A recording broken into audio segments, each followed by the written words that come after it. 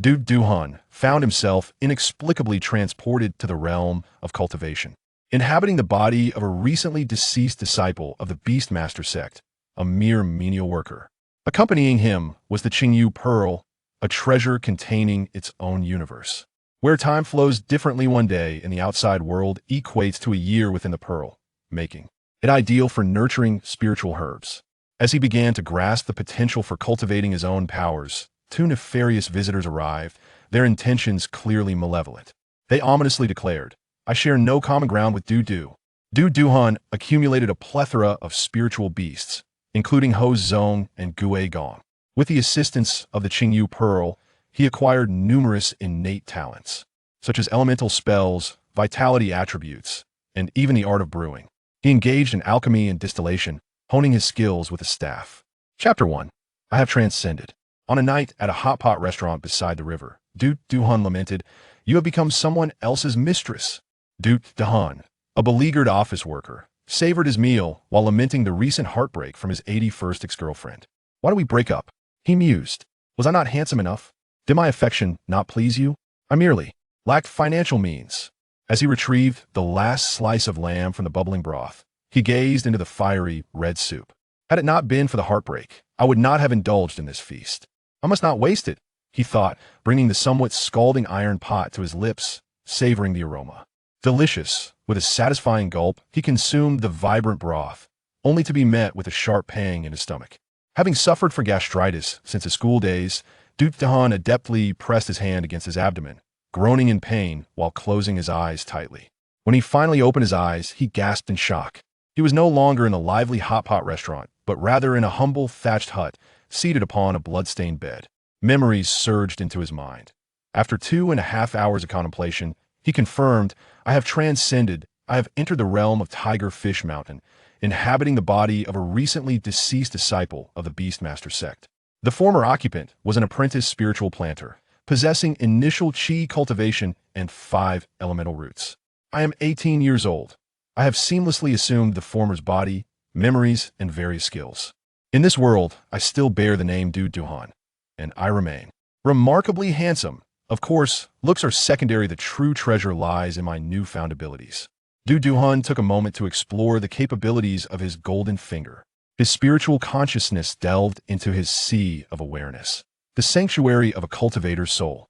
At its center floated a fist-sized emerald pearl known as the Qingyu Pearl, a family heirloom that had traversed dimensions with him. "I think my family treasure is indeed a remarkable artifact," he mused. "It simply eluded my notice in my previous life." Within the Qingyu Pearl was a vast expanse, spanning the size of a city and soaring to great heights, devoid of life and water, yet dotted with earthen mounds and barren lands. The space was illuminated and housed a substantial first-tier spiritual vein, also the size of a city. According to the memories of his predecessor, spiritual energy in this world was rapidly diminishing. Ordinary locales were devoid of it, with only areas containing spiritual veins hosting the rich energy necessary for cultivation. For instance, Tigerfish Mountain boasted a first-tier spiritual vein, suitable for chi cultivators, occupying no more than a village's area. Even if only villagized, it was exceptionally precious. Not only chi cultivators, but even most foundation establishment experts could not claim such a resource. Now, as a novice in chi cultivation, he had access to such a magnificent spiritual vein. Alas, he thought, the Qingyu Pearl resides solely in my sea of consciousness and cannot be wielded as a weapon against foes. Its internal spiritual vein, though bountiful, cannot be utilized for my physical cultivation. Why consciousness alone can traverse the Qingyu Pearl, allowing me to manipulate its internal items with ease, and I can also transport external objects into it. As for animals, they too can be brought within the pearl, but only when they are unconscious. Once inside, they lose their sentience, and they must be unconscious again upon extraction, or they will perish instantly. In the future, I must exercise caution when bringing animals into this realm. Within the Qingyu Pearl, Duhan's consciousness lingered in a valley of earthen hues, where a particularly vibrant patch of greenery caught his eye. This valley possesses dense, spiritual energy and excellent soil.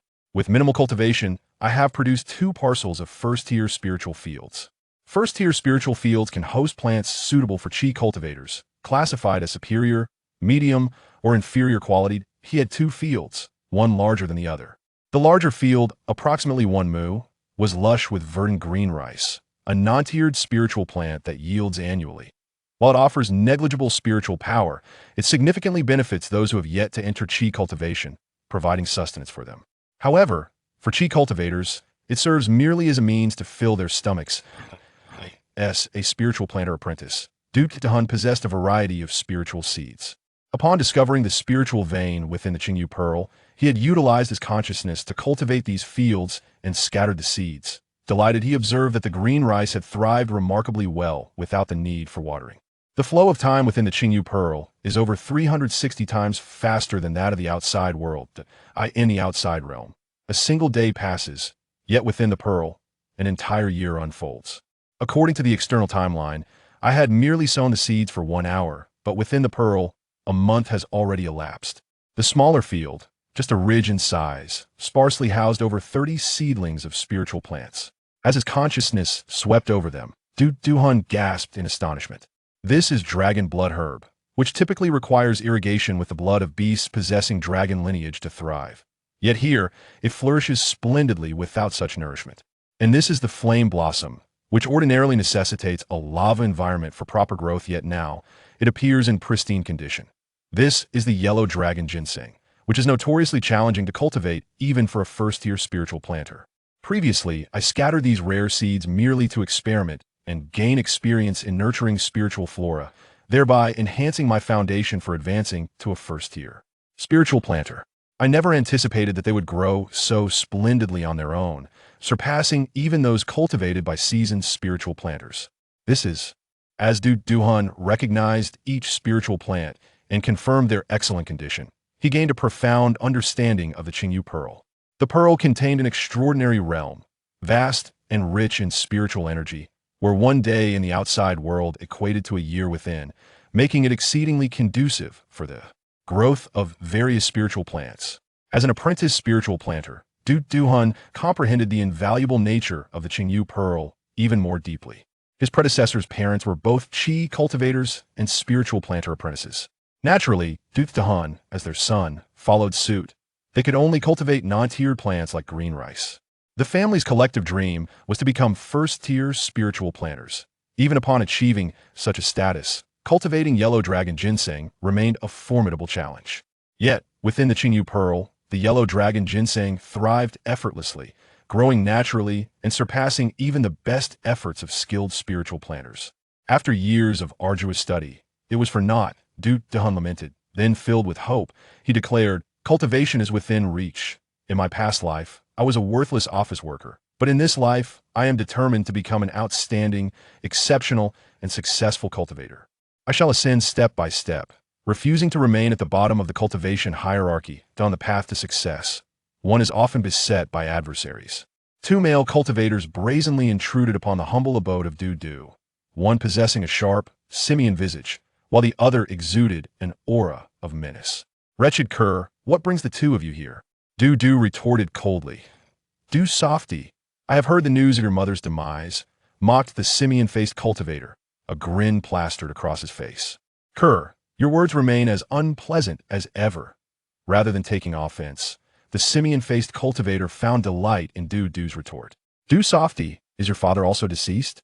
At this remark, Digim's gaze hardened, his expression one of astonishment. "Cur, how did you come to know of this matter?" When Digim's family returned to Tigerfish Mountain, they were ambushed by a group of cloaked assailants. Digimon and his wife fought valiantly to carve out a path for Digim's escape. Although he managed to flee with the aid of talismans, he sustained grave injuries, and upon entering the humble dwelling at Tigerfish Mountain, he met his end. Logically, the fate of Digimon and his wife should have been known only to those involved. The simian-faced cultivator, sensing the gravity of the situation, paled slightly, then sneered, "Are you not a harbinger of doom? A family of 3 steps out, and both parents perish. With them gone, why do you not follow suit?" Following this, the menacing cultivator chimed in with derision. "Do softy, you truly embody your name. Even a cur dares to speak thusly of you, can you endure it?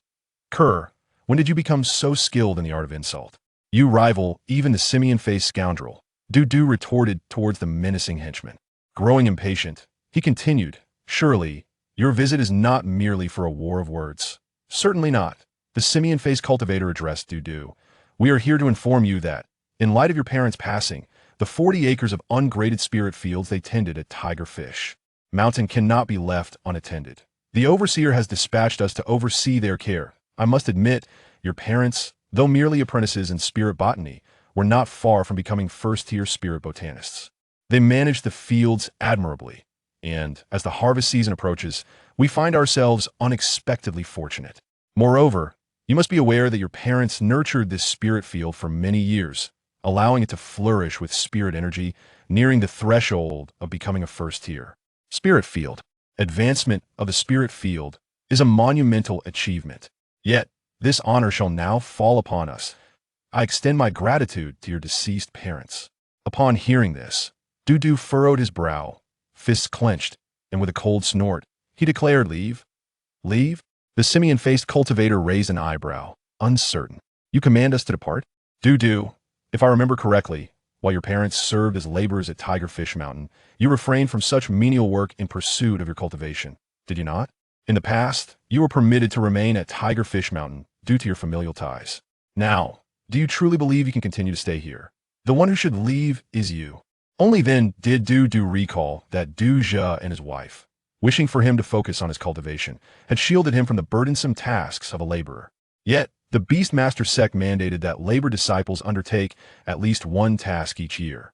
Dudu's parents had arranged for him to accept tasks involving the submission of spirit plants, a category of tasks designed solely for affluent disciples, where the rewards scarcely matched the value of the spirit plants.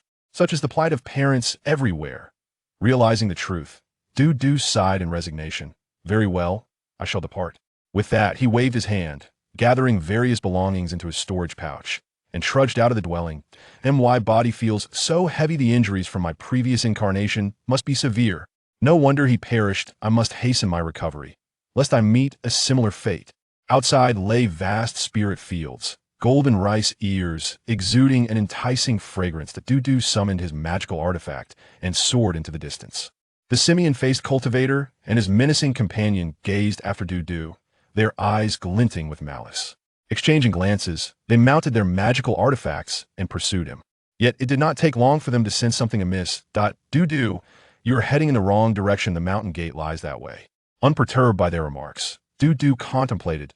These two have greatly profited since the demise of Duja and his wife. It is highly plausible they are the culprits. Furthermore, how did they become privy to the news of Duja and his wife's death? Lastly, their persistent following of me raises the possibility that they intend to eliminate me once I leave Tigerfish Mountain.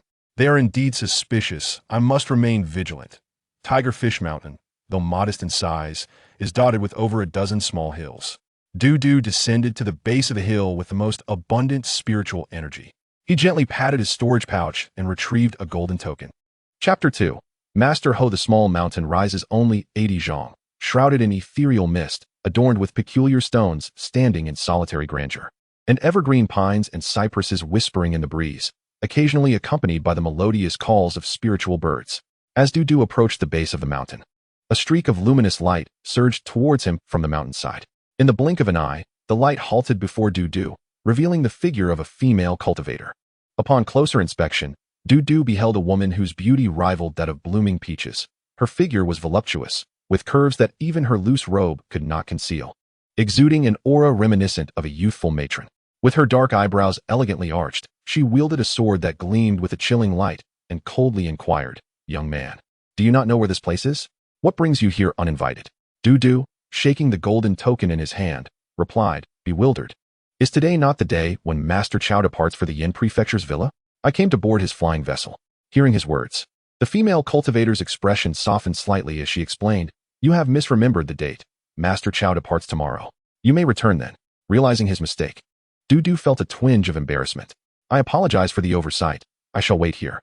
With that, he sauntered over to a large azure stone at the mountain's base, leapt onto it, and closed his eyes in meditation.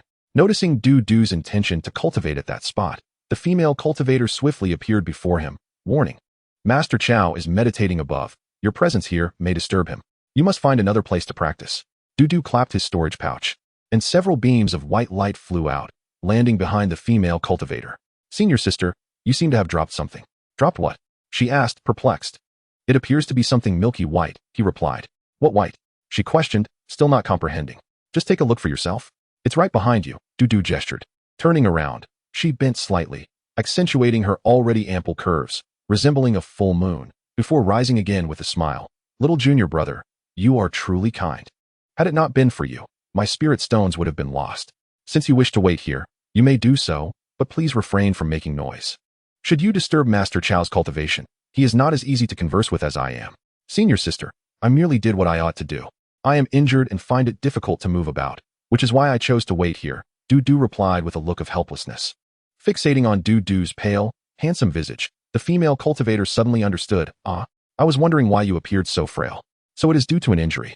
Dudu had been concerned about his wounds, fearing that the severity might lead to his demise once more. Regrettably, all his healing elixirs had been depleted by his previous self. He tentatively asked the female cultivator, Senior sister, do you possess any healing elixirs? Indeed, she began. But before she could finish, Dudu produced 8 spirit stones. She cleared her throat, urgency in her voice. I do have one. Her eyes sparkled with the reflection of the spirit stones, and with a charming smile, she pointed to her storage bag. The bag's opening shimmered with radiant light, and a streak of brilliance flew forth, landing in her palm. This is a purple Ji pill, a sacred healing remedy highly beneficial for your injuries. I possess but a single one. With a wave of her hand, the purple Ji pill soared towards Dudu. In turn, he relinquished the spirit stones to her. Gratefully accepting the pill, Dudu murmured, Thank you, senior sister, while inwardly lamenting, what a loss. This purple Ji pill is merely a low-grade first-tier elixir worth 3 spirit stones, yet she has taken 8 from me. Nonetheless, it is a healing elixir, and it should aid in my recovery. Quickly consume the elixir and tend to your wounds. Do not perish here. I would rather not have to collect your remains. She admonished with genuine concern. Thank you for your concern, senior sister, Dudu said, promptly swallowing the elixir. As he meditated on healing, the female cultivator gazed meaningfully into the distance. Master Chao is in deep cultivation. Noise is prohibited. Hearing her words, the minion scowled in frustration, muttering, Let us go. Dudu has escaped yet again. Minion, you are already in the mid-stage of chi refinement. Why did you not eliminate Dudu when you had the chance? One complained, a hint of blame in his tone. Do you think I did not want to? I nearly disemboweled him, yet he still survived. Moreover, Dudu is exceedingly swift. He managed to flee, the other replied. To be frank, I have long desired to kill him. Did you not express the same sentiment back then? The two exchanged glances. Understanding each other, we cannot coexist with Dudu. Years ago, while enjoying a tranquil moment by the river, they were discovered by Dudu, leading to their disgrace. Indeed, should the opportunity arise, we must ensure his demise. They vowed as they flew away. Though Dudu focused on healing, he remained partially aware of the two minions, quietly employing his spiritual eye technique to observe. Once he confirmed their departure, a weight lifted from his heart. After refining the purple Ji pill, Dudu found that his injuries had only improved by 30%. He estimated, to fully recover, I will require at least 3 more elixirs of this type. If the opportunity arises, I shall visit the market. Such elixirs should be obtainable. With Master Chao's flying vessel set to depart the following day, Dudu contemplated how he would spend the day. Suddenly, he felt a tremor from his beast pouch. With a thought, he retrieved a spirit beast egg. This egg pulsated with life, about the size of a human head, radiating a brilliant azure glow, surrounded by swirling spiritual energy, as if it possessed a life of its own. This was the egg of a first-tier high-grade spirit beast, the red horse monkey, an exceedingly rare treasure worth 3,000 spirit stones. Dudu's parents had toiled throughout their lives, saving diligently, just to afford a single egg of this caliber. The egg trembled incessantly, signaling its imminent hatching. Although Dudu was merely a servant disciple of the Beastmaster sect, he had mastered the foundational techniques of the sect through the true scripture of beast mastery. Upon reaching the chi refinement stage, cultivators practicing this scripture could contract a spirit beast as their companion. A companion spirit beast is uniquely bound to the cultivator through a profound soul contract established before the beast hatches. Unlike ordinary binding methods, which merely leave an external mark on the spirit beast's soul, this soul contract facilitates a deep fusion of souls, creating a bridge that intertwines their emotions and consciousness.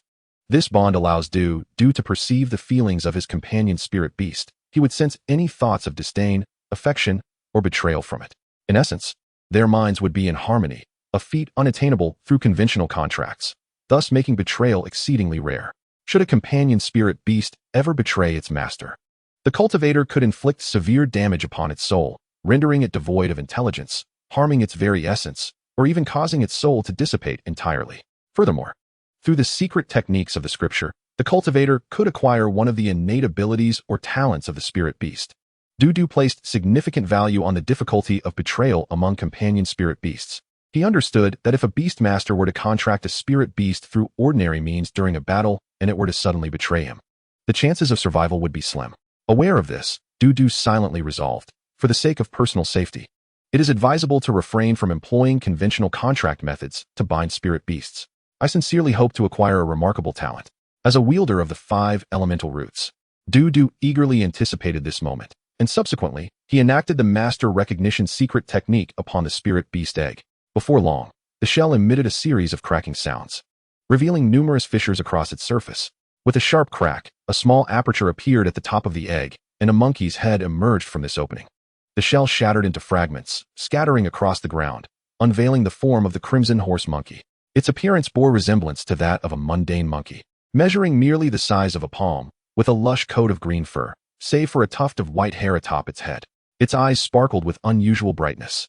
Fixated intently on Dudu, the bond between man and monkey was instantaneous, as the somewhat dim-witted crimson horse monkey communicated through thoughts. "Father, I am not your father," Dudu mentally retorted. "Mother, I am the one in charge. You ought to refer to me as your master." "Great master." "It is master," Dudu corrected. "Eat, master," the crimson horse monkey replied. "You should first consume your shell," Dudu responded, exasperation etched on his forehead. A spirit beast must reach the 3rd tier before it can awaken its intellect, becoming akin to a cultivator. Some spirit beasts even possess greater intelligence than the majority of cultivators post-3rd tier. However, prior to reaching this threshold, they remain somewhat bewildered, appearing rather simple-minded. The newly emerged crimson horse monkey's ability to communicate through thoughts with Dudu was already quite impressive, despite the effort it required. After devouring the remnants of its shell, Dudu observed the monkey's visage, noting its striking resemblance to a former superior from his past life. Thus, he decided to bestow upon the monkey a name. "From now on, you shall be called General Ho," Dudu conveyed telepathically, to which the monkey excitedly responded. "I am Dog General." "No, you are General Ho," Dudu corrected. "I am Dog General Ho." Dudu chuckled lightly. At that moment, Dudu resembled a weary parent assisting a child with homework, resting his forehead in resignation as he sighed. "Let us attend to the matter at hand. Allow me to discern what talents you possess." The talents acquired by a chi-refining cultivator from their destined spirit beast vary considerably and are largely dependent on fortune, allowing them to obtain but a single talent or ability.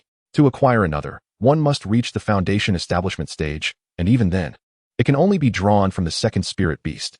It is said that when a cultivator secures a remarkable talent, it is akin to defying fate itself.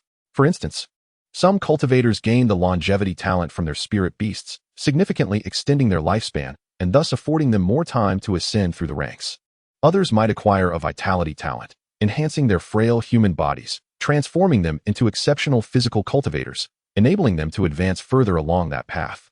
Different demon beasts possess unique talents and spells, which can be regarded as a form of innate magical aptitude. Some cultivators might gain a particular spell talent from their spirit beasts, allowing them to practice that spell with remarkable speed, mastering it to perfection. In times past, a cultivator who acquired the talent for mastering the golden spear technique easily achieved its utmost perfection. When he executed the perfected golden spear technique, he was unstoppable, often leaving his opponents begging for mercy. Of course, there are also undesirable talents. For instance, one male cultivator obtained the fox demon's stench talent, while another received the rooster demon's crowing talent, compounded by his penchant for dancing, leading him to sing and dance at the break of dawn. Should a cultivator receive such negative talents, the Beast-Taming scripture contains corresponding secret methods to nullify them. There are also moderate talents. What talent will I acquire? Chapter 3. My talents are abundant.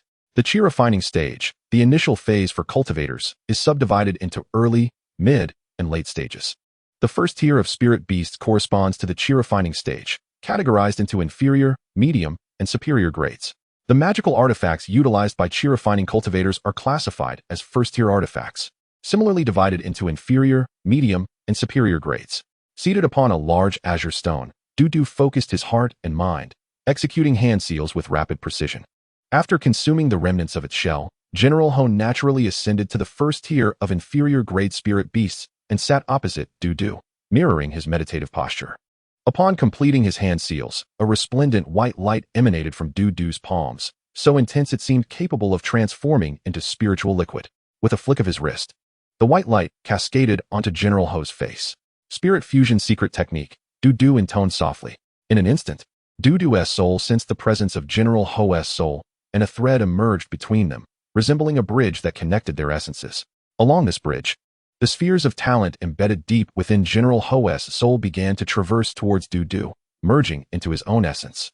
The talents of spirit beasts are intertwined with their bloodlines, species, environments, and fortuitous encounters. Upon their formation, they manifest as distinct spheres of talent within the depths of the soul. Each sphere encapsulates a unique talent or ability. Some signify longevity, others vitality, and some represent a specific spell. As over 100 spheres of talent entered Dudu's soul, he felt his spiritual energy waning, rendering him incapable of sustaining the spirit fusion secret technique. Conclude. Due to the substantial loss of talent spheres, General Ho appeared somewhat listless, its eyelids fluttering. Dudu, feeling a pang of sympathy, stored it away in the spirit beast pouch, remarking, though General Ho has lost many talent spheres, the Beast-Taming Sect has extensively researched this aspect. As long as General Ho's soul essence and bloodline origin remain intact, these talent spheres can regenerate. This was akin to an individual losing their bones yet still managing to regrow them, Dudu realized with enlightenment. Having previously devoted all his focus to executing the spirit fusion secret technique, Dudu was unaware of the fate of the talent spheres. Moreover, talent spheres resemble numerous tadpoles. Despite their abundance, they appear identical, with only one capable of harmonizing with his soul. Which specific talent sphere would merge with his essence was a matter of chance. Paying attention to it was futile. The inspection technique, as recorded in the beast-taming scripture, allows a cultivator to examine the talents they have acquired. Dudu silently employed the inspection technique, and in an instant, a torrent of information flooded his mind. Vitality, water arrow technique, berserk technique, spirit eye technique, water walking technique. Minor rain technique, staff sensitivity, brewing, monkey fist, water bubble technique, water ball technique, climbing, irritability, ear scratching, fondness for red rumps, unhappiness without a staff, and affection for female monkeys. 1, 2, 3, 100. 100 talents? I have acquired 100 talents? Dudu was left utterly bewildered. After repeatedly employing the inspection technique, Dudu confirmed the astonishing truth. He had indeed obtained 100 distinct talents. Typically, a chi-refining cultivator within the Beast-Taming Sect could secure only one talent from their destined spirit beast. Why have I garnered 100 talents? Could it be due to my extraordinary appearance? Dudu mused, shaking his head. After much contemplation, he concluded that the cause lay within the Qingyu pearl.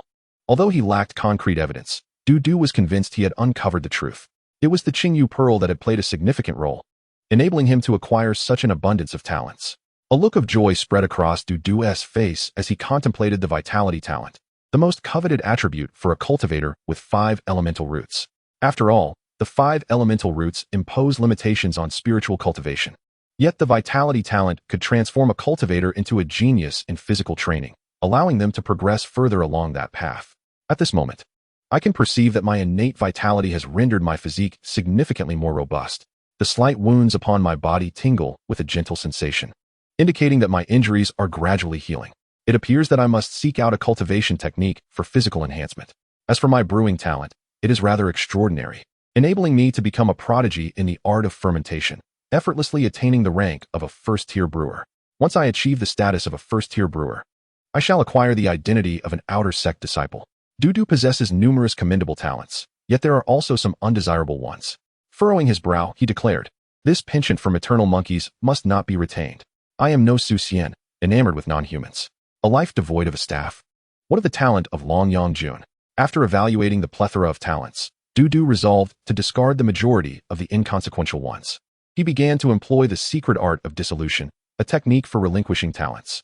Ultimately, the talents Dudu decided to retain included vitality, water arrow technique, frenzy technique, spiritual eye technique, water manipulation technique, minor rain technique, staff affinity, brewing, monkey fist, bubble technique, water sphere technique, and climbing.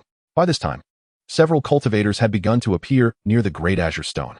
He understood that these individuals had come to board Master Chao's flying vessel.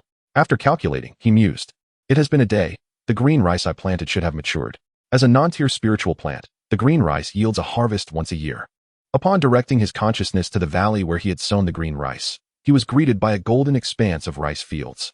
Delighted, Dudu exclaimed, "I was previously concerned that, without pollination and fertilization, the green rice would not bear fruit. It seems I was overly apprehensive." planted in a first-tier spiritual field. The yield had increased significantly, by as much as 30%. Generally, green rice produces 100 pounds per acre, and having cultivated 1/10 of an acre, he harvested a total of 13 pounds due to the enhanced yield. Within the Azure Jade Pearl, Dudu sought out areas suitable for establishing spiritual fields. Given the richness of spiritual energy, once a spiritual field is opened, it qualifies as a first-tier spiritual field. He placed the 13 pounds of green rice in a vessel filled with spiritual water to soak, and once the seeds were adequately moistened, he utilized his will to manipulate the seeds, planting them across 4 acres. As he planted, Dudu fretted, "I possess limited spiritual water and cannot irrigate 4 acres. I can only assist the green rice seeds to germinate through soaking." After successfully sowing the 4 acres with green rice, Dudu withdrew his consciousness from the Azure Jade Pearl. Upon refocusing on the external world, he noticed a growing number of individuals waiting for the flying vessel. Several cultivators were shamelessly surrounding a proud figure clad in a black robe. "Brother Zhao, when will you teach me the art of alchemy? Brother Zhao, you are incredible. You have truly become a first-tier alchemist, attaining the rank of an outer sect disciple." The sect stipulates that when a miscellaneous disciple ascends to a first-tier technician, they may be promoted to an outer sect disciple. "Brother Zhao, your exclusive black robe is exceedingly charming. Are you lonely and cold at night?" While Dudu observed Brother Zhao, an elderly cultivator approached him and remarked, "Du Xiaoshui, are you envious? Little Zhao has risen to the rank of a first-tier alchemist, becoming a prestigious outer sect disciple. The Beast-Taming Sect has a regulation that miscellaneous disciples can become outer sect disciples upon mastering a first-tier skill in their cultivation. Outer sect disciples are vastly different from us miscellaneous disciples. The latter receive no monthly stipend, lack a cave dwelling, and are not valued by the Beast-Taming Sect. We are not even provided with a robe. Should we perish, the sect takes no notice. In contrast, outer sect disciples receive a monthly salary and are allocated cave dwellings. If they are killed, the sect will dispatch law enforcement cultivators to investigate and seek vengeance." Listening to the elder's words, Dudu rose to pay his respects, saying, "Grandfather Qin, are you not watching the mountain gate? My duty at the mountain gate has concluded. I am preparing to return to the Yin Prefecture Villa to report my task. Coincidentally, Master Chao is returning to the sect, and I intend to take his flying vessel back. It is merely a few spirit stones for the fair, but it is safe and swift." "Du Xiaoshui, are you also heading to the Yin Prefecture Villa?" Grandfather Qin inquired.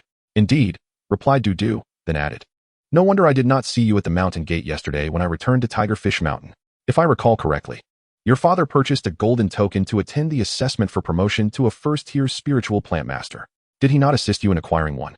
If you go, how will he make his journey?" Dudu recounted, "Our family of 3 encountered an ambush." Upon hearing this, Grandfather Qin remarked, "I suspected as much. Your family of 3 possesses but a single storage bag, which your father typically carries. Now it has fallen to you. It seems they have met with misfortune. If memory serves, you are merely 18. So young, yet you have lost your parents. It is truly tragic." "Grandfather Qin, at 18, I am no longer a child." Dudu responded. Concerned, Grandfather Qin asked, "How are your injuries?"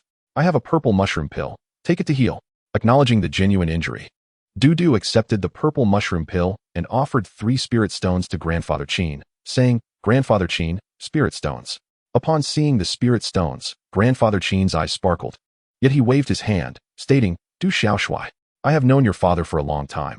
He has assisted me on several occasions, and I owe him a great deal. When I first met you, you were quite small, and seeing you grow into such a handsome young man, I affectionately called you Xiaoshui. You are in dire straits, and this is the time to use spirit stones. Consider the purple mushroom pill a repayment of your father's kindness." Disagreeing with Grandfather Qin's reasoning, Dudu insisted, "That cannot be. You have worked hard, guarding the mountain gate day and night, earning just 3 contribution points in a month, equivalent to 3 spirit stones. That is a substantial sum for you. Please accept the spirit stones. Guarding the gate is quite easy. How could it be considered arduous work?" Grandfather Qin countered. "Even so, it cannot be accepted without compensation." Despite Dudu's insistence, Grandfather Qin eventually accepted the spirit stones. "Hello, Brother Du," Grandfather Qin. A melodious female voice, as sweet as a lark song, rang out. Grandfather Qin noticed the speaker was a striking female cultivator, her delicate features radiating affection. Her tall stature accentuated by her long, fair legs as she approached Dudu. Grandfather Qin cheerfully remarked, "Du Xiaoshui, she has come looking for you. I, an old man, shall not intrude." He then shot Dudu a knowing glance before joining the others in conversation. Dudu chuckled, "You old man," still making suggestive gestures. However, his expression turned serious as he addressed the female cultivator. "Junior sister, Please maintain your distance. I am about to cultivate. Upon hearing this, the female cultivator paused, stamped her foot in frustration, and stormed off in anger. Watching her retreat, Du mused, in my quest for love, I have endured countless trials and tribulations, and have finally grasped a profound truth. For a man to attain love, he must first establish a career. Without a career, where lies the prospect of love? As for a cultivator's career, it is embodied in one's own cultivation. As long as my cultivation is high, a companion is inevitable. But how high must one's cultivation be to be considered elevated? Chapter 4. The Jia Family Market. Take off. Master Chao's flying vessel soared into the heavens, darting forth like a bolt of lightning. In Dudu's vision, Tiger Fish Mountain gradually diminished into a mere speck before vanishing entirely. Aboard the flying vessel, Dudu refined another purple mushroom pill. His injuries were nearly healed, and he felt that with the consumption of one more pill, he would achieve complete recovery. He exclaimed in delight. The innate talent for vitality is indeed formidable. What would have required the consumption of 4 purple ginseng pills for healing can now be accomplished with merely 3. Such a powerful gift of vitality suggests that my endeavors in body refinement will yield exceptional results. I fervently hope to discover a commendable body cultivation technique at the Yin Prefecture's secluded estate, enabling me to embark on the path of physical cultivation. Additionally, I must strive to ascend to the status of an outer sect disciple, as such disciples are held in high regard by the sect. Even in the event of their demise, an investigation would ensue, thus deterring marauders from targeting them lightly. I ponder the identity of the marauders who once attacked the Du family of 3. Were the lackeys among them? Should I apprehend those 2 individuals and subject them to interrogation? Reflecting on their suspicious behavior, particularly their previous attempts to tail me, I am resolute. Regardless of whether they are the murderers, it is evident that they harbor murderous intentions toward me. If they wish to take my life, they must be prepared for the consequences. It appears I must seize the opportunity to eliminate these 2 hounds. If they are indeed the culprits, their demise would serve as a form of retribution for the life I have taken over. I refuse to be an irresponsible occupant of another's body. To commit murder, one must possess formidable power. A cultivator's strength is determined by their realm, the spells they practice, the artifacts they wield, and their combat awareness. While aboard the flying vessel, the sole method I can conceive to enhance my strength is through the cultivation of the Spirit Eye technique. The Spirit Eye technique, classified as a first-tier superior spell, is a form of ocular magic that provides substantial assistance in combat. The original body had some familiarity with various spells, such as cleansing technique, fireball technique, and object manipulation technique, but only the Spirit Eye technique had reached the level of minor accomplishment. The proficiency of spells is categorized into 4 tiers: rudimentary, minor accomplishment, major accomplishment, and perfection. Mastery of spells requires both comprehension and relentless practice. A cultivator of average comprehension may take years or even longer to elevate a first-tier spell to the level of major accomplishment. The perfection level is particularly elusive, attainable only by those with exceptional insight or fortuitous circumstances. For most cultivators, reaching this stage is nearly impossible, even with exhaustive effort. Thus, the perfection level is a domain reserved for those with innate talent for spells. Having acquired the Spirit Eye technique aptitude from Ho, I am now a prodigy in its cultivation. With consistent practice, I can elevate it to the level of perfection. Moreover, the aptitude I received from the Chima monkey can be viewed as serendipity in my cultivation of the Spirit Eye technique. This underscores the remarkable nature of the Beast-Taming Sect's techniques. The arduous journey to perfect a spell yields tremendous benefits, greatly enhancing a cultivator's combat prowess and enabling them to challenge opponents of higher tiers.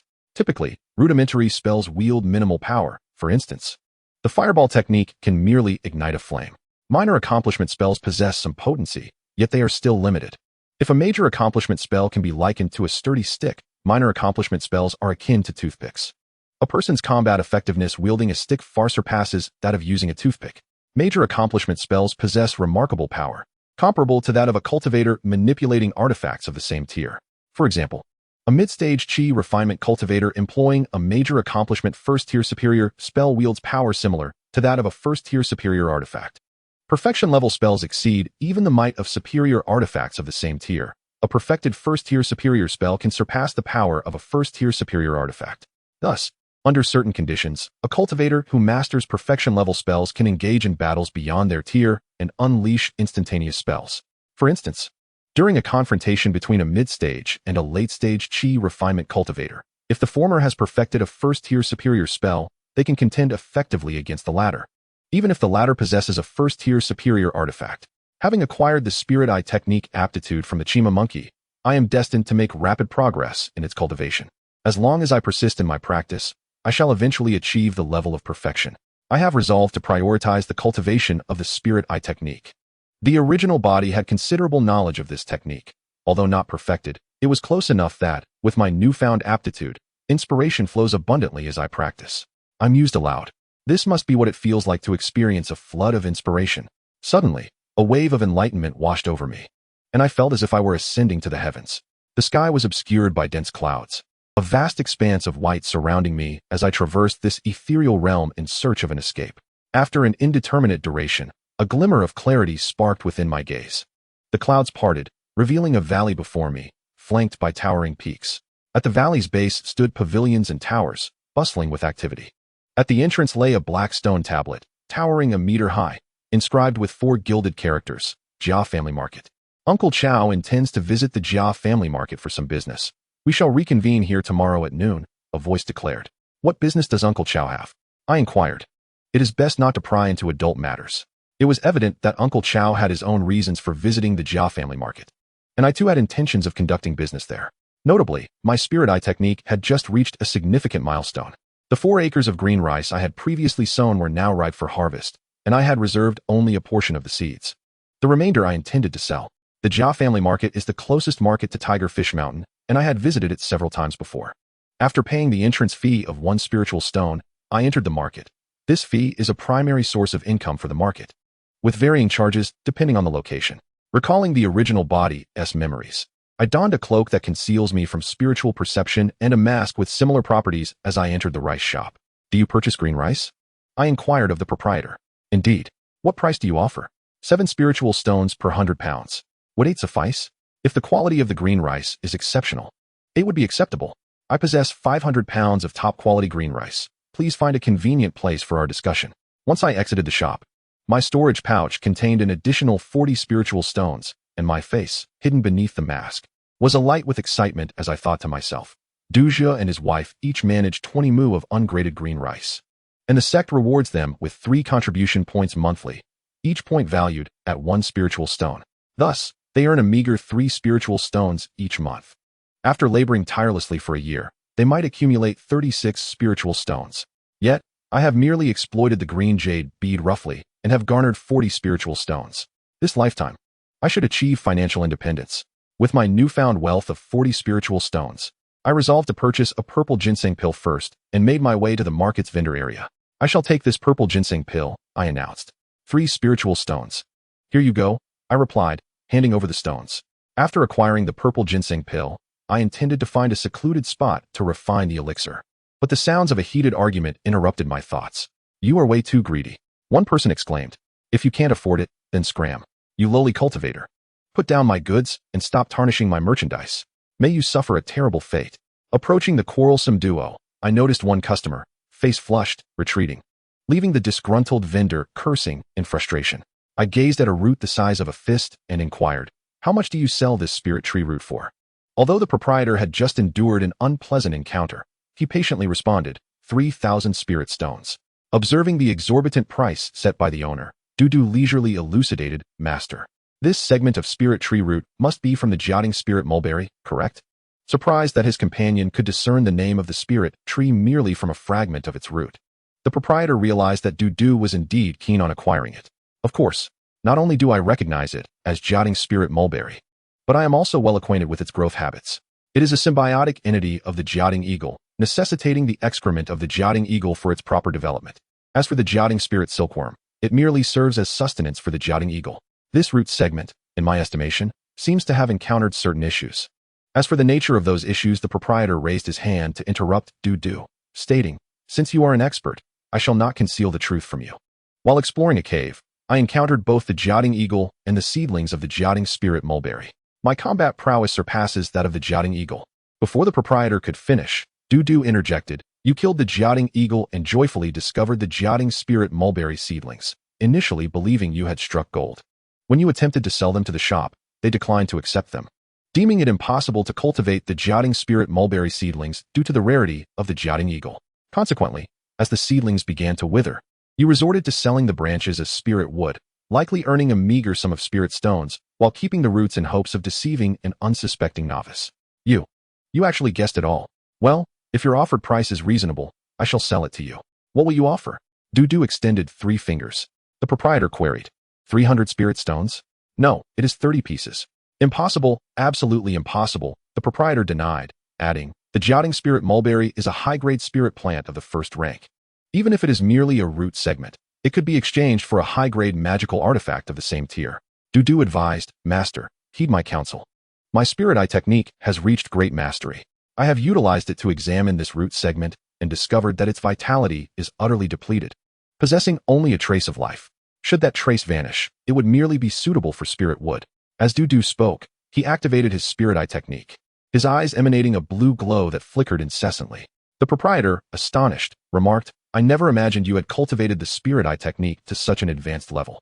You must have devoted considerable effort. Indeed, it is solely due to my relentless diligence. The proprietor continued, in my opinion, a cultivator capable of mastering the spirit eye technique to such an extent is an extraordinary talent among practitioners. Such trifling spirit stones should not be of concern to you. Might you consider increasing your offer? Increase. Dudu raised an eyebrow. Yes, friend, increase the offer, the proprietor insisted. Dudu straightened his expression and declared, increase. I shall offer you 5 more spirit stones. How does that sound? Deal. Friend, your talents are remarkable. Are you interested in these 10 Jade spirit silkworm eggs? Jade spirit silkworm silk is exceedingly precious, highly favored by female cultivators, as it is crafted into exquisite silk that is both delicate and elegant, glimmering like gemstones with a dazzling luster. Once, a chi refinement female cultivator known as Lady Xiang donned a garment made from Jade silkworm silk, captivating countless handsome suitors. Ultimately, Lady Xiang became a Dao partner with a golden core cultivator, leaving behind a tale of a golden core cultivator falling in love with a chi refinement stage individual. Dudu acquired the few Jade spirit silkworm eggs with a single spirit stone, while the proprietor reluctantly accepted the stone. After parting ways with the stall owner, Dudu transplanted the Jade spirit mulberry roots into a green jade bead. Once inside the bead, the vitality of the spirit mulberry gradually intensified, even sprouting 2 leaves. The fruit of the Jade spirit mulberry is known as Jade mulberries, a rare spiritual fruit that enhances the vitality of cultivators. I have intentions of pursuing a physical cultivation path, so such fruits that bolster vitality are worth collecting. Furthermore, Jade mulberries possess health benefits. Cultivators with insufficient vitality can greatly benefit from their consumption. Indeed, they serve to nourish the kidneys. Witnessing the revival of the Jade spirit mulberry, Dudu rented a cave dwelling in the market and consumed a Ziji pill. His injuries finally healed. Moreover, having experienced profound fear in life and death, he gained insights. And with renewal following destruction, he broke through to the mid-chi refinement stage. Elated by his newfound realm, Dudu chuckled heartily, his shoulders quaking with joy.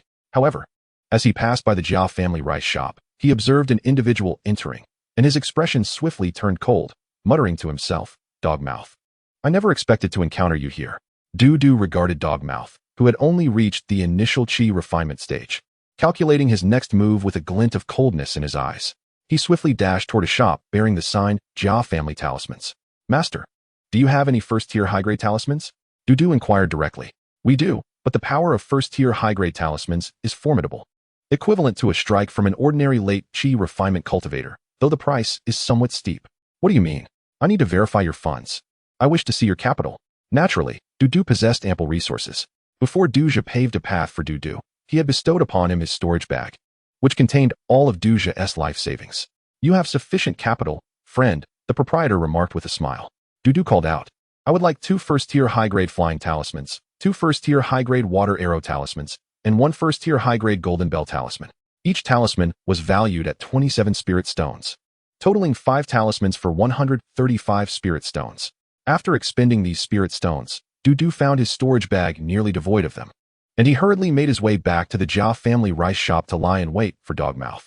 After a brief interval, Dogmouth emerged from the Jia family rice shop, his face aglow with satisfaction. As he walked, he muttered quietly, I never anticipated that Du Zhu and his wife would cultivate the Qinghe rice so splendidly. According to sect regulations, cultivators can plant 20 acres of Qinghe rice each, with each acre requiring a tribute of 100 pounds, while the remainder belongs to the cultivators. I currently oversee Duji's 20 acres of spirit field, and recently harvested over 100 pounds per acre. After fulfilling the sect's tribute, More than 300 pounds remain, and the quality of this rice is exceptional. I just exchanged it for spirit stones. How delightful. Although Du could not discern Dogmouth's murmurs, he instinctively felt it boded ill. Cloaked in a cape and wearing a mask, Dogmouth failed to recognize him, and Du stealthily followed him out of the Jia family market. Upon exiting, Dogmouth summoned a silver, knife-shaped magical artifact for transportation. In contrast, Du produced a golden sword-shaped magical artifact, infusing it with spiritual energy until it expanded to a length of 10 feet. He leaped onto the gilded sword. Pursue. Du trailed Dogmouth at a relaxed pace. Despite his belief in his stealth, Dogmouth sensed something amiss. Anxiety filled his heart as he thought, "Damn it, a stalker?" Realizing he was being followed, Dogmouth accelerated his flight, utilizing a flying talisman, yet he still could not shake off Du. Eventually, he ceased his escape. Standing atop the flying knife and hovering in the air, anxiously awaiting his pursuer, when he beheld the golden sword beneath his pursuer's feet. His pupils constricted. Could it be him? With Dogmouth ceasing his flight, Du quickly closed the distance, and when they were less than 10 yards apart, Dogmouth cautiously inquired, "Friend, is there some misunderstanding between us?" "None," Du affirmed. "Ruandon, it is you, isn't it? Do not think that merely donning a cloak will prevent me from recognizing you. Humph. As your long-standing adversary, I am well acquainted with the golden sword beneath your feet." Realizing that his identity was exposed due to the golden sword, Du decisively discarded his cloak and removed his mask, declaring, "Dogmouth, prepare to meet your end."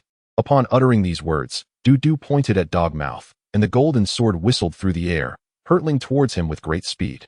Du, your golden sword is merely a low-grade artifact. It poses no threat to me," Dogmouth scoffed, nonchalantly waving his hand. The silver blade beneath him charged toward the golden sword. Clang! The clash of metal sent the silver blade flying, yet the golden sword persisted. Aimed directly at Dogmouth's face. He swiftly dodged to evade the attack. With a flick of his wrist, the golden sword returned to Du's side. In this initial skirmish, Dogmouth found himself at a disadvantage. His expression shifted dramatically as he exclaimed in terror, "Impossible! How have you grown so powerful?"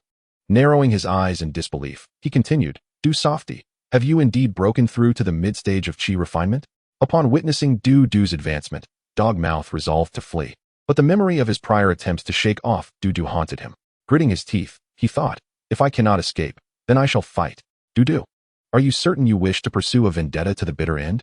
Du did not respond to Dogmouth's inquiry. Instead, he maneuvered his golden sword toward him. Cursing under his breath, Dogmouth reluctantly summoned his silver blade to defend himself. Clang! Clang!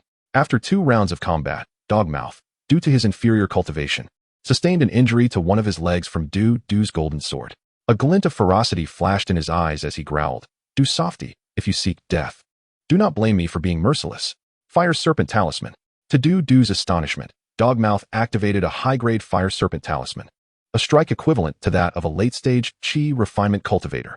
Du countered with a Water Arrow Talisman. The Crimson Fire Serpent collided with the Azure Arrow, emitting a hissing sound.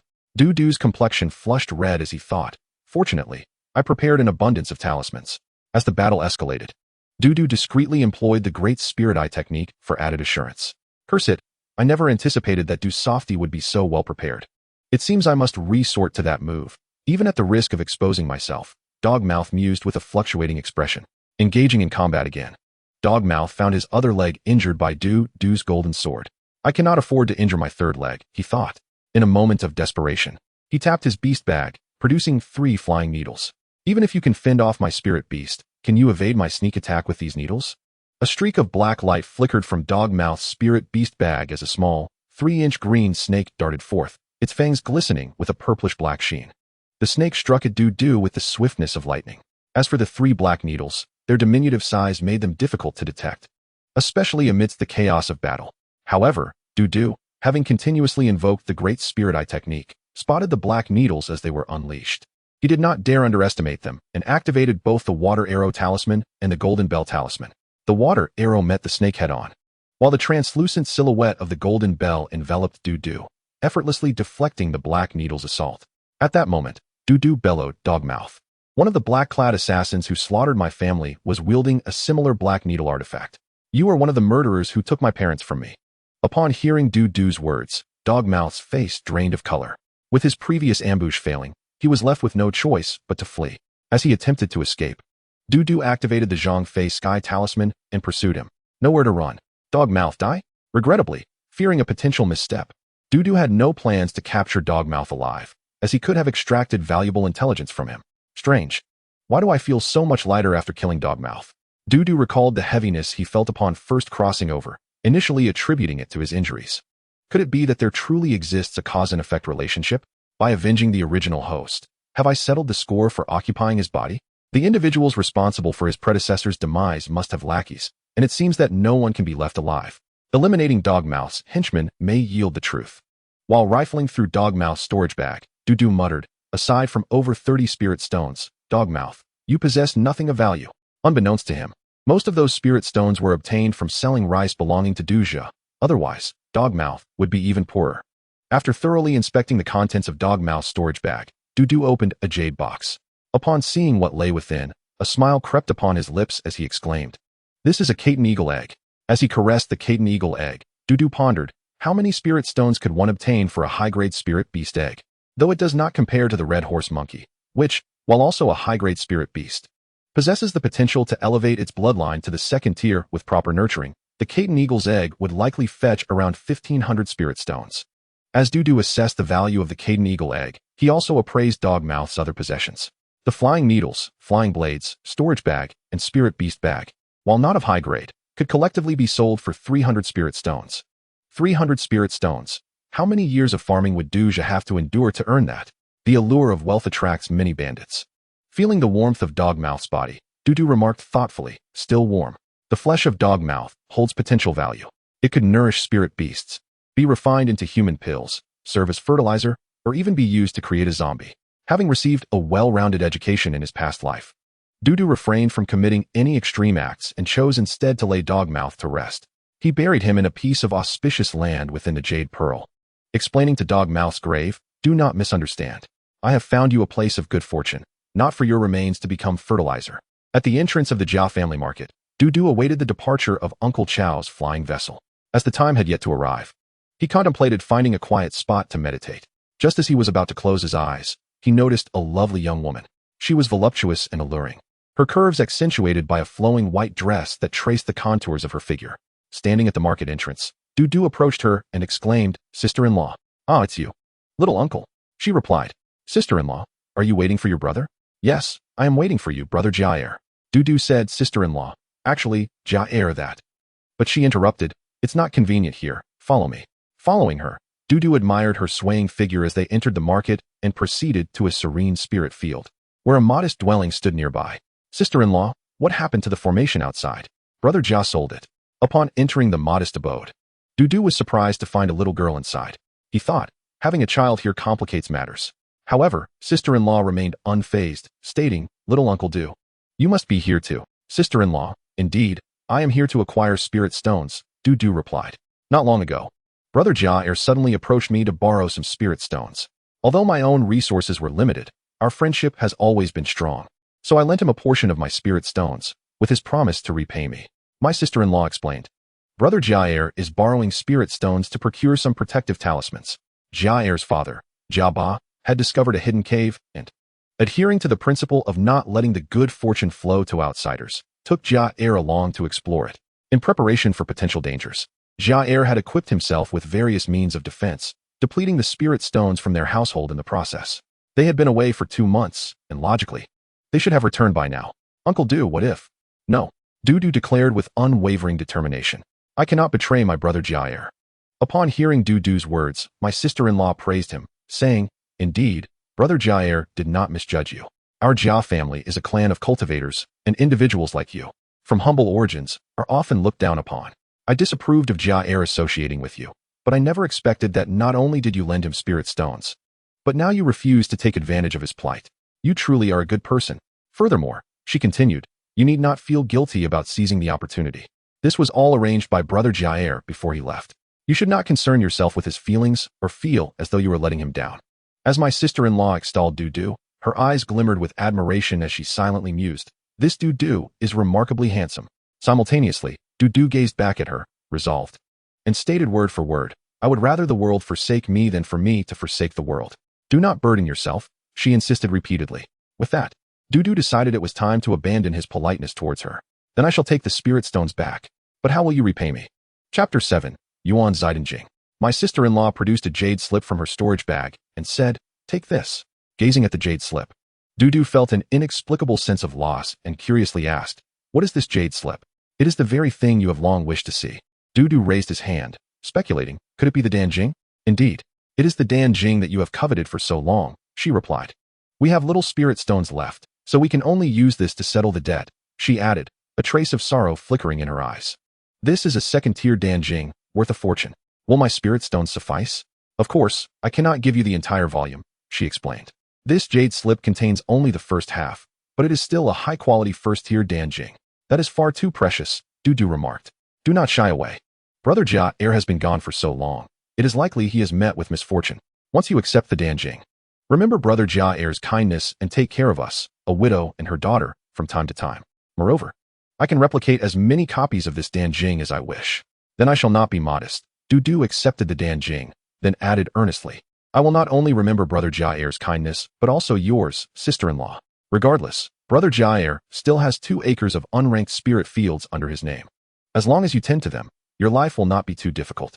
"Indeed," said my sister-in-law. "Goodbye, Uncle Du." Her daughter, Jia Ruyan, chimed in. Jia Ruyan, only 8 years old, was a cherubic child with a round, chubby face adorned with 2 dimples, and her large eyes sparkled like black jewels. Regarding Jia Ruyan, Dudu had heard Brother Jia mention, "My daughter is like a little cotton-padded jacket. She is so good to me. My daughter possesses 3 spirit roots and has entered the Beast-Taming Sect as an outer disciple, far surpassing you, a mere servant disciple." Father Jia dotes on my daughter immensely. To keep Rian by his side for a few more years, he has refrained from sending her to the Beast-Taming Sect. At that time, Dudu had responded, "Brother Jia, is that truly wise? What if your daughter enters the Beast-Taming Sect and becomes prey to the whims of the disciples there?"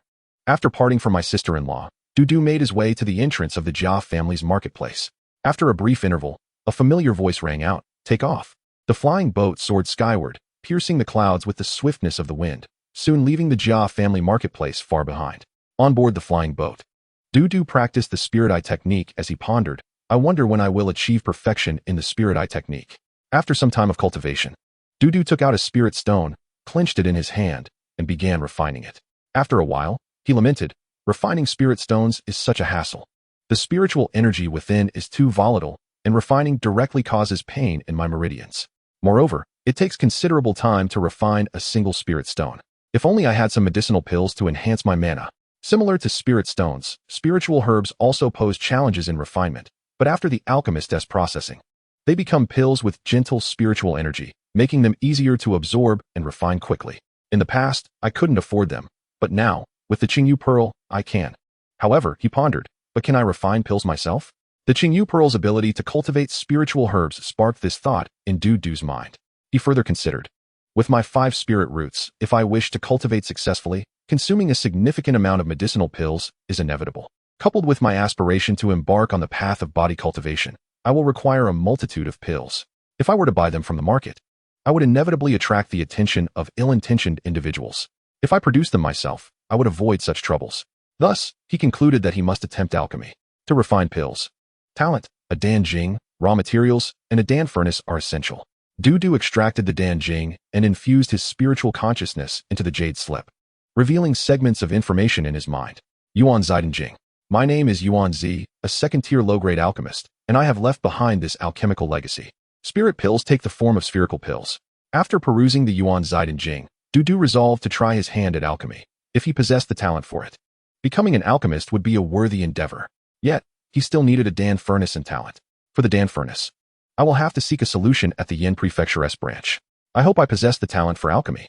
After refining 8 spirit stones, Dudu gazed out from the flying boat, where a majestic mountain range unfolded before him, with towering peaks and sheer cliffs, enveloped in purple mist and radiant spiritual light.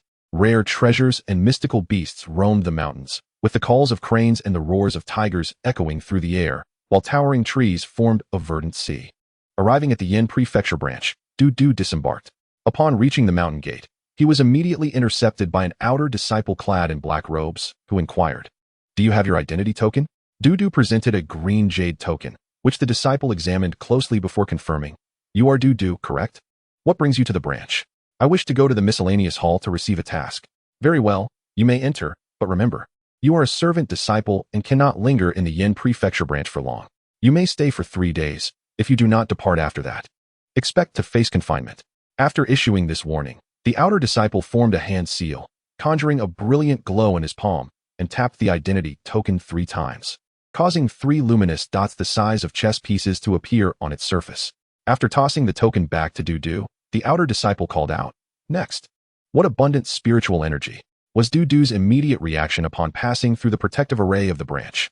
He surveyed the surroundings. Strange peaks rose, silver waterfalls cascaded, and the spiritual mountains loomed majestically, shrouded in auspicious aura. Riding his flying sword, he glided through the low skies, occasionally witnessing terrifying auras streaking overhead. A formidable foundation-building cultivator strides forth with remarkable presence. There exists a ferocious and awe-inspiring spirit beast, akin to a predatory bird. Additionally, there are enchanting female cultivators, exuding an ethereal aura. As Dudu admires the scenery, he makes his way towards the administrative hall. After the passage of a fragrant incense stick, he arrives before an imposing palace, where a peculiar stone stands prominently, inscribed with the 3 powerful characters of Administrative Hall.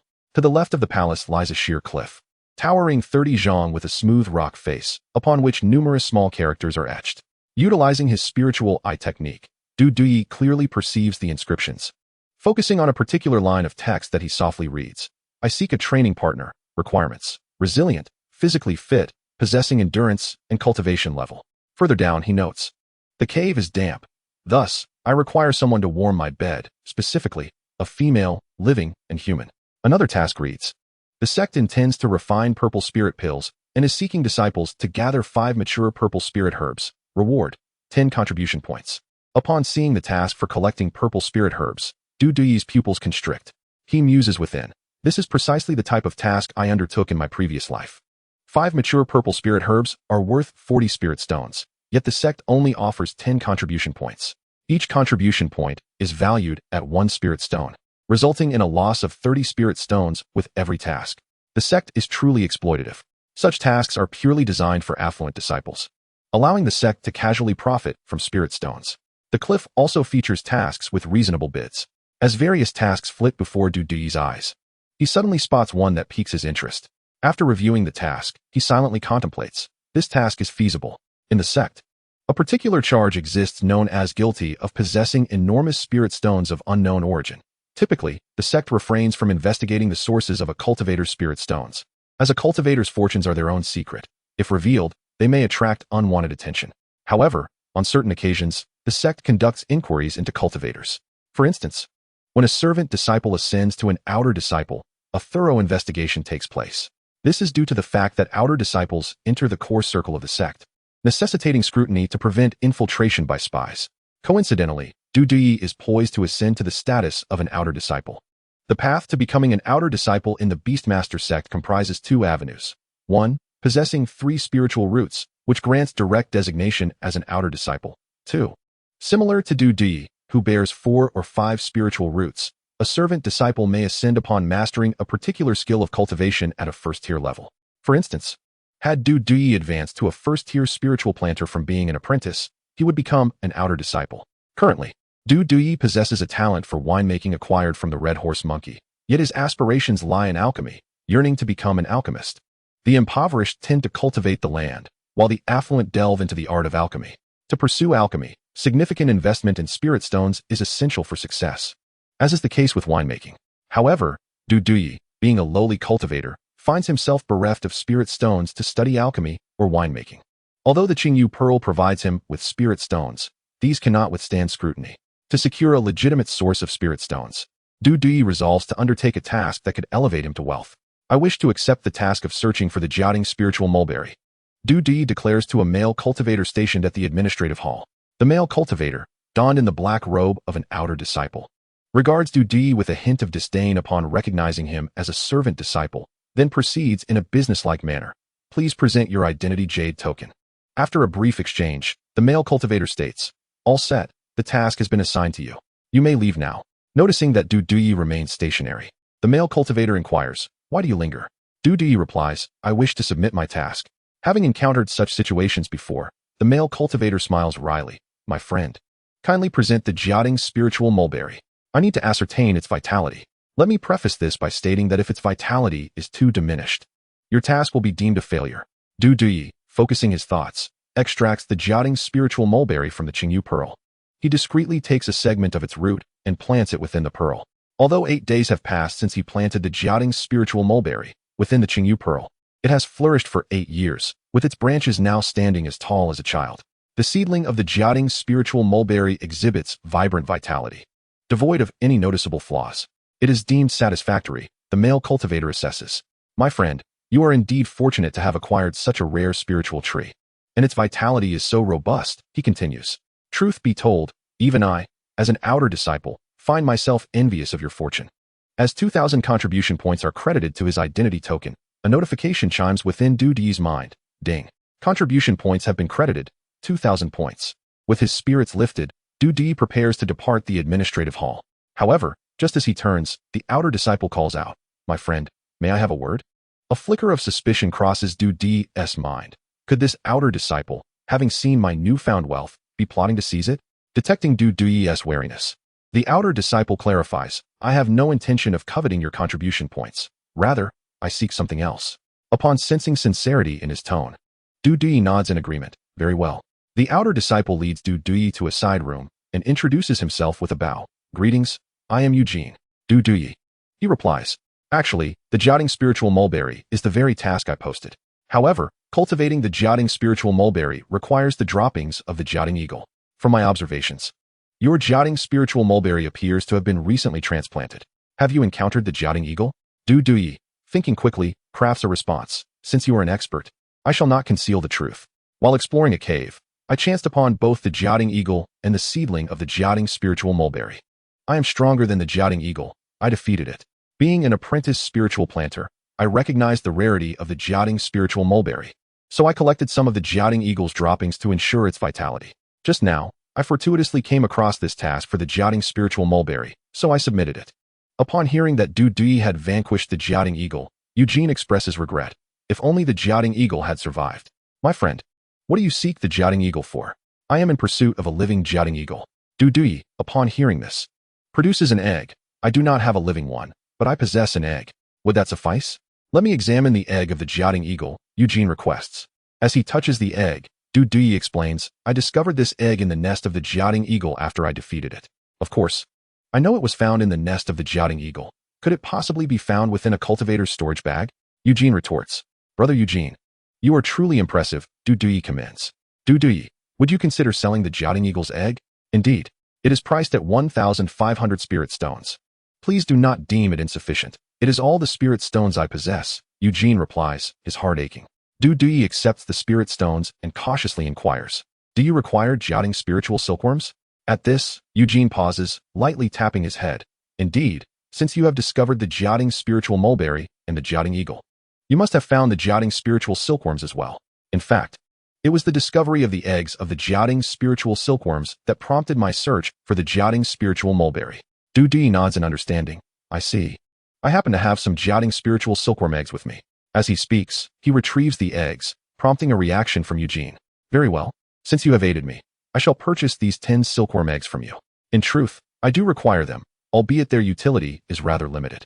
Here are 100 spirit stones. Do not dismiss this as a trifling amount, for it constitutes my entire fortune in spirit stones." Du Duyi remains skeptical towards Eugene's warnings, and upon receiving the 100 spirit stones, Eugene furrowed his brow, appearing as if he had something to say but hesitated. Observing this, Du Duyi inquired, "Brother Yu, do you have something on your mind?" Eugene cast a glance at Du Duyi and replied, "In human interactions, it is a grave error to delve into profound discussions with shallow acquaintances.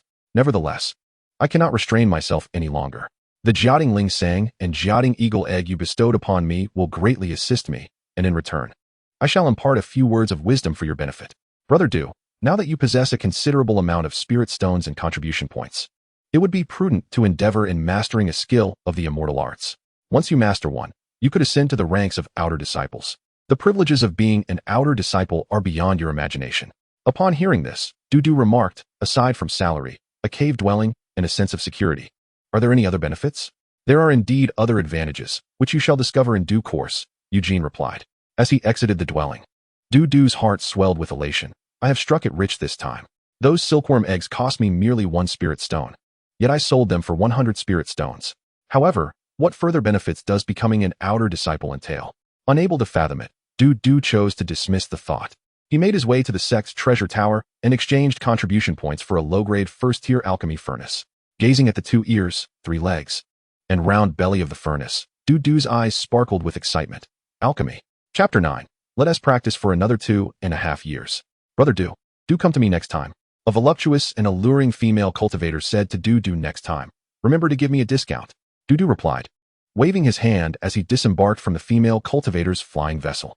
After leaving the Yinzhou branch, Du, now laden with wealth, took precautions against potential schemes and, mirroring his departure from the Tigerfish Mountain, sought another passenger flying vessel. Through this vessel, Du arrived at the Yinzhou market. The entrance fee for the Yinzhou market was relatively steep, amounting to 3 spirit stones. As the largest market in Yinzhou, it naturally attracted a multitude of talents, including many artisans seeking their fortunes here. Du's purpose for coming was evident.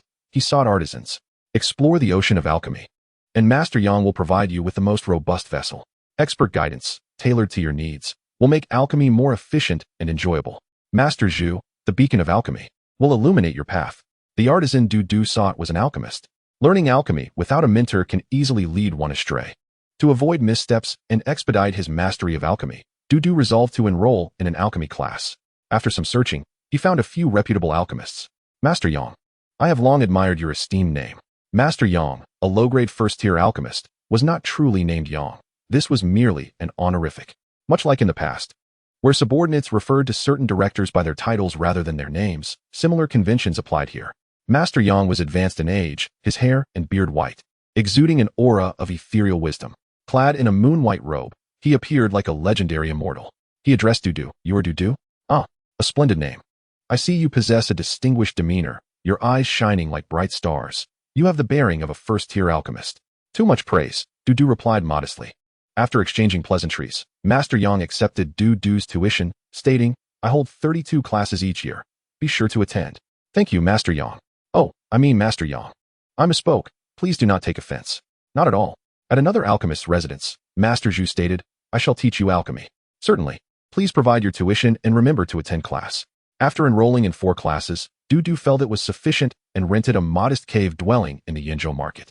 With the guidance of 4 instructors, coupled with Du's willingness to squander spirit herbs in fervent practice, and the profound insights from the Yuanzi Dan scripture, his alchemical skills flourished rapidly. In a mere half-month, he ascended to the rank of alchemical apprentice, just shy of becoming a first-tier alchemist. I indeed possess some talent for alchemy. Next, he endeavored to concoct the Huanglong pill, a low-grade first-tier elixir. The alchemist utilizes a 10-year-old Huanglong ginseng as the primary ingredient, supplemented by other spirit herbs, to create this elixir, primarily aimed at reinforcing one's foundation and enhancing the cultivator's spiritual power. The Qingyu pearl possesses formidable capabilities in nurturing spirit herbs, and Du cultivated a significant quantity of Huanglong ginseng within it, along with ample supplementary herbs for the elixir. In the days that followed, to focus on alchemy, he even neglected his cultivation. This was partly due to recently breaking through to the mid-stage of qi refinement, requiring time to consolidate his cultivation, but also due to other factors, such as avoiding potential complications when advancing to outer disciple status. As he devoted more of his attention to alchemy, Du thirstily absorbed the knowledge imparted by his 4 instructors. 2.5 months later, a captivating fragrance wafted from the alchemical furnace, and Du's eyes gleamed with excitement as his hands trembled slightly, after wasting over 1,000 materials on Huanglong pills. Could it be that I am about to produce my first Huanglong pill today? Du steadied his mind, slowed his breathing, and continued to perform intricate hand seals over the furnace. The furnace shook violently, with a thunderous roar emanating from within and billowing azure smoke. Success! Moments later, a pigeon egg-sized, irregularly shaped pill emerged. Regrettably, it was of inferior quality. Elixirs are classified by quality into inferior, ordinary, fine, and perfect. While inferior quality elixirs can be consumed, they contain excessive pill toxins. Ordinary elixirs have considerably less, allowing for 2 to be taken daily, while fine elixirs contain even fewer toxins. This is a promising beginning. The first batch of elixirs I refined today yielded results. Now to refine 2 more batches. However, after refining 2 additional batches, Du encountered failures each time. He calculated, it is time for Master Yang's lecture. I must attend. Master Yang's lectures were held in his cave dwelling. Upon Du's arrival, a sallow-faced male cultivator greeted him. Master Yang, over here. Li, my friend. You have come to attend the lecture again, Du said as he approached Li. Indeed, my family is quite small, lacking even a foundation-building cultivator. To support my alchemical studies, they have expended a considerable amount of spirit stones. I cannot afford to miss Master Yang's classes, otherwise, I would be betraying my family's sacrifices. Li explained. Li, you possess considerable talent for alchemy. I believe you will become a competent first-tier alchemist, Du smiled and assured him. Upon hearing this, Li's lips curled into a proud smile as he replied, of course, my talent for alchemy is remarkable. It took me merely 3 years from my first encounter with alchemy to successfully refine my first Huanglong pill. You took 3 years? Du exclaimed in astonishment. Du, what do you think? Are you awed by my innate talent? Do not be disheartened. From the perspective of a prospective first-tier alchemist, with a bit more practice, you too can refine your first Huanglong pill soon. Du inquired, how much longer do you think I will need to practice? Your talent is commendable, similar to mine. It took me 3 years.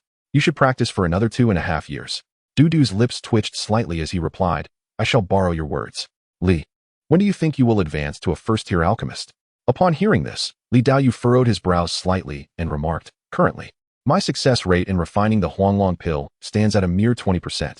To ascend to the rank of a first-tier alchemist, one must achieve a minimum success rate of 30% when concocting a low-grade first-tier elixir, and the quality of the pill must not fall below the ordinary standard. In a single batch, one can yield up to 10 pills. Thus, with a 30% success rate, that amounts to 3 pills. For us alchemists, a 30% yield allows us to break even. I am still 1% short. Du comforted him, saying, Li Daoyu, you are still a person of great promise. Not only do you possess exceptional talent in alchemy, but with the support of your family, it is only a matter of time before you become a first-tier alchemist. Du, you certainly have a way with words, Li chuckled in response. As the two engaged in their light-hearted conversation, Yang Dan appeared before them, clasping his hands in greeting. Now that everyone is present, I shall commence the lecture. Today, we will discuss the classification of spiritual herbs. Spiritual herbs are categorized into 3 tiers: non-tier, first tier, and second tier. The first tier corresponds to the Qi refinement stage, and first-tier spiritual herbs are most suitable for practitioners at this level. In fact, second-tier herbs also offer significant benefits to Qi refinement practitioners. However, they are prohibitively expensive for those in this stage. First-tier herbs are further divided into low-grade, mid-grade, and high-grade, based primarily on their age. Herbs aged between 10 and 40 years are considered low-grade. Those between 40 and 70 years are mid-grade, and those aged 70 to 99 years are deemed high-grade. Herbs aged under 10 years are classified as non-tier, while those aged 100 years or more are categorized as second-tier. This, however, is merely a rudimentary classification. Should you desire a more detailed understanding, you may enroll in an advanced class. After attending Yang Dan's lecture, Li Daoyu and Du made their way to the marketplace's stall area, where they skillfully laid out a cloth on the ground to set up their stall. Displayed before them were the elixirs they had personally refined. Both being alchemists, they specialized in different types of pills, thus their joint venture at the stall did not adversely affect their respective businesses, given the lackluster nature of stall sales. With scant customers, the two were able to chat amiably, preventing any sense of boredom. The camaraderie between them was also rooted in their shared level of experience. Li Daoyu was a prodigy in alchemy, showing remarkable talent, and he was not far from becoming a first-tier alchemist. Du, in Li Daoyu's eyes, also exhibited some aptitude for alchemy, as his rapid progression from a novice to an apprentice was truly astonishing. Beyond these factors, their harmonious rapport was the most crucial element. They always found common topics to discuss. As Li arranged the elixirs, he complained to Du. Yang Dan spent the entire lecture babbling on. So much drivel. And he even recounted tales of brothels. Are you two planning to visit the brothel to listen to music? May I join? A sinister-looking cultivator inquired, having approached them unbeknownst. Go Dan, am I that kind of person? Du replied disdainfully. Of course not, Du Daoyu. For someone of your alchemical genius, women before you are merely ephemeral shadows. Go Dan flattered, his face adorned with sycophancy. Humph, what do you know? Women are of no importance compared to alchemy, Li Daoyu coldly retorted, showing his disinterest in Go Dan. Unfazed by their dismissive attitudes, Go Dan chuckled lightly and said, would you two consider joining my Go family? There are numerous advantages in aligning with us. Not only would you gain beautiful wives and concubines, but you could also indulge in nightly revelries. Li Daoyu scoffed, Go Dan. We would indeed be inclined to join the Go family. However, as a mere branch member, even if we concede to your proposal, we would only be joining your lineage, which lacks even a foundational cultivator.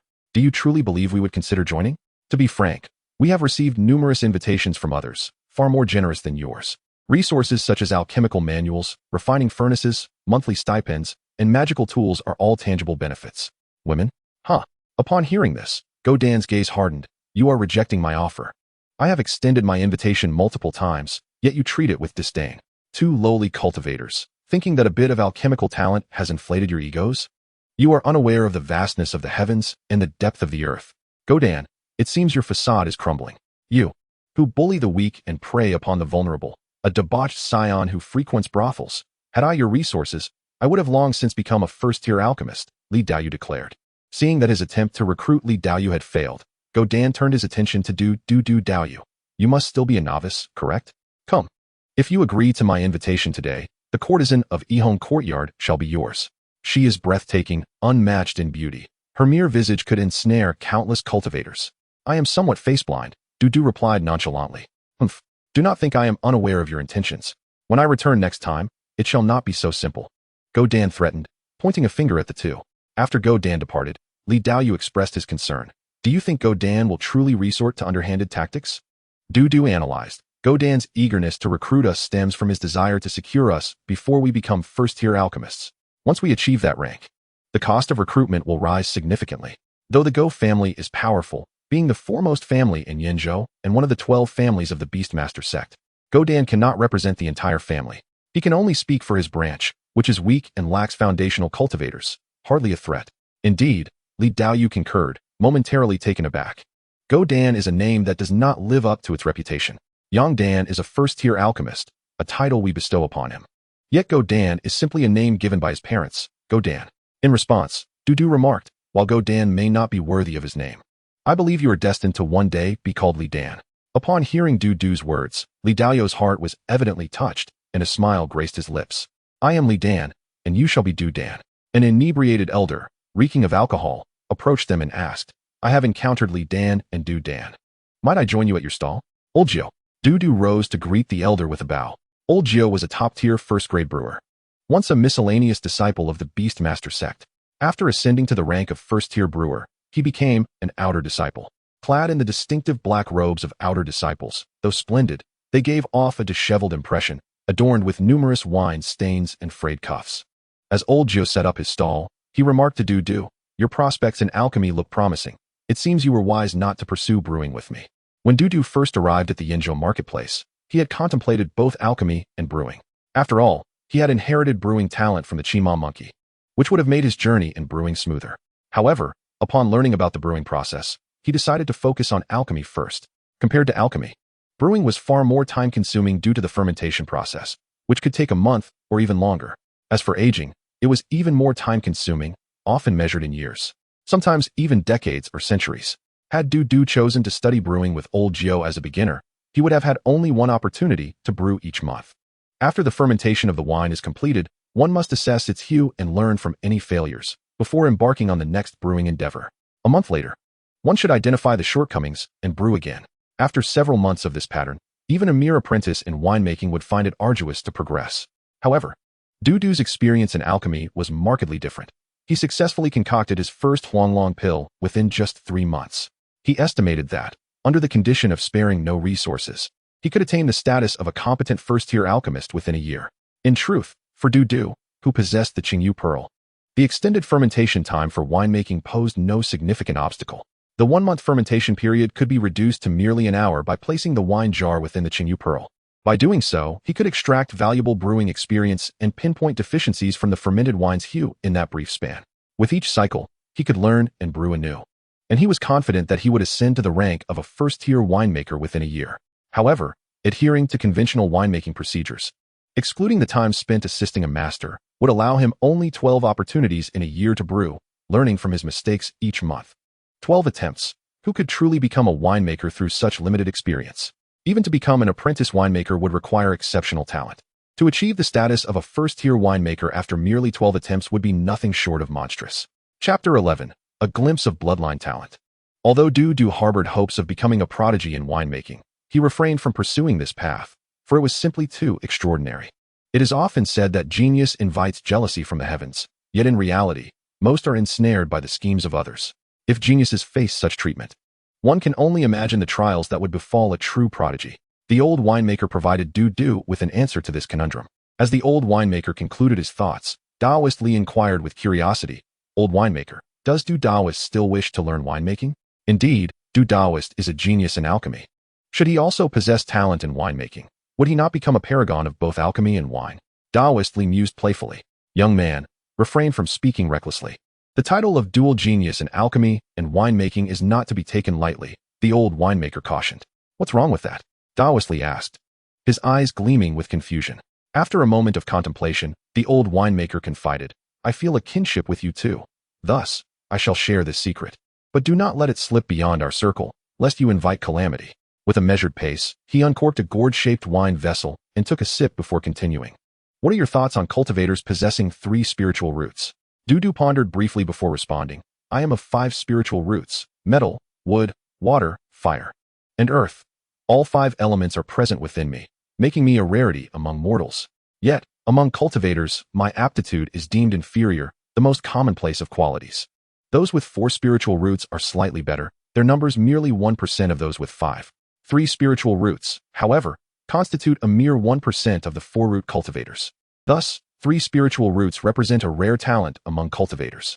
Listening to Du, the old winemaker remarked, "Indeed, possessing 3 spiritual roots signifies a small genius among cultivators.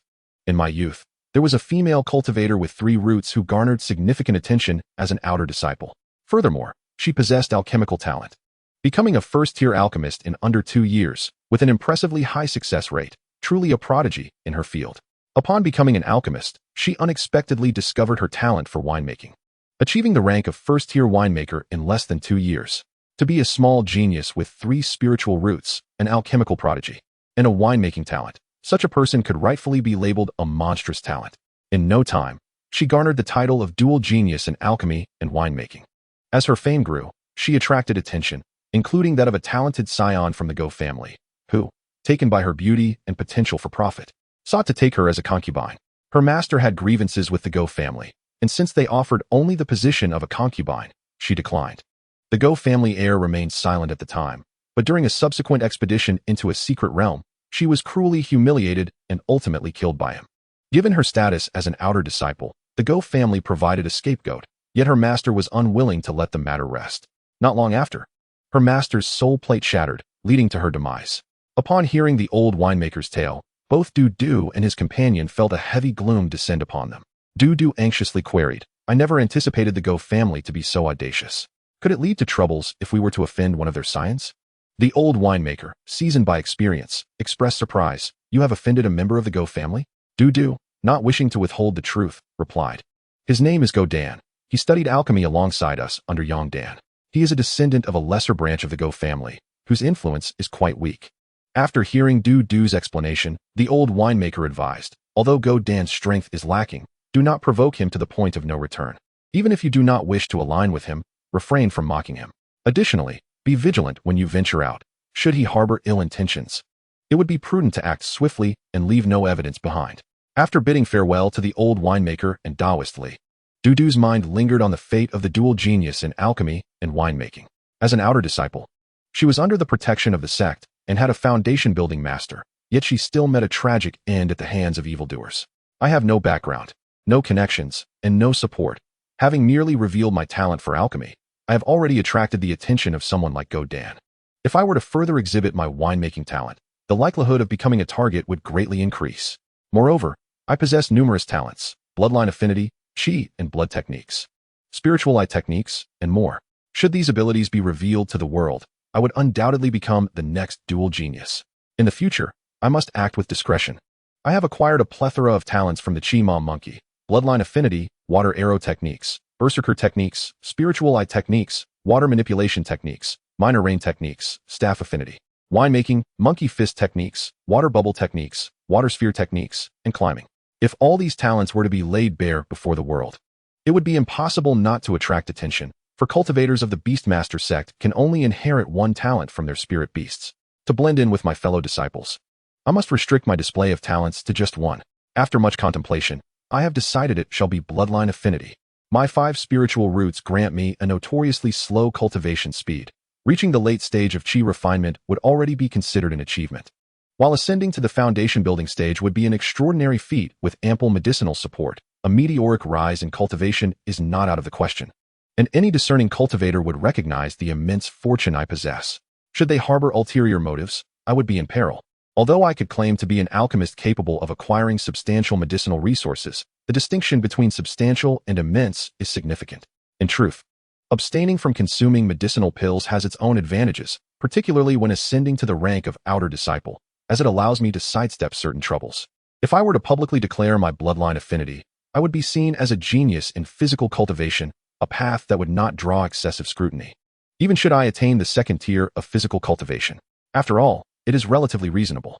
While physical cultivation is resource-intensive, my identity as an alchemist affords me access to greater resources. Surely that is not too unusual? Thus, it appears that my choice to pursue the path of alchemy was serendipitously fortuitous. With this thought, Dudu's spirits lifted, and he cheerfully meandered through the marketplace, acquiring various talismans he deemed useful, as well as seeds or saplings of spiritual herbs he had yet to possess, planting them within the Qingyu Pearl. At present, the Qingyu Pearl boasts a vast array of spiritual herbs and several spiritual trees, including the Jiaoding Ling Sang and Ling Tao. Boss, would you care for 2 large, pristine peaches? Upon returning to their abode, Dudu casually tossed a spirit peach to General Ho. The general caught the peach, devouring it with relish, slurping as he consumed it. Dudu communicated with him telepathically, inquiring, "How does the peach taste?"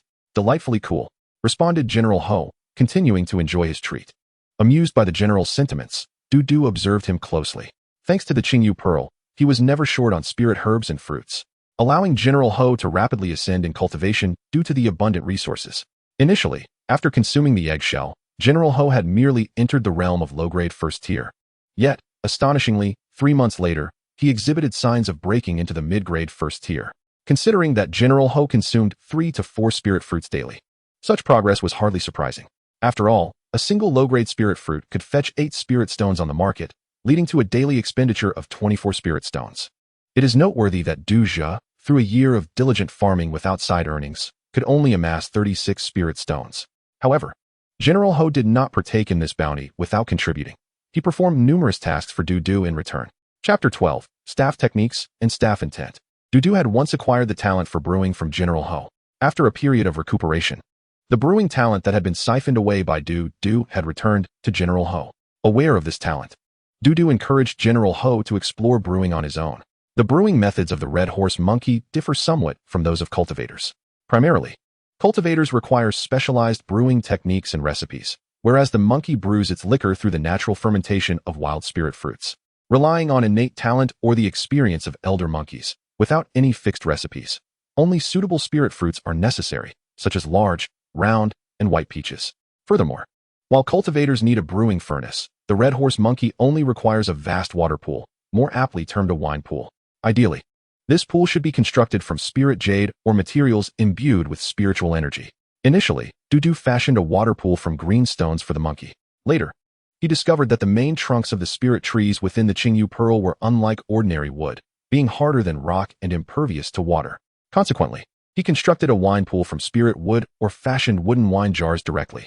The Red Horse Monkey flitted between the jars and the wine pool, while Dudu placed the prepared jars into the Qingyu Pearl for fermentation.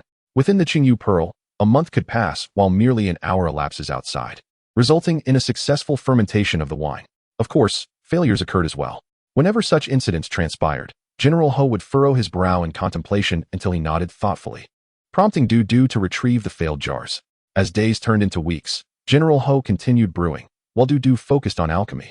The duo occasionally engaged in friendly sparring, with the Red Horse Monkey wielding a staff crafted from spirit wood as a weapon. The monkey, naturally adept in staff dancing, brandished the stick with vigor. Dudu, recognizing his own affinity for staff techniques, joined in the practice. After a period of dueling with wooden staffs, Dudu gained considerable experience. In both his past and present lives, aside from using a staff, he and the monkey sometimes sparred unarmed. Dudu possessed an innate talent for monkey boxing, allowing him to hold his own against General Ho. One day, while practicing with the staff in his chamber, Dudu sensed something different. He attuned himself to his essence and ultimately reached a conclusion. This was staff intent. Just as swords possess sword intent, so too do staves possess staff intent. A cultivator who can comprehend sword intent demonstrates a certain degree of swordsmanship talent. While a formidable sword cultivator may not necessarily grasp sword intent, one who does is undoubtedly exceptional. To his astonishment, Dudu had comprehended staff intent, likely influenced by his affinity for staff techniques. It seemed that his exploration of talent still had room for enhancement. Having grasped staff intent, he resolved that his weapon would henceforth be the staff. Staff intent is categorized into tiers: first, second, and beyond. The first tier of staff intent comprises 4 levels: entry, minor accomplishment, major accomplishment, and perfection. Currently, Dudu's staff intent was merely at the entry level, devoid of combat efficacy. Minor accomplishment signifies the initial possession of combat capability, while major accomplishment greatly amplifies the power of staff techniques. With the augmentation of major staff intent, a staff cultivator can unleash the full power of perfected staff techniques, enhancing even basic maneuvers such as strikes or thrusts. However, Dudu lacked both the techniques of staff cultivation and the methods for utilizing staff intent. A cultivator endowed with notable talent in staff arts who comprehends major staff intent typically reaches their limits.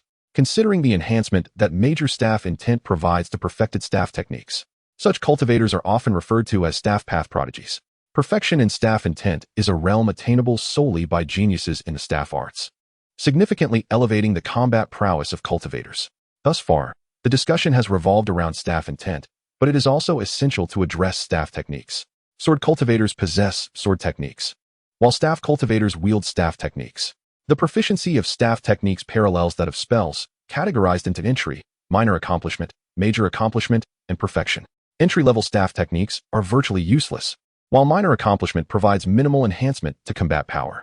Major accomplishment staff techniques surpass their spell counterparts of the same grade and potency, given the advantage of the staff as a weapon. Should a staff cultivator comprehend major staff intent and apply it to major staff techniques, they can unleash the full might of perfected staff techniques. Achieving perfection in staff techniques is comparable to the difficulty of mastering spells to perfection, attainable only by those of exceptional talent in the staff arts. With my affinity for staff techniques, I wonder if I can attain perfection in both staff techniques and staff intent? As this thought crossed Dudu's mind, he softly muttered, "Having spent 3 months without venturing into the market, and having been immersed in alchemy, it is time to step outside."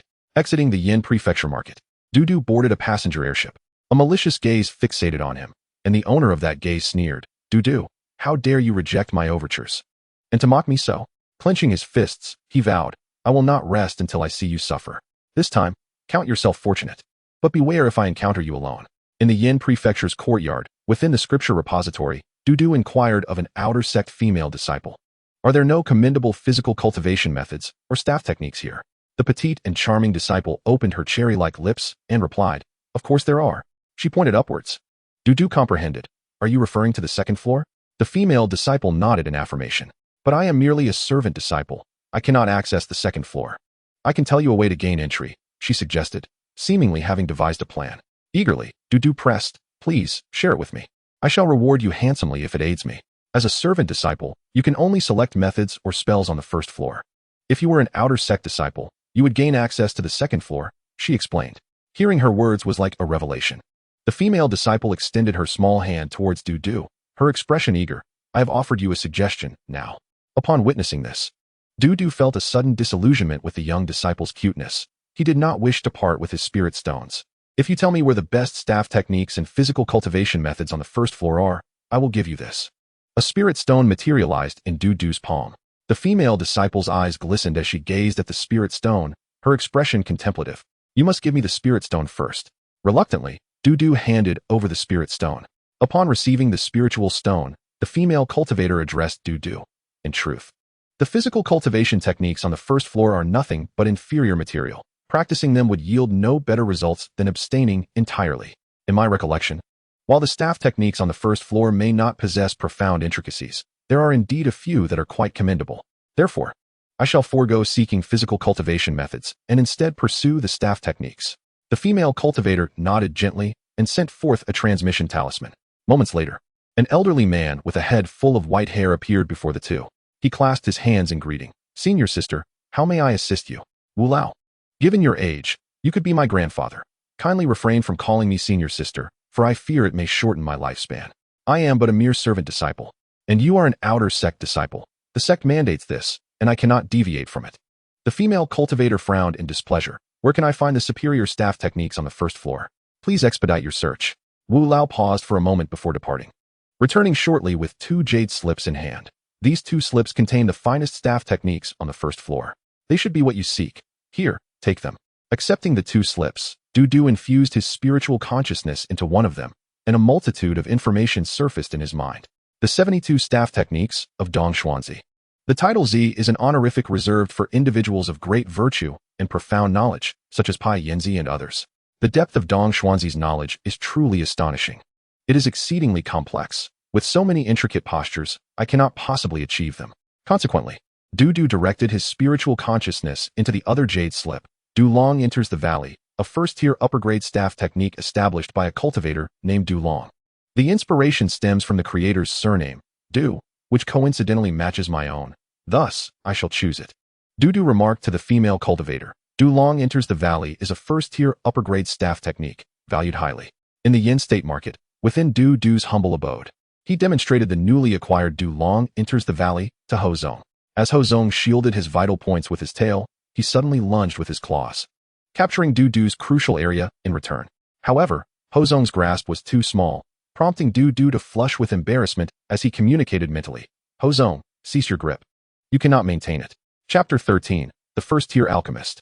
In the modest dwelling of the Yin State market, Du's handsome visage was illuminated by the flickering flames. His gaze fixated on the alchemical cauldron before him as he exclaimed, "Success!" At the mouth of the cauldron, a pill the size of a pigeon egg floated, exuding fragrant vapors and shimmering with an alluring glow. The ordinary grade Huang Long Dan had finally been produced. Du smiled broadly, tenderly rubbing his somewhat sore head. The process of alchemy consumes spiritual consciousness and spiritual energy. My previous skills were lacking. When I first attempted a batch of Huang Long Dan, I ended prematurely, expending minimal spiritual consciousness, allowing me to concoct dozens of pills in a day. Regarding the consumption of spiritual energy, thanks to the flames generated by the burning spiritual charcoal, I need not expend my own energy to create the flames, thus conserving a considerable amount. During alchemy, I merely need to form a few alchemical seals and employ fire control techniques. Therefore, the consumption of spiritual energy during alchemy is minimal. After successfully producing my first inferior grade Huang Long Dan, I often spend a longer duration on subsequent batches, leading to greater consumption of spiritual consciousness, allowing me to produce a mere dozen pills in a day. Fortunately, being in the mid-stage of Qi refinement grants me stronger spiritual consciousness compared to those in the early stage. Otherwise, I would only be able to produce 3 complete Huang Long Dan in a single day. Having exhausted his spiritual consciousness, he decided to attend Yang Dan's class. In the Yang Dan classroom, Du greeted his grinning companion. Li Daoyu, you appear quite jubilant today. Indeed, I am elated. What brings forth such joy? In the past, my family supplied me with only 3 sets of materials each month for crafting Jiji Dan. However, recognizing my imminent qualification as a first-tier alchemist, they have increased my allowance to 4 sets this month. 4 sets? That is a level of wealth I have never experienced. Upon hearing Li Daoyu's words, Du congratulated him. Li Daoyu, your alchemical skills are advancing, and your family is placing greater importance on you, thereby increasing their investment. It is only a matter of time before you become a first-tier alchemist. Li Daoyu beamed with joy. Du, you possess a rare talent. Your words are truly flattering. In truth, had I the same alchemical conditions as you, with my family providing me with 3 to 4 opportunities each month, my skills would undoubtedly surpass my current level. Du's gaze deepened as he murmured softly. 3 to 4 opportunities each month? What a frequency! Who could withstand such a pace? Yang Dan's class proceeded as usual, with the instructor blowing a whistle.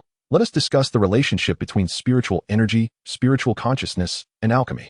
Regarding spiritual energy, since we do not use our own energy to generate flames, the consumption during the alchemical process is minimal. Spiritual consciousness is intricately linked to our cultivation level. An early-stage Qi refinement practitioner possesses weaker spiritual consciousness, while a mid-stage practitioner has approximately 3 times that of an early stage, and a late-stage practitioner has 3 times the mid-stage. During alchemy, we must employ spiritual consciousness to assist in the process, such as controlling the spiritual fire and monitoring the cauldron. The stronger the spiritual consciousness, the greater its assistance in alchemy. As we engage our spiritual consciousness in the process, it gradually depletes. Thus, an alchemist's craft is inherently limited by their spiritual consciousness. Of course, there are other factors at play. For instance, early-stage Qi refinement practitioners find it exceedingly challenging to concoct second-tier pills due to the volatile nature of the spiritual herbs involved. The difficulty arises from their spiritual consciousness being inferior to that of foundation-building practitioners. making the separation of medicinal liquids a formidable task. Only those with exceptional talent dare to attempt it. This class is by far the weakest I have ever taught. There are no prodigies among you, save for Xiao Li and Xiao Du, who may be considered minor alchemical talents. With my careful guidance, they should both become competent first-tier alchemists. In my earlier years, I once mentored a true genius in alchemy. Within less than 2 years of study, he ascended to the rank of first-tier alchemist, achieving an impressive success rate and producing high-quality pills. Let me emphasize, it was all due to my excellent teaching. Without my guidance, he would not have achieved such heights. Now, let us continue with the lecture. Ahem. The recovery speed of spiritual consciousness is rather slow. Typically, after exhausting their spiritual consciousness, it is advisable for alchemists to rest. By the following day, they should fully recover. Remember, it is crucial to sleep soundly, avoiding any disturbances. Otherwise, one may find themselves with aches in the waist and a throbbing head the next day. There are alternative methods to restore spiritual consciousness, such as consuming pills designed for recovery. Generally speaking, early-stage qi refinement practitioners face significant limitations due to their spiritual consciousness, making it challenging for them to attain the status of a mid-tier first-tier alchemist. They usually remain at the lower tier. A qualified lower-tier first-tier alchemist, constrained by their spiritual consciousness, can typically concoct only 3 batches of lower-tier pills each day. Beyond that, further attempts may adversely affect the alchemist's health, as excess can be detrimental. A single batch yields a maximum of 10 pills. With a success rate of 30%, only 3 can be produced. Thus, 3 batches result in 9 pills. This constitutes the daily output of a competent lower-tier first-tier alchemist. As for how to enhance this output, firstly, by improving the success rate of alchemical production. If one can elevate it to 40%, 12 pills can be produced daily. Secondly, by increasing the number of alchemical attempts.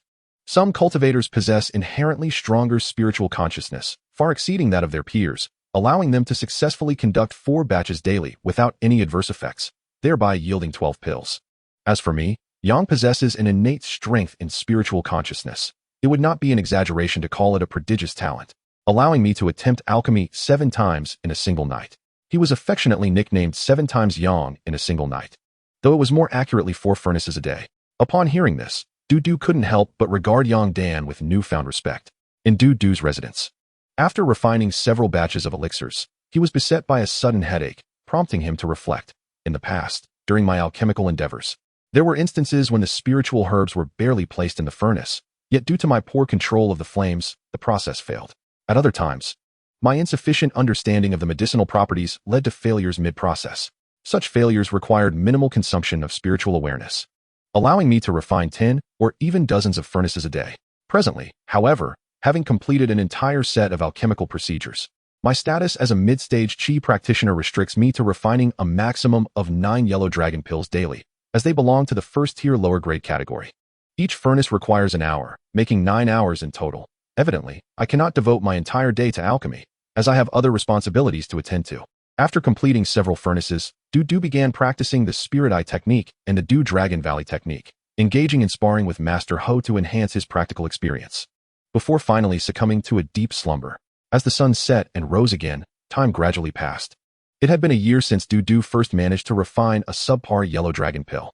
On this particular day, his gaze blazed with intensity as he focused intently on the alchemical furnace. Success! The furnace emitted a dazzling glow, and the fragrant aroma of the pills wafted through the air as 3 yellow dragon pills soared from the furnace. With a simple gesture, the 3 pills landed in his palm. He examined them closely, a flicker of joy illuminating his eyes. 2 were of ordinary quality, while 1 was exquisite. Months prior, I had stabilized the yield rate of the yellow dragon pills at 30%, albeit all of ordinary quality. Having attended numerous lectures by Yang Dan, I learned that enhancing the age of the spiritual herbs could improve both the quality and quantity of the elixirs produced. With the Qingtian Pearl at my disposal, I had no shortage of high-aged spiritual herbs.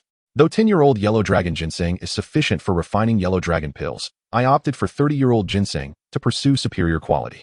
After a period of practice, my yield rate remained at 30%, yet I managed to produce exquisite pills, with each batch yielding at least 1. The toxicity of exquisite pills is 30% less than that of ordinary ones, while their medicinal properties are 30% stronger. Exquisite pills are the hallmark of an alchemical genius. Thus, I must indeed consider myself an alchemical prodigy. As Du reveled in his success, he heard someone calling him from outside. "Brother Du, are you there? Old Li, what brings you here?" Upon hearing Du's response, Li Daoyu pushed open the door. his face beaming with joy, his demeanor noticeably lighter. Brother Du, I have finally stabilized the yield rate of my purple mushroom pills at 30%. Each time I refine a batch, I can now produce 3 ordinary quality pills. Congratulations. Du offered his heartfelt wishes. Du understood the significance of becoming a first-tier lower-grade alchemist for a practitioner like Li Daoyu. It was akin to a carp leaping over the dragon gate, leading to a future of prosperity and luxury. As Du extended his congratulations, Li Daoyu tilted his head back, squinting his eyes, producing a series of satisfied sounds. Li Daoyu's blissful expression reminded Du of a contented cat basking in affection. After a moment of indulgence, Li Daoyu exclaimed, Brother Du, I'm not here to boast, but I am now a first-tier alchemist. I stand as a noble alchemist, no longer a mere apprentice. As Li Daoyu continued to speak animatedly, Du pondered, what would be Li Daoyu's reaction if I revealed that I had also become a first-tier alchemist? Should I share my success in producing exquisite pills as well? Chapter 14, The Spirit Eye Technique Achieved. Du suppressed his thoughts. After all, he had only been in the realm of alchemy for a little over a year. For a novice to ascend to the status of a first-tier alchemist in such a short time was indeed astonishing. After sharing his joy with Du, Li Daoyu hurriedly took his leave, claiming he had plans to dine with a younger cousin. Predictably, Li Daoyu's cousin would likely face challenges similar to those Du had encountered. Brother Du, should you encounter any difficulties in your alchemical pursuits, feel free to consult me. I shall share all that I know without reservation.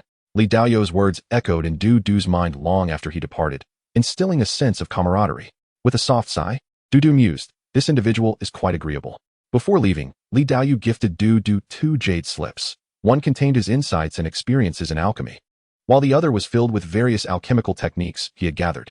Du's gaze fell upon the 2 slips, his expression a tapestry of emotions. In the bustling market of Yenzhou, at the Yu family artifact shop, Du, cloaked and masked, approached the rotund shopkeeper. I have come to collect the artifact. The shopkeeper, stroking his beard with a glimmer in his eyes, smiled warmly. Do you have the receipt? Du presented a palm-sized wooden token. The shopkeeper examined it closely before affirming. Indeed, this is from my shop. He then retrieved a ledger and began flipping through its pages. You must have customized an artifact with us, providing materials that include a substantial piece of first-tier upper-grade spiritual wood, intending to forge a first-tier upper-grade long staff. Am I correct? The spiritual wood mentioned by the shopkeeper originated from a spiritual tree within the Qingtian Pearl, known for its hardness and remarkable flexibility, making it an ideal material for crafting staff-type artifacts. Presently, the Qingtian Pearl was brimming with spiritual trees and herbs. However, once these spiritual herbs and trees reached a century of age, they no longer benefited from the Qingtian Pearl's 100-fold growth rate and ceased to grow altogether. Drawing from his knowledge as an apprentice in spiritual botany, Du mused, a century-old spiritual plant qualifies as a second-tier spiritual item. Yet the spiritual veins within the Qingtian Pearl are merely first-tier upper grade, insufficient to meet the spiritual energy demands of second-tier plants. Fortunately, the century-old plants, while no longer growing, showed no signs of withering, which relieved Du considerably. A similar phenomenon had occurred with the spiritual wine stored within the Qingtian Pearl. After reaching a century of age, it ceased to age further. Du felt powerless to alter this situation, accepting it with a premonition that after he solidified his foundation, the Qingtian Pearl might undergo changes that could rectify this state. Yes, Du confirmed to the shopkeeper. The shopkeeper, upon hearing this, bowed respectfully and congratulated him. Your artifact has been successfully crafted into a formidable first-tier upper-grade item, one that even our artisans take pride in producing. You initially paid a deposit of 100 spirit stones. Now, you may complete the payment of an additional 200 spirit stones to collect this mighty artifact. 200 spirit stones, here. Please take care of your long staff. It is quite lengthy. Once back at his residence, Du unveiled the long staff, caressing the artifact. Measuring 6 feet and 6 inches, it was a deep black, adorned with the distinctive patterns of the wood, both natural and beautiful.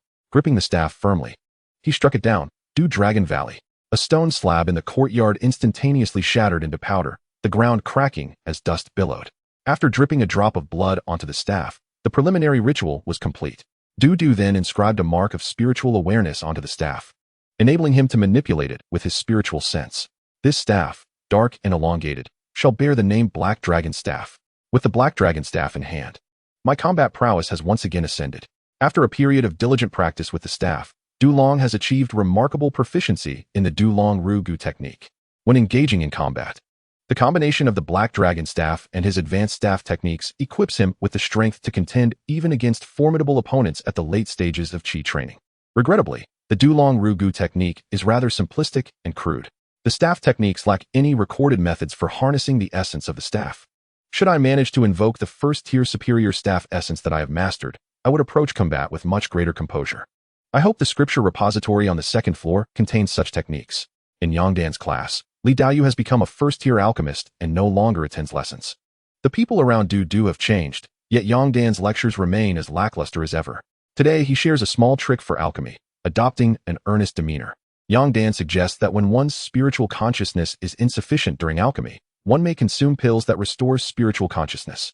However, alchemy also consumes a small amount of spiritual energy. Thus, if one is low on spiritual energy, one can use pills to replenish it. Yongdan's so-called alchemical tips are rather mundane, and upon concluding his lecture, he invites everyone to join the advanced class for more intriguing alchemical tricks. With the success rate of the Huang Longdan reaching 30%, Du has now ascended to the rank of a first-tier inferior alchemist and is poised to challenge the realm of a first-tier intermediate alchemist. As for which first-tier intermediate pill to concoct, Du has set his sights on two specific targets. One is the recovery pill, a first-tier intermediate pill used to restore a cultivator's spiritual energy. Currently, as Du practices both the spiritual eye technique and the staff techniques, he requires this restorative pill to increase the frequency of his spellcasting. The other is the soul recovery pill, a first-tier intermediate pill that restores a cultivator's spiritual consciousness, enabling him to enhance his alchemical endeavors daily. Between the two options, Du chooses the soul recovery pill. The rationale behind this choice lies in the fact that the recovery pill is widely available in the market and easily procurable, whereas the soul recovery pill is rare due to the scarcity of its primary ingredient, the soul grass. Fortunately, within the Qingyu pearl lies an abundance of soul grass. Thus, he embarks on the journey of crafting the soul recovery pill, honing both his spiritual eye technique and staff techniques. As days pass, Du steadily improves. One day, while practicing the spiritual eye technique, a radiant light emanates from his eyes, casting two ethereal blue beams onto the ground of the courtyard. Instantly, two deep, dark holes appear on the surface, each the width of a finger and unfathomably deep. Could it be that he has achieved perfection in the spiritual eye technique? This level of mastery is attainable only by those with extraordinary talent or immense fortune. Once perfected, the technique consumes even less spiritual energy while exhibiting formidable power, capable of instantaneous activation, transcending its role as mere combat assistance. He can unleash blue light that may also harm foes. Moreover, the benefits do not end there. The effects achieved through his perfected spiritual eye technique parallel those attained through the use of spiritual consciousness. This implies that he could potentially use the spiritual eye technique in place of spiritual consciousness during alchemy. Contemplating this, Du employs the spiritual eye technique to assist him in alchemy, and indeed, it proves to be beneficial, though it cannot fully substitute for spiritual consciousness, revealing some limitations. Firstly, utilizing the spiritual eye technique consumes both his spiritual energy and a slight portion of spiritual consciousness. Fortunately, the energy required for employing the perfected technique is minimal. Secondly, the effectiveness of the perfected spiritual eye technique merely equates to the probing capability of his spiritual consciousness. Nevertheless, Du discerns that the probing ability of the perfected spiritual eye technique surpasses that of spiritual consciousness. The perfected technique cannot manipulate spiritual fire or separate spiritual herbs. Thus, it cannot entirely replace spiritual consciousness. After several alchemical sessions, Du realizes that he can utilize techniques like object manipulation and fire control, as these minor spells require little spiritual energy and consciousness. During these processes, he directly channels his spiritual consciousness to control the spiritual fire and separate the herbs. And once these tasks are completed, he can cease using spiritual consciousness and monitor the conditions within the alchemical furnace using the perfected spiritual eye technique. Upon estimating, he finds that if he employs the spiritual eye technique to assist in alchemy, he could maintain this for over 4 hours, allowing him to concoct 4 batches of the first-tier intermediate soul recovery pill with his total spiritual energy. Of course, his ability to sustain the perfected spiritual eye technique for 4 hours is due to the inherently low consumption of spiritual energy when utilizing it, compounded by the fact that he only exploits its probing capabilities without engaging in offensive actions. Should he use the blue light emitted by the spiritual eye technique to attack enemies, such an offensive could not persist for 4 hours. By minimizing the use of spiritual consciousness while aiding his alchemical endeavors with the spiritual eye technique, he could still assist in the crafting of 3 additional soul recovery pills daily with the remaining spiritual consciousness. Thus, for plus 3 totals 7. I can engage in alchemy 7 times a day. As Du unlocks this achievement, a sound transmission talisman flies into his residence. Chapter 15. The power of the spiritual eye technique. Upon reading the message contained within the talisman, Du is taken aback, his expression filled with uncertainty. Li Daoyu has encountered 3 bandit cultivators outside the Yinzhou market, and realizing the dire situation while accompanied by his clan brother, he has sent a plea for help. Conflicted, Du gazes at the 2 jade slips given to him by Li Daoyu. Ultimately, he decides to go. Let me follow this thought to clarity. Fortunately, I am currently capable, and I have discreetly acquired numerous first-tier superior talismans in my storage bag, including several flying talismans. Should the situation become perilous, I can make an escape. In an ancient forest several miles from the Yinzhou market, colossal trees tower, obscuring the sun and shrouded in mist. Scanning the dense foliage, a few cultivators are engaged in battle. Li Daoyu and his clan brother find themselves ensconced within a golden bell. Inside the bell is a first-tier intermediate turtle demon, which has summoned a massive spherical barrier, safeguarding the 3 within. Despite the protective measures of the golden bell and the turtle demon, the situation for the 2 is dire. Li Daoyu's face is ashen, a trace of blood at the corner of his mouth. Despairing, he turns to his clan brother, saying, "What shall we do?" His clan brother, who is not an alchemist but possesses mid-stage chi training, with thick eyebrows and broad shoulders, responds, "Difficulties abound. Although this golden bell is a first-tier intermediate magical artifact with formidable defense, and my spirit beast can protect us, the adversary possesses a first-tier superior offensive artifact. In just 3 rounds, this bell will surely shatter. My spirit beast will only last for 2 strikes. At that point, we will be mere meat on their chopping board." Having just become a first-tier alchemist, Li Daoyu should have been on a path of prosperity. Yet he finds himself teetering on the brink of death before he has even had a chance to enjoy it. He has cultivated a wide network of friends through genuine interactions, yet despite sending out a call for help upon facing ambush, not a single ally has come to his aid in the intervening time. The visage of a handsome cultivator flashes through his mind as he sighs. "Brother Du, an alchemist has limited combat prowess. He won't come." Crash. The golden bell is cleaved by a colossal sword, shattering into fragments that rain down upon the trees, splintering them and sending leaves swirling. The turtle demon's barrier quickly collapses as well. A bandit cultivator, clad entirely in a black cloak, bursts forth with a raucous laugh, declaring, "Excellent. I have yet to slay an alchemist. Li Dan, prepare to meet your end." As he finishes his taunt, he wields the enormous sword, imbued with a menacing aura, and strikes towards Li Daoyu. In the blink of an eye, the blade descended upon the neck of Daoist Li, who helplessly shut his eyes, thinking to himself, "My life is at an end." Clang. A resounding crash echoed in Daoist Li's ears as he gingerly touched his neck and, filled with curiosity, opened his eyes. Before him lay a massive black staff, resting beside his mouth. "Am I saved? Who has rescued me?" Daoist Li pondered, recalling among his acquaintances who possessed such a long black staff. "Daoist Li, I have arrived late." Hearing the voice of Du, Daoist Li's eyes widened in astonishment as he thought, "It is indeed Brother Du who has come to my aid. Brother Du, your noble virtue." As Daoist Li realized it was Du who had come to his rescue, Du had already appeared before him, radiating an almost luminous aura in Daoist Li's eyes. Daoist Li inquired, "Brother Du, why is your staff so lengthy?"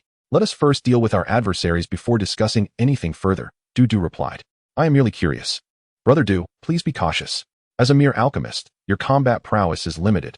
It would be prudent for us to escape together," Daoist Li suggested. Du responded, "I did not expect you to come here seeking death. I thought that killing Li Dan today would suffice, but eliminating you would be even more gratifying." This remark came from a masked robber opposite them.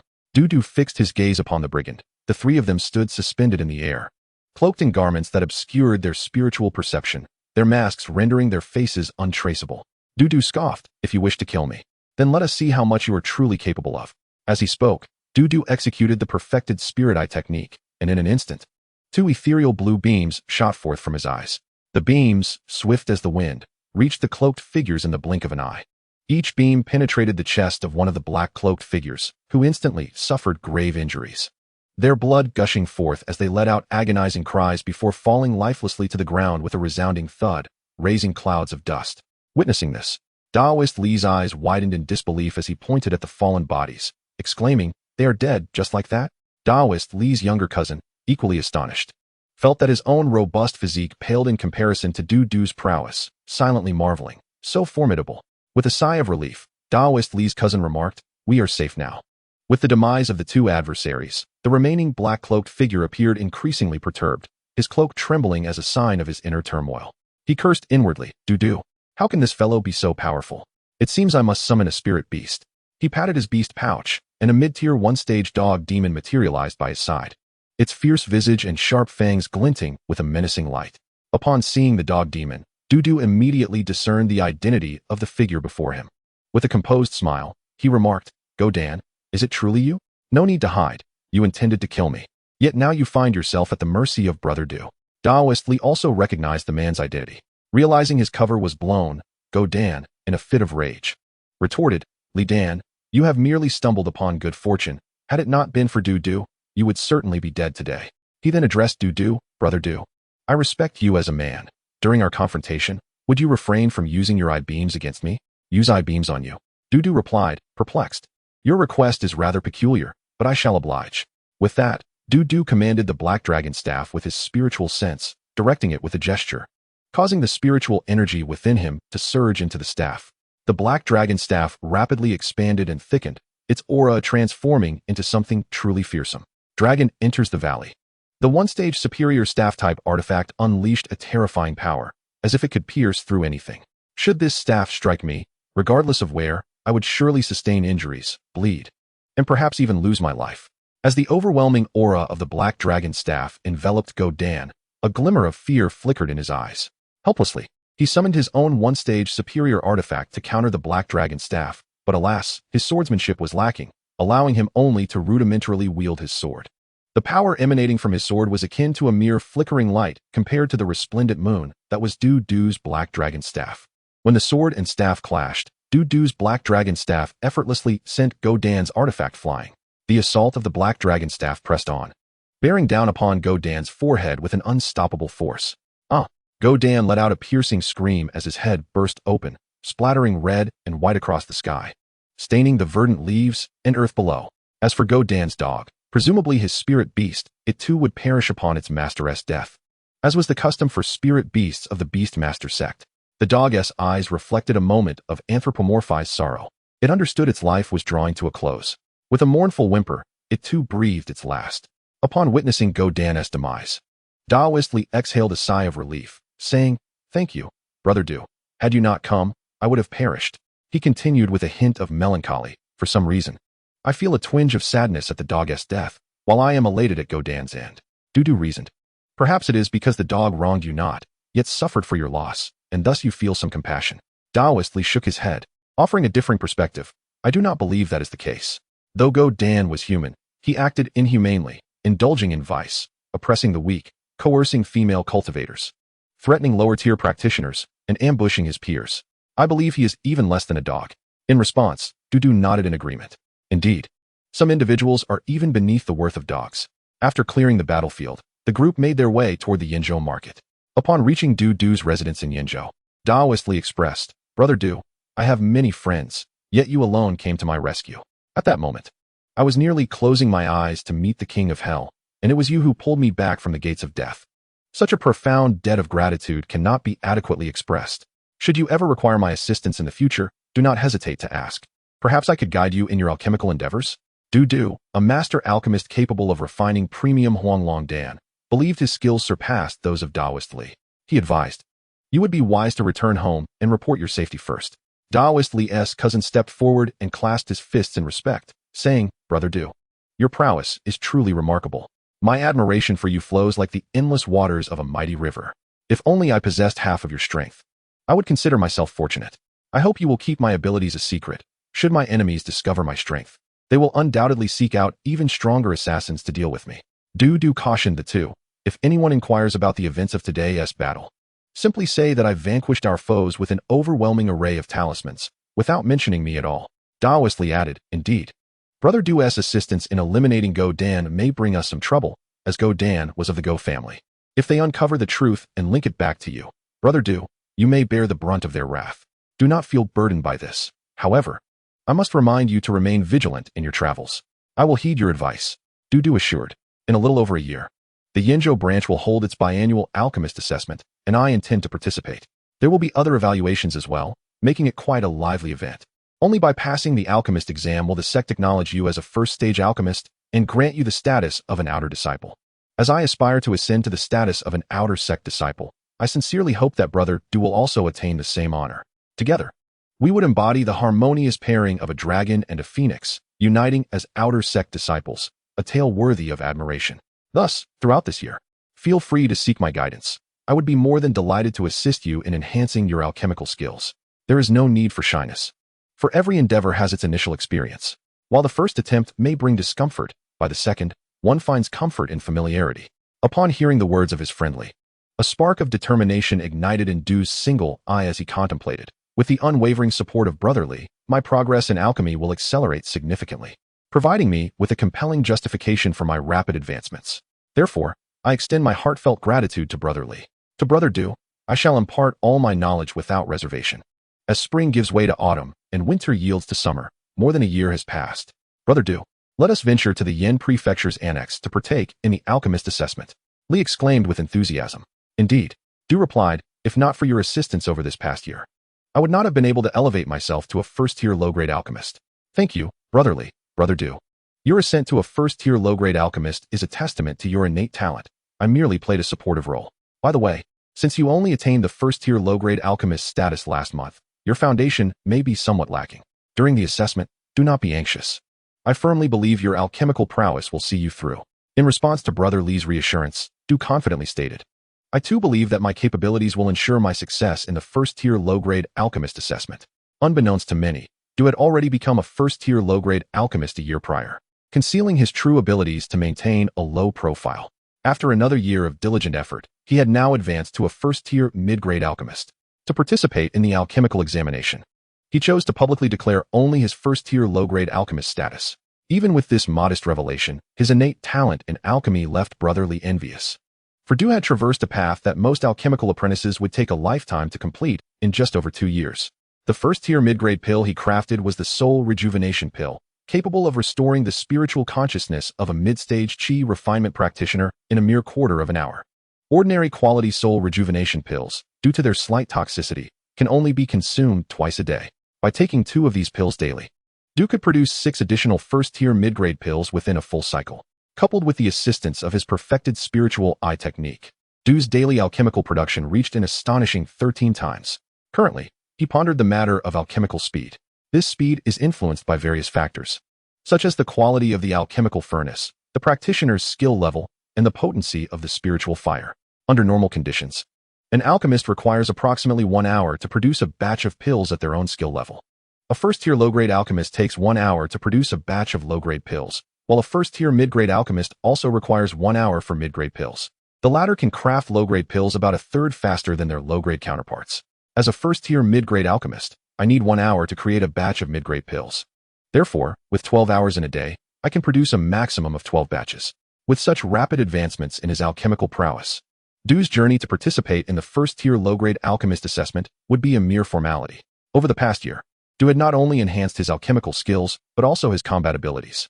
His staff technique, the dragon enters the valley, had reached perfection, exuding an overwhelming force that he was confident could easily overpower an average mid-stage Qi refinement practitioner. However, his comprehension of staff intent remained at the stage of great achievement, as he felt it had yet to be effectively applied, preventing him from mastering it entirely. It was imperative that he ventured to the second floor of the scripture repository to acquire a superior staff technique. Beast-taming is also an integral aspect of a practitioner's strength. His companion, Ho, enjoyed a life of leisure, rapidly advancing in cultivation due to the ample supply of spiritual fruits. Currently, Ho had reached the status of a first-tier mid-grade spirit beast, a feat achieved through its daily consumption of 3 spiritual fruits. Without the aid of the Jade Pearl, Du would not dare to nurture it in such a manner.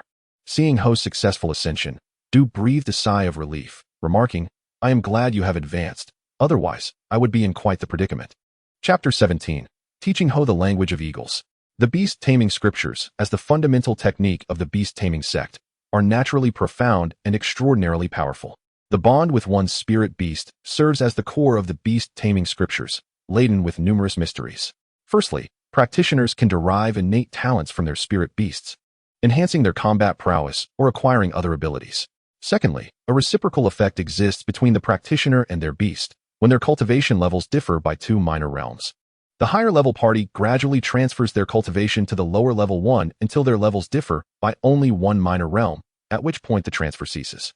For instance, if Du's cultivation is at the late Qi refinement stage and Ho's at the first-tier low grade, Du's cultivation would slowly transfer to Ho until it reaches the first-tier mid-grade, at which point the transfer would halt. Conversely, if Ho were a first-tier upper-grade spirit beast and Du's cultivation at the early Qi refinement stage, Ho's cultivation would gradually be imparted to Du. In simple terms, it is a mutual progression where the stronger elevates the weaker, fostering collective advancement. The majority of disciples within the Beast-Taming Sect have cultivation levels that surpass those of their spirit beasts. Most spirit beasts, with some exceptions, do not cultivate techniques, but rely solely on their instincts to absorb spiritual energy. This reflects the fairness of the heavenly law, as spirit beasts possess long lifespans, innate spells, and physical endowments. The reciprocal effect has its merits and drawbacks. On the positive side, it accelerates the growth of the spirit beast's cultivation, enhancing the practitioner's overall strength, ensuring that their spirit beast will not be left behind as the practitioner progresses. On the negative side, the practitioner's cultivation may be hampered by the spirit beast's limitations, slowing their advancement. However, with the abundant spiritual herbs nurtured by the Jade Pearl, Ho's cultivation has also progressed rapidly. Ho's cultivation has improved significantly, and its brewing skills, among other talents, have flourished. In terms of brewing, Ho has mastered the techniques for crafting first-tier mid-grade monkey wine, justifying its designation as a first-tier mid-grade brewer. Additionally, Ho has comprehended the first-tier staff intent and perfected it. However, since the dragon enters the valley is a human technique, Ho cannot learn it. Despite its high aptitude for staff techniques, performing moves that are straightforward yet powerful. Brother Du, the alchemist assessment at the Yin Prefecture's annex, is about to commence. We must depart from the Yin Prefecture's market, Li urged as he opened the door. I am fully prepared. Let us seek a flying vessel. They agreed. At the entrance of the Yin Prefecture market, a flying vessel whisked Du and Li toward the annex. On board the vessel, Du stood shoulder to shoulder with Li, his gaze drawn to the spirit eagle perched on Li's shoulder. You have brought your bird out again. In response, Li remarked. It is on the verge of ascending to a first-tier mid-grade and has been rather restless, displaying an unusual temperament, particularly disliking confinement within the spirit beast pouch. I did not anticipate your bird was nearing ascension, Du replied with surprise. After becoming a low-grade first-tier alchemist, my speed in earning spirit stones increased significantly, prompting me to feed it some low-grade beast-feeding pills. Upon consumption, its cultivation surged rapidly, bringing it to the verge of advancement. What about your monkey? When will it ascend? Inquired Daoist. As for it, I have not fed it any beast-feeding pills, so it will take some time before its next promotion, replied Du. Brother Du. I advise you to loosen your purse strings and buy some beast-feeding pills for it, so it can hasten its ascension to a mid-grade first-tier spirit beast. Thank you for the reminder. I will take heed, Du responded. By the way, I am still unaware of what talent you have acquired from your innate spirit beast. Blood Qi talent. Du replied nonchalantly. Daoist Li's face filled with astonishment upon hearing this. He pointed at Du and exclaimed, Are you certain it's Blood Qi? That supreme talent? Indeed. But why do you not pursue the path of body cultivation? I have yet to find a suitable body cultivation technique. Once I advance to an outer disciple, I will gain access to the second floor of the scripture pavilion, where I can find an appropriate body cultivation method. Du explained patiently. Having acquired such a remarkable Blood Qi talent, it would be a waste not to utilize it. Du nodded in agreement, and then curiously asked, Daoist Li, what talent have you obtained from your innate spirit beast? After pondering for a moment, Daoist Li stammered, Eagle speech. What? You can speak with eagles? Du exclaimed in surprise. Daoist Li frowned at Du's words. Brother Du, are you reciting some incantation? Yes. Just now I had a moment of insight regarding a certain spell and lost my focus, inadvertently reciting the incantation aloud. Du explained, following Daoist Li's lead. He then asked, To what level have you attained in eagle speech? When I first learned it, I could communicate with eagles.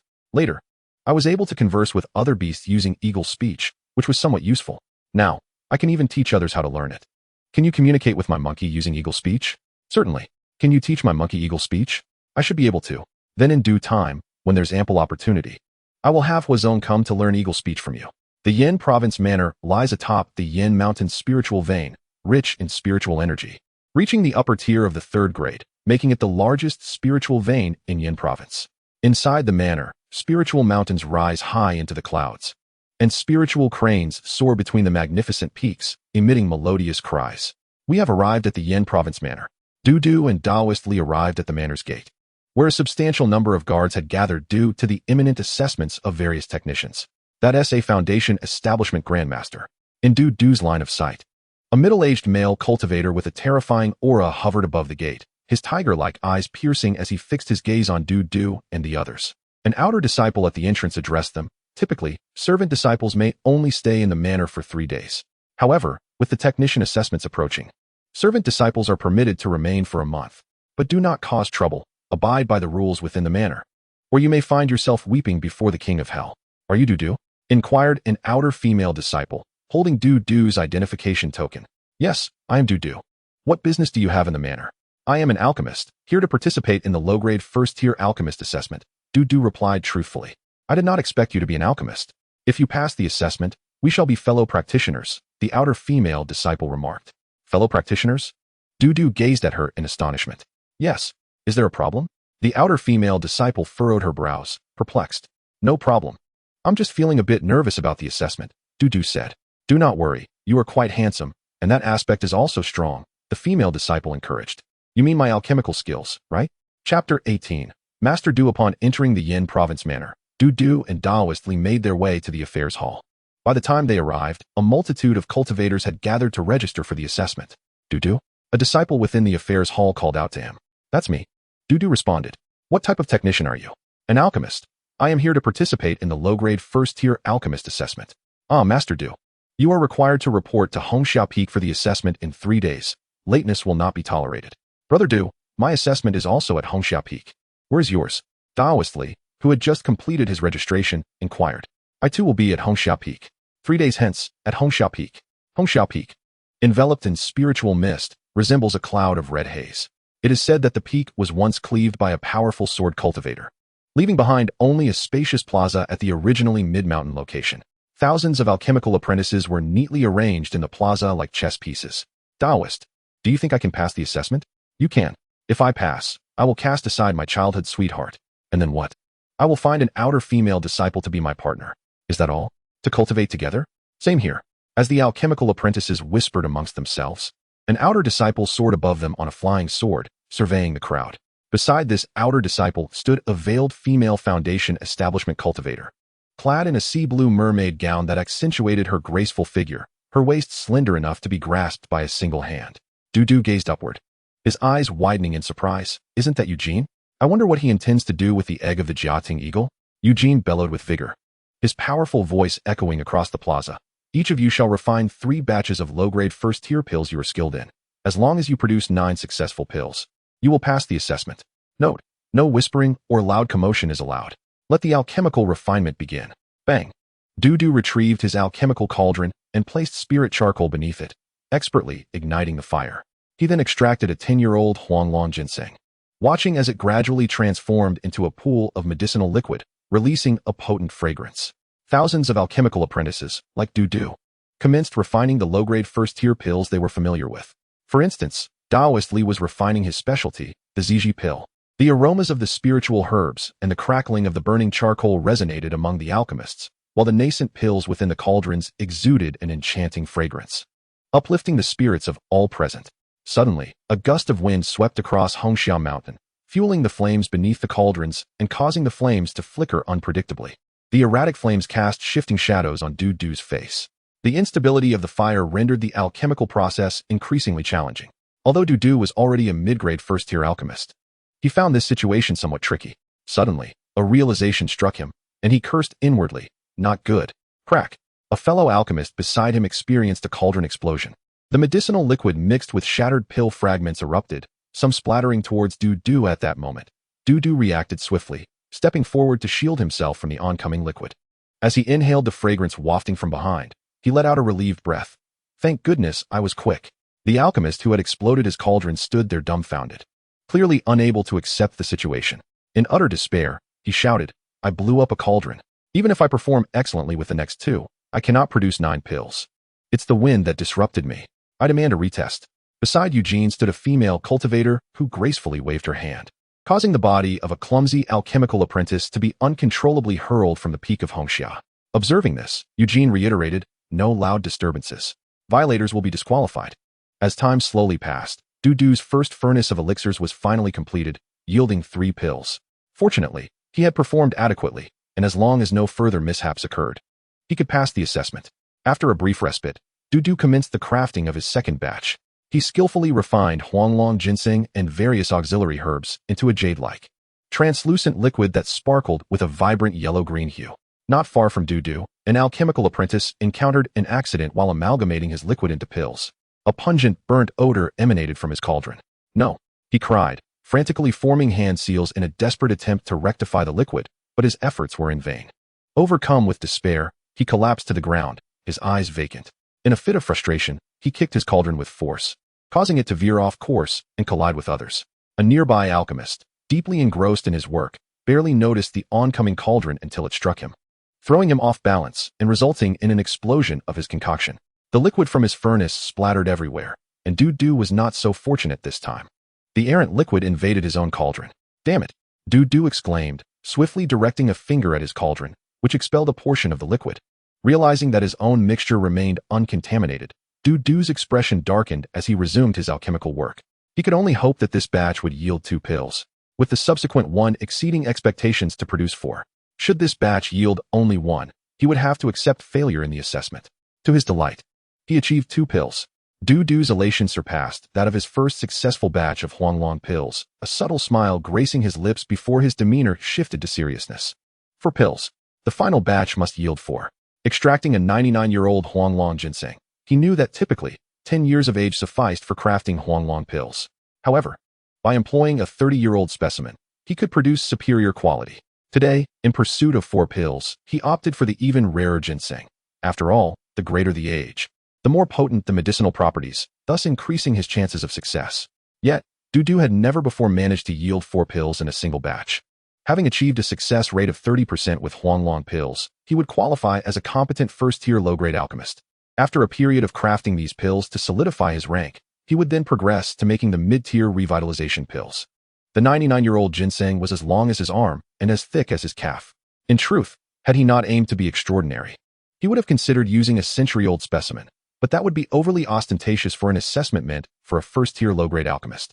With the ginseng and numerous auxiliary herbs placed into the cauldron, Du's expression grew grave. He understood the necessity of success, otherwise, he would be delayed by another 2.5 years. The lifespan of a chi refinement cultivator is merely 120 years. How many 2.5-year spans could he afford to squander? Chapter 19. Passing the assessment. In preparation for the impending investigation by the Yin Prefecture's Secondary Institute into the promotion of menial disciples to outer disciples, Du had refrained from investing significant energy and resources into his cultivation over the past few years. Since his arrival in this realm, had he consumed a copious amount of refinement-enhancing elixirs or refined spirit fruits beneficial to his cultivation, he might have reached the late stages of chi refinement by now. Even if that were unattainable, he could have at least achieved the pinnacle of mid-stage chi refinement.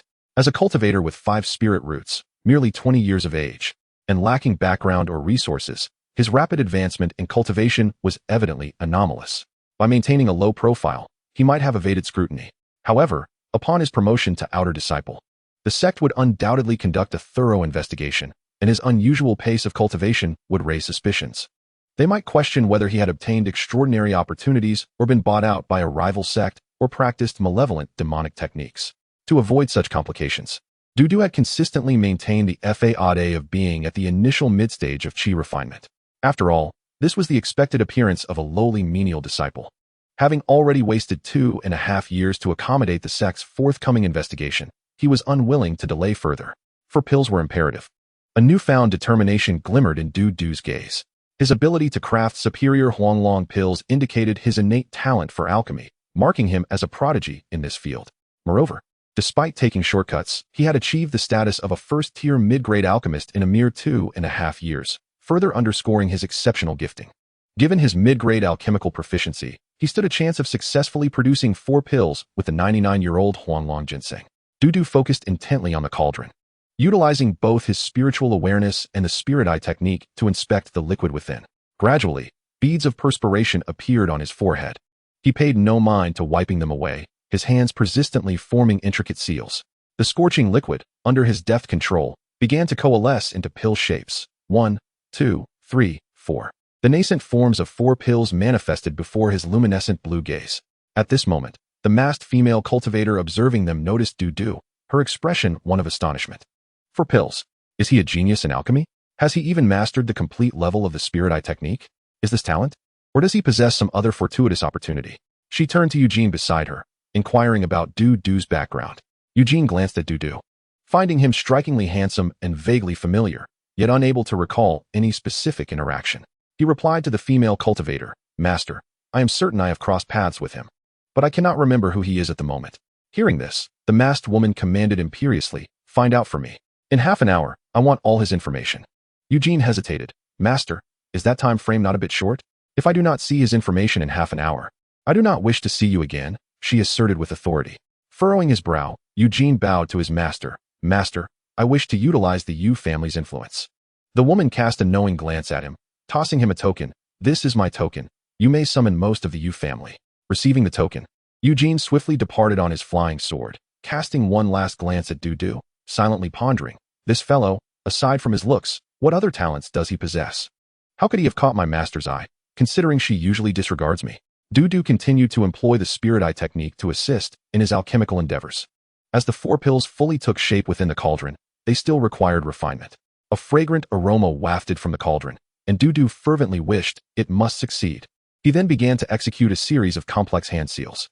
As he continued to perform these intricate motions, the refinement of the pills gradually approached completion. Pill. Success. A resonating hum echoed through the air. 4 pills soared from Dudu's alchemical cauldron, and finally, he had the leisure to wipe the beads of sweat from his forehead. With a beaming expression, he remarked, "The enhancement of my alchemical skills brings me greater joy than merely passing the alchemy examination."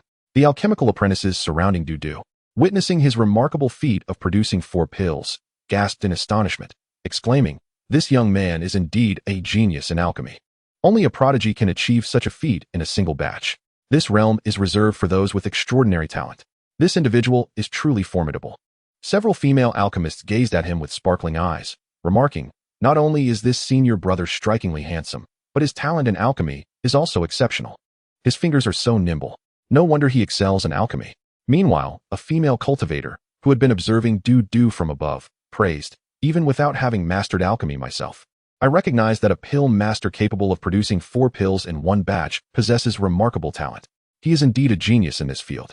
Master, I have investigated his background, and the findings reveal that he is a prodigy in alchemy," Eugene reported to the female cultivator. She extended her delicate hand and replied, "Bring it to me." After perusing the information, she frowned and said, "He is merely a lowly farmer. Where would he acquire spirit stones to learn alchemy? Investigate the source of his spirit stones, otherwise he cannot be reused." Upon hearing this, Eugene hesitated, his lips twitching. The female cultivator urged, "Speak your mind." Gathering his thoughts, Eugene articulated, "Master, after reviewing his information, I recalled our past encounters. The spirit stones he used for alchemy were provided by me, and it is likely that his ability to learn alchemy was also influenced by my counsel. Approximately 2.5 years ago, I issued a task to gather Caton's spiritual mulberry." The female cultivator listened intently, a hint of intrigue in her voice as she remarked, "The fabric of this fishtail dress I wear is made from Caton's spiritual silkworm silk, if I'm not mistaken. After acquiring Caton's spiritual mulberry and spiritual hawks from Dudu, you sought someone to cultivate spiritual silkworms and mulberry trees, thus obtaining the Caton spiritual silkworm silk." Eugene scratched his head in embarrassment and admitted, "Indeed, Master, you are exceptionally astute. After acquiring the Caton spiritual silkworm silk, I presented it to you, and you were quite pleased with it. Subsequently, I was summoned, and I presented the Caton hawk and Caton spiritual mulberry among other items to you. You recognized my earnest efforts, acknowledged my comprehension of sword intent, and, considering my family background, took me as your disciple." The female cultivator responded, "So it seems you share a considerable connection with Du. Do you see any suspicious aspects about him? If not, could we recruit him?" Noticing her inclination to recruit him, Eugene analyzed, "A talent in alchemy like Du, who is not yet affiliated with any faction, is indeed worthy of recruitment. From this day forth, he will undoubtedly become highly sought after, and numerous factions will vie for his attention. If we intend to act, we must do so swiftly. His only dubious aspect is his alleged involvement in the murder of a member of the Go family, and they have already begun to take action." A flicker of horror crossed the female cultivator's eyes as she incredulously asked, "Are you referring to the Go family I suspect? The very same that is part of the 12 illustrious families of the Beast-Taming Sect, and the foremost family in Yinzhou?" Eugene affirmed, "Indeed, that would be Yin Go. If he has killed a member of the Go family, should we still pursue his recruitment? The Go family is the leading family in Yinzhou." The female cultivator retorted coldly. Eugene's response elicited a scornful snort from her. "Nonsense. The so-called leading family. Had it not been for the troubles at our family's by Bow Lake, we would not be inferior to the Yin family. The Yin family has taken advantage of our misfortunes, committing numerous acts of malice and causing significant losses. Dudu's boldness in slaying a member of the Go family resonates with me. We require individuals of such caliber within our ranks. I shall have him under my command. Eugene nodded in agreement. Indeed, Master is correct. I shall bring Dudu here at once. Wait a moment. After the examination for the first-tier inferior alchemist is concluded, you may approach him, the female cultivator instructed, dismissing him with a wave of her hand. After producing 4 Huanglong pills, Dudu placed 9 Huanglong pills into a box inscribed with his name. With a wave of his hand, the box soared into the sky, heading towards Eugene's direction. Many others executed the same maneuver, sending their boxes aloft, their faces alight with joy, clearly having passed the examination. Congratulations, Du brother. You have succeeded. Dudu congratulated his fellow cultivator Li, who had also passed. From now on, you shall be known as Li Dan. The successful cultivators were instructed by Eugene. Those whose names are called, please follow me to the administrative hall to complete the formalities. After receiving the boxes, Eugene flew towards the administrative hall on his flying sword, followed closely by hundreds of cultivators. In the square before the administrative hall, Eugene handed over the numerous boxes to several disciple attendants, saying, those whose names are called, proceed to handle your paperwork. Dudu, come with me. Hearing his name called, Dudu felt a twinge of confusion, uncertain of Eugene's intentions. Among the hundreds present, some sharp-minded individuals speculated. Is Dudu the one who produced 4 Huanglong pills in one go? Do we have such talent among us? If only I had performed better, I too could have achieved 4 in one batch. You're just boasting. Eugene is from the Yu family. He must be looking to recruit Dudu for his alchemical prowess. Perhaps he is even interested in Dudu's appearance, considering him as a potential son-in-law. Dudu, overhearing the discussions around him, mused, could it be that they wish to recruit me? The Yu family is indeed a significant force. In a refined guest chamber, Eugene received Dudu privately, his demeanor warm as he clasped his hands in greeting. Dudao friend, would you care for some tea? Certainly. I have flower tea, green tea, and black tea. Which do you prefer? Dudu replied, I favor green tea. Ah, a kindred spirit. I too enjoy green tea, Eugene exclaimed, laughing heartily. By chance, I recently acquired some exquisite green tea. Shall we savor it together? Upon hearing the word exquisite, Dudu felt a flicker of interest. Exquisite? The two engaged in light conversation while enjoying their tea, but Eugene, unable to contain himself, inquired, what is your opinion of the Yu family? The Yu family you speak of, are you referring to the one in Yenzhou? Dudu asked, regarding Eugene. Indeed, the very same. What do you think of them? At this moment, Dudu recalled Eugene's surname and thought, in the presence of a member of the Yu family, how could I speak ill of them? After a moment of contemplation, he responded, the Yu family is one of the 3 major forces in Yenzhou, with their stronghold at Baibo Lake, renowned for their spiritual fish business within the Beast-Master Sect. Even as a mere servant disciple, I have heard of their reputation, and their power is formidable. With golden core ancestors overseeing them, fostering a culture of excellence.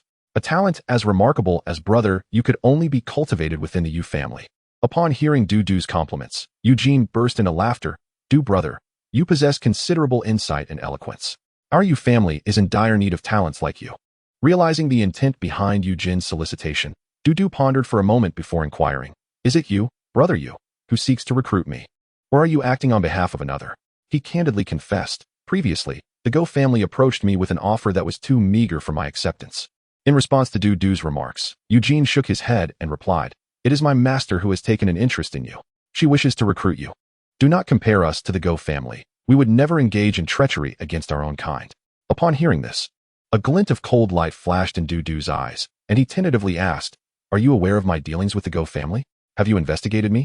Noticing Dudu's displeasure, Eugene clarified, if we are to recruit you, we must conduct a thorough investigation, otherwise, how can we be certain you are not a spy sent by our enemies? Furthermore, regarding the Go family, take a look at this Jade slip. It contains information regarding our inquiries into you. The data suggests you are a prime suspect in the death of Go Dan, and his family is already taking action. He continued, though Go Dan was merely a minor member of a lesser branch, his father is the head of the lineage and has begun an investigation into your affairs. In other words, Dudu, you are in grave peril. After examining the Jade slip, Dudu noticed it did not mention the green Jade pearl or his acquisition of substantial spirit beast talents, which relieved him somewhat. However, upon observing the Go family's response, his heart sank and his expression darkened. He turned to Eugene and asked, if I were to join the Yu family, would you be able to protect me? You, as an outer sect disciple, would likely not warrant protection, but my master certainly would. Eugene replied, your master? Very well. Let us go meet her and discuss your terms. Friend Yu, I have yet to express my desire to join the Yu family, yet you are already discussing terms? Du exclaimed in astonishment. Moreover, although I have passed the assessment, my status as a miscellaneous disciple has not yet been elevated. Eugene, rubbing his nose awkwardly, chuckled. Allow me to first promote you to outer sect disciple, so you may claim the benefits thereof. As for joining the Yu family, I advise you to consider it carefully. After all, you are currently under the scrutiny of the Go family, and only we, the Yu family, dare to offer you refuge. Under Eugene's guidance, the two approached the personnel responsible for identity verification. The official needed to conduct a thorough investigation of Du before he could be promoted to outer sect disciple. Eugene understood that this process would take several days. To expedite Du's promotion, he presented the modified information regarding Du, ensuring it omitted any mention of Du's involvement in Godan's death.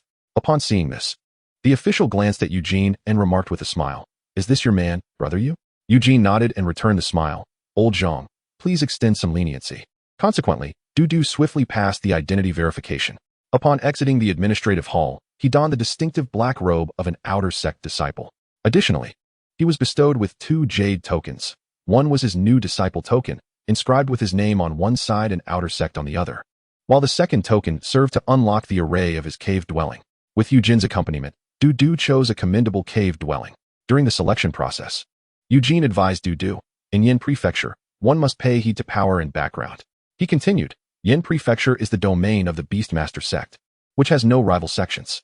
All cultivators here are disciples of the Beast-Master Sect, including us, the scions of various families, who must all join the sect. The 3 major powers in Yin Prefecture are the Go family, the Yu family, and the Yin Prefecture branch. Both the Go and Yu families are affiliated Golden Core families of the Beast-Master Sect. The Yin Prefecture branch is unique, established specifically by the Beast-Master Sect to enhance its governance over Yin Prefecture, filled with a mix of influences, including powers from outside the region. The larger factions within the Yin Prefecture branch would not risk offending the Go family over a mere first-tier low-grade alchemist like you, nor would they provide you protection. Upon hearing this, Du sighed. Then let us seek your master and discuss the specifics of the benefits. During Eugene's accompaniment in handling the formalities, especially during the information verification and selection of the cave dwelling, Du had grasped the significance of power and background. Moreover, Eugene's earnestness toward him prompted him to ascertain the Yu family's sincerity.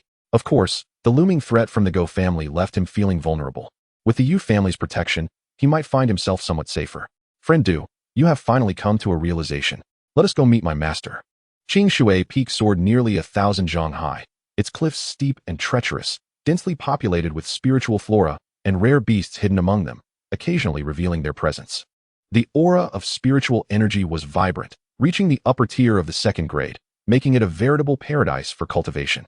At the summit of Qing Shui Peak stood a grand hall, surrounded by fragrant orchids and a beautiful lotus pond, where spiritual fish swam joyfully. Outside the hall, Du asked Eugene, who exactly is your master? Friend Du, in fact, you have already met my master. Du expressed disbelief. My master is the Foundation Establishment female cultivator who monitored your assessment. Du exclaimed in surprise. Your master is that enchanting female cultivator. At this, Eugene appeared perplexed. Your investigation materials indicate that you suffer from facial blindness. How could you discern her beauty? Furthermore, my master wears a veil. You have not seen her face. So how do you know she is beautiful? Just then, the hall doors unexpectedly swung open, and a deep, resonant voice echoed from within. Du, come in. Then I shall enter. Du stepped into the hall, where his gaze was immediately captured by an exquisite beauty, rendering all else in the room insignificant in comparison. Her hair cascaded like a waterfall. Her features were divinely crafted, with bright eyes and pearly teeth, a delicate nose, and a heart-shaped face. Her skin was as white as snow, glistening like pristine pearls, and she wore a sea blue fishtail gown, accentuating her perfect figure, with a tall and graceful stature. She approached Du, her feet adorned with embroidered sea blue shoes. Du's eyes were drawn to her bare instep, as white as jade and dazzling with brilliance, evoking a desire to caress them, while he felt himself captivated by her presence. In her deep, magnetic voice, she inquired, Du, will you join my ranks?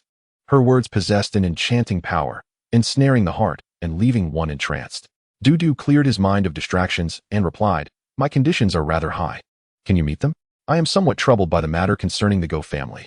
Upon hearing Du's words, she paused, her right heel remaining still while her toes danced lightly, seemingly in contemplation.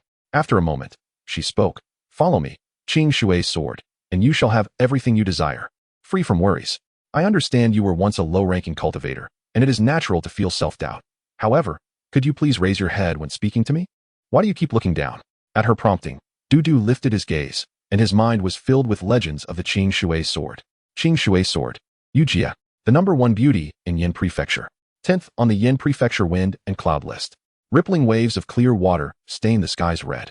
A sword comes from the west, as beautiful as a celestial being. Yujia, born in the Yu families by Bo Lake, wielded the artifact Qing Shui sword.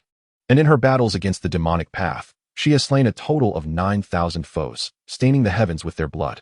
Upon reaching mid-foundation establishment, she single-handedly dispatched a late foundation establishment cultivator, and to protect her from demonic retribution, the Yin Prefecture branch reassigned her from the battlefield. As she returned to her sect from the battlefield in the western region of Yenzhou, wielding her sword, the disciples at the Yenzhou residence were not awestruck by her palpable aura of slaughter or her profound swordsmanship, but rather by her breathtaking beauty that seemed to transcend the earthly realm. The unexpected stature of this remarkable individual left Du Duyin utterly astonished. You are the famed Qing Shui sword? The legendary Qing Shui sword? Upon hearing his inquiry, she offered a gentle smile, exuding a mesmerizing aura akin to that of a mature woman. To describe me as legendary is rather excessive. Allow me to introduce myself. I am Qing Shui Jian, Yujia. Upon grasping her identity, Du Duyin recalled the tales surrounding Yujia and addressed her. It is said that you have slain 9,000 foes. Is that truly the case?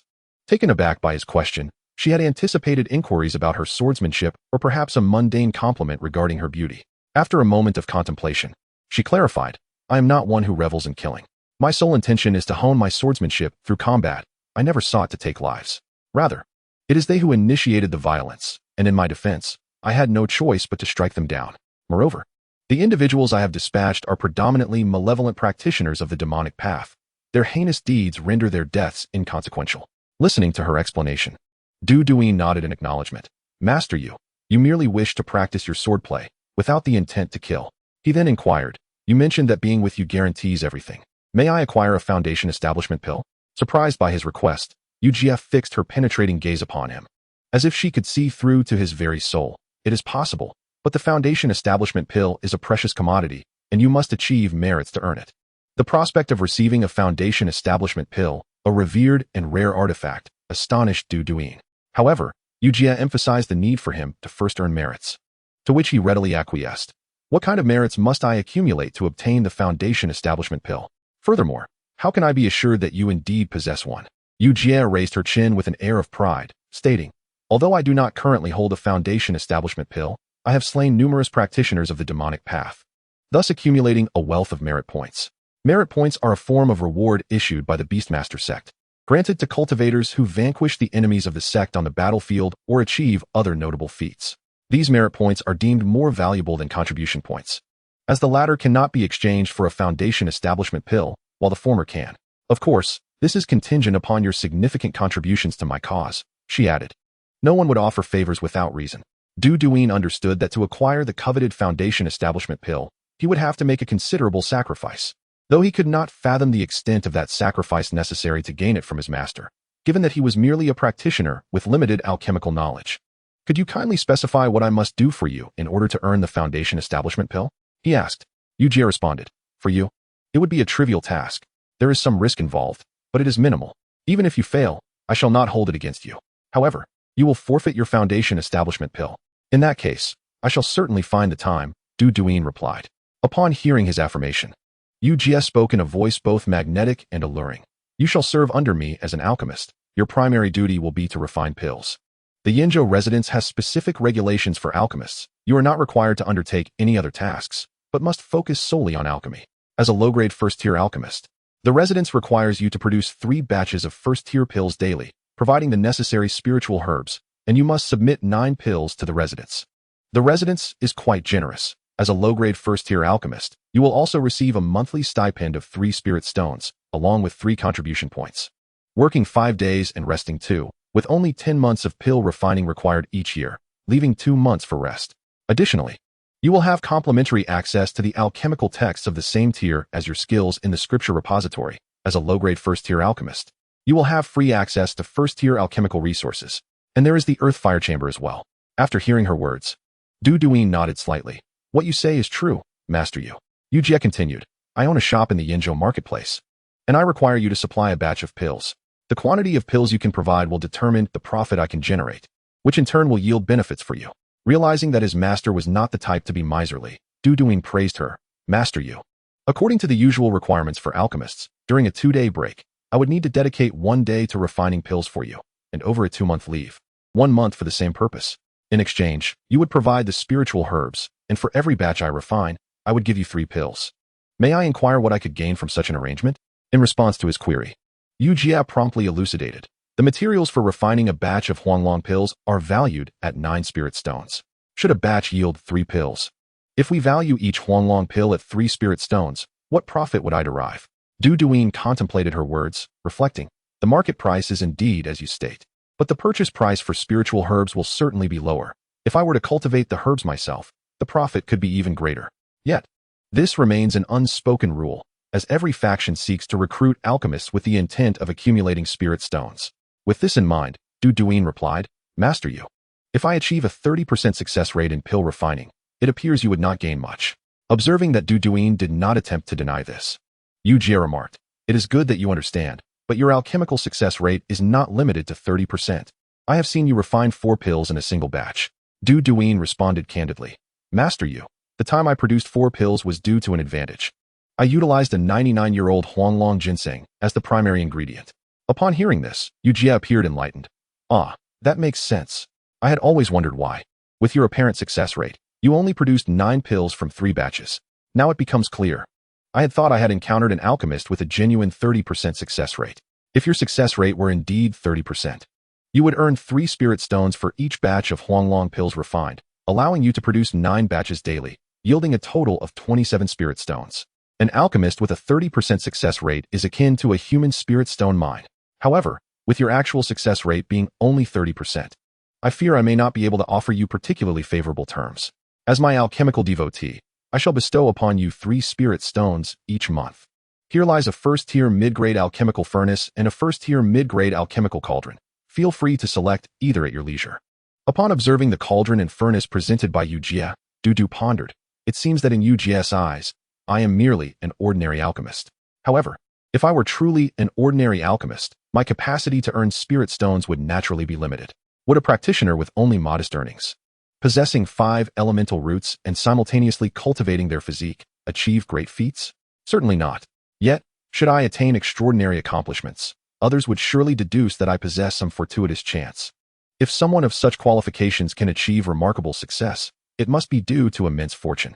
An innocent man may bear the burden of suspicion for possessing a treasure. I would inevitably attract the attention of ill-intentioned individuals who would seek to eliminate me to seize any potential opportunities. To prevent such occurrences, I must rapidly enhance my cultivation and devise a reasonable justification. If I were a prodigious alchemist, I could justifiably acquire abundant resources, which would, in turn, facilitate my swift advancement in cultivation.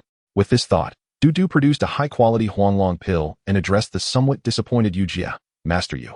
Although my pill success rate is only 30%, I am capable of refining high-quality pills. Upon witnessing the exquisite pill, Eugene, who had been nearly dozing off, became animated with astonishment and pointed at Dudu. You can actually refine high-quality pills? High-quality elixirs possess potent effects and minimal toxicity, yet their efficacy surpasses that of ordinary pills only to a limited extent.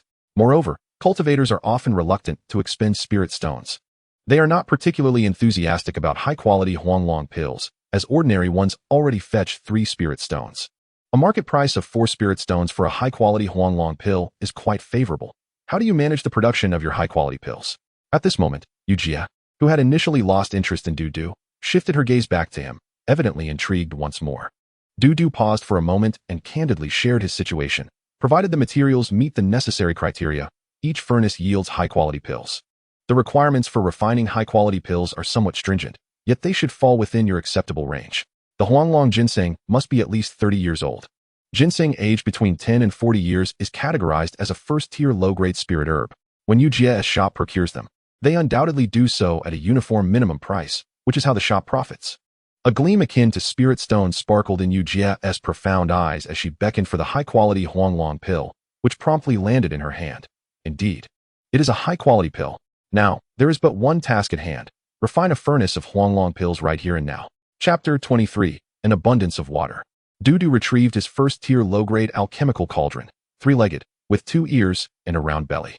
Beneath its rounded belly, he placed an appropriate amount of spirit charcoal, then formed hand seals, ignited the fire, and commenced the alchemical process. As Yujie observed Dudu's swift execution of the alchemical seals, her slender fingers danced with remarkable agility, and a hint of astonishment flickered in her eyes. How agile! Upon witnessing Dudu introduce the 30-year-old Huanglong ginseng into the cauldron, she commented, "Indeed, it is 30 years old, a full double compared to the 10-year variety. I have conducted research on Huanglong ginseng. I can grasp a 10-year-old specimen with one hand. The refinement of Huanglong pills requires considerable time, and thus." Yujie and Eugene quietly watched as Dudu refined the pills. Gradually, the only sound in the great hall was that of the spirit charcoal crackling. Crack! The pills were complete. 1 high-quality pill and 2 ordinary ones emerged from the cauldron. At the moment, the 3 elixirs flew from the cauldron's mouth. Eugene darted forward to evaluate their quality. At that instant, Eugene mused, "This lad truly managed to refine a high-quality pill. Each furnace he refines yields him 1 spirit stone. If he refines 9 furnaces in a day, that totals 9 spirit stones. As an outer disciple, my monthly stipend cannot match his daily earnings. After all, he has only practiced for 2.5 years. 2.5 years is not an extensive period. Perhaps I should also try my hand at alchemy. Who knows? I might become an alchemist and lead a life of affluence and luxury." Eugene's master was also slightly astonished that Dudu could refine high-quality Huanglong pills. Given her status, she had encountered numerous alchemists, yet she knew that only prodigious alchemists could produce high-quality pills. She internally mused, "A genius. Who would have thought I could take on an alchemical prodigy?" Research indicates he has only practiced for 2.5 years to become a first-tier low-grade alchemist, a feat attainable only by true alchemical geniuses. It is no wonder he can refine a high-quality pill of the first tier, given time. He will undoubtedly ascend to a first-tier mid-grade alchemist, or even beyond.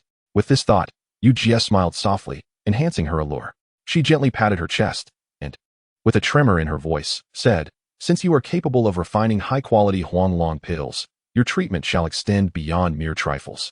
What is it that you wish to obtain from me? Speak freely." Hearing Yujie's words, Dudu lowered his head in contemplation, coincidentally catching sight of Yujie's jade-like feet and her flawless, snow-white calves. His heart ignited with fervor. I wish for you to instruct me in my staff techniques."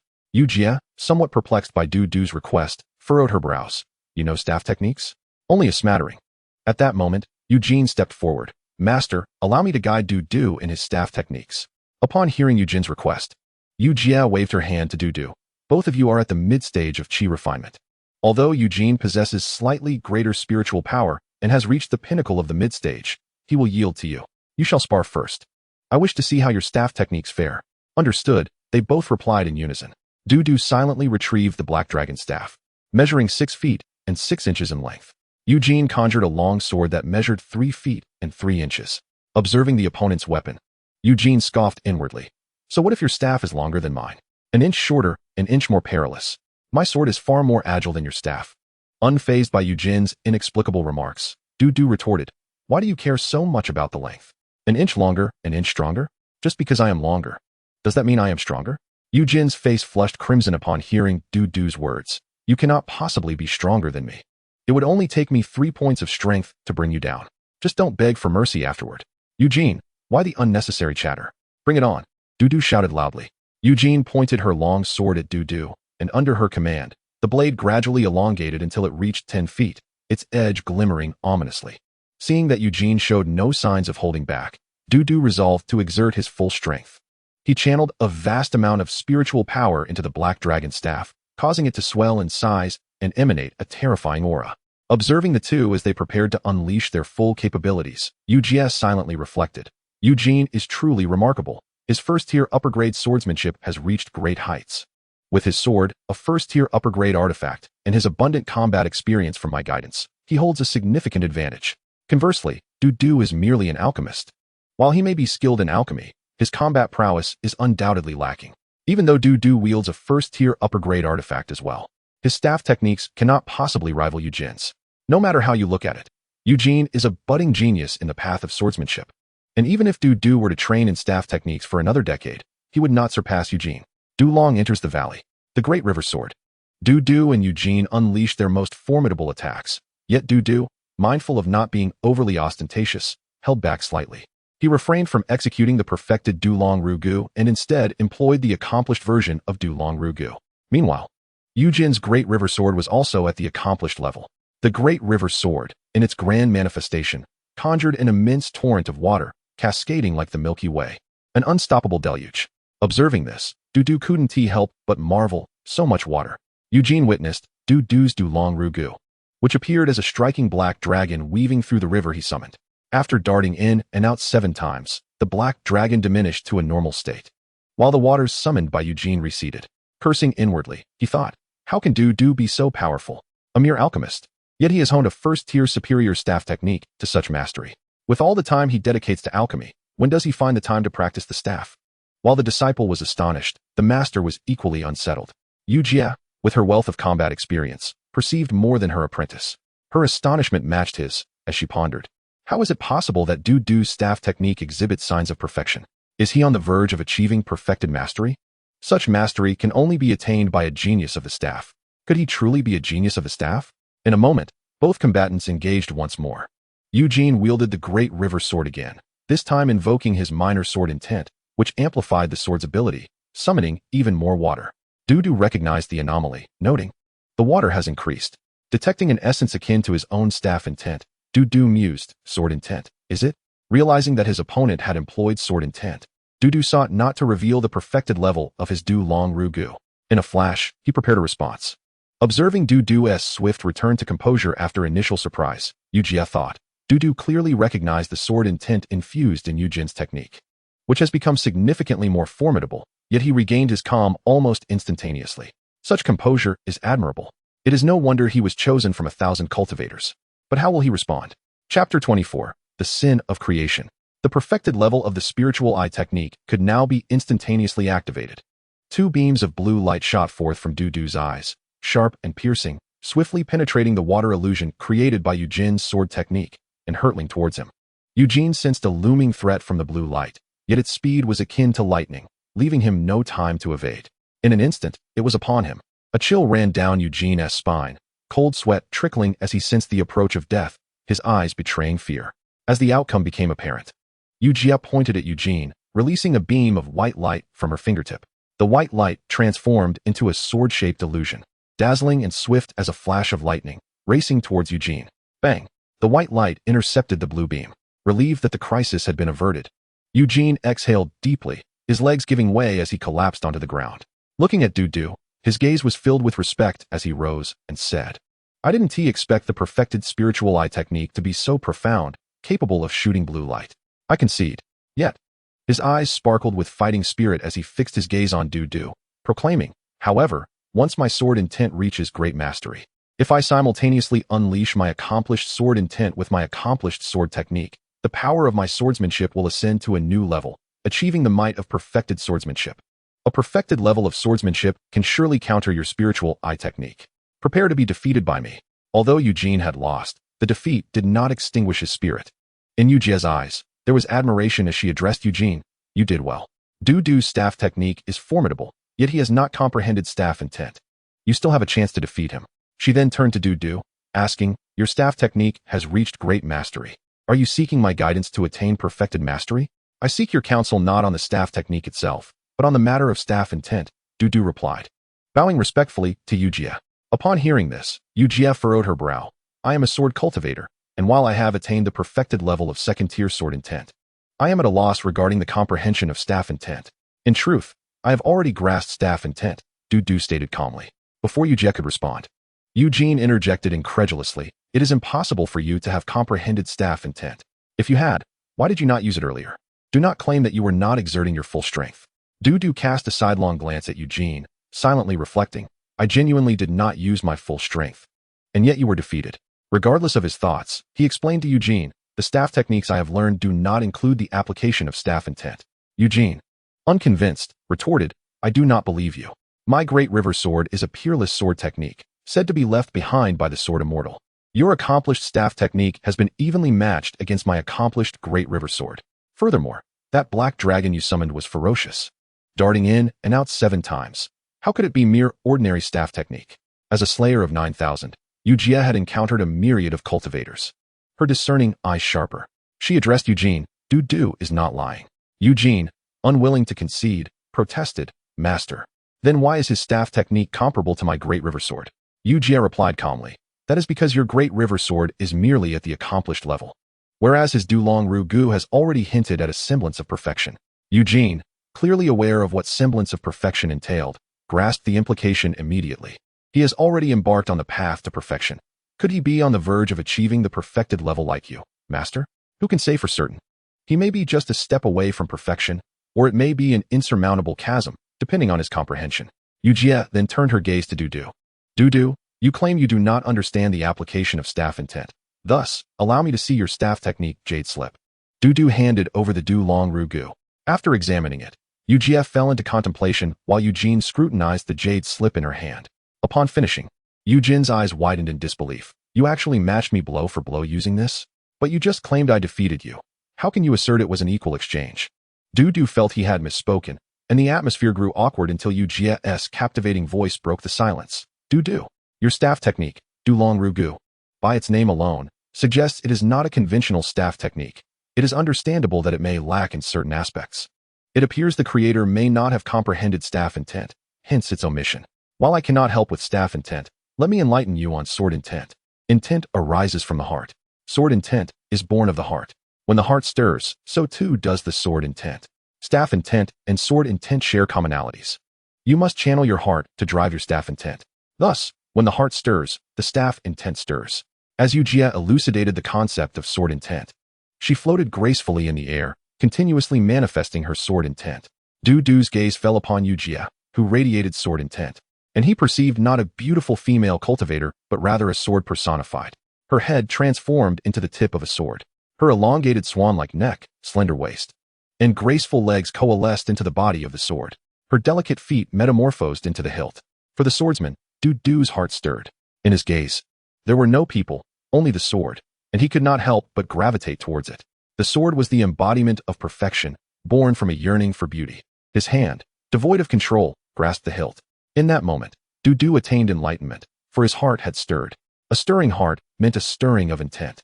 Instinctively, he sought to perform the Dulong enters the valley technique, eager to test the power of his staff technique enhanced by his intent. Impudent, Eugene's voice, filled with fury, yanked Du back to reality. Eugene had witnessed Du's intention to employ an improper staff technique against Jia and could no longer contain himself. Startled by Eugene's shout, Du's eyes no longer beheld the sword, and in his hand was no longer the hilt, but rather a delicate foot. A warmth emanated from his hand, smooth to the touch, accompanied by a faint fragrance that permeated Du's nostrils, reminiscent of orchids and musk, intertwined with the essence of the sea. Will you not release it? Du relinquished his grip. At that moment, Yujia's jade-like face flushed crimson, akin to a radiant sunset. She shot Du a reproachful glance and kicked him lightly. A pang shot through Du's mouth. And just as he was about to apologize, Yujia spoke first, her melodic voice tinged with annoyance. Since you have grasped the method to wield intent, let us discuss your obligations as an alchemist for the sect. Very well, Du replied, awkwardly rubbing his nose. Unbeknownst to him, the lingering fragrance returned to his senses, and he was taken aback. What a sin! Yujia, unaware of Du's inner turmoil, continued. With your spiritual perception, you can refine 9 batches of Huanglong pills daily. As the sect's alchemist, you are required to produce 3 batches each day. What are your thoughts on the remaining 6 batches? Chapter 25, Agreement Reached. Theoretically, I can indeed refine 9 batches of Huanglong pills daily, yet each batch demands considerable time. 9 batches would consume the greater part of my day. I still require sleep to restore my depleted spiritual perception, and I must reserve some of my perception for crafting higher-tier elixirs to enhance my alchemical skills. Thus, it is impossible for me to produce 6 batches for you each day. As far as I am aware, typical alchemists only refine for their sponsoring sects during holidays. Du reasoned. Upon hearing Du's analysis, Yujia huffed indignantly. Humph. You take advantage of others and yet refuse to return the favor? After a lengthy discussion, they finally reached an agreement regarding Du's alchemical tasks. When Du was not on holiday, he would refine 3 batches of Huanglong pills for the sect and an additional 3 for Yujia, with all the superior grade pills going to her. During holidays, he was to refine 6 batches daily exclusively for Yujia. Once this arrangement was solidified, Du gritted his teeth, consumed by a singular thought, to pierce Yujia's heart and discern whether it was as dark as he suspected. to impose such tasks upon Du. Yujie had also made certain concessions. For every superior grade pill Du provided her, he would receive half a spirit stone in compensation. Yujie was obliged to reward Du with 3 spirit stones monthly and assist him with any troubles he encountered. A first-tier high-grade alchemical cauldron was valued at 2,000 spirit stones. When Du ventured out, he could request Yujie to act as his bodyguard or even as his escort. When Du wished to inquire about staff techniques, Yujie could not refuse. And if necessary, she would engage in practical training with him. Upon learning of Du's innate bloodline talent, Yujie also bestowed upon him a jade slip containing staff techniques and promised him a body cultivation method. The benefits of staff techniques, body cultivation methods, a first-tier high-grade cauldron, and protection greatly altered Du's perception of Yujie. He realized that his previous view of her had been misguided, and he straightened his posture. Reassessing her, Yujie, affluent and generous. After departing from Yujie's clear water peak, the two made their way to the affairs hall. Along the way, their conversation flowed effortlessly. Du inquired, "Friend Yu, it seems that Master Yujie has accepted you as her disciple. I presume it is not solely due to your swordsmanship talent and your affiliation with the Yu family?" Upon being asked this, Eugene felt a flicker of panic, his expression shifting momentarily before he regained composure, responding with a tone of certainty. "My swordsmanship talent is indeed formidable. It is no surprise that I was accepted as a disciple." Du continued, "And what do you think of my talent in staff techniques?" Caught off guard by Du's question, Eugene fell silent. Just then, they arrived at the affairs hall. He turned to Du and said, "Let us first attend to business." Inside the affairs hall, Du and Eugene approached the section responsible for managing alchemical affairs. Eugene addressed a fellow disciple, "Friend Sun, how have you been of late?" Upon hearing Eugene's greeting, Sun rose to return the salutation, "Brother Yu, what brings you here?" Although Eugene could not defeat Du, he was still a capable fighter, being a swordsman, and having recently gained renown as Yujie's disciple. He was quite celebrated among the outer disciples. "Friend Sun, I certainly missed you, so I came to pay a visit." Sun chuckled in response, "Brother Yu, if you have something to discuss, just get to the point.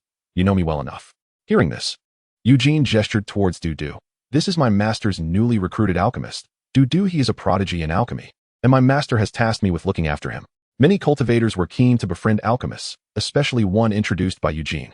Sun clasped his hands in greeting. "Alchemist Du, it is a pleasure to meet you. I have always held alchemists in the highest regard, and a prodigy such as yourself is even more commendable. Should you require assistance, do not hesitate to reach out to me. I shall ensure your needs are met." Encouraged by Sun's response, Eugene grinned and said, "Old Sun, the matter is this. Daoist requires Huanglong ginseng of at least 30 years of age for his pills. Could you see to it that his needs are fulfilled?" "Certainly, that is manageable. In the future, when Daoist comes here, he can come directly to me. Here is my communication talisman. If I am not around, feel free to use it," Sun assured, patting his chest. After Du received the talisman, he reciprocated with one of his own, and Sun set off to procure the materials for refining Huanglong pills. Daoist. Alchemists may only receive a month's worth of materials at a time, so I can only provide you with this much. You must submit your elixirs to the affairs hall at least once a month. If you need to take leave, simply ask. It's a matter of a single sentence. Thank you for your assistance, friend Sunday. After bidding farewell to Sun, Du and Eugene proceeded towards the scripture pavilion. En route, Eugene informed Du, "Shortly, a disciple from the Yu family will arrive at your cave dwelling to deliver a batch of materials for refining Huanglong pills, which will include high-age Huanglong ginseng. From now on, focus on your alchemy. You may give me the elixirs or present them directly to my master." Upon arriving at the scripture pavilion, Du asked in confusion, "What is our purpose here? Do you recall what I mentioned when I encouraged you to join the outer sect? The benefits of becoming an outer disciple are beyond your imagination. Previously, as a servant disciple, you were only able to cultivate the simplified version of the beast mastery scripture. It is only upon becoming an outer disciple that you can practice the authentic beast mastery scripture. The cultivation of the true beast master scripture offers numerous advantages over its simplified version. Firstly, it fosters a more profound accumulation of spiritual energy. Secondly, it establishes a firmer foundation, facilitating breakthroughs in realms. And thirdly, Daoyu, the authentic Beastmaster scripture must not be disseminated, for should the sect discover it, you may find yourself in grave peril. Upon hearing Eugene's explanation, Du expressed his heartfelt gratitude. "Thank you, Daoyu, for your guidance on that day."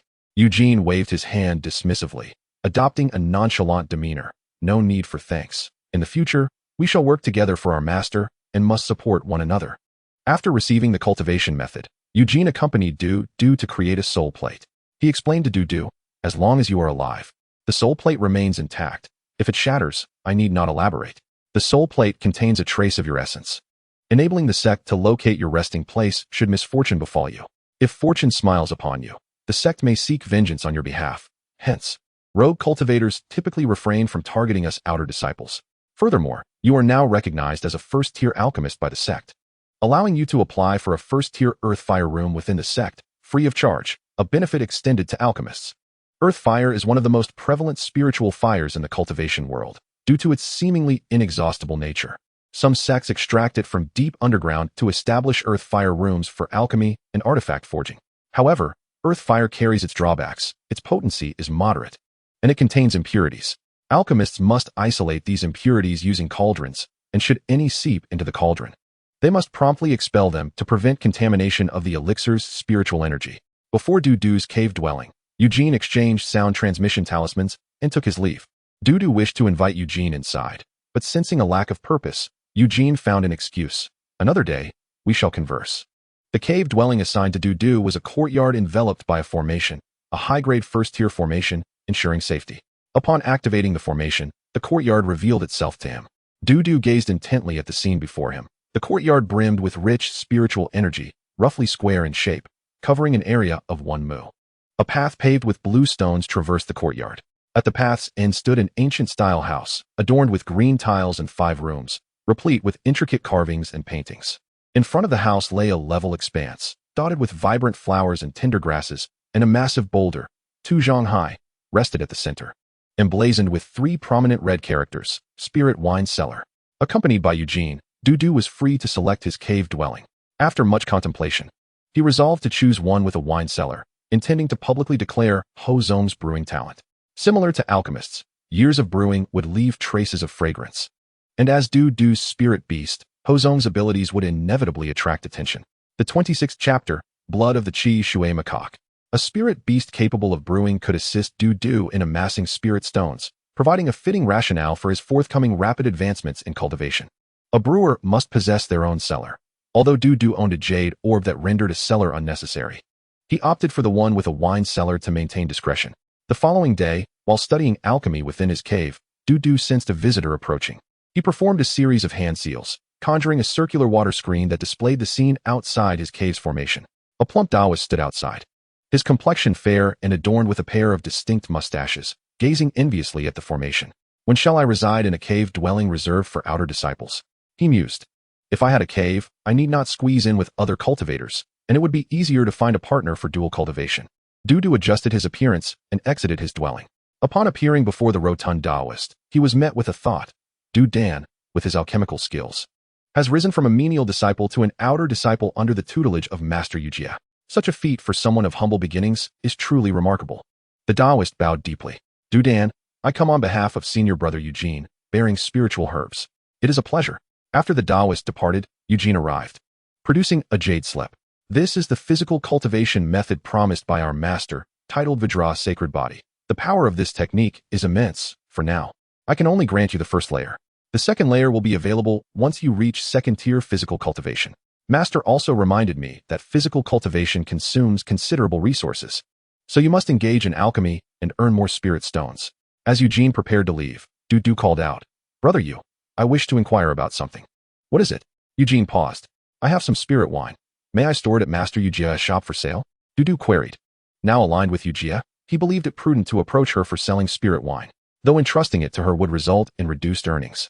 The alternative, selling it himself, would be inefficient. How much do you have? A considerable amount. How did you acquire such a bounty of spirit wine? You aren't suggesting you brewed it yourself, are you? Eugene inquired, astonished. It wasn't brewed by me. Upon hearing this, Eugene nodded, only to be stunned by Dudu's next revelation. It is my spirit beast that brews. As Eugene recovered from his shock, he rubbed his hands together, advising Dudu, Brother Du, are you willing to sell your spirit monkey? I implore you, such a fine spirit monkey is not something to be taken lightly.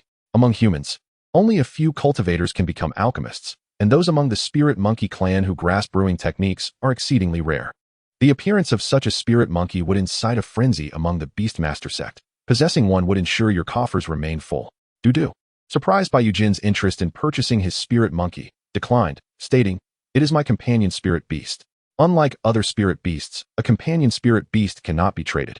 Hearing this, Eugene lamented, "Let us consult our master." Agreed. At Qing Shui Peak, upon learning of Du Du's purpose, Yujie fluttered her eyelashes. "What is the brewing prowess of your spirit monkey?"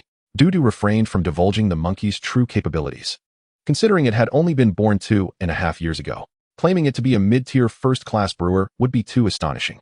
It is a low-tier first-class brewer. He understated. And the success rate? A little over 30%. Upon hearing this, Yujie nodded. A success rate of over 30% is satisfactory. It allows us to earn spirit stones. The brewing talent of the spirit monkey clan is extraordinary. They are akin to the alchemical prodigies among humans, often achieving a success rate above 30%. Truly, a talent to be envied. I am delighted that you considered entrusting your spirit wine to me for sale. However, you must understand that operating a store requires maintaining numerous personnel, so I can offer you limited compensation. With a brewing success rate of 30%, we can break even. I will provide you with brewing materials proportional to the quantity of spirit wine produced. How about we split the surplus beyond 30%? That works. Du Du expressed his agreement. Although he had suffered a loss of spirit stones, he could not possibly sell the spirit wine himself. In the time to come, he needed to refine pills, cultivate, practice staff techniques, and train his body. He was far too busy. Du Du, you have presented me with a lucrative opportunity to earn spirit stones. What is it that you desire? Yujie inquired, fearing that Du Du might hesitate to voice his requests. She added, I am a person of clear rewards and punishments. This is what you are entitled to. So do not be modest. In truth, Du Du had a myriad of needs. And he contemplated briefly. Is there any blood essence of the Chishui monkey available for my esteemed uncle? Upon hearing Du Du's request, Eugene was taken aback. You truly dare to ask for that? The Chishui monkey possesses a superior second-tier bloodline, while your red horse monkey has only a first-tier bloodline. Consuming the blood essence of the Chishui monkey could significantly enhance its bloodline, elevating it from a mere red horse monkey to a Chishui monkey. A second-tier spirit beast is equivalent to a foundation establishment cultivator, and the blood essence of a second-tier spirit beast is one of the most precious commodities, worth its weight in gold. I wouldn't even dare to make such an outrageous demand as the master's disciple. Yujie was momentarily stunned.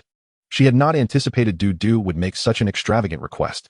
I do not have any on hand, but I possess merits that I can exchange. Alternatively, I could trade with other foundation establishment cultivators. The value of second-tier spirit beast blood essence is immense.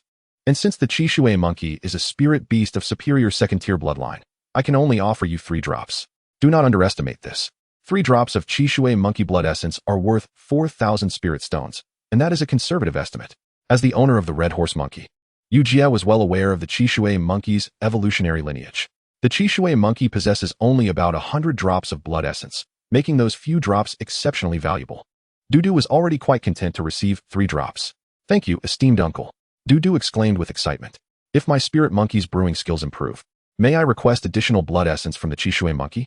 Upon hearing Du Du's words, Yujie chuckled. Let me recoup my costs first. I recall gifting you a first-tier alchemy furnace worth 2,000 spirit stones, and the body cultivation technique was something I procured from my family. The staff technique was a fortunate find, yet I perceive its value to be considerable. Today, you have also received 3 drops of Chishui monkey blood essence, worth several thousand spirit stones. As Yujie analyzed the situation, Eugene was already feeling envious, lamenting internally, I am the master's disciple. Why do all the good things go to Du Du? He received gifts yesterday and again today. What right does he have? Du Du realized that he had already received ample benefits and praised Yujie, esteemed uncle. Your generosity knows no bounds. Chapter 27, Additional Payment. Having departed from Qingshui Peak, Du Du soared on his sword towards his cave dwelling. While on the flying sword, Du Du noticed an individual passing by. He narrowed his eyes. A look of cold disdain on his face, a sycophant. What brings him to the Yenzhou subsidiary? Observing the direction in which the sycophant was headed, which was towards the subsidiary's mountain gate, Du Du mused, is he planning to leave the mountain gate? With this thought, a chill ran through Du Du's heart. Sycophant, it is time to settle our score. Initially, he had followed Du Du with ill intent, and since the primary culprit had perished, the sycophant bore significant suspicion. I shall send you to reunite with that wretched dog. As Du Du had anticipated, the sycophant exited the mountain gate, having resolved to exact revenge. Du Du donned a cloak that obscured his spiritual perception and masked his face, carefully tailing the sycophant. As Du Du contemplated how to send the sycophant to his end, the latter unexpectedly boarded a passenger flying boat. Is the sycophant's fate not yet sealed? Du Du cursed under his breath, furrowing his brow as he made his way towards the vessel the sycophant had entered. The boat's captain, upon seeing Du Du's garb, cloaked in black and masked, addressed him, "Friend. You cannot board." "Why not?" Dudu inquired. "There's no seat available." After pondering for a moment, Dudu replied, "My wife is about to give birth. Could you make an exception?" The captain shook his head. "No exceptions." Faced with this, Dudu reluctantly prepared to leave the vessel, but the captain added, "You need to pay extra." After promptly adding the required payment, Dudu boarded the flying boat. The vessel departed from the Yinzhou subsidiary and sped away. Several days later, they arrived at the Yinzhou market. Everyone disembark. The sycophant hurriedly exited the flying boat and rushed into the marketplace, tailoring his distance to avoid detection. Dudu maintained a significant distance from the sycophant. Fortunately, with his perfected spiritual eye technique, he was able to keep the sycophant in sight without losing track of him. After purchasing some supplies in the marketplace, the sycophant exited. Surely he won't board another flying boat, Dudu speculated as he followed. This time, the sycophant did not board a vessel but instead took to the skies with a three-headed flying fork, heading off into the distance. "Sycophant, this time you cannot escape." Yet, it was curious that he would abandon the flying boat so abruptly. Was he planning something nefarious? I shall refrain from killing him for now and follow him to see what he intends to do. This time, Dudu did not pursue on his golden sword nor utilize the black dragon staff, for the first-tier superior artifact was somewhat ostentatious. Instead, he retrieved a long spear as his mode of transport. When he had pursued the wretched dog previously, his identity had been exposed due to the golden sword, prompting him to purchase a long spear as a contingency weapon. Employing his spiritual eye technique, Dudu trailed the sycophant from a distance. 2.5 hours later, the sycophant landed in a peculiar valley. What makes this valley appear so extraordinary? As Dudu activated his spiritual eye technique to observe the valley, he astonishingly discovered an ancient forest within the seemingly barren expanse, along with a discreet path winding through it. Could my spiritual eye technique be malfunctioning? Reflecting on the considerable spiritual energy expended during his flight with the spear, he was nearly drained. Dudu consumed a spirit-replenishing pill, and his energy quickly restored. When he activated his spiritual eye technique again, his gaze sharpened. The sycophant has produced an array plate? In the valley, the sycophant retrieved an array plate, tossing several spirit stones into it. The array activated, conjuring a 5-zhong-long flaming great sword before him. This is a medium-grade first-tier array, the blazing sword array. Dudu marveled at the sight of the fiery great sword, its momentum formidable as it slashed down upon a stone in the valley. Boom! The stone remained unscathed, merely trembling slightly as suddenly, phantoms of ancient trees materialized in the previously empty valley. Each phantom tree towered around 40 zhong, suffused with spiritual energy, their verdant leaves radiating a dazzling glow. Upon witnessing the illusions of the ancient forest, Dudu exclaimed in astonishment, "This is an array. And a wood attribute array at that." It was not my spiritual eye technique that faltered. Rather, my perfected spiritual eye technique discerned the array. Though I cannot identify the name of the array, its spiritual radiance indicates it is likely a superior first-tier array. A medium-grade blazing sword array could not dismantle a superior first-tier array. What is the sycophant's purpose in doing this? The colossal flame sword cleaved through the phantoms of ancient trees, one after another, reducing them to ruin. After the span of an incense stick, a narrow path had been carved through the ancient woodlands by the giant sword. Once the path emerged, the sycophant promptly stowed away the formation plate and charged into the depths of the forest along the newly forged route. With the absence of the fiery sword's onslaught, the path in the ancient woods soon saw the resurgence of ancient trees, and the figure of the sycophant vanished into the depths of the thicket. It turned out he merely sought to create a passage. Although the low-tier flame sword formation was incapable of dismantling the array, it could indeed forge a route. Upon entering the array, the sycophant lamented, "A few days ago, I participated in the Spirit Plant Master Assessment. Due to my failure to present a gift, I was assigned the task of nurturing a yellow dragon ginseng, which possessed but a thread of vitality. Even a first-tier low-grade Spirit Plant Master would find it challenging to cultivate a yellow dragon ginseng. How could I possibly care for one with so little life? My lack of a gift led to my undue hardship and, ultimately, my failure in the assessment. To ensure I can present a gift for the next evaluation, I must brave this grand formation. Fortunately, I borrowed the formation plate from Ping Wanchun. Otherwise, I would not have gained entry. Indeed, there are demonic beasts here. Let them perish."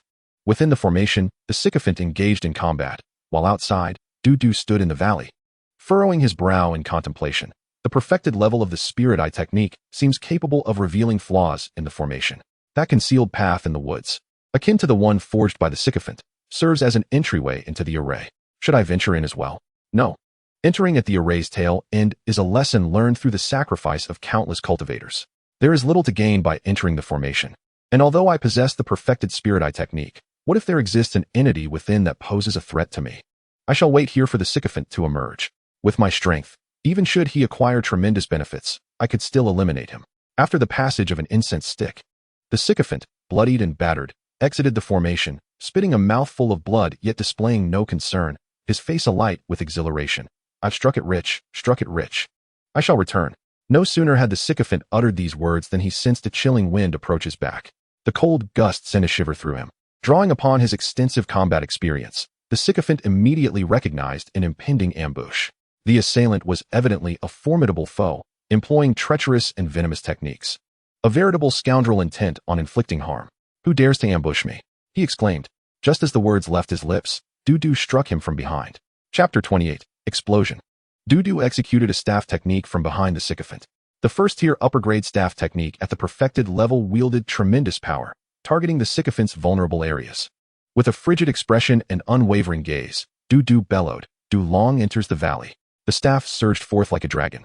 The black dragon staff seemingly transforming into a colossal dragon, exuding an irresistible force directed at the sycophant's critical point. The sycophant emitted a scream akin to that of a dog being slaughtered, rolling his eyes back as his body erupted into a grotesque display of carnage. My apologies, sycophant. I miscalculated my strength and inadvertently caused your demise. After the sycophant's death, Dudu attentively sensed his own being, suddenly realizing he felt lighter. My suspicions were correct. The sycophant was indeed the culprit. Having avenged the original body, I have balanced the scales of karma. Alas, I have slain him again. In matters of life and death, one cannot afford to hold back. Even the lion uses full strength to catch a rabbit. However, could Pingli Bean be among the culprits? Years ago, the original body encountered the sycophant. He was spying on women bathing, thus breeding animosity. Among the three, Pingli Bean is the sycophant's ally, and they often act in concert. Of the three, their least favored activity is engaging in human affairs, while their preferred pastime is committing misdeeds. Therefore, the suspicion surrounding Pingli Bean is considerable. Dudu retrieved the sycophant's storage pouch. After dedicating some time to erase the markings on it, he allowed his spiritual sense to infiltrate. Initially, he discovered the corpse of a demon bear, with the remaining items amounting to a valuable formation plate and the sycophant's forked magical artifact, which were worth some spiritual stones. The demon bear was a diamond giant bear, possessing first-tier mid-grade cultivation. Its carcass was riddled with wounds, burns, cuts, punctures, and strangulation marks. Clearly, the sycophant had utilized a significant number of first-tier upper-grade talismans to slay the diamond giant bear. Otherwise, he would not have been capable of defeating a mid-tier demon bear. Demonic beasts possess innate magical abilities, easily cultivating their talents to perfection, akin to the spellcasting prodigies among humans. Their robust vitality and formidable physiques equate to those of human body cultivators. Given this advantage, humans often find themselves at a disadvantage when facing equally ranked demonic beasts, typically resorting to tactics of overwhelming numbers or relying on magical artifacts, talismans, formations, and puppets. If the sycophant managed to slay a demon beast one-on-one, it was undoubtedly through the extensive use of talismans. The art of talisman crafting, as one of the myriad skills in cultivation, is pivotal to humanity's rise. For instance, when a chi refining early-stage cultivator activates a first-tier upper-grade talisman, which first-tier lower-grade demon beast could withstand such an assault? Alchemy, equipment forging, and formations are likewise vital methods through which humans can contend with demonic beasts. Of course, the greatest asset of the demonic beast clan is their bloodline, yet it is also their greatest curse. For demonic beasts possessing a first-tier lower-grade bloodline, this lineage becomes a shackle, hindering their ascent to mid-grade status and severely restricting their comprehension of innate magical abilities of mid-tier rank or higher, even if they cultivate a first-tier lower-grade spell to perfection. A chi refining early-stage cultivator wielding a first-tier upper-grade artifact could easily dispatch them. Conversely, should a demonic beast possess a first-tier upper-grade bloodline, they may grasp first-tier upper-grade innate spells, if they ascend to the rank of first-tier upper-grade demonic beast and perfect their upper-grade spells. Even a late-stage chi refining cultivator armed with a first-tier upper-grade artifact would typically find themselves outmatched. Among humans, ordinary cultivators are the most numerous. Similarly, among the demonic beast clan, those with ordinary bloodlines are the most prevalent, particularly first-tier lower-grade demonic beasts. Since the sycophant was able to utilize talismans to extricate himself, might I also venture forth to explore? In the Yinzhou market, Dudu had been consciously acquiring talismans. Presently, he possessed quite a collection. Naturally, the presence of the first-tier mid-grade flame sword formation also influenced Dudu's decision. The sycophant managed to identify a passage within the formation using this formation plate, allowing him to enter and exit.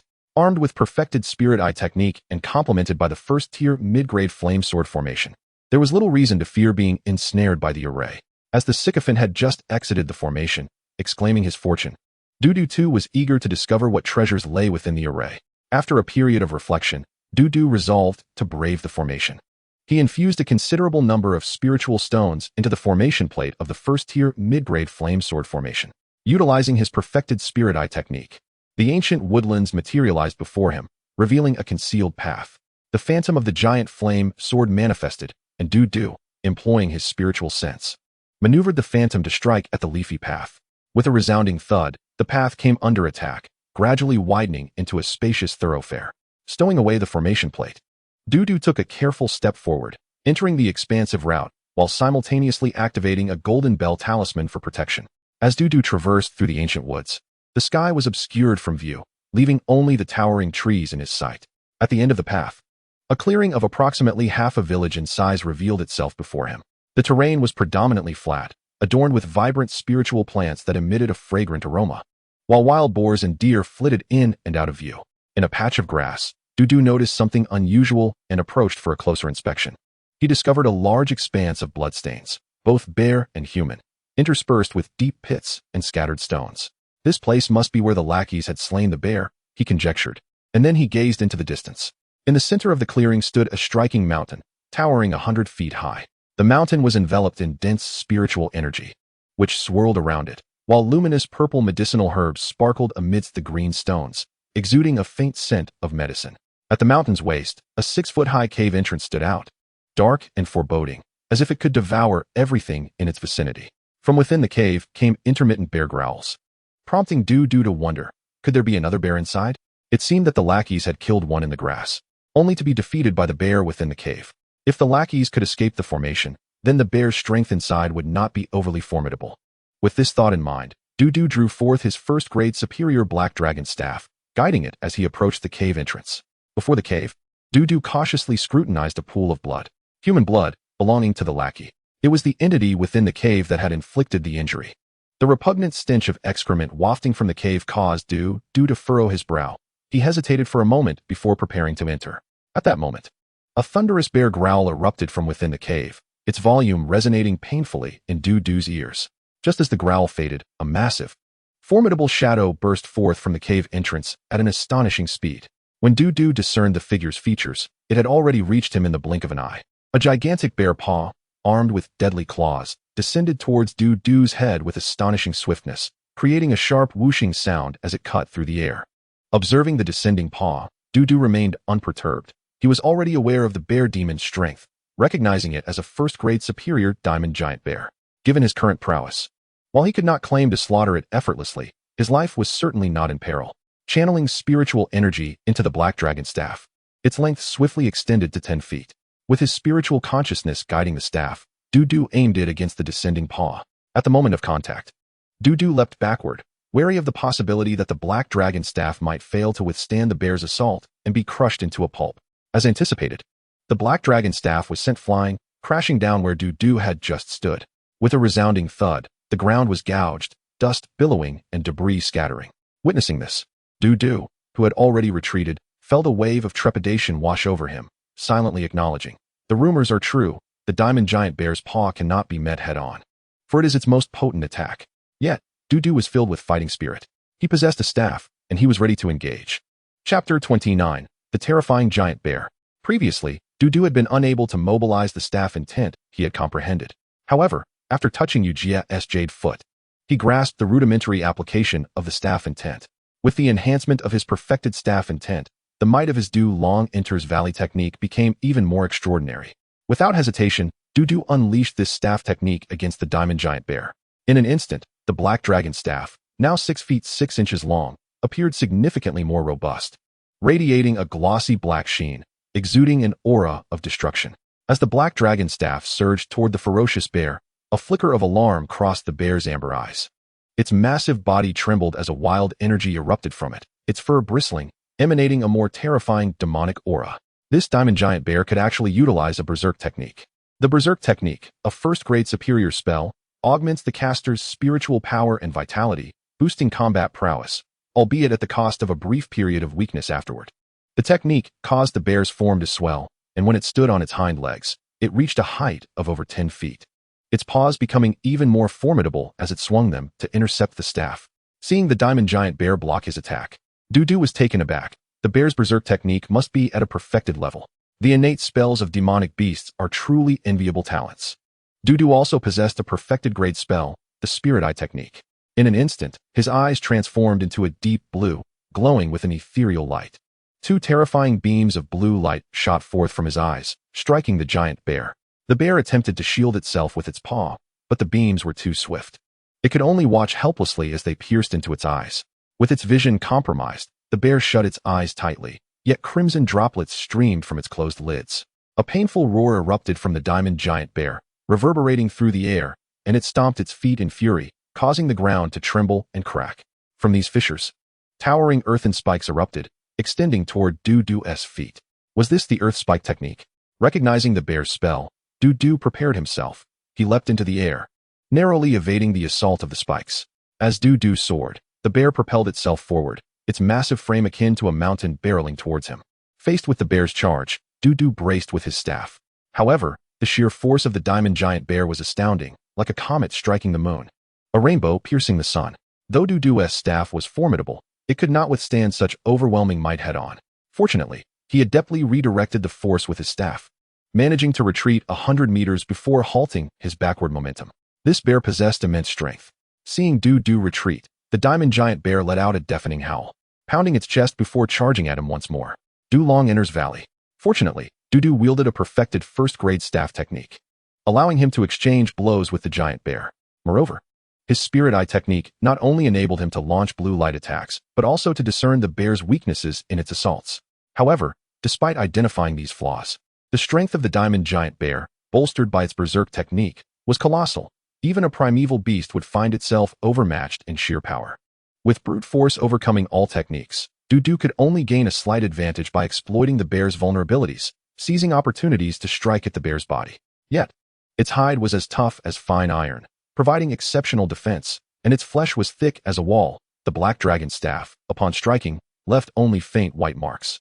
After an intense battle of 80 exchanges, the bear's berserk technique began to wane, its form gradually shrinking and its menacing aura dissipating. In this life-and-death struggle, Dudu's staff intent steadily evolved. He had already attained a significant mastery, with only a step remaining to perfection. The reasons for not achieving perfection were twofold. Firstly, a lack of understanding of the staff intent's application, and secondly, a dearth of practical combat experience employing the staff intent.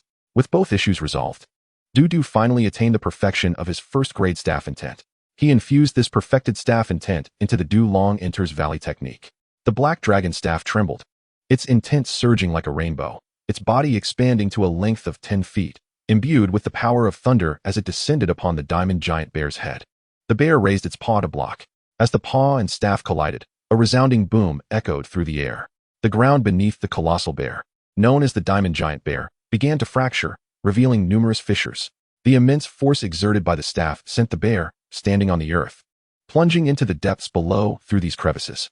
Dudujian, seizing the upper hand, unleashed another powerful strike. This time, the diamond giant bear was unable to block the blow from the black dragon staff, resulting in its skull being shattered. A mournful cry, one that would bring sorrow to any listener, erupted from the bear as blood gushed from its wounds, staining the ground crimson. After a few convulsions, the giant bear drew its last breath. Seeing the diamond giant bear lifeless, Dudujian exhaled a sigh of relief. It is no trivial feat for a human to slay a beast of equal rank. Yet, I have vanquished a high-grade first-tier diamond giant bear, indicating that my combat prowess is formidable indeed. Consuming a restorative elixir to regain his spiritual energy, Dudujian calmed his breath and stored the bear's carcass away. The body of the diamond giant bear is indeed a treasure trove. Its hide is an exceptional material for crafting, its flesh is a potent source of nourishment. Its gallbladder can enhance vision, and its blood can be used for talismans, culminating in a total worth of several thousand spirit stones. Venturing into the cave of the diamond giant bear, Dudujian found the walls adorned with several bowl-sized luminous pearls, illuminating the interior with an extraordinary brightness. Lang of foul odors mingled with the fragrance of spiritual herbs assaulted his senses, causing him to weep and lament. What a sight for sore eyes. Within the cave, he first collected a spirit beast egg, and upon preliminary examination, he confirmed it to belong to the diamond giant bear. As a beast imbued with a high-grade first-tier bloodline, while it lacks the clear advancement potential of creatures like the scarlet horse monkey, its egg is nonetheless quite valuable, easily fetching over 1,000 spirit stones. He gathered various spiritual herbs, and while harvesting one, he unexpectedly discovered a storage pouch hidden beneath a particular herb. After a brief interval, Dudujian had thoroughly harvested the diamond giant bear's cave and the surrounding spiritual herbs. These herbs were rather unique, with many being specifically used for brewing, thus enriching Dudujian's collection with previously unattainable ingredients. For instance, the fragrant yellow rice and the enchanting drunken flower are rare brewing materials. He carefully transferred all the herbs into a jade orb, contemplating, should I ever take up the craft of brewing, I shall not have to laboriously seek out the necessary ingredients. Recalling the storage pouch he had found within the cave, he surmised that its previous owner had likely been deceased for quite some time, as the spiritual imprint on the pouch had long since faded, allowing Dudujian to effortlessly probe within. Among its contents was a first-tier high-grade artifact, the thick earth shield, valued at 2,000 spirit stones. The number of spirit stones was modest, merely around 100. Suddenly, a glint of excitement filled Dudujian's eyes. Chapter 30, What will you offer me? To his astonishment, he discovered a brewing furnace, also a first-tier high-grade item. While a first-tier high-grade offensive artifact is valued at 1,500 spirit stones, defensive artifacts are slightly higher, and the brewing furnace surpasses even that, worth over 2,000 spirit stones. Upon seeing the brewing furnace, Dudujian speculated, could it be that the previous owner of this storage pouch was a brewer? After probing a jade slip found within the pouch with his spiritual sense, Dudujian's conjecture was confirmed. The slip contained a brewing manual, akin to a pill manual, detailing systematic methods for brewing, including brewing techniques, recipes, precautions, and how to construct a wine cellar, among other information. This brewing manual, titled the Palace Night Brewing Manual, was authored by a brewer named Gongyi. Regrettably, the jade slip contained only a portion of the Palace Night Brewing Manual, yet it was still of second-tier mid-grade quality. After perusing the manual, Dudujian could not help but exclaim, profound and extensive. Within the Palace Night Brewing Manual, he also discovered a unique recipe for foundational spirit wine.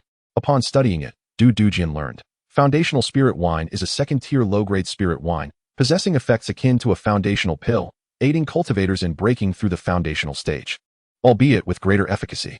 While the foundational pill only enhances the success rate by 20%, the foundational spirit wine raises it by 30%.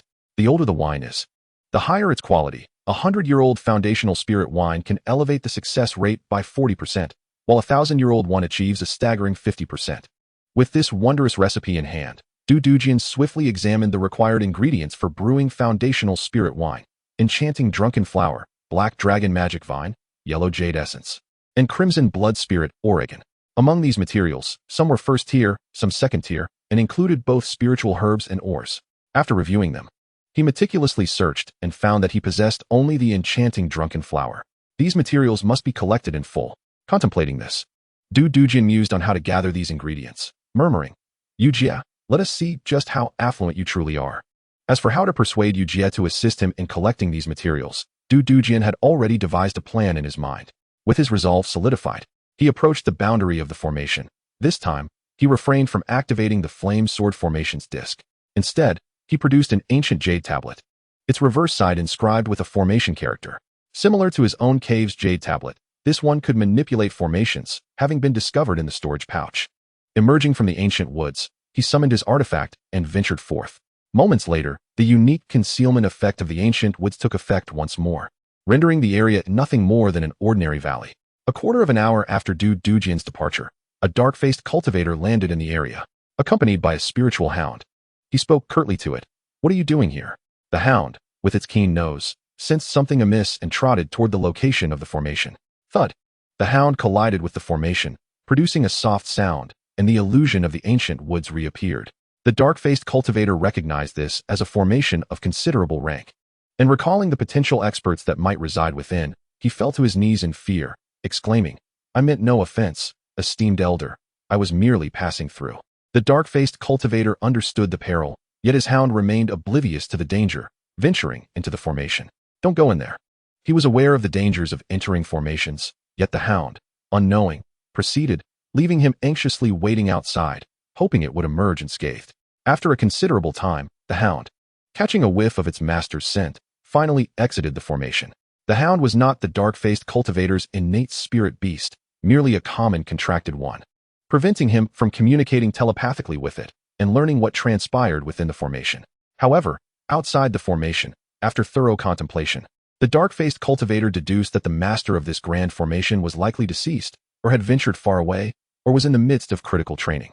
Lacking the disc for the flamesword formation, he could not traverse the formation, but then he resolved to inform a foundational stage uncle of the situation.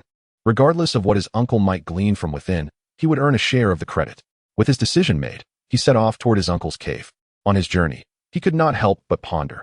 If there is a spiritual vein within, what reward might I receive? What? You say you have discovered a first-tier high-grade spiritual vein? On Clearwater Peak, Yujia exclaimed in astonishment at Dudujian. Observing her surprise, Dudujian remained unfazed. Upon returning to the Yin Prefecture's villa, he had sought out Yujia to recount his experiences. Indeed, it is a first-tier high-grade vein, albeit rather small. Merely the size of half a village, Dudujian lamented. Upon finishing his statement, Yujia's alluring voice resonated. Not small at all. In the contemporary realm of cultivation, spiritual energy has become increasingly scarce, with only areas rich in spiritual veins capable of providing the dense aura necessary for practitioners' advancement. Yin Prefecture is dominion of the Beast-Taming Sect, and after years of governance, all discernible spiritual veins have long been unearthed. To discover even a single spiritual vein is indeed a considerable achievement. This particular vein, even if merely cultivated into a non-graded spiritual field, spans 300 acres, all planted with green rice. The profits from selling this green rice could yield a substantial fortune. As for me, I do not possess a single spiritual vein. That aside, what are your intentions regarding this spiritual vein? Upon hearing Yujia's words, Dudu organized his thoughts and respectfully replied. I intend to offer it to my revered uncle. What is it you wish to offer me? Yujia inquired. The spiritual vein, he affirmed. Are you quite certain? She pressed. Indeed. The crux of the matter is that my strength is insufficient. Even if I were to acquire the spiritual vein, I would be unable to protect it, and I might very well lose my life as a result. Upon hearing this, Yujia could not contain her amusement, bursting into a series of gleeful chuckles. Realizing the inappropriateness of her reaction, her expression became serious as she admonished, Eugene, why are you standing there like a fool? Eugene, who had been astonished by the news of Dudu's discovery of a spiritual vein, came to his senses and felt aggrieved, muttering, am I not allowed to stand still? At that moment, Eugene had already made a breakthrough, emerging as a late-stage chi practitioner. Naturally, he could not voice his inner thoughts, and instead he asked Yujia, Master, do you think it is possible that this spiritual vein has an owner? Yujia pondered for a moment before nodding thoughtfully. She then descended from Qing Shui Peak and, ensuring no one was in sight, communicated with Dudu. Wait here for me. After a brief interval, Yujia returned, producing a flying boat. In a captivating and alluring tone, she urged Dudu, hurry up and board. As Dudu ascended, Eugene queried, Master, what about me? Why are you standing down there like a fool? Hurry and steer the boat for me. Yes. Once the flying boat was in motion, Yujia addressed the two. I have confirmed with a practitioner responsible for managing the spiritual veins in Yin Prefecture that this vein is indeed ownerless. However, I fear that when Dudu activates the array, it may result in a leakage of spiritual energy, potentially drawing the attention of some individuals. To prevent others from seizing the opportunity, we must act swiftly. Master, you are truly brilliant, Eugene chimed in. Yujia shot him an exasperated glance, causing Eugene to tremble slightly as he devoted himself wholeheartedly to piloting the boat. Dudu, your offering of a spiritual vein is no small feat. What reward do you desire? Chapter 31, The Enigmatic Yujia. In addition to the fact that Dudu was incapable of safeguarding such a significant benefit, he had other reasons for handing over the spiritual vein to Yujia. He had recently acquired the formula for foundational spirit wine, yet he possessed only one of the required spiritual herbs. It is worth noting that since obtaining the green jade pearl, Dudu had been intentionally collecting spiritual herbs, seeds, and saplings he had not previously possessed. In such circumstances, to find himself lacking in all but one of the components required for the foundational spirit wine formula highlighted the rarity of the ingredients. Moreover, the mesmerizing intoxication flower was a recent acquisition, otherwise, he would have had none at all. The challenge of gathering these spiritual items independently was monumental, and his intention was to enlist Yujia's assistance in amassing them. Upon hearing Yujia's statement, Dudu blurted out, Aunt Yu, I require these spiritual items, the Wulong Devil Vine, the Yellow Jade Essence, and the Crimson Blood Spirit Oregon. I hope you can assist me in gathering them. Upon hearing this, Yujia furrowed her brows slightly, expressing a hint of regret. These spiritual items are exceedingly rare. I cannot gather them all at once. However, I do possess a piece of crimson blood spirit or that I collected specifically for crafting magical artifacts. You may take it for now, and I will keep an eye out for the other items. Receiving the crimson blood spirit, or do remarked, and, if possible, please try to gather the rest before I reach the foundational stage. Very well. I can exchange some of these spiritual items using merit points. However, merit points are precious and can be used for items like foundational pills, so I will conserve them as much as possible. I will reach out to some fellow cultivators, and if I cannot gather them all, I will use merit points to procure the required items. The value of these spiritual items pales in comparison to that of the spiritual vein. How about this? I will give you an additional 20,000 spirit stones. As the trio landed before the array, Yu Jia wore a frown. Noticing this, Eugene asked, perplexed, Master, is there something amiss? Uninvited guests have arrived. No sooner had she spoken than a silver flying boat appeared above Du and the others. On board were 3 figures. One was the black-faced practitioner who had discovered the array, another was a young and robust cultivator, and the last emanated a powerful aura. Standing as a late-stage foundational practitioner, he sported a scruffy beard and, with hands clasped behind his back, regarded Yu Jia with a flicker of wariness in his gaze. Greeting her with a fist salute, Yu Jia, what brings you here? Upon recognizing Yu Jia, the 2 practitioners flanking the foundational cultivator leered at her. Du, observing the scene, was not at all surprised. Today, Yu Jia was adorned in a resplendent sea-blue mermaid gown, its lengthy hem trailing along the ground, inadvertently concealing her delicate feet, much to Du's disappointment. The elegance of Yu Jia's gown accentuated her graceful figure, showcasing a perfect silhouette, accentuating the exquisite curve of her waist and hips, rendering her slender waist even more delicate and her rounded hips voluptuous, akin to a full moon. Standing regally, Yu Jia addressed the newcomers with a magnetic and alluring tone. Go Pai, what business is it of yours? Upon hearing Yu Jia's retort, Go Pai's face darkened with anger, though he still managed to feign a smile. Yu Jia, why have you come to my cave? Why not join me inside for a discussion? Go Pai, your words are as empty as the wind. I have ascertained that this spiritual vein is ownerless. You must have discovered that as well. Speak plainly. How do you intend to divide it? Yu Jia declared assertively. Yu Jia, since we discovered it together, it would only be fair to split it evenly, Go Pai proposed. Yu Jia immediately dismissed the notion. Not a chance. Go Pai's expression turned cold. Yu Jia, are you truly going to deny me this courtesy? This is a discovery we made together. A share should be rightfully granted. Then I shall eliminate you, and I will be the sole discoverer of this spiritual vein. Yu Jia countered. Sister, we are of the same sect. Furthermore, I have long harbored feelings for you. My affection runs as deep as the tides. Go Pai exclaimed. Prepare to face my sword. Yu Jia declared, clearly repulsed, her eyes ablaze with fury, her words dripping with menace. As Yu Jia prepared to strike, Go Pai remained unfazed, and after exchanging blows for 10 rounds, he disdainfully remarked, Yu Jia, how can you possibly hope to enter the Yin Prefecture's list of notable practitioners with such meager strength? At this, Yu Jia's face flushed with rage. How dare you underestimate me? Very well, let us settle the ownership of the spiritual vein through combat. The victor shall claim it. Go Pai, finding the idea appealing, was about to respond when the black-faced practitioner accompanying him interjected, Go Shi Xiao, I have something to discuss with you.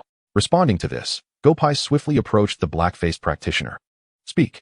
The black-faced practitioner cautioned, Go Shi Xiao, I suspect Yu Jia is concealing her true strength. She may be luring you into a trap. Remember, she is capable of slaying a late-stage foundational practitioner with a single strike. Upon hearing the analysis provided by the dark-faced monk, Go Pai raised his hand and remarked, Your reasoning is sound. I can see your mind is quite agile. What do you propose we do? After pondering for a moment, the dark-faced monk replied, Master Go. The depths of Yu Jia are unfathomable. However, the 2 individuals she has brought along are mere novices. One is named Eugene, who possesses some talent in swordsmanship, yet does not reach the level of genius. Although his combat prowess is commendable, he cannot be deemed invincible amongst his peers. I cannot fathom what stroke of fortune led him to be accepted as Yu Jia's disciple. The other is Du, a practitioner of alchemy. I need not elaborate on the combat capabilities of an alchemist. Upon hearing this, Go Pai scratched his head in irritation and retorted, What nonsense are you spouting? Do you think I can comprehend all that? Speak plainly. The dark-faced monk, taken aback, then stated, We can agree to the duel proposed by Yu Jia, but it must consist of 3 matches. 1 match between you and Yu Jia, followed by 2 matches between the 2 of us and her 2 chi cultivators. Go Pai inquired, Do you believe you 2 can secure a victory? The dark-faced monk replied, Master Go, my cultivation level is mid-stage chi. so I can certainly contend with a mid-stage alchemist without issue. Hearing this, Gopai turned his gaze to the young, robust cultivator, Eugene, and asked, "Can you handle this?" "Master, I am a first-tier superior body cultivator with formidable combat strength. I have heard of Eugene. He is merely mediocre, so I have no concerns." With both individuals expressing confidence in their ability to win, Gopai addressed Yujia, saying, "Yujia, I consent to your challenge. However, the rules of engagement shall be determined by me." Yujia raised her brows and retorted, "Spare me your nonsense." Gopai's expression darkened as he coldly declared, "Sister Yujia, I will face you in one match. The two individuals I brought will compete against your two in the remaining matches. In total, there shall be 3 contests. Whoever wins 2 of the matches shall claim the spirit vein." In response, Yujia scoffed, "Gopai, are you afraid of me?" "I am not, I assure you." Gopai dismissed with a wave of his hand. "Then allow me to commence by defeating you. Rest assured, it shall be swift," Yujia proclaimed, wielding her flying sword with authority. Chapter 32. Dudu takes action. "Sister Yujia, draw your sword." Gopai positioned a sturdy second-tier superior shield before him, its surface shimmering with a robust golden aura. For added safety, he activated several second-tier defensive talismans. Observing Gopai's activation of multiple second-tier talismans, Dudu was taken aback, thinking, "I have tirelessly searched for second-tier talismans, but found none. Yet Gopai employs so many for a mere duel." The defensive capabilities of several activated talismans should not be underestimated. Seeing Gopai's formidable defense, Yujia let out a disdainful laugh, then produced a long sword-shaped magical artifact from her storage bag, its tip glowing with radiant light. "This must be the clear water sword," Dudu conjectured. The clear water sword, a massive blade measuring 10 feet in length, bore a shimmering surface resembling flowing water, thus earning its name. Its edge glistened with a chilling brilliance, exuding an aura of sharpness capable of slicing through anything. With a delicate gesture, Yujia directed an immense flow of spiritual energy into the clear water sword, causing it to tremble slightly and emit a resonant ringing sound, its brilliance intensifying. The Sword of the Sea. Yujia unleashed the sword intent she had comprehended, her skills astonishing the world. With her consciousness guiding the sword, the clear water sword descended upon Gopai with the force of a raging ocean. Facing Yujia's full-force strike, Gopai lamented internally. "Is this the second-tier superior swordsmanship, the Sword of the Sea? Yujia, where did you summon such vast waters from? Am I contending with a sword or an ocean?" Crack! Gopai's defensive artifact could not withstand the blow. The shield splintered into fragments. The defensive talismans he had activated were utterly shattered. Yet Yujia's attack still retained its potency, striking Gopai directly. He immediately spat out a mouthful of blood, his body uncontrollably hurtling backward. Bang! He crashed to the ground, producing a thunderous sound as the earth cracked, dust swirling around him. "I concede," Gopai gasped, before collapsing to the ground, motionless, resembling a lifeless dog. Hearing his admission of defeat, Yujia mused, "What a pity, I could not eliminate this meddlesome fool." After a brief interval, Gopai, aided by the other two, managed to rise unsteadily. His complexion was ghostly pale, devoid of color, his eyes filled with dread as he resolved, "This woman must not be allowed to live. If she ascends to the Golden Core stage, the Yu family will undoubtedly become the foremost clan in Yin Prefecture. The Yengo family will certainly be suppressed by her." Observing Gopai's defeat, the young, burly cultivator stepped forward with a nonchalant demeanor and addressed Eugene. "Tell me, Eugene, you wouldn't expect me to contend with an alchemist, would you? And as a sword cultivator, you surely wouldn't stoop to bullying a mid-stage cultivator, now would you?" Eugene, recognizing the opponent as a first-tier superior body cultivator, felt a flicker of seriousness in his eyes and responded calmly, "Let us proceed." No sooner had he spoken than the two engaged in combat. Meanwhile, Dudu watched intently, his gaze unwavering. Eugene's sword energy surged like a rainbow, displaying exceptional skill as his magic sword clashed evenly with his opponent. The body cultivator, not to be underestimated, utilized his robust physique and sheer strength to counter Eugene's sword techniques. Clang, clang. After 100 exchanges, Eugene was defeated. At this moment, 5 of the 6 individuals present turned their attention toward Dudu. Noticing their scrutiny, Dudu glanced down at his feet, reflecting, "There are 6 of us here, and all 6 are watching me." The victorious body cultivator, brimming with confidence, sneered, "You, Dudu, an alchemist, might as well concede. It would be quite embarrassing to be defeated later, wouldn't it?" He gestured toward Eugene as he spoke. Although Eugene possessed a resilient spirit, the gravity of his defeat weighed heavily upon him, and he expressed remorse. "Brother Du, you must not lose." Upon hearing Eugene's words, the body cultivator scoffed. "Eugene, am I mistaken? You are genuinely relying on an alchemist?" You cannot be suggesting that he is capable of a strong performance. Can Du fight? While Yu Jia was aware of Du's capabilities, she too felt a twinge of anxiety. After all, this was a spirit vein, easily yielding thousands of spirit stones annually. She voiced her concern. Du, are you able? I can. Du replied succinctly. With that, he stepped forward, gripping the black dragon's staff, his demeanor unperturbed as he pointed the staff's tip at the dark-faced monk and coldly declared, "You shall be my opponent. Make haste." The dark-faced monk regarded Du's first-tier superior black dragon staff and mused, "Your audacity to challenge me stems from this superior magical artifact, does it not? I too possess a first-tier superior artifact. As an alchemist, you have likely spent all your time honing your alchemical skills, leaving little room to cultivate your combat techniques. I presume you have yet to master even a single defensive technique." The alchemist diligently engages in the art of pill concoction each day, and it is said that Du, merely through the refinement of 3 batches of soul recovery pills, expends a full 3 hours.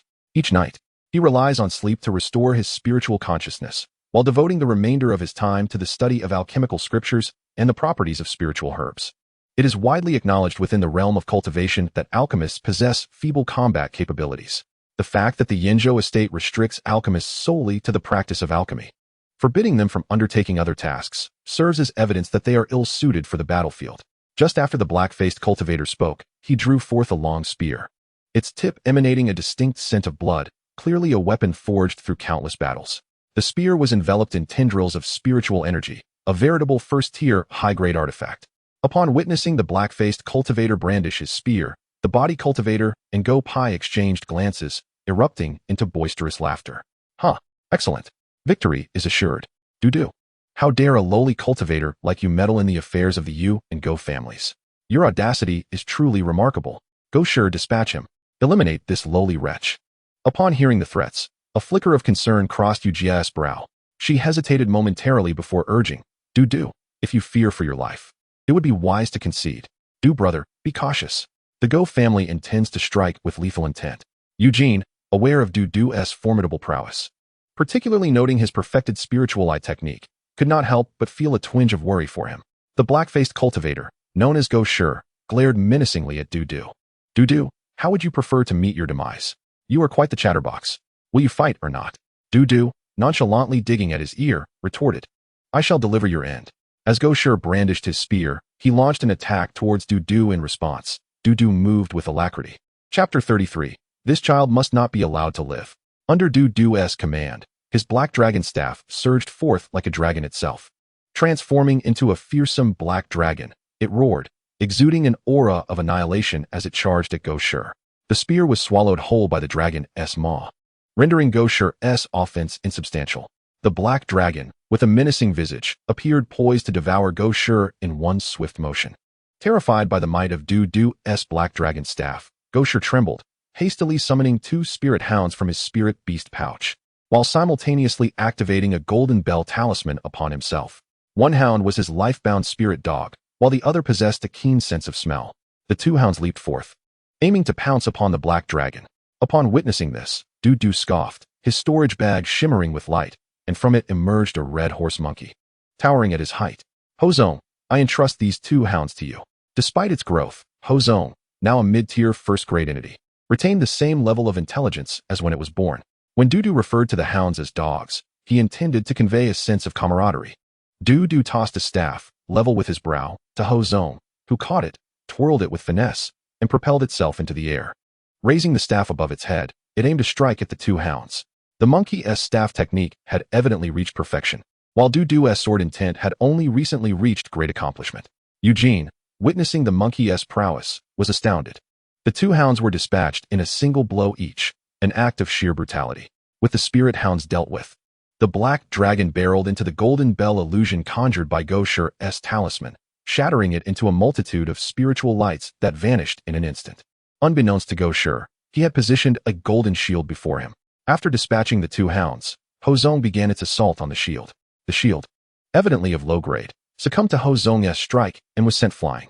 Left defenseless, Go Sure was soon engulfed by the black dragon. Upon witnessing Go Sure's demise, the body cultivator who had previously triumphed over Eugene was filled with astonishment. A single strike determines the victor. His staff technique is exceptional. How could an alchemist possibly find the time to master such a skill? Go Pai, equally incredulous, expressed his astonishment to the body cultivator. Not only his staff technique, but also his staff intent. He has comprehended first-tier staff intent to a great extent. With such mastery, his staff technique possesses the potency of perfected grade techniques. What could Gosher possibly use to defend against that? Though Gosher was proficient in spear techniques, having honed them to great accomplishment through years of practice, he lacked the comprehension of staff intent. Thus, despite his skills, the absence of spear intent rendered his prowess mediocre. This alchemist is simply extraordinary. At such a young age, how could he have possibly achieved such heights in both alchemy and martial prowess? The body cultivator, with a solemn expression, whispered to Gosher Shu, do you think if he dedicated himself solely to the path of the staff, he could reach UGS level? Upon hearing this, Gopai inhaled sharply. There is indeed a possibility. Did you not notice? This alchemist's spiritual eye technique has also reached great accomplishment. Such mastery enhances his combat capabilities. It is no wonder Gosher was overcome by a single strike. He has joined the Yu family, and today, he has thwarted my grand designs. He is utterly detestable, and it is inevitable that we will clash with the Go family in the future. This child must not be allowed to live. Gosher Shu, your insight is remarkable. The body cultivator gazed at the victorious Du, who appeared unfazed, his demeanor calm and composed. This very composure hinted at his exceptional nature. He recalled Du's previous arrogance upon defeating Eugene and mused, I must strive for greater heights. Du brother, we owe you a great debt. Without you, our claim to the spiritual vein would have been lost. Eugene expressed her admiration. Jia regarded Du's performance with satisfaction, her gaze filled with appreciation. Du, you have impressed me greatly. Without your intervention, we would have surely faced defeat. With the outcome now determined, Du retrieved the Jade token to activate the formation, placing it in the palm of his hand. Shu, please activate the formation. Jia, with her lengthy stride, approached Du, extending her slender hand to take the Jade token. Unintentionally, her fingers grazed Du's palm, sending a tingling sensation coursing through him. Bringing his hand to his nose, he detected a faint yet alluring fragrance wafting through the air. As the three entered the formation, Gopai departed in a huff. At the Yenzhou estate, within Du's abode, he reflected on the significant gains he had amassed. The 20,000 spiritual stones gifted by Jia would allow him to indulge in lavish spending. It was time to elevate his cultivation. The carcass of the diamond giant bear held considerable value, alongside the 2 spirit hounds, which could also fetch a handsome price. The formation contained an abundance of spiritual herbs, which he could sell for further spiritual stones. These spiritual stones were derived from legitimate sources, and no one could trace them back to his jade pendant. However, having clashed with Gosher, I have irrevocably positioned myself against the Go family. Coupled with my previous elimination of Godan, I must remain vigilant against any potential retaliation from them. Gopai must harbor a deep-seated hatred for me now. Will he dispatch someone to keep watch over me? Seeking an opportune moment to eliminate me? Let them watch. I have resolved to remain within the sect for the next 3 years, devoting myself to alchemy, cultivation, brewing, and the practice of spells. Presumably, after 3 years, even if they keep a watchful eye on me, their scrutiny will diminish. Du's contemplation revolved around the actions of Gopai. As a late-stage cultivator of the Go family, he may have appeared feeble before Jia. Yet he was a formidable figure among the elite of the Go clan, wielding significant authority. Under the scrutiny of such an individual, Du's past was thoroughly investigated. After perusing Du's dossier, he murmured softly, 2.5 years of practice, and he has already attained the status of a low-grade first-tier alchemist. His mastery of the spiritual eye technique is profound. His first-tier superior staff technique is complete, and his first-tier staff intent is also fully developed. It is suspected that he possesses a natural talent for vitality and has acquired the Go family's body refinement technique, the Vajra sacred body. Astonishingly, he has even killed a member of the Go family, Godan. This Godan was a half-brother of Gosher. As I pondered whom to assign to keep an eye on Du, the candidate had presented itself. 2 days later, Gopai addressed Goxiong, saying, Young friend Goxiong, your son Gosher died for my cause, and my heart is deeply pained. I cannot enjoy tea nor savor my meals. Goxiong, a robust figure with a physique reminiscent of a bear, heard of his son's demise and was struck with profound sorrow, unable to relish food or drink. Wiping away the tears from his eyes, he declared, For my master's uncle, Gosher's death is an honor. However, could you tell me who the murderer is? The perpetrator is Du, replied Gopai. What? It is he. Goxiong gritted his teeth in anger. Gopai, perplexed, inquired, Did you know him previously? To be frank, I had an unworthy son named Godan, who is suspected to have been killed by Du now, hearing you speak of his formidable combat prowess. It is likely that he was indeed the one responsible for Godan's death. Go Pai slammed his hand on the table, seething with fury. This boy dares to kill 2 members of the Go family. We are the Yin Go. When have we endured such humiliation? I shall not rest until I exact vengeance on Dudu. Pointing skyward with his right hand, he vowed, I will not share the heavens with Dudu. Chapter 34, Becoming a Brewer. In Dudu's cave dwelling, Li Daoyu, perplexed, asked, Brother Du, have you joined the Yu family? Indeed. How foolish. Dudu replied, Brother Du. A few years ago, there was an incident at the Yu family's Bibo Lake, which forcibly downgraded from a 3rd-tier spiritual lake to a 2nd-tier spiritual lake, causing the Yu family to fall from a prestigious clan to a mere large family. Subsequently, the Go clan seized the opportunity to suppress the Yu family, leading to their frequent defeats. The key issue is that the Yu family's golden core ancestor is advanced in age and has little time left. The Yu family has been on a downward trajectory for years now. Joining them at this point is not a sagacious decision, Li Daoyu analyzed, furrowing his brow. I was merely a low-level cultivator, lacking knowledge of the larger forces at play. How could I have known such secrets? By the time I became aware, I had already joined the Yu family, Dudu confessed sincerely. Upon hearing this, Li Daoyu sighed, alas. Regardless of what is said, I could never join the Yu family. Which faction have you aligned with? I am working for Yujia, my master uncle. Dudu replied. Upon hearing this, astonishment lit up Li Daoyu's eyes, and he incredulously asked, For whom are you working? Qingshui's sword, Yujia. Brother Du, you speak of the most beautiful woman in Yanzhou, Yujia? Dudu nodded. Witnessing this affirmation, Li Daoyu's excitement surged as he grasped Dudu's arm. Brother Du, does Master Yujia still accept alchemists? Li Daoyu, are you hoping to join? I wish to join the Yu family. Li Daoyu coughed lightly. Upon hearing this, Dudu was puzzled. Did you not say that joining the Yu family at this time is unwise?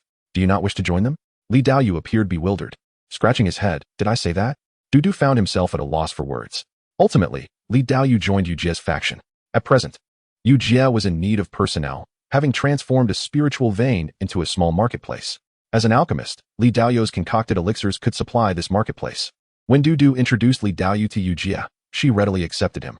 In addition to Li Daoyu's visit, many cultivators sought to befriend Dudu. They learned through various channels of Dudu's acquisition of a substantial amount of spirit stones, which sparked their interest. Numerous matchmakers approached Dudu with introductions to potential partners. Various fairies and divine maidens. They claimed that if Dudu were to offer them 20,000 spirit stones as a dowry, they could engage in mutual cultivation. An experience beyond description.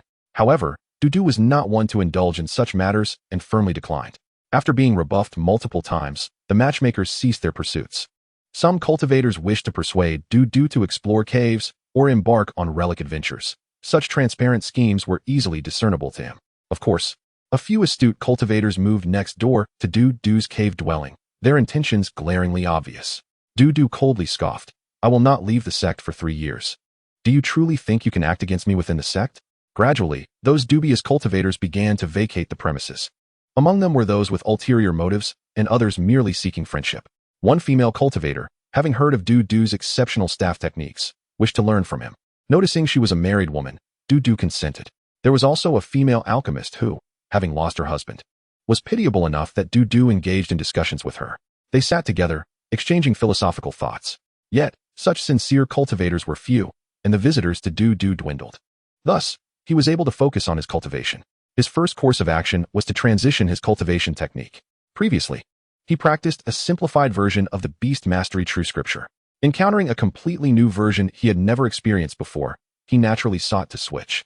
Upon changing his method, Dudu exclaimed, My spiritual power has become significantly more robust. My total spiritual energy has increased by 30%. No wonder the success rate of foundation establishment for the miscellaneous disciples is so low. It turns out their cultivation methods are flawed. Moreover, my connection with my innate spirit beast has become much closer. He summoned Hozong, who was busy brewing, and Hozong hopped over to Dudu's side. Dudu communicated with him telepathically. Hozong, call me master. In response, Hozong conveyed through thought. Yes, master. Eat master. Dudu rubbed his forehead. Exasperated. Go brew your wine. Eat master. Hozong complied obediently. Transitioning cultivation methods is not an endeavor accomplished overnight. Dudu was also immersed in body refinement, brewing, alchemy, and practicing his staff techniques, keeping himself exceptionally busy. Though Hozong could brew, the monkey clan's brewing techniques differed somewhat from those of the human clan. Hozong excelled at crafting monkey wine, but was less adept at producing human spirit wine. Foundation Establishment spirit wine is a product of humans, and Dudu could not rely on Hozong for its creation. To obtain Foundation Establishment spirit wine, Du had no choice but to practice brewing techniques himself. While practicing, he discovered that, due to his brewing talent being derived from the monkey clan, he was exceptionally gifted in producing monkey wine, but struggled with human wine.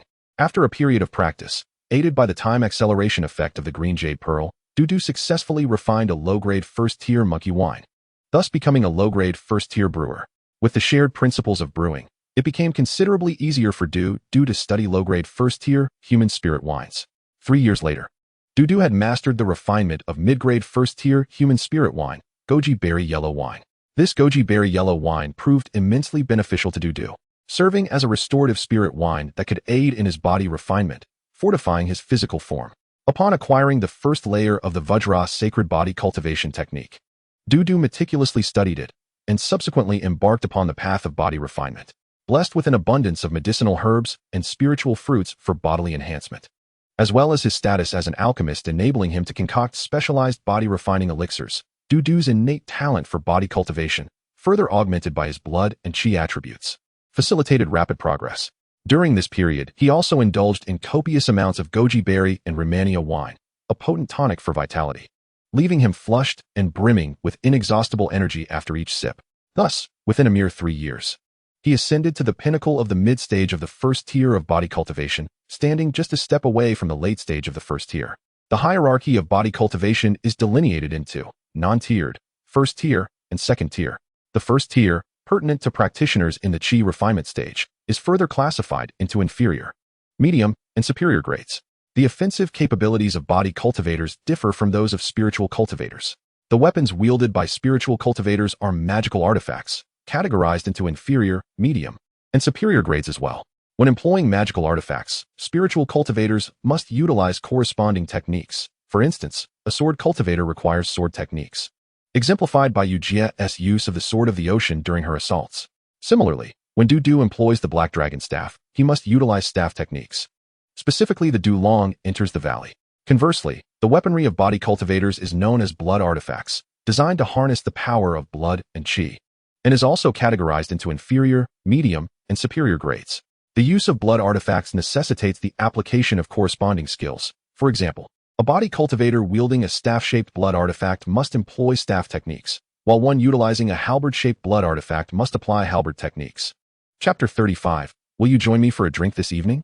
In the absence of magical artifacts, spiritual cultivators may still employ spells for offense, such as Fireball, Water Sphere, Gold Sphere, and Earth Sphere techniques. Body cultivators, lacking blood artifacts, are compelled to resort to martial techniques for their assaults, such as the Mountain-Splitting Slash or the Celestial Horse Meteor Fist. Currently, Du has mastered a particular staff technique, derived from the Jade Slip previously gifted to him by Yujia. This Jade Slip contains a singular staff technique that rivals the formidable River Sword of the Forbidden. On one occasion, while inadvertently channeling his comprehension of staff intent into the Jade Slip, it radiated a brilliant light, enveloped in auspicious energy, revealing a series of mysterious and powerful runes. As the luminescence faded, for characters appeared on the slip, limitless staff art. From this, Du acquired a remarkable first-tier superior staff technique, known as the Killing Staff. This technique incorporates an advanced method for enhancing staff intent, surpassing the heart-moving method taught to him by Yujia. Additionally, it offers various practices for honing staff intent, one of which involves balancing a piece of paper suspended upright at the tip of a long staff, requiring the practitioner to gently graze the paper without piercing it. In simpler terms, it demands mere contact, without penetration. However, Du does not require such practice, as his comprehension of first-tier staff intent has already reached perfection. The realization of second-tier staff intent will necessitate that Hozong first elevate to the second tier. In practicing the Killing Staff, Du finds himself struggling to achieve its consummate form. After much contemplation, he comes to the conclusion that since it is called the Killing Staff, its very essence is to take life. How could it be perfected without bloodshed? It seems inevitable that he must take a life. A cold glimmer flickers in Du's eyes. There has also been notable progress in his alchemical and spiritual cultivation. His spiritual cultivation has reached the pinnacle of the mid-stage of chi refinement, merely a step away from the late stage. Although his alchemical skills have not advanced significantly, primarily due to the daily necessity of refining 6 batches of Huanglong pills, which consumes a substantial portion of his spiritual awareness and time. Each day, he expends considerable spiritual awareness and energy on brewing wine, alongside practicing staff techniques. With less investment in alchemy, his alchemical prowess has understandably progressed slowly. Currently, He remains a first-tier medium-grade alchemist. He has crafted first-tier superior elixirs before, but given his mid-stage chi refinement spiritual awareness, attempting to brew first-tier superior elixirs is excessively taxing. He must conserve his spiritual awareness for studying winemaking. In pursuit of greater spiritual awareness, Dudu resolves to attempt a breakthrough today, aiming to transition into a late-stage chi refinement practitioner. He silently channels a new version of the beast-controlled true scripture as wisps of spiritual energy manifest around him, gradually flowing into his body and converging in his chi. To ensure the success of this breakthrough, Dudu consumes a 9 yang barrier-breaking pill, a first-tier superior elixir concocted from 9 varieties of yang attribute herbs and 9 varieties of yin attribute herbs. Its primary function is to assist mid-stage chi refinement practitioners in surmounting the bottleneck to late-stage chi refinement. As a practitioner with 5 spirit roots and inferior aptitude, coupled with 3 years of daily elixir consumption rendering his internal spiritual energy somewhat unstable, these 2 factors significantly heightened the difficulty of his breakthrough. Upon consuming the 9 yang barrier-breaking pill, an abundance of yin and yang attribute spiritual energy manifests within Dudu after refining these energies. A resonant sound emanates from his chi. Boom. His spiritual energy surges violently, accompanied by excruciating pain in his abdomen. Gritting his teeth, he perseveres, clenching his jaw tightly. His eyes shut in concentration as he endeavors to break through. At this moment, he hears a chilling and bone-chilling voice, "Avenge me." After a tease time, Dudu opens his eyes, a flicker of trepidation crossing his gaze. Late-stage chi refinement, achieved. Was that voice urging him to seek vengeance for his predecessor? Contemplating this, Dudu decides to pause his cultivation for the time being. After 3 years of relentless pill-popping and training, his spiritual energy has become somewhat unstable. He recalls the words of his past leader, "What you need now is to settle." Coincidentally, the reason the killing staff remains unperfect is likely due to the absence of bloodshed. Thus, Dudu resolves to seek vengeance for his original self.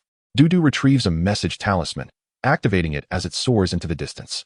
Moments later, Friendly receives Dudu's message talisman. "Friendly, would you care to join me for a drink tonight? Do remember to dress warmly, lest we draw the attention of outsiders." Upon receiving Dudu's message, Friendly disregards his alchemical endeavors, allowing a furnace of nearly completed elixirs to turn to ash. He pays no heed to his dual cultivation partner, despite her attempts to entice him with new techniques, rushing instead toward Dudu's cave abode, well wrapped against detection. As he arrives, cloaked in a garment that shields against spiritual perception and wearing a mask that obstructs awareness, a smile subtly graces Dudu's lips. "Friendly, do come in promptly." Dudu opens the array. Once within, Friendly exclaims, "Dudan, spare me the pleasantries. My wife raised quite the fuss for me to be here today. Now, produce your treasures." Over these 3 years, Friendly has sought a renowned partner to ensure the continuation of his lineage, dedicating his days to alchemy and dual cultivation, visibly thinning as a result of his labors. Since Dudu claimed Hozong's skill in winemaking, Friendly, one of Dudu's few friends, has often joined him in revelry, particularly over the past 3 years, during which they have shared countless drinks together.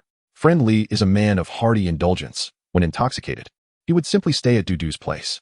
For 3 years, they have often dined at the same table and shared the same bed, resting side by side. This is the new brew of monkey wine from Hozong. "Friendly, do have a taste." Dudu presents a bottle of wine. "Freshly brewed? I think not. You claimed 3 years ago that Hozong was merely a first-tier inferior winemaker.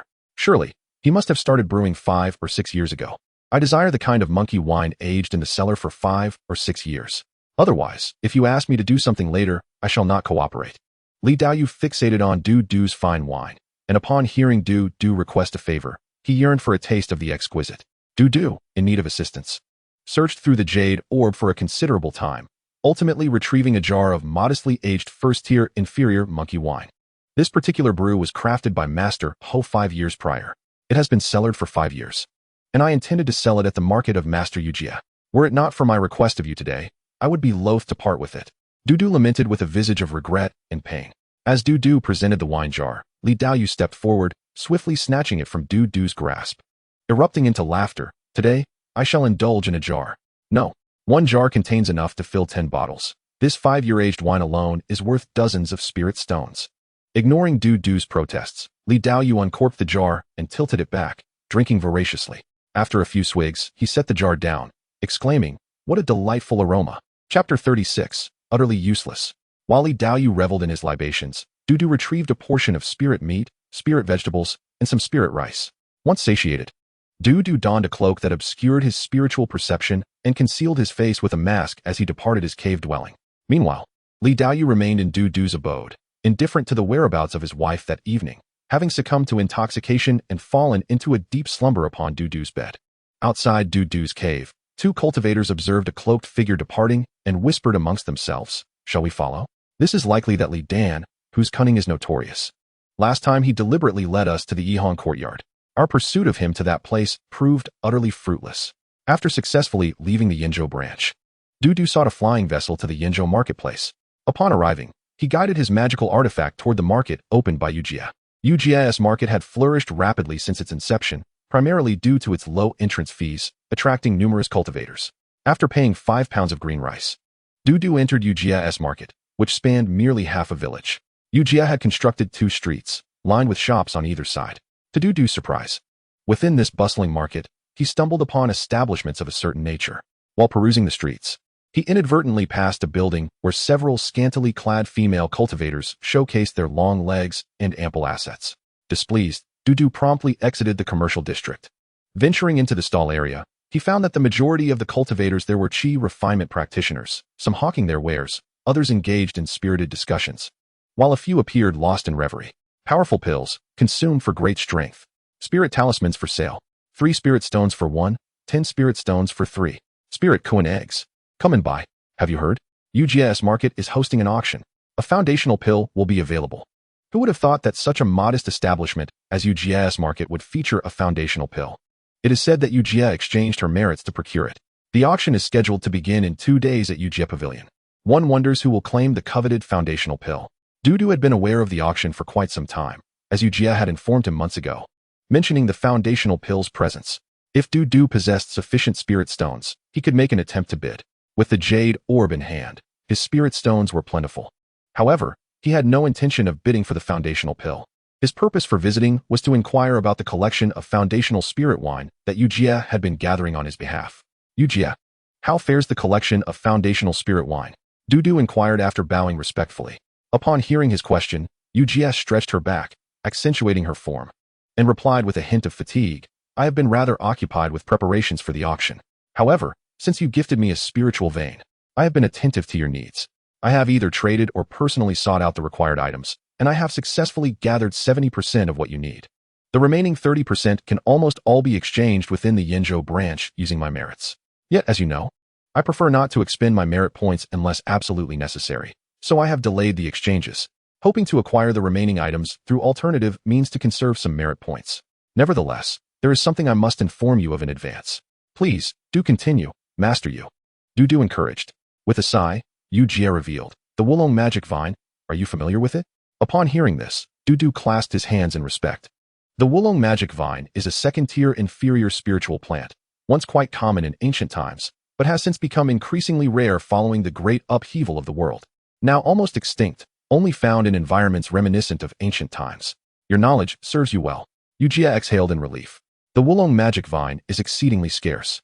I have exhausted all means to acquire even a single specimen. However, I learned from a friend that there is a location where it can be found. Though the timing is not yet ripe. Du probed cautiously. Might I inquire what that timing may be? I wish to prepare accordingly. Yujia responded. Do you recall that I require your perfected level of spiritual eye technique to assist me with the task? Indeed, I remember, approximately 7 years hence. Good. The location of the Wulong magic vine coincides with the place where you will assist me. When the time comes, you may procure it. Do not forget. Understood. Yujia produced a jade slip and handed it to Du. This contains the details of the spiritual items to be auctioned. If you wish to acquire anything, you may wish to prepare some spirit stones in advance. After accepting the jade slip, Du pondered briefly before presenting a century-old spiritual herb, stating, Master Yu, the more rare spiritual items present at your auction, the better. I have fortuitously acquired 2 century-old spiritual herbs, which barely qualify as second tier. They should meet the standards for your auction. Seeing Du produce 2 second-tier spiritual herbs, Yujia, who had been tirelessly gathering auction items, felt a wave of relief as she accepted the herbs. Your thoughtfulness is appreciated. While these herbs may not be the main attractions, they are still quite valuable. I shall waive the auction fee. Then, a thought struck her, and she lightly tapped her flawlessly smooth forehead. I have never personally overseen your alchemy and brewing affairs, delegating that responsibility to my subordinates. They have not caused you any distress, have they? Not at all. Yujia's subordinates are far from foolish. In fact, I find each of them to be quite capable and amiable. Do you possess any premium Huanglong pills or slightly older monkey wine in your storage bag? They would also be suitable for the auction. Du patted his storage bag and retrieved 2 jars of 5-year-aged monkey wine. He replied, Master Yu, my spirit monkeys only commenced brewing spiritual wine 5 years ago, and the success rate was not particularly high. The 5-year-aged monkey wine is the oldest I have. I have already relinquished most of my premium Huanglong pills to you for sale. These 2 bottles were intended as gifts for future occasions. Since you require them, I shall gladly part with them. Upon receiving Du's premium Huanglong pills and 5-year-aged monkey wine, Yujia expressed her satisfaction. These items are quite suitable for a medium-sized auction, where 99% of the participants are chi refinement cultivators. They will certainly make a worthy addition.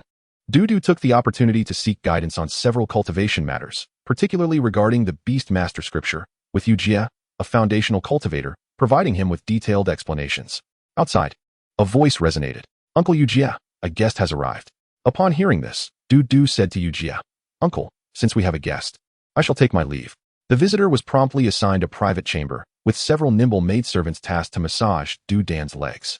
In the elegantly adorned bedroom, Du reclined in a chaise longue, attended by 4 exceptionally beautiful maidservants, each possessing unique charms, some with long legs, others with voluptuous figures or slender waists, or alluring grace. As Du preferred not to be surrounded by overtly seductive company, he retained only 3 maidservants. They extended their delicate hands, akin to Jade, to knead his legs. Ah, so delightful. Du sighed with closed eyes. In the auction hall, Yujia welcomed everyone, expressing her gratitude for their presence at the auction, stating, I, Yujia, sincerely thank you all.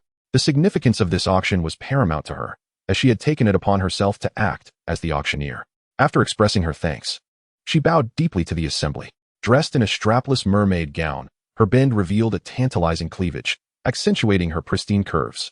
The once nonchalant cultivators in the auction hall became attentive, fixated on the auction stage. Du's interest was piqued by certain items, and as he focused on the stage, he inadvertently noticed that Yujia was wearing a high-slit mermaid dress. From the thigh up, her long, elegant legs shone with a radiant glow, adorned by red embroidered shoes that complemented her translucent skin, resembling 2 ripe peaches. The first item for bid was the bloodstone spirit, or a second-tier low-grade mineral known for its formidable power when forged into magical artifacts. This mineral was also a key ingredient in the recipe for foundational spirit wine. Although Yujia had already gifted Du a piece of bloodstone spirit ore, he required more for brewing, and thus he was determined to acquire this one. Many were interested in the ore, and before Du could bid, a male cultivator raised his sign and called out, 900 spirit stones, 1,000, 1,500 spirit stones. Following Du's high bid, no one else raised their signs. 1,500 spirit stones, going once, going twice. Congratulations to this dashing cultivator for securing the spirit ore. With the successful acquisition of the mineral, Du exhaled in relief. Contemplating, this bloodstone spirit ore is the size of an infant's head, and combined with the piece Yujia gave me, it will suffice for brewing dozens of foundational spirit wines. Such ancient recipes are meticulous, requiring the incorporation of spirit minerals. The second item on the auction block was 3 vials of exquisite Huanglong pills. Noticing Yujia was auctioning these, Du surmised that 1 vial was likely from previous stock. These 3 vials were crafted by the renowned Dan, the very same striking cultivator who had just won the Bloodstone Spirit Oregon. Greetings, everyone. I am Dan, he introduced himself. Despite Du's discomfort, he stood up, compelled by Yujia's silent encouragement. To his surprise, Dan was already at the late stage of chi cultivation. Sister, is that what matters? It's the charm that counts. The striking Dan elicited mixed feelings among the female cultivators. Some admired him, while others envied his position under Yujia. What makes him worthy of her attention? Why can't I be? Queried one disgruntled cultivator. Just because he has been a practitioner for 2.5 years and has become a low-tier alchemist? The auction continued with Yujia skillfully promoting Du's exquisite Huanglong pills, focusing on his looks as the selling point. The starting bid was announced, and cultivators began to call out their offers, including numerous affluent women and widows. Following the Huanglong pills, Yujia auctioned off various items such as jade slips, spirit beast eggs, magical artifacts, and spirit herbs. Though Du had no need for these materials, his gaze remained fixed on Yujia, not merely out of admiration, but to expand his knowledge of the rare items on display. Next up was a fearsome blood weapon, a specialized tool for body cultivators. classified as a first-tier high-grade item known as the Demon Subduing Rod. With the current trend favoring spirit cultivators, few artisans could forge such weapons, making its appearance at the auction a significant rarity. Are you body cultivators ready? The auctioneer announced, introducing the creator of the blood weapon. I am Yu Dang. Yu Jia as third uncle, a second-tier high-grade craftsman. A masked figure rose, revealing an elderly man with a gentle demeanor. His white hair and kind face bringing a sense of familiarity to the crowd. Dudu was astonished to see Yu Dang present, sharing the same stage as him in introductions. My standing is on par with a second-tier high-grade craftsman, he mused. The starting bid for the Demon Subduing Rod is 1,500 spirit stones. As the bidding commenced, body cultivators and their families began calling out prices. I bid 1,600, 1,700. As a body cultivator and a skilled staff practitioner, Dudu found himself intrigued by the first-tier blood weapon. After all, he lacked such a weapon, and with vengeance on his mind, possessing a formidable blood weapon was essential for the impending confrontations. 2,000 spirit stones. Dudu raised his bidding sign decisively. For a first-tier blood weapon, this was already a substantial bid, leading several body cultivators to withdraw from the competition. 2,500 spirit stones. Once Dudu called out this price, the room fell silent. Congratulations, Yumion Dudan.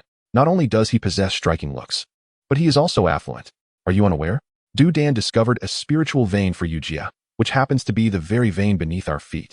In gratitude, Yujia generously bestowed upon Dudan a staggering 20,000 spirit stones. Such a sum is indeed remarkable. Yet, in comparison to the spiritual vein, what significance does 20,000 spirit stones hold? At that time, Dudu had even killed a Yengo. What does Yengo have to do with this? Next on the auction block were 2 jars of spiritual wine, monkey wine, aged for 5 years, a delight for any wine-loving cultivator. Upon seeing Yujia present his precious monkey wine, Dudu felt a pang of anxiety, silently pondering. Surely, she won't make me stand up for a self-introduction again. Just as he was about to rise from his seat, he heard Yujia's captivating voice announce the starting bid.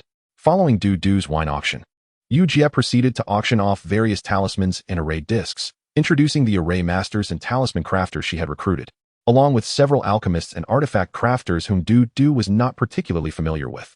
An epiphany dawned upon Dudu. Yujia intended to showcase her strength through this auction. The Yu family had been suppressed by the Go family, and this was a means to bolster their reputation. Some cultivators, witnessing Yujia's formidable presence, might feel inclined to ally with her. Of course, not every cultivator could serve her, especially not one who would willingly drink bathwater. Such a person would likely prove unworthy, having already spent several thousand spirit stones. Dudu aimed to avoid drawing too much attention to himself and refrained from bidding frequently. After acquiring 2 types of spiritual herb seeds he lacked, he eagerly awaited the bidding for the foundation-building pill. The Pi seed or assistance was the foundation-building pill. For those in the Chi refinement stage, consuming it could enhance their chances of breaking through to the foundation establishment stage by 20%. The effect would have with a second pill and have again with a third. Yujia held a blue pill, the size of a pigeon egg, in her smooth, jade-like right hand. The pill radiated an enchanting glow, captivating all present, and Dudu could faintly discern a tantalizing aroma wafting from it. The foundation-building pill, a second-tier low-grade elixir, was indeed extraordinary. Upon sighting such a remarkable pill, the Chi refinement cultivators in attendance displayed expressions of infatuation, their throats quivering as they yearned to swallow the pill and ascend to the foundation establishment stage. Some foundation establishment cultivators could not conceal their greed, and one excitedly exclaimed, "Quickly auction it off." Yujia smiled radiantly, akin to a celestial being descending to earth, yet no one paid heed to her beauty. Their eyes gleamed with fervor, fixated on the foundation-building pill. In a world that reveres strength above all, cultivators prioritized power over beauty. The reason Yujia was acclaimed as the most beautiful woman in Yenzhou was intricately linked to her prowess. Had she merely been a Chi refinement cultivator, her name would hardly have graced the list. The starting bid was set at 1 spirit stone. 1,000 spirit stones, declared a white-haired late Chi refinement cultivator. His face flushed. "Old Zhao, is 1,000 spirit stones all you possess? With such a paltry sum, I suggest you abandon your hopes of acquiring the foundation-building pill. Why not save your spirit stones for a grand funeral? I bid 20,000. 25,000 spirit stones. 40,000. Is there anyone willing to outbid this? This is the foundation-building pill. Such a rarity, and I have expended considerable merit to obtain it. If we miss this one, who knows when we might encounter another? Haha. You lowly cultivators can only muster 40,000 spirit stones? Allow me to demonstrate the power of Yenzhou's foremost family. 50,000 spirit stones. A cloaked figure with a masked face boasted. Dudu recognized the voice. It was none other than Go Pai. Those present whispered, "It's Yin Go? Go Pai." The Go family is one of the 12 noble families of the Beast-Master Sect, the most powerful clan in Yenzhou, even stronger than Yu Jie's family. And there have been past grievances between the two. Upon seeing her rival arrive, Yu Jie frowned slightly and signaled to the audience, prompting Yu Deng to raise his bidding card, 60,000. Go Pai scoffed at Yu Deng's bid, taunting, "Old Deng, your days are numbered, yet you still venture out. Aren't you afraid of dying on your way back to the Yu family, leaving your body to rot in the wilderness? Go Pai, should you dare call me Old Deng again, I'll make you regret it." Yu Deng retorted, his chest heaving with indignation. "Old Deng, this is your Yu family's auction. If you dare to act out, who would ever want to participate in a Yu family auction again? Isn't that right, everyone? Go Pai, don't slander me." Yu Deng pointed accusingly at Go Pai. Go Pai provocatively challenged, "Weren't you just itching for a fight? Come at me." Upon hearing Go Pai's words, Yu Jie raised her delicate brow, and an overwhelming sword intent radiated from her, her dress billowing, hair dancing in the air. A vision of radiance akin to a shimmering sword. Sensing Yu Jie's inclination to engage, fear flickered in Go Pai's eyes. He shrank back into his seat and shouted, 80,000. As Go Pai's bid echoed, Yu Jie's breath began to steady. Yet her heart churned with the thought, must the foundation-building pill, earned through my hard-fought merit, fall into the hands of the Go family? With that thought, her chest rose and fell, her beautiful face exuding a fierce determination. 100,000, declared a mysterious cultivator cloaked in a robe, raising their bidding card. Upon hearing the bid of 100,000, Go Pai instinctively sought to probe the identity of the mysterious bidder with his spiritual sense. Although cloaks can shield chi refinement cultivators from detection, a foundation establishment cultivator's spiritual sense cannot be obstructed. However, at an auction, a cloaked individual is beyond the reach of spiritual probing by foundation establishment cultivators. Seeing Go Pai's disregard for the rules, Yu Jie couldn't help but chuckle internally. "Huh, Go Pai, you've walked right into my trap." With a flick of her spiritual sense, the clear water sword emitted a soft hum, swiftly and joyfully slicing towards Go Pai. Go Pai intended to discern the appearance of the mysterious bidder, but felt an overwhelming sword intent approaching. In shock, he exclaimed, "This is the sword of the sea." Unprepared for Yu Jie to strike, especially in front of everyone, he instinctively sought to defend himself. Yet, the clear water sword had already reached him, and he had taken no defensive measures. In despair, he shouted, "Ah!" The clear water sword halted just before his forehead, refraining from descending. At this moment, a liquid gushed from Go Pai's lower half, and the keen-eyed cultivators caught the scent, erupting in laughter. "Haha, Go Pai, you've spilled quite a bit." "Yu Jie, just wait." Go Pai spat venomously before departing with a flourish. Chapter 39. The intruder at the auction 100,000 spirit stones, for the third time. Congratulations to this mysterious cultivator for acquiring the foundation-building pill. The cultivator who successfully bid for the spiritual item was instructed to proceed to the backstage to settle their payment. After Yu Jie concluded her announcement, the auction came to an end. Backstage at the auction, Du Dan, here's the item you bid on. It fetched a high price at the auction. As Du nonchalantly withdrew over 2,000 spirit stones, the female cultivator attending to him revealed a glimmer of affection in her eyes, captivated by his handsome visage. Her mind wandering. This must be the man destined for me. Noticing the senior sister lost in thought, Du straightforwardly remarked, "Miss Tall-Legged Senior Sister, will you accept my spirit stones?" "Of course." And thus, Du exited Yu Jie's auction house. Du observed a passenger-carrying flying vessel lingering at the entrance of the marketplace. For the sake of safety, he approached the vessel's owner and inquired, "Are you accepting passengers?" Upon noting Du's intention to board, the owner clasped his fists in a gesture of respect and replied, "Indeed. However, there are still some vacant spots aboard. I must wait until the vessel is fully occupied before we can take off. If you are willing to wait, please take a seat." This is an unspoken rule. After all, as a vessel owner must also earn spirit stones. Du understood this necessity and asked, "May I inquire where you are headed?" "To Yenzhou Marketplace. Will you join?" "Certainly." Subsequently, a procession of cultivators boarded the vessel, some cloaked in garments that obscured their spiritual awareness and donning masks, while others were more open. For instance, beside Du sat a striking female cultivator, barefoot, who emitted a rather pungent odor upon sitting down. After the passage of a fragrant stick of incense, the vessel was filled to capacity. "Take off." With a swift whoosh, the vessel soared into the skies, and in a mere moment, it had departed from the marketplace, transforming into a streak of light as it sped towards Yenzhou Marketplace. An hour later, a group of malevolent cultivators confronted the vessel, shouting, "Halt!" The vessel's owner, sensing the impending threat, dared not stop and continued to navigate onward. At this juncture, Dudu observed the leader of the obstructing cultivators snort disdainfully as he produced a sword-shaped magical artifact. Infusing it with spiritual power, the sword unfurled against the wind, and he pointed it menacingly at the vessel. The sword then hurtled towards it with lethal intent. Realizing the gravity of the situation, Dudu cursed under his breath. This is bad. He is a Foundation Establishment cultivator. The vessel is merely a first-tier craft. It cannot withstand his strike. With this thought, Dudu gracefully leaped off the vessel. With a resounding thud, the sword struck the side of the vessel, cleaving it in two within moments. Kill them all. Leave no survivors. The Foundation Establishment cultivator coldly commanded, gesturing for his companions to charge forward. A late-stage chi refining cultivator, his visage flushed crimson, set his sights on Dudu and smirked wickedly. Hand over your storage bag, and I might let you go. Dudu retorted with a scoff. We are both late-stage chi refiners. Do you have confidence in defeating me? Dudan, you're a mere alchemist. How could I possibly lose to you? The red-faced cultivator sneered. You know me? Dudu inquired, furrowing his brow. I've heard tales of your exploits, the red-faced cultivator replied. Before wielding a dagger-shaped magical artifact to strike at Dudu, the blade gleamed with a chilling light, reflecting the malevolent expression of the red-faced cultivator as he unleashed his familiar sword technique. Blade pierces the heavens. Dulong enters the valley. Clang. The clash resulted in a stalemate, prompting the red-faced cultivator to exclaim in astonishment, Dudan, how could a mere alchemist master the great completion of the staff technique?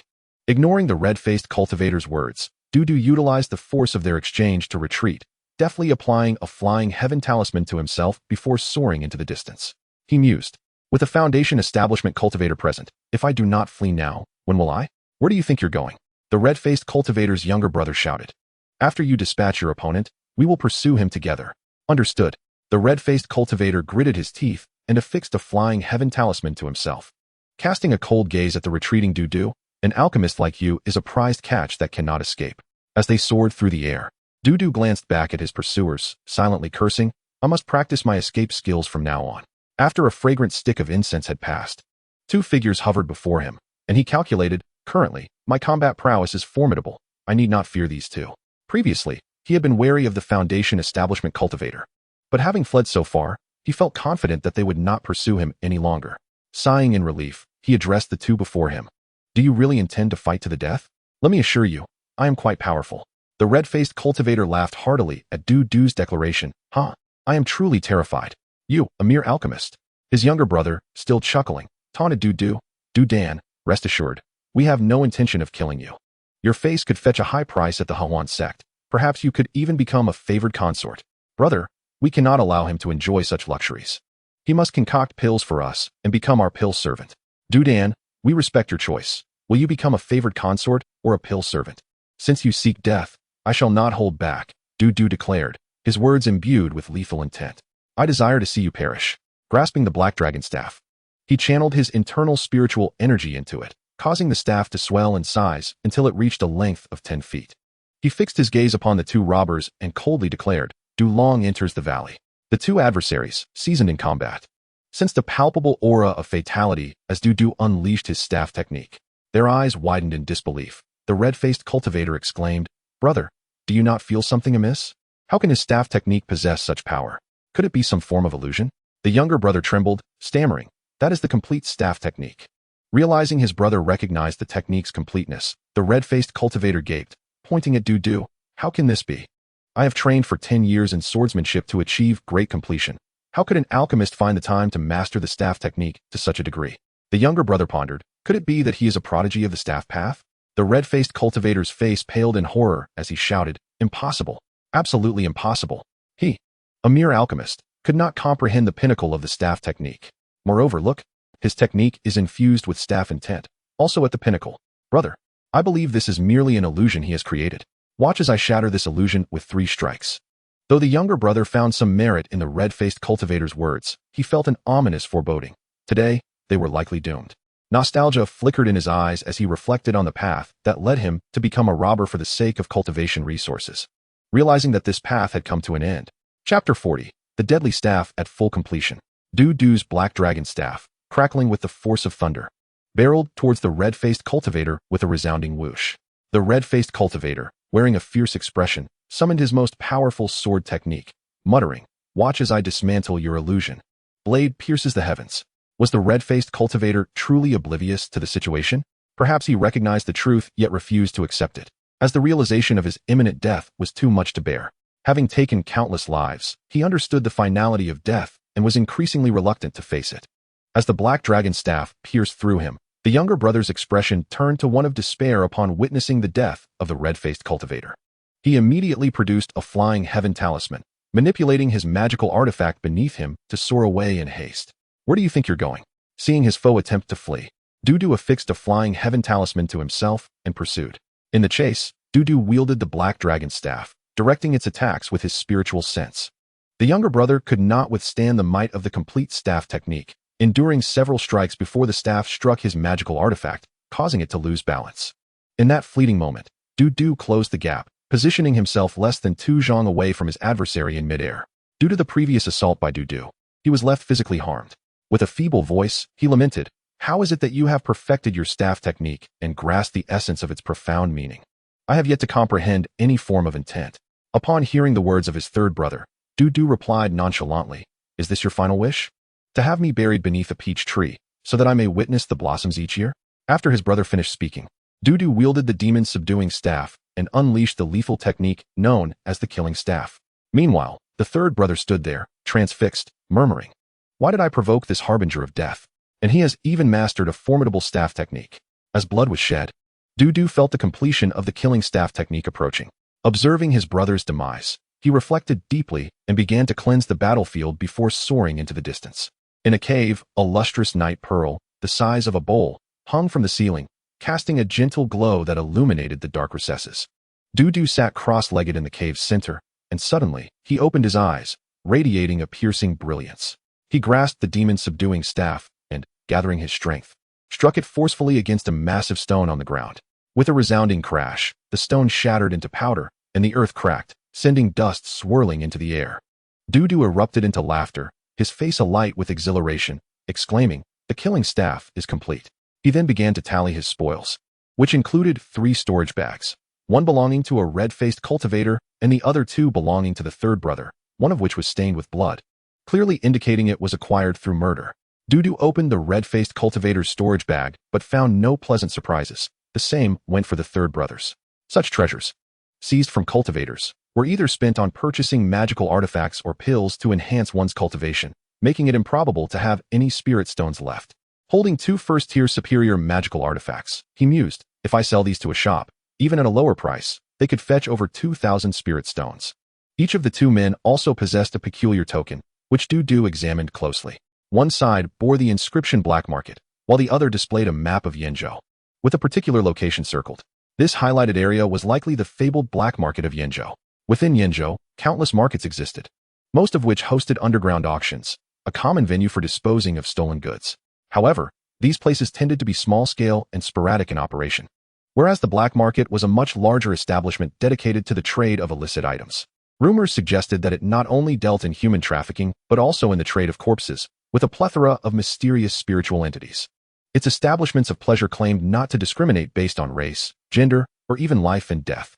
After securing the 2 black market tokens, Dudu felt compelled to visit the black market, intending to gather information on Ping Li Bean to devise a meticulous plan for revenge. As for other matters, Dudu, a paragon of virtue, would not indulge in them. He turned his attention to the final storage bag, focusing on the bloodstained one. Using his spiritual sense, he erased the original owner's mark and was met with dismay upon seeing the contents. The 2 red-faced cultivators at least had 1 first-tier superior magical artifact. Yet this bag contains not even a first-tier inferior artifact. No wonder you were killed. You were simply too weak. After collecting the remaining 10 spirit stones, Dudu opened a jade box. A delightful fragrance of elixir wafted from within, revealing a blue pill that shimmered brilliantly, surrounded by a dense aura of spiritual energy, indicating it was a second-tier inferior foundation establishment pill. Dudu's eyes widened in astonishment. This is a foundation establishment pill. The bloodied storage bag contained a foundation establishment pill. No wonder it had so few items. It must have been intended for trading for spirit stones. Third brother, perhaps all your luck in life was spent seizing this storage bag. Had you been a bit luckier, you wouldn't have pursued me. And if you had obtained the foundation establishment pill, wouldn't you have been able to establish your foundation? Contemplating this, Dudu's consciousness seeped into the green jade pearl. where he planted 100 spirit peach trees before the grave of the third brother. Finally, he placed the foundation establishment pill, valued at 100,000 spirit stones, at the foot of the grave. Third brother, let me show you the foundation establishment pill. Among the 3 storage bags, only the foundation establishment pill caught Dudu's interest, which he carefully stored in a cave within the green jade pearl. Dudu then extracted one of the black market tokens, scrutinizing the map and discovering that the black market was not far from him, approximately a day's journey away. First, he would seek out an information broker at the black market to investigate Ping Libian's background. His father was an outer sect disciple, and if he had participated in the actions that led to the original owner's demise, killing him could prove troublesome. Outer sect disciples possessed soul tokens, and an investigation by the sect would complicate matters for him. Fortunately, his father had ascended to outer sect status due to his cultivation as a spirit planter, not as a trifling 3-spirit root cultivator. Otherwise, his cultivation level would be high, and it would require considerable effort to eliminate him. Moreover, Ping Libian belonged to the Ping family, a minuscule clan with no foundation establishment cultivators, yet the faction they were loyal to posed a potential threat. If he acted against the Ping family, would they retaliate? If memory served, the Ping family was loyal to the Jia family, which indeed had foundation establishment cultivators. And the Jia family was backed by the Yu family, the very family Dudu served. If he eliminated the Ping family, would the Jia family harbor grievances? Would they report him to the Yu family? What then? The forces within Yanzhou were intricately entangled, where a single thread pulled could unravel the entire tapestry. The insignificant Ping family was somehow connected to the Yu family. First, he would gather intelligence on the Ping family before considering anything else. Chapter 41. I am not Yango. Yanzhou, Haifeng Mountain. Standing at a height of approximately 3,000 zhang, Haifeng Mountain was impervious to birds and reached into the clouds, perpetually shrouded in a dark wind. Its ferocious gales stirred up sand and stones, deterring ordinary folk from ascending. Yanzhou's Soul Black Market was situated here. Dudu navigated his magical artifact to hover above Haifeng Mountain, activating his spiritual eye technique, which revealed an array formation. The dark winds were indeed generated by this formation. Though the first-tier inferior formation's winds were formidable for mortals, they posed little challenge to cultivators. After investigating with his spiritual eye, Dudu discovered the entrance to the formation. However, having never entered the black market before, he was uncertain of the rules within and feared breaching any taboos. Thus, he found a sturdy tree trunk to sit upon, awaiting the arrival of those entering the black market. After a brief tea time, 2 figures draped in black robes appeared amidst the dark winds of Haifeng Mountain. Observing this, Dudu steered his magical artifact toward them. The 2 black-robed cultivators exchanged glances, noting, "Is there even a bandit at the entrance to the black market?" Without further ado, they summoned their artifacts and attacked Dudu as they hurled axes and flung flying knives at him. Dudu defended himself with the black dragon staff while activating a golden bell talisman on his person, shouting, "Misunderstanding. Friends, it's a misunderstanding. I simply do not know how to enter the black market. I was hoping you could tell me where the entrance is. I mean no harm." The 2 men, however, did not believe a word he said and continued their onslaught. Faced with this, Dudu resignedly warned, "I will have to fight back with full force. Be careful not to kill yourselves." Upon hearing those words, the 2 individuals responded with a tone thick with derision. "You?" Dudu employed his perfected black dragon staff technique, refraining from infusing his strike with intent, fearing he might inadvertently take their lives. As they beheld the might of Dudu's staff, which surged forth like a dragon, a formidable black dragon roared and lunged at them with ferocity. They were struck with astonishment, their disbelief palpable. This is perfected staff technique. In a desperate attempt to defend themselves, they conjured various protective measures to withstand Dudu's assault. With a resounding thud, Dudu's staff struck one of them, causing them to spit blood and turn pale, prompting them to hurriedly plead, "Esteemed senior, how might we appease you? Please reveal the way into the black market." Dudu replied nonchalantly, "I merely seek directions. I had no intention of engaging you, yet it appears you were the ones who initiated the confrontation, leaving me no choice but to retaliate. Is that not the case?" The 2 exchanged glances and responded in unison, "Indeed, esteemed senior. The method to access the black market is." Having learned the necessary information, Dudu spared the 2 and proceeded towards the black market. As Dudu walked away, one of them remarked, "I actually faced off against a genius who has mastered the perfected staff technique, and I even managed to withstand his strike. Who do you think he is? Surely, he must be a prodigy from the Beast-Taming Sect or a young master from a prominent family." Clad in a black robe and masked, Dudu paid the entrance fee of 3 spirit stones and entered the black market. A male cultivator at the initial stage of chi refinement approached with a broad smile. "Esteemed senior, do you require a guide? How well do you know the black market?" Dudu inquired, "What do you know?" The male cultivator replied, the Yinzhou Black Market, also known as the Black Wind Market, is established upon Black Wind Mountain, where there lies a Black Wind village, home to the Black Wind Army, led by the Black Wind Commander, an ancient figure of formidable repute, who wields the Black Wind Sword. Lead the way, Dudu instructed after listening to the introduction. Esteemed senior, do you have a specific destination in mind? The male cultivator asked. Anywhere of interest will suffice. I will not skimp on spirit stones. Dudu waved dismissively. Why have you brought me here? Dudu expressed his dissatisfaction.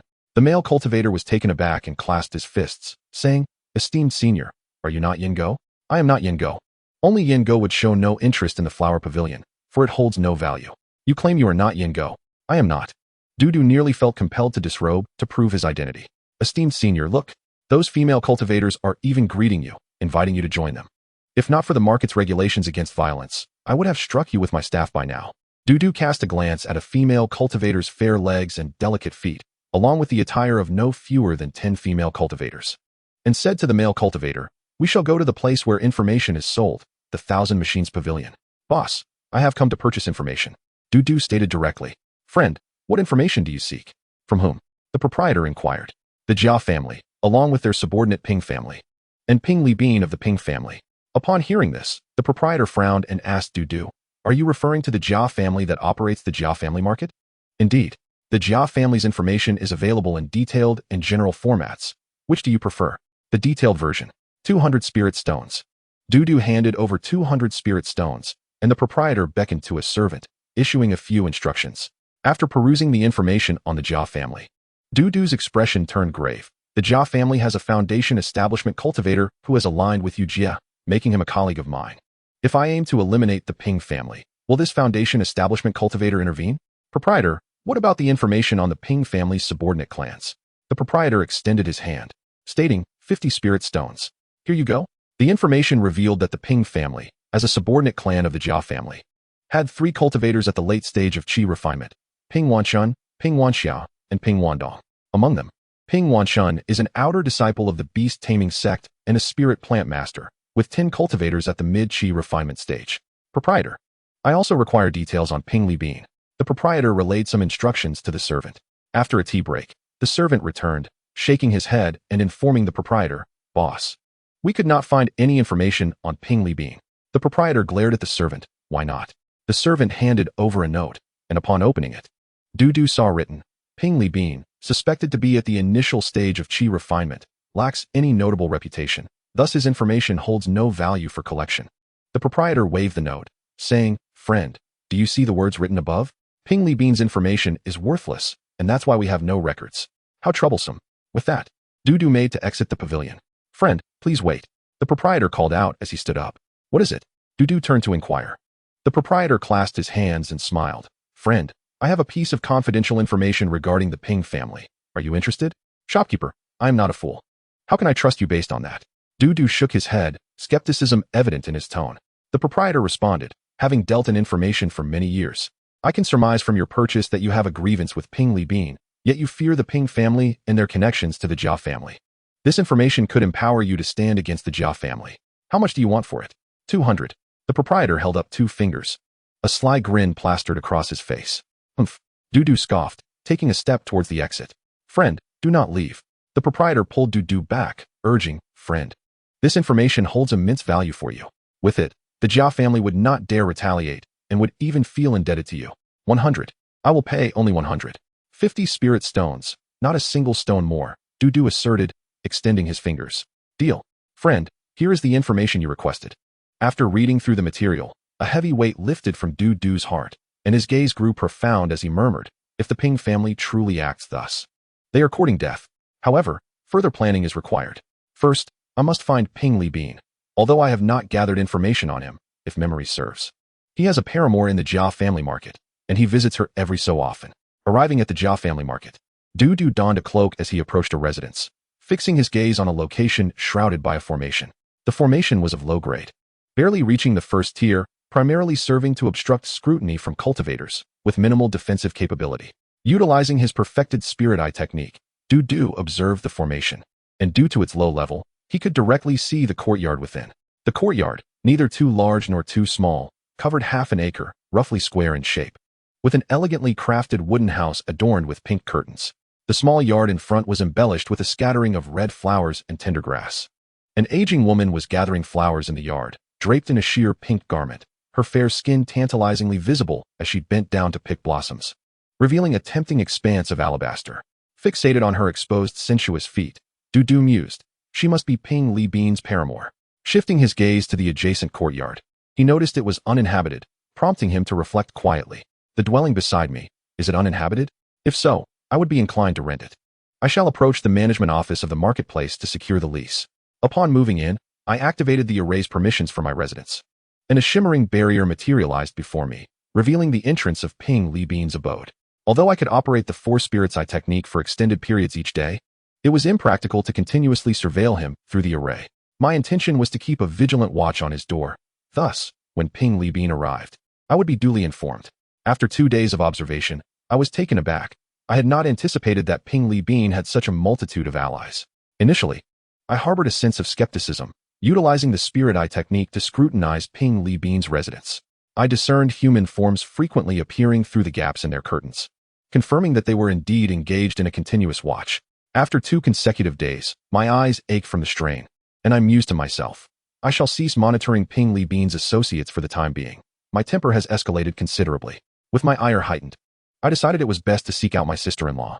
As I stepped outside, I encountered a female cultivator emerging from her dwelling. She was strikingly beautiful, draped in a pink gauzy garment, with an embroidered bodice depicting mandarin ducks frolicking in water, partially visible beneath her attire. Her long, well-formed legs gleamed like jade, and she wore delicate pink ankle boots.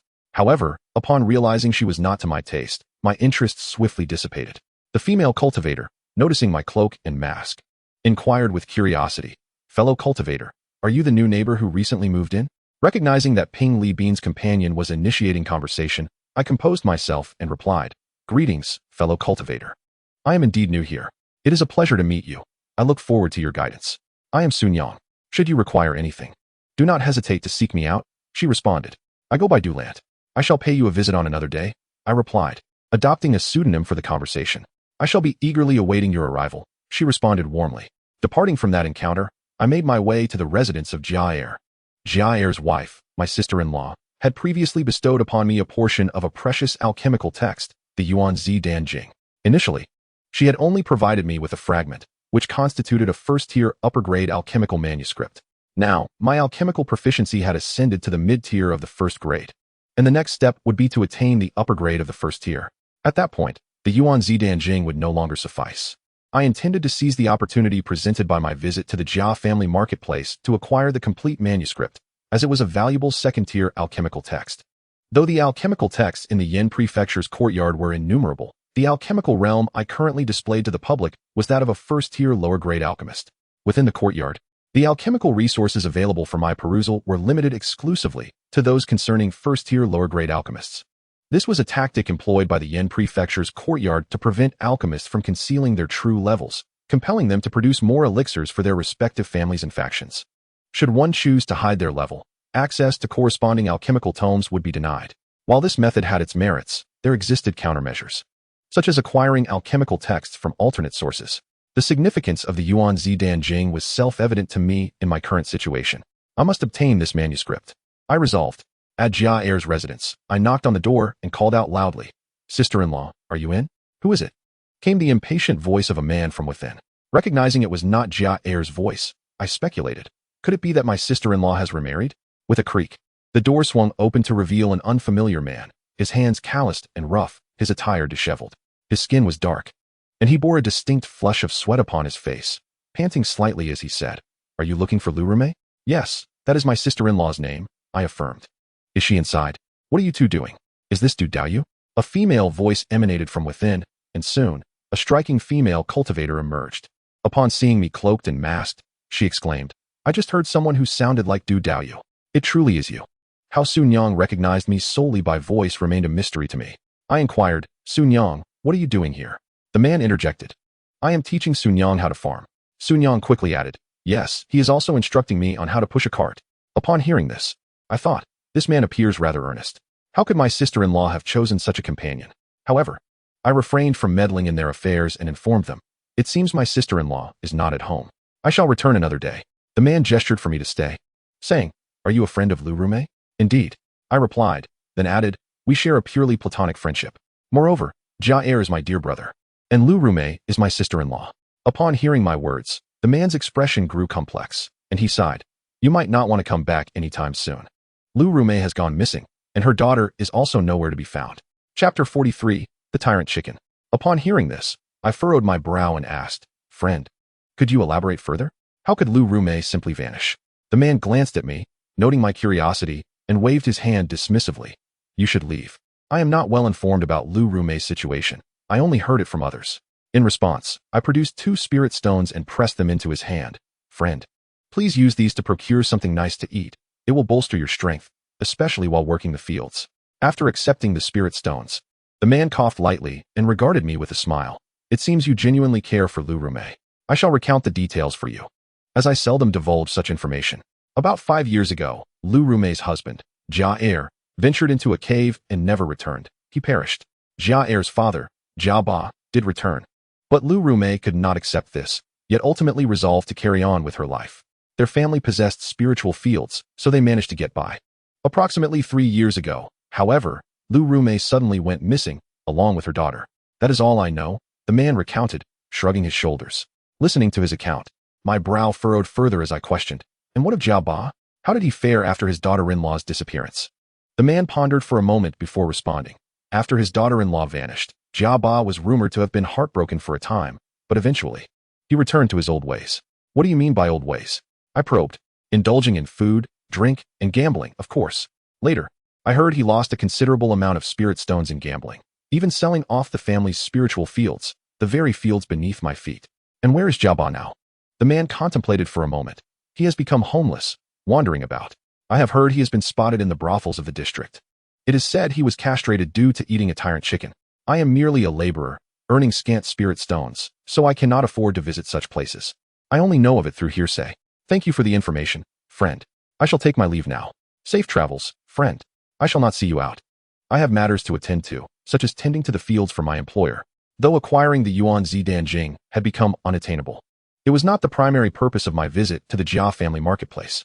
I resolved to address the situation with Ping Libin first.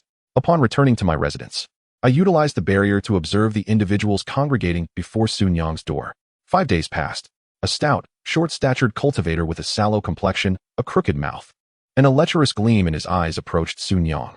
"Doghead, Ping Libin, you have finally revealed yourself," he exclaimed. Upon seeing Ping Libin, Dudu's hand involuntarily clenched in anger, a glint of hatred flashing in his eyes.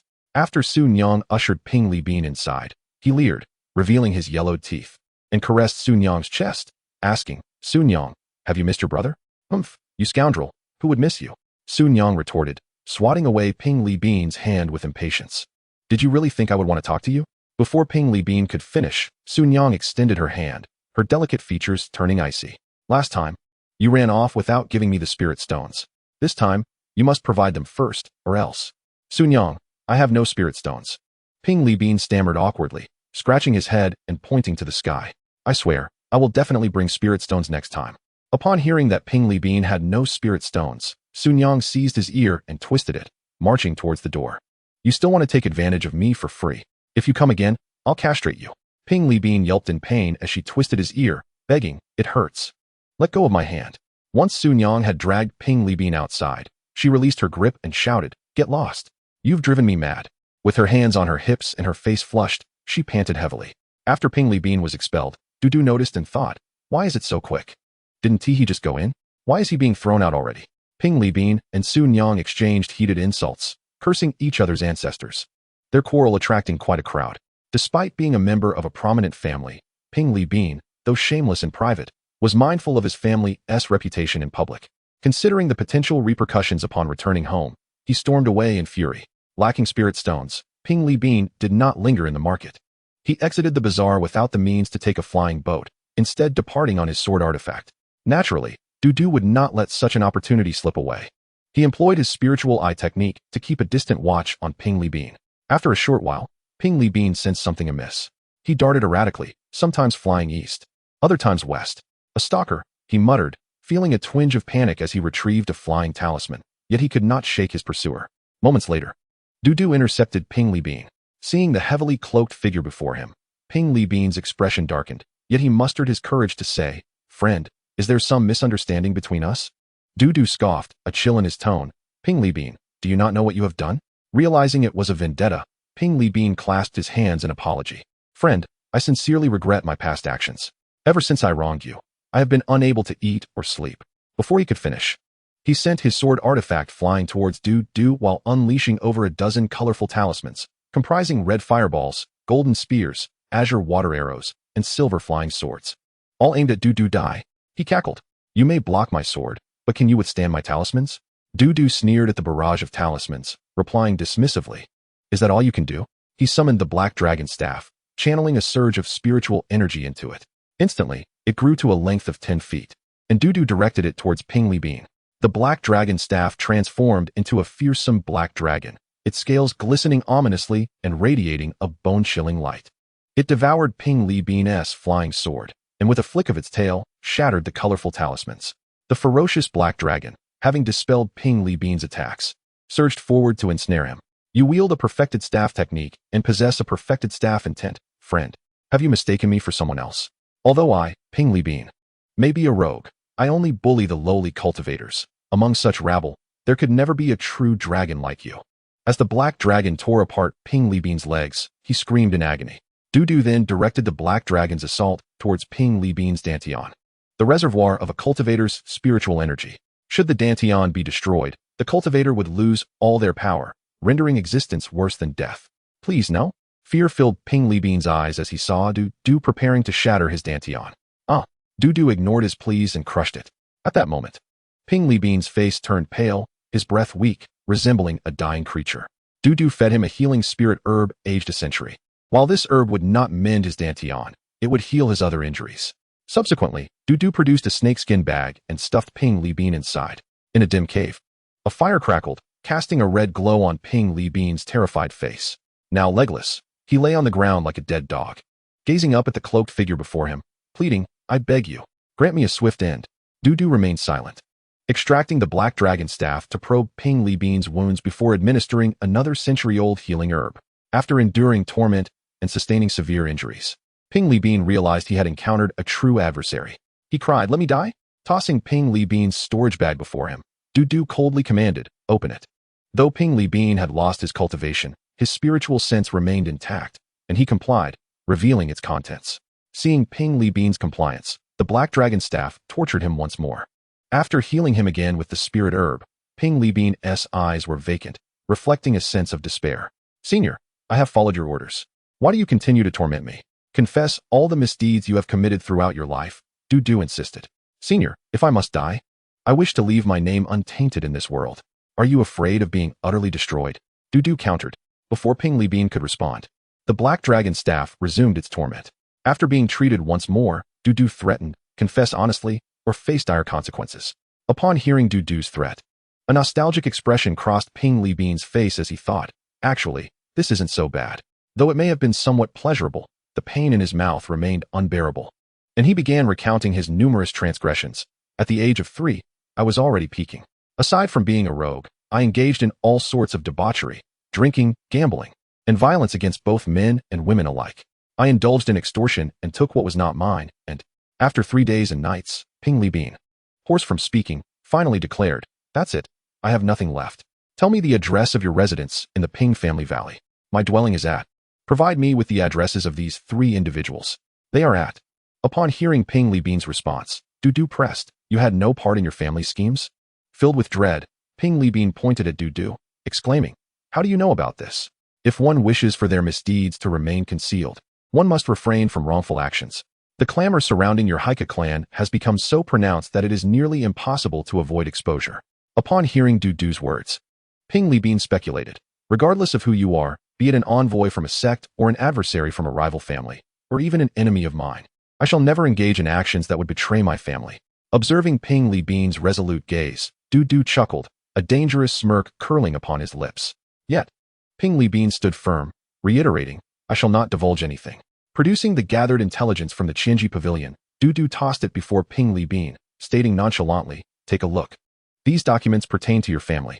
Realization dawned upon Ping Li Bean as he perused the materials with his spiritual sense, his expression shifting to one of astonishment. Trembling, he exclaimed, "How could you possess such classified information? How did these matters come to light?" In a moment of frustration, he struck his own face, filled with remorse, lamenting, "Why did I concede? Ping Li Bean, do you not recognize who I am?" Du shed his disguise, his eyes narrowing as he revealed a dazzling grin. "It is you." Du whined on. Ping Li Bean glared at him, his teeth gritted, a palpable aura of hostility radiating from him. Had his gaze been lethal, Du would have perished numerous times. "I loathe being referred to as weak." Before he could finish his sentence, Du brought an end to Ping Li Bean's nefarious existence. In that instant, Du felt an unexpected lightness in his body, a consequence of restoring a portion of the original self's karma. The one who had slain his original self had been dealt with. Now, 3 adversaries remained: Ping Wanshun, Ping Qianjun, and Ping Beifan.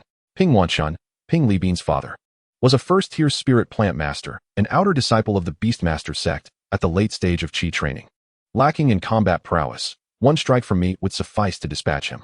However, to eliminate him, I require a justification. Otherwise, the sect would hold me accountable, leading to complications. Fortunately, I have already devised a rationale. As for Ping Qianjun and Ping Beifan, both at the mid-stage of Qi training and mere auxiliary disciples, their demise would pose no significant issues. To eliminate these 3, a visit to the Ping clan's stronghold, the Ping Valley, is inevitable. To ensure my safety, I must prepare adequately. There exists a safer alternative: reporting the Ping clan's transgressions to the sect, which would spell doom for them. Yet, the clan may find protection. Or worse, I might inadvertently offend powerful figures, leading to my own demise. For the sake of a successful vengeance, it is best I take matters into my own hands. In the marketplace of the Jia clan, within a courtyard, Du radiated an intense aura of vitality. His robust chest rose and fell like a bellows. Beads of perspiration glistening on his forehead, cascading down his handsome visage and pooling on the ground. He activated the Vajra sacred body to harness the blood vitality within, striving to break through to the superior tier of body cultivation. From his possession, he extracted a medicinal herb. Discerning its age, it was a century-old spirit herb. The herb exuded abundant spiritual energy, coupled with a formidable vitality. Clearly, it was a potent restorative. He brought it to his lips, consuming the herb in 3 swift bites, chewing it into a fine pulp before swallowing. An immense surge of spiritual energy and vitality coursed through his abdomen, causing him excruciating pain. He gritted his teeth, struggling to circulate the Vajra sacred body. The energies from the herb were absorbed rapidly, enhancing his aura to an overwhelming degree, akin to a primordial beast. As the vitality intensified, so too did his suffering. He clenched his jaw, blood seeping from the corners of his mouth. "First tier superior, break through for me." Du's body quaked violently, releasing an invisible shockwave that crashed against the surrounding furniture and walls. With a resounding crash, furniture splintered into fragments, and the walls bore spiderweb-like cracks, fissures appearing like thumbs across the surface. Du paid no heed to the destruction. He clenched his fists, feeling an overwhelming power coursing through him, confident that a single blow could vanquish any foe. Yet, he was acutely aware that this was merely an illusion, a common occurrence among cultivators upon their breakthrough, when they mistakenly believe themselves invincible. It was time to exact my revenge. Chapter 45, Annihilation of 2. After checking out of the Marketplace Management Office, Du set forth alone towards the Ping clan's stronghold, the Ping Valley. Upon employing his spiritual eye technique to survey the valley, he discerned that the grand formation encircling it was a first-tier superior array. Although he could see through the formation, the interior remained shrouded in obscurity, providing only vague insights. The Ping Valley was modest in size, nestled between 2 small hills, encompassing a relatively flat expanse of land, approximately 5 to 6 acres. According to legend, an ancestor of the Ping clan discovered a miniature first-tier superior spirit vein in this locale, which led to the establishment of their clan. Due to the valley's limited space, the clan's forebear decreed that mortals were forbidden from entering, a rule that subsequent clan leaders upheld. I hope all 3 of my enemies are within the Ping clan, otherwise, I shall waste time chasing them down. Du retrieved a Jade token, one side inscribed with the characters for Ping Li Bean, the other depicting a scene of the Ping Valley. Cloaked in a black robe and masked, he approached the grand formation, pressing the token against it. With a hum, an entrance materialized, just tall enough for a single person. Du stepped through the formation. Inside lay the clan's ancestral grounds, spanning 5 to 6 acres. Of this, 2 acres were dedicated to spirit fields, a first-tier superior quality, flourishing with a myriad of exotic herbs, releasing ethereal mist and shimmering light, brimming with potent properties. The remaining 3 acres housed various structures, from 3-story buildings to quaint single-story cottages, arranged in an aesthetically pleasing manner. Through the windows, he could observe several cultivators engaged in various activities, some training, others conversing, and some resting. Dudu identified a particular dwelling and approached it cautiously. Upon arriving at a modest cottage, he mimicked Ping Li Bean's voice softly calling, "Uncle Qianjun, are you there? Who is it?" "It's me, Binzi. I'm coming in." "Come in." Ping Qianjun, a devoted cultivator, resided alone as a mid-stage Qi training practitioner, thus possessing a private abode. Consequently, his quiet demise would go unnoticed. "Binzi, why are you dressed like that?" Upon seeing Dudu enter in a cloak, Ping Qianjun questioned. Perplexed. Ignoring the inquiry, Dudu advanced swiftly, closing the distance to Tu Zhang.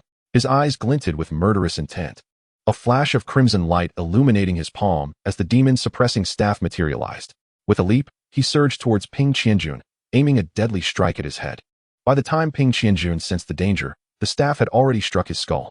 At present, Dudu was a first-tier superior body cultivator. Even without channeling his blood vitality, the sheer force behind the demon's suppressing staff in a surprise attack was enough to seal Ping Qianjun's fate. A muted yet fatal thud resonated within the room as Ping Qianjun uttered a muffled groan, his head shattered upon impact. Dudu quickly rushed forward, covering his mouth to stifle any further sound. In an instant, Dudu felt a sudden lightness.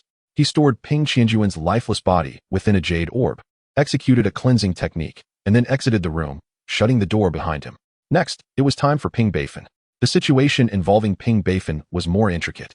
He had a dual cultivation partner, making it impossible for Dudu to ensure a silent elimination of both, which was why Ping Beifan was placed after Ping Qianjun on his list. As Dudu traversed the various residences, he pinpointed a specific house, produced a key, unlocked the door, and stepped inside, closing the door behind him.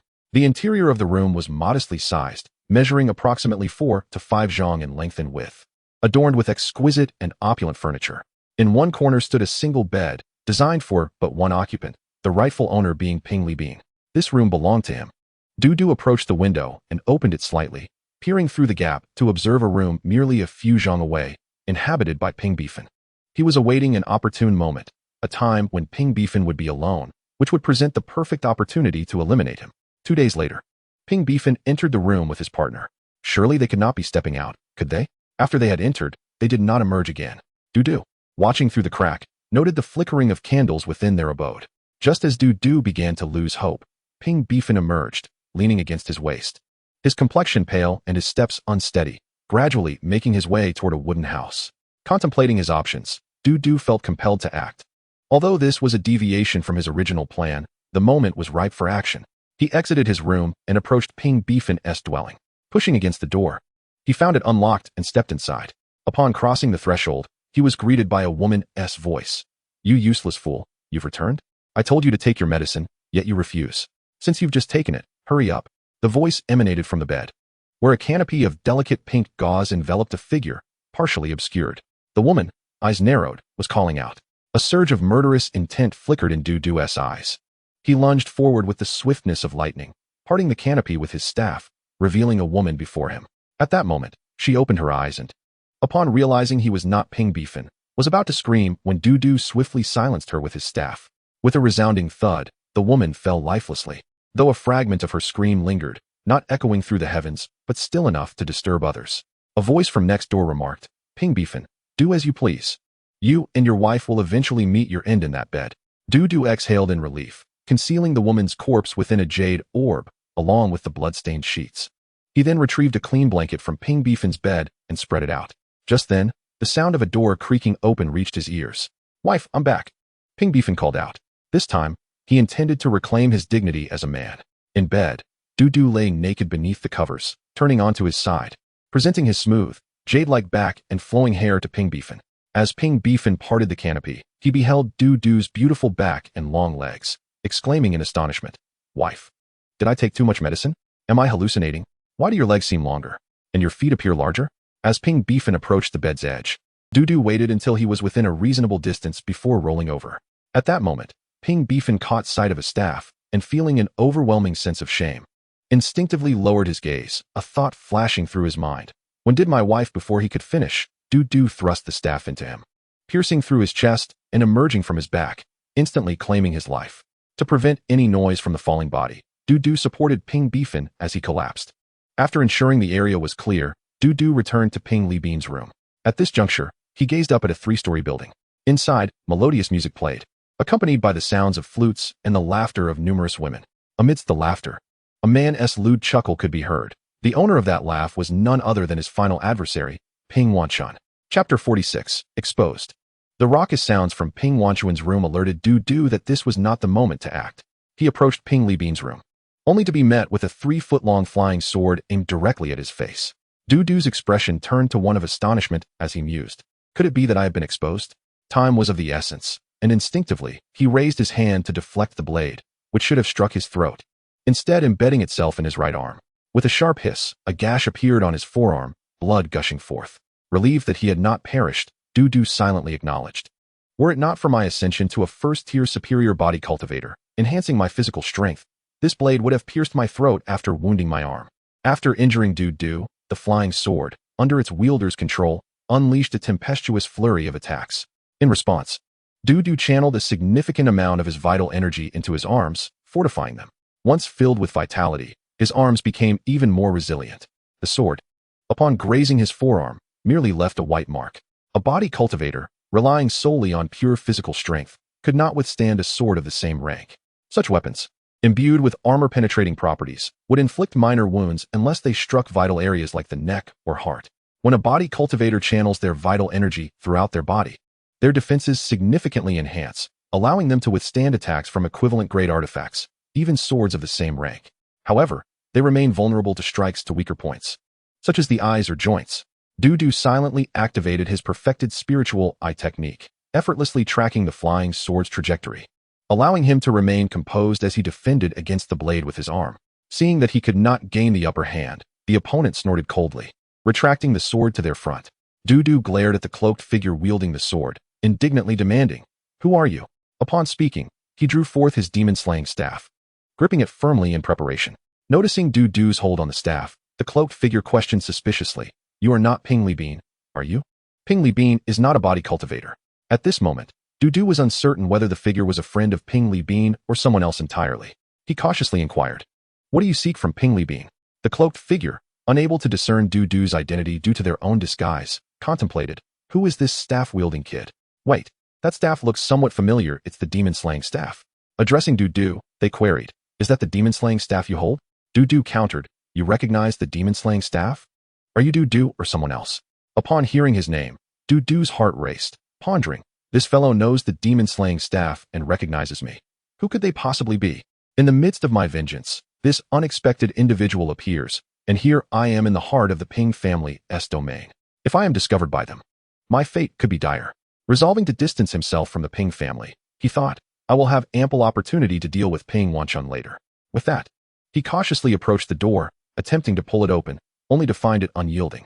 As he continued employing the spiritual eye technique, he discerned that the room was enveloped in a formation. So that was why the earlier commotion had not alerted the Ping family. This formation muffled the sounds of combat. Observing that he could not open the door, the cloaked figure remarked nonchalantly, "I have set up a formation with a formation plate. You cannot escape." Once more, I ask, "Are you Du? Where is Ping Li Bean? How did you come to be in his room?" Du pondered their questions for a moment. They were also seeking Ping Li Bean and had established a formation in his room. Who in their right mind would set up a formation in another's dwelling and immediately attack with a sword upon entry? With this thought in mind, Du hesitated. "Are you Pei Li Bean's enemy?" Upon hearing this question, the other party deduced that Du and Pei Li Bean's relationship was likely not as simple as it seemed. Who would visit a man's chamber at the witching hour, cloaked and masked? After a brief pause, he replied, "Yes. Is that you, Du?" Upon hearing his name called again, Du furrowed his brow. "Regardless of whether I am Du or not, shall we unmask together?" "Very well," the other agreed. "I will count to 3, and we shall both reveal our faces.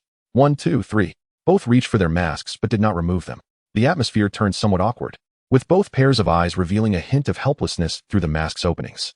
Seeing this, the other party removed his mask, unveiling a youthful visage with striking brows and bright eyes. He saluted Du, saying, "Dan, if you are indeed he, then reveal yourself." "You are Digimon?" Du exclaimed in surprise upon seeing the other's features. "I recall you won the demon-subduing staff at the auction held by my master-uncle. The moment you produced the staff, I suspected it was you."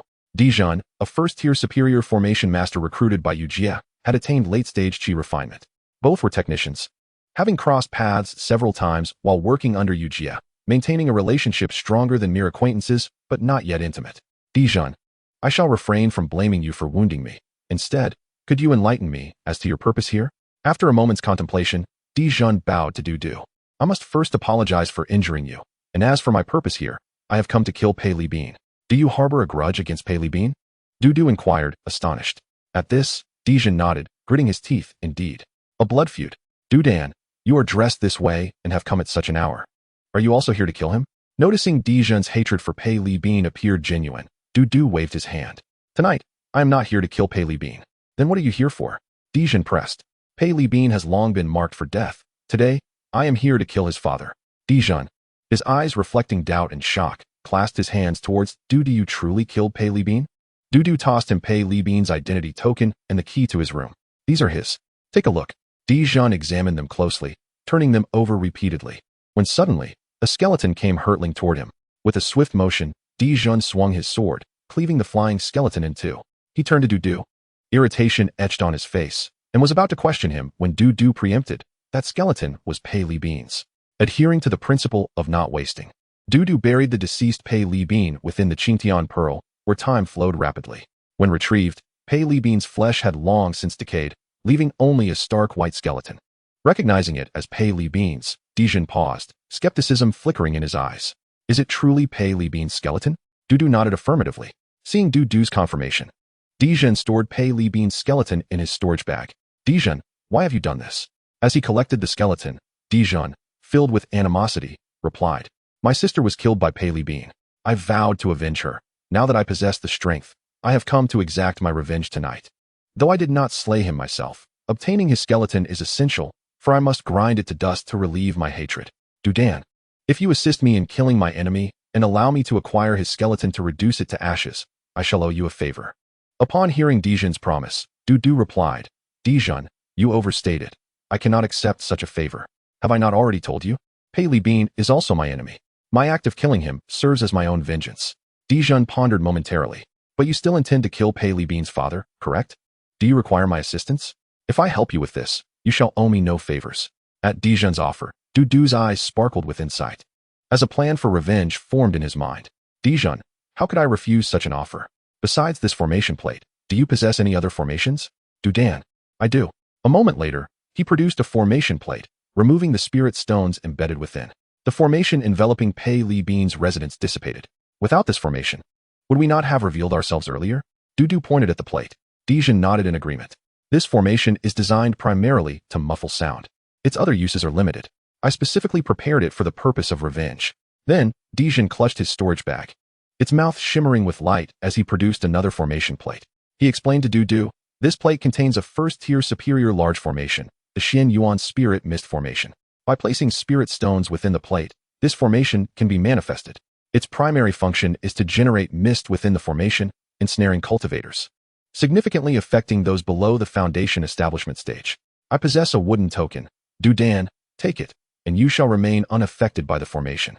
Du accepted the token, expressing admiration for Dijun. Without your formation, I would have been at a loss regarding how to escape after slaying Ping Wanshan. In response, Dijun dismissed the concern. Dudan, as a first-tier superior body cultivator, with sufficient vitality, you could withstand a first-tier superior magical weapon. The Pei family has only 3 late-stage Qi refinement cultivators. They cannot detain you. You speak wisely. Yet should I be besieged by the Pei family's cultivators, compounded with the formation as an obstacle, escaping would be no easy feat. Du countered. Hearing this, Dijun chuckled. Dudan, if I am not mistaken, your spirit eye technique has reached perfection. You need not conceal that. My master uncle Yu Jie has informed me of your mastery. With a perfected spirit eye technique at your disposal, why fear the formation's obstruction? As for their siege, your staff technique and staff intent have both reached great mastery. With a perfected staff intent, your staff technique's efficacy elevates to the level of perfection. The Pei family's cultivators cannot withstand you. After Dijun's explanation, Du pointed at him. How do you know so much about my affairs? Yu Jie, my master uncle, has told me about them. For instance, your perfected spirit eye technique was shared by him, though he advised me not to divulge it. The rest of the information came from Eugene. Dijun replied with a smile. How do they share everything with you? Not everything, merely a portion, such as your pet monkey that brews wine. At this point, Digimon gazed at Du with a hint of envy. I too wish for a brewing monkey to help me amass spirit stones, but I lack the fortune of Dan.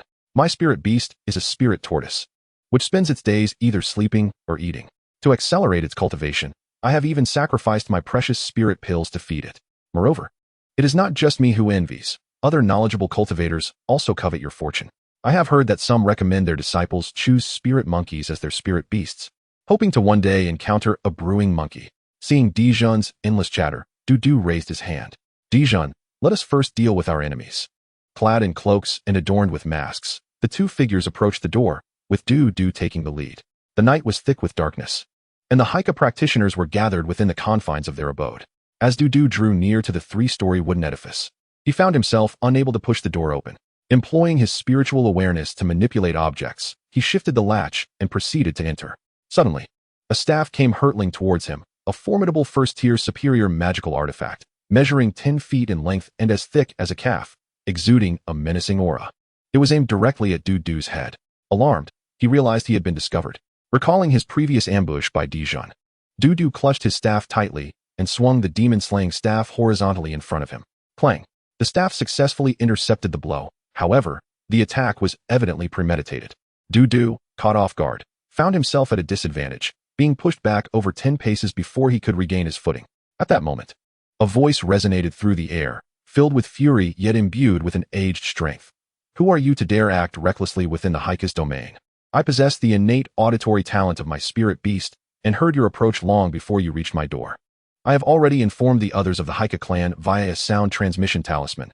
They shall arrive shortly. Surrender at once. No sooner had he finished speaking than a first-tier superior spirit hound materialized by his side, measuring a full 10 feet in length, its body cloaked in dark fur, its visage ferocious with glinting fangs. It lunged at Du, mouth agape like a blood-soaked cavern. Meanwhile, the various houses in the Haika Valley erupted with sounds of chaos, doors being flung open, gasps of astonishment, and the sharp sound of swords being drawn. Kill them. Sensing the impending danger, Du turned to Dijon and urged, do not concern yourself with my safety. Adhere to the plan. You must enter this building, disrupt the core of the Haika's formation, and then activate the Xian Yuan Spirit Mist Array. Focus solely on manipulating the formation to ensnare them. At this juncture, you two little thieves still hesitate to flee?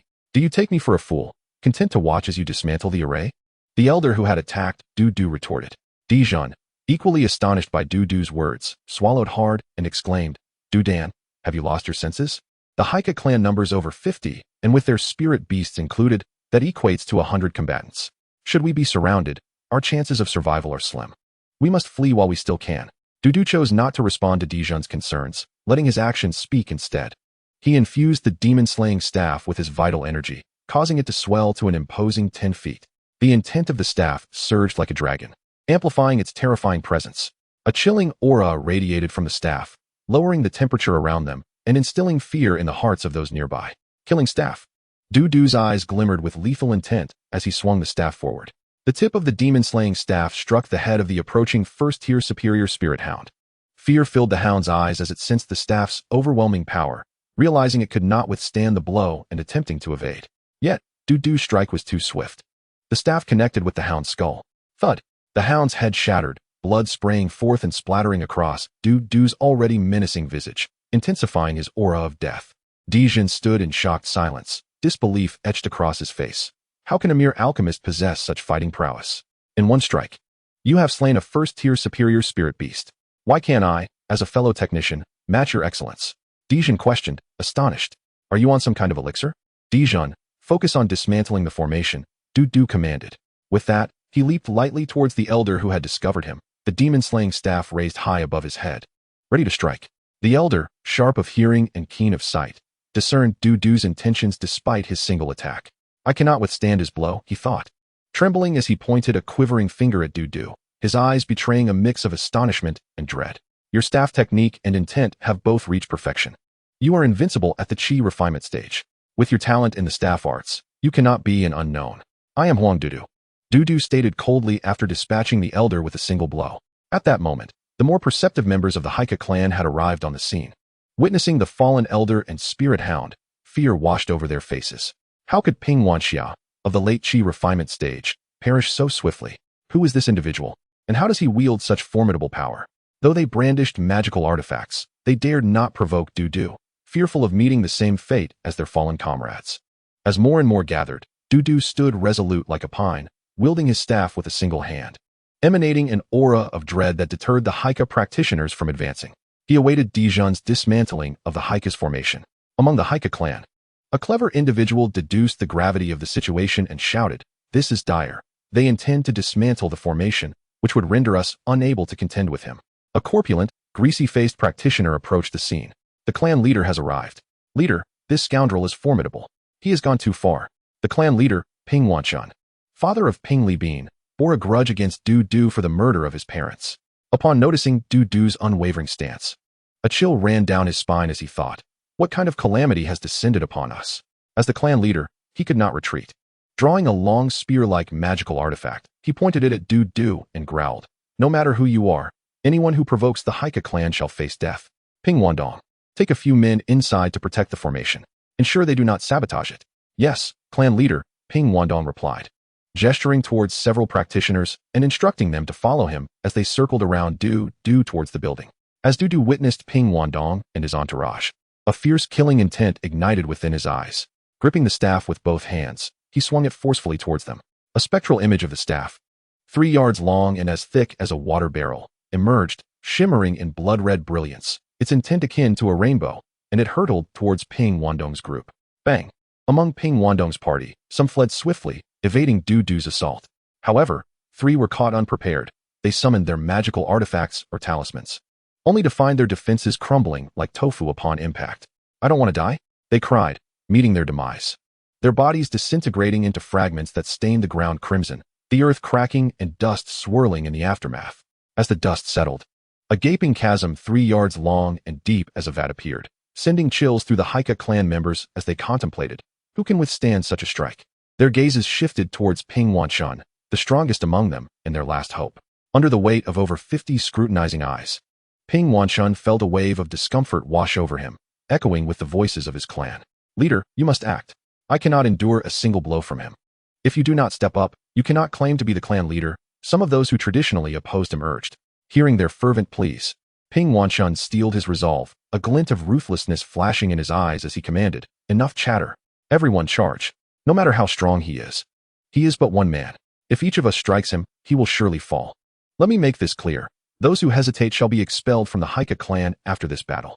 Upon hearing this, the Haika members brandished their magical artifacts, swords, spears, and halberds, while summoning their spirit beasts, filling the air with a cacophony of roars and howls. Witnessing this overwhelming force, Du felt a twinge of panic and inwardly hoped, "Dijon, it must be ready now." The formation of the Haika clan remained intact, and as Du faced the incoming magical artifacts, spells, and spirit beasts directed at him, he swiftly tapped his storage pouch, extracting over 100 talismans. Over the years, he had been discreetly acquiring these talismans, purchasing only a few at a time to avoid drawing attention. However, as time passed, his collection had grown significantly, igniting the multitude of talismans simultaneously. Phantoms of golden bells, water arrows, and fire serpents surged forth, their combined assault more ferocious than that of the entire Haika clan. With such an abundance of talismans, it was evident that this cultivator possessed spiritual stones. The sheer number he cast forth left one wondering if he had any talismans left. The Haika clan members, awestruck by Du's apparent wealth, launched yet another attack against him, especially since Ping Wanshan had issued a vehement threat. In response, Du unleashed 300 talismans at once. The barrage of 300 attacks left the Haika clan members in dire straits, particularly those at the forefront, who were obliterated by the relentless onslaught, reduced to mere ashes. After enduring 2 waves of assaults, the Haika clan grew disheartened. Some among them declared resolutely, "I refuse to believe he has any talismans left. But what if he does? Impossible, absolutely impossible. How about we place a wager? I bet there are no talismans left in his storage pouch. If you believe so, then you go first." "You want me, a woman, to go first?" Seeing the morale faltering, Ping Wanshan sensed a dire situation and shouted, "What are you all standing around for? Charge! Master, you should lead the way." I'll go, Ping Wanshan said helplessly, aware that if he hesitated, no one else would step forward. Moreover, if Du was not eliminated today, his position as clan leader would be in jeopardy, and he would lose all face as the clan head. "Kill!" Ping Wanshan bellowed, wielding his spear-like magical artifact as he charged at Du with a resonating hum. The Haika clan's grand formation dissipated, only to be replaced by another. As a dense fog enveloped the members of the clan. This is bad. Our clan's formation has been breached. The enemy has set up a confinement formation. Everyone, attack the confinement formation. With our numbers combined, we can break it. 100 assaults rained down upon the Xianyuan spirit mist formation. The spiritual light of the formation rapidly waning. Meanwhile, the formation's master, Digimon, was exerting all his effort to manipulate the formation, thickening the fog until visibility was reduced to nothing. As Digimon noted how the fog separated the Haika clan members, he sighed in relief. Yet, he quickly realized the spiritual energy within the formation plate was depleting at an alarming rate and hurriedly replenished it with more spiritual stones. After replacing the stones, the combined might of over 50 Haika clan members and 50 spirit beasts was overwhelming, and the spiritual energy within the formation plate was soon exhausted again. Digimon could only refill it once more, feeling a deep admiration at that time. When Dudan proposed to first breach the Haika clan's formation and then set up an illusion formation, I opposed it, deeming it too perilous. Now, it seems if I had attempted to breach the Haika clan's formation while simultaneously establishing a confinement formation, I might not have had the time to replace the spiritual stones in the formation plate. In such a case, not only would I have failed to breach the Haika clan's formation, but the confinement formation would also falter. However, how did Dudu manage to withstand the assaults of so many Haika clan members? The image of Dudu wielding that staff flashed through his mind, and he murmured, Dudan's staff is formidable. While contemplating, Digimon replaced the spiritual stones once more, the speed of his actions astonishing even himself. He neglected to wipe the blood from his hands, and the two corpses at his feet attested to the challenges he had faced. As the Xianyuan spirit mist formation rose, the thick fog obscured the Haika clan disciples' view, compelling them to unleash spells against the mist, hoping to break the formation in this manner. This mist is too sinister. I must disperse it. A mid-stage chi refinement cultivator from the Haika clan directed his magical artifact toward the fog, fixating on it intently. Suddenly, a figure wielding a staff appeared within his line of sight. It's you. You may be strong, but I fear you not. Come at me, the Haika cultivator exclaimed, his face brimming with zeal and youthful bravado. Die. Dudu swung his staff, the demonic subduing staff crashing down upon the opponent's head with cataclysmic force, instantly shattering it. A mere brash youth, utterly defenseless. Without taking the time to collect the opponent's storage pouch, Dudu moved on to his next target. Aided by the wooden plaque given to him by Digimon, which allowed him to see clearly within the dense fog of the formation, the Haika cultivators, whether frenzied, composed, or despondent, were all assaulting the Xianyuan spirit mist formation, attempting to break it through sheer force. Coupled with the might of over 50 spirit beasts, Dudu could not ascertain how long Digimon could maintain the formation. To hasten matters, he casually threw out 30 talismans. The phantoms conjured by the talismans, water arrows, fireballs, and golden spears, assaulted the Haika clan members within the formation. Damn it, it's a talisman attack. The one who wagered against me. Claiming there are no talismans in his storage pouch. You've lost. I've won. This is bad. I was so focused on attacking the formation that I neglected to raise any defenses around me. I'm done for. Just as he lamented his fate, he was engulfed by the phantoms generated by the talismans. In addition to the talisman assaults, Dudu traversed the Xianyuan spirit mist formation with remarkable speed. Often, by the time the Haika cultivators realized his presence, they would be met with a crushing blow, only to be swept away in an instant. As Dudu harvested the Haika cultivators one by one, he finally encountered Ping Wanshan. Ping Wanshan, manipulating his spear-like magical artifact to attack the mist, felt an unsettling apprehension. What kind of divine being has the Haika clan provoked this time?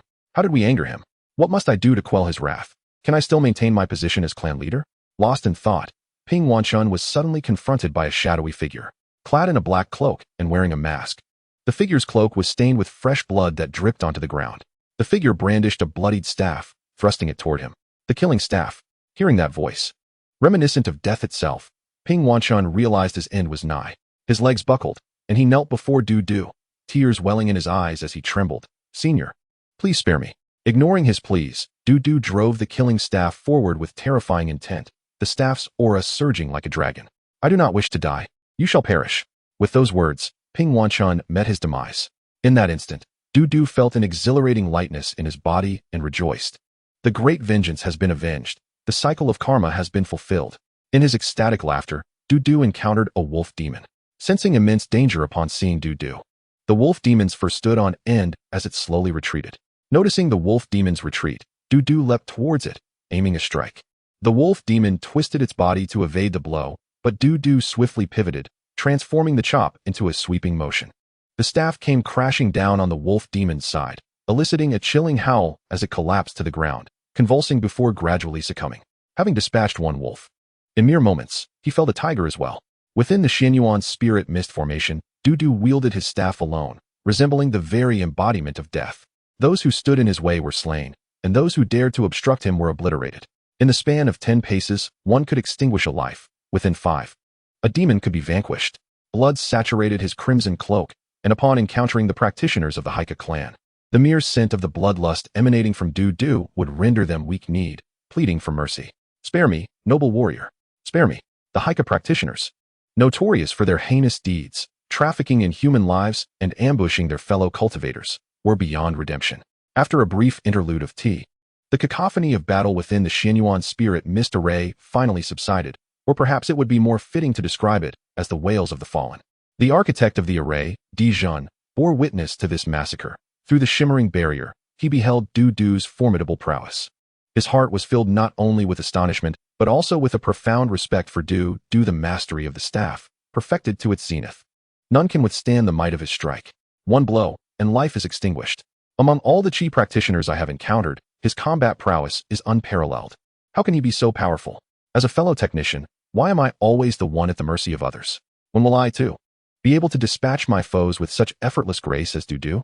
Digimon had long been a victim of Eugen's bullying. Should I seek Du's counsel? Perhaps he could teach me a trick or two.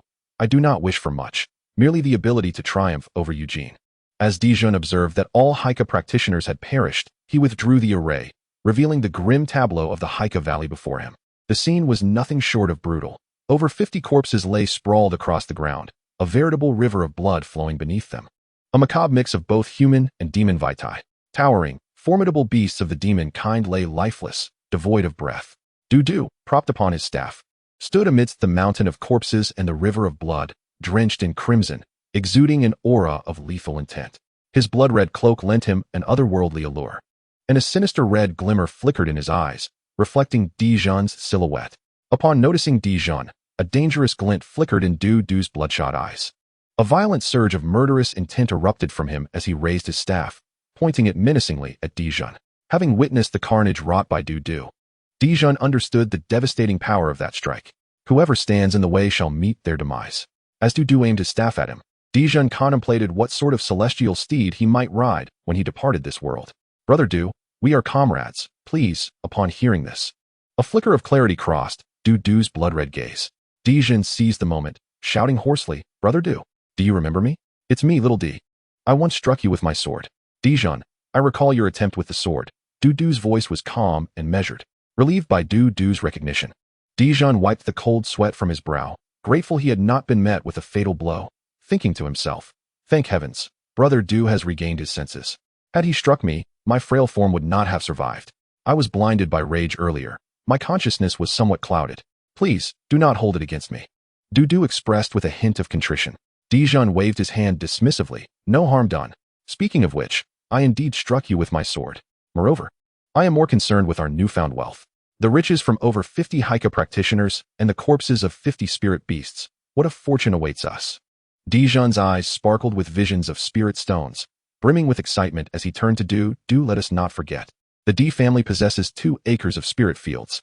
A single mid-grade spirit herb can fetch over 20 spirit stones, and high-grade herbs are even more valuable. If we sell what we harvest from those 2 acres, we could amass a significant fortune. Brother Du, how shall we divide these spoils?"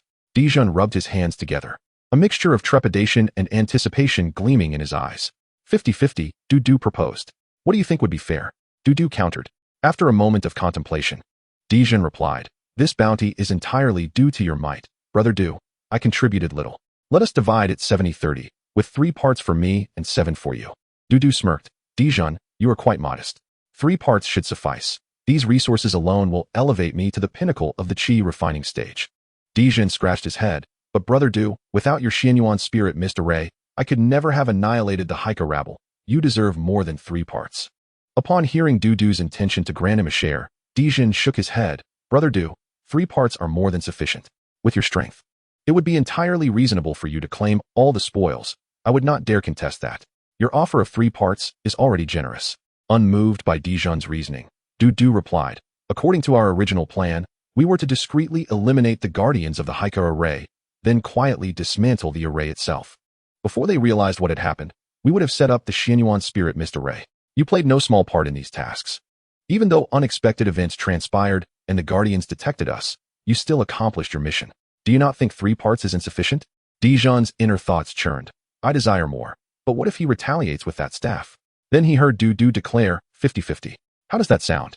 At the prospect of an equal division, Dijon's heart leaped with joy, a smile breaking across his face. How could I accept such generosity? Brother Du, you are magnanimous. You need not feel embarrassed. However, you must perform 3 tasks for me to earn your 50%, Du instructed. What 3 tasks? First, you must not disclose my strength.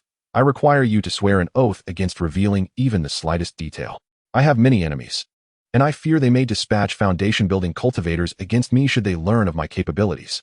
Second, if possible, you should bear the brunt of the Heike affair alone. I, Du, have never set foot in this place nor slain a single Heike member. Third, Ping Wanshun is an outer sect disciple. I killed him, and his soul tablet has shattered in the Yin Prefecture's branch. The Law Enforcement Hall will undoubtedly investigate his demise. I need you to shoulder this responsibility, claiming that you were the one who ended his life, while I, as per the previous point, have never been to the Heike clan.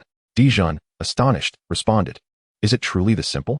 I expected you would want me to serve you in servitude.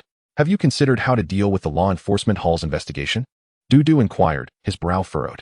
Brother Du, look at this, Dijon replied, tossing a jade slip toward him. After perusing the contents of the slip, Du exclaimed, how is it that you possess this slip? I have one as well. With that, Du produced his own jade slip, which contained confidential intelligence regarding the Heike clan. After Dijon examined Du's slip, he was taken aback. I did not expect you to have obtained such critical information, Brother Du. I sought revenge and went to the Tianji Tower to gather intelligence.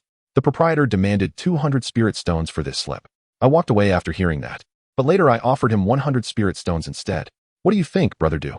Am I impressive? Your slip must have also originated from the Tianji Tower. How much did you part with for it?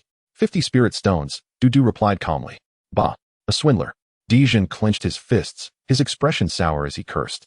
Then turned to Du, Brother Du. This slip reveals that Ping Wanshun led the Heike practitioners in abducting women, robbing handsome men, and delivering them to the disciples of the Hehe sect. Absurdly, some Heike practitioners believed these actions to be improper, fearing it would bring about their clan's annihilation. Yet, Ping Wanshun, driven mad by the desire for foundation building, isolated those with a sense of justice within the Heike clan. Ultimately, the good-hearted individuals were expelled, and after they were cast out, Ping Wanshun sent assassins to eliminate them to prevent any leaks. Thus, those remaining in the Ping family are all nefarious human traffickers. Brother Du, your act of slaying these miscreants is a righteous endeavor, a manifestation of divine justice. The Yin Prefecture branch will not reproach you.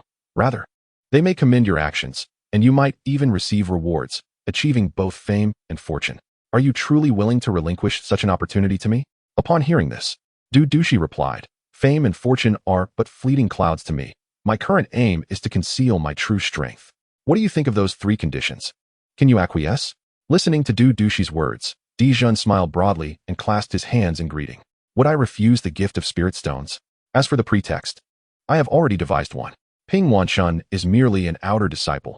He possesses only a soul token and lacks the soul guide that is exclusive to inner disciples. The soul guide can only be wielded by golden core ancestors, and we outer disciples are simply unworthy. Only inner disciples, endowed with dual spiritual roots, are esteemed by the sect. Only those with dual spiritual roots can become inner disciples of the Beastmaster sect. There is no other path. The ratio of disciples with 3 spiritual roots to those with dual spiritual roots is 1 to 100.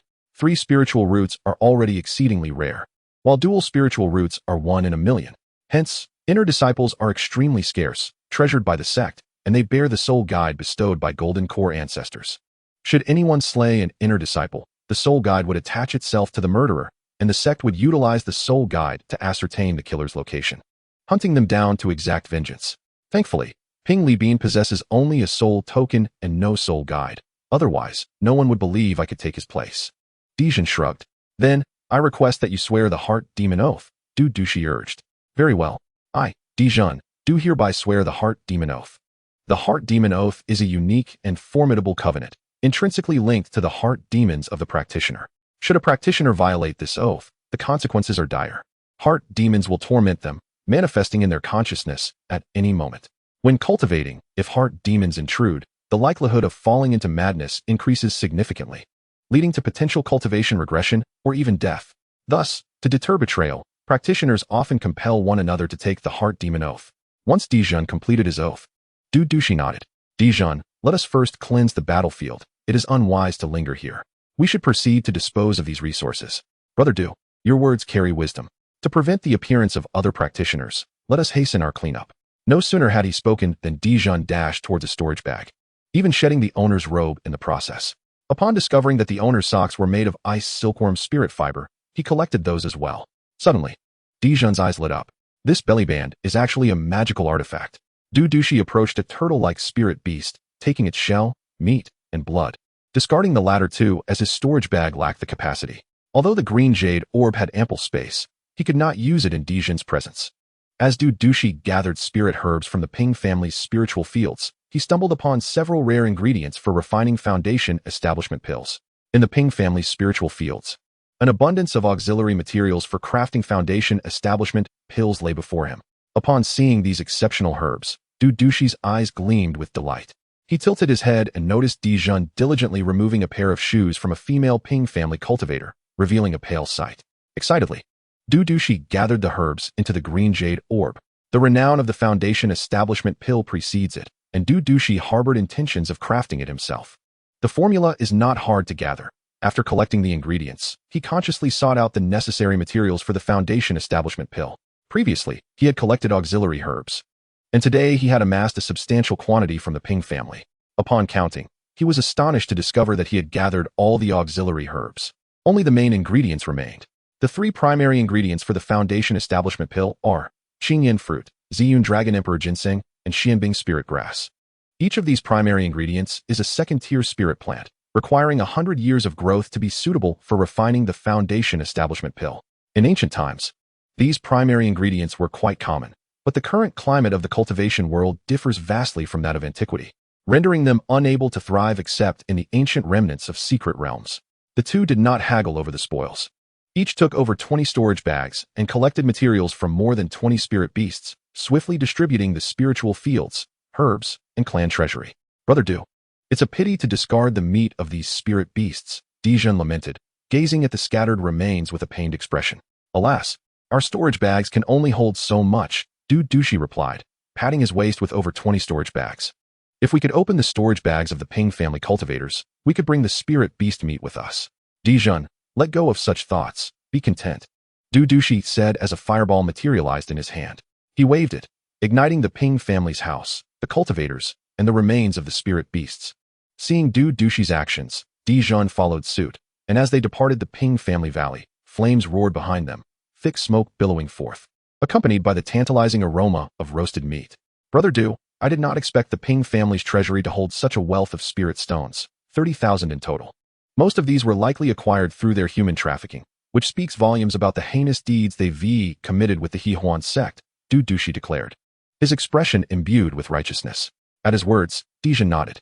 Holding a jade slip, he inquired, Brother Du, this jade slip obtained from the Ping family's territory is singular. Do you wish to make a copy? Taking the jade slip, Dudushi infused it with his spiritual consciousness, and a flood of information flooded his mind.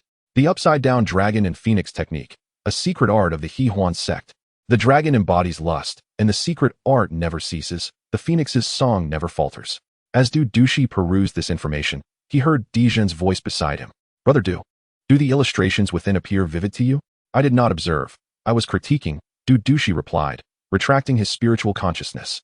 At this, Dijon's face twitched as he silently mused. In the future, if anyone asks me, I shall also say I was critiquing.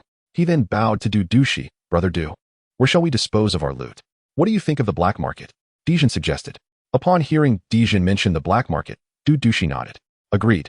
But we must not sell too much at once. Parting with 3 or 2 magical artifacts should suffice. Understood. I'll heed your advice. Dijon continued. Brother Du, a prominent shop within the Yin Prefecture black market is organizing an auction.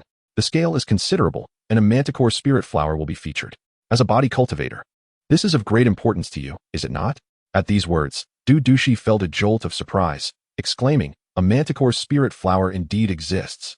The manticore spirit flower and the earth dragon scale grass are principal ingredients for crafting the dragon tiger transformation pill, which aids first-tier body cultivators in breaking through to the second tier, akin to the foundation establishment pill for spiritual cultivators, worth a fortune. Thank you for sharing this news. Dudushi expressed. Dijon waved his hand dismissively. I merely asked them to auction a formation plate for me, and they provided me with the auction list in return.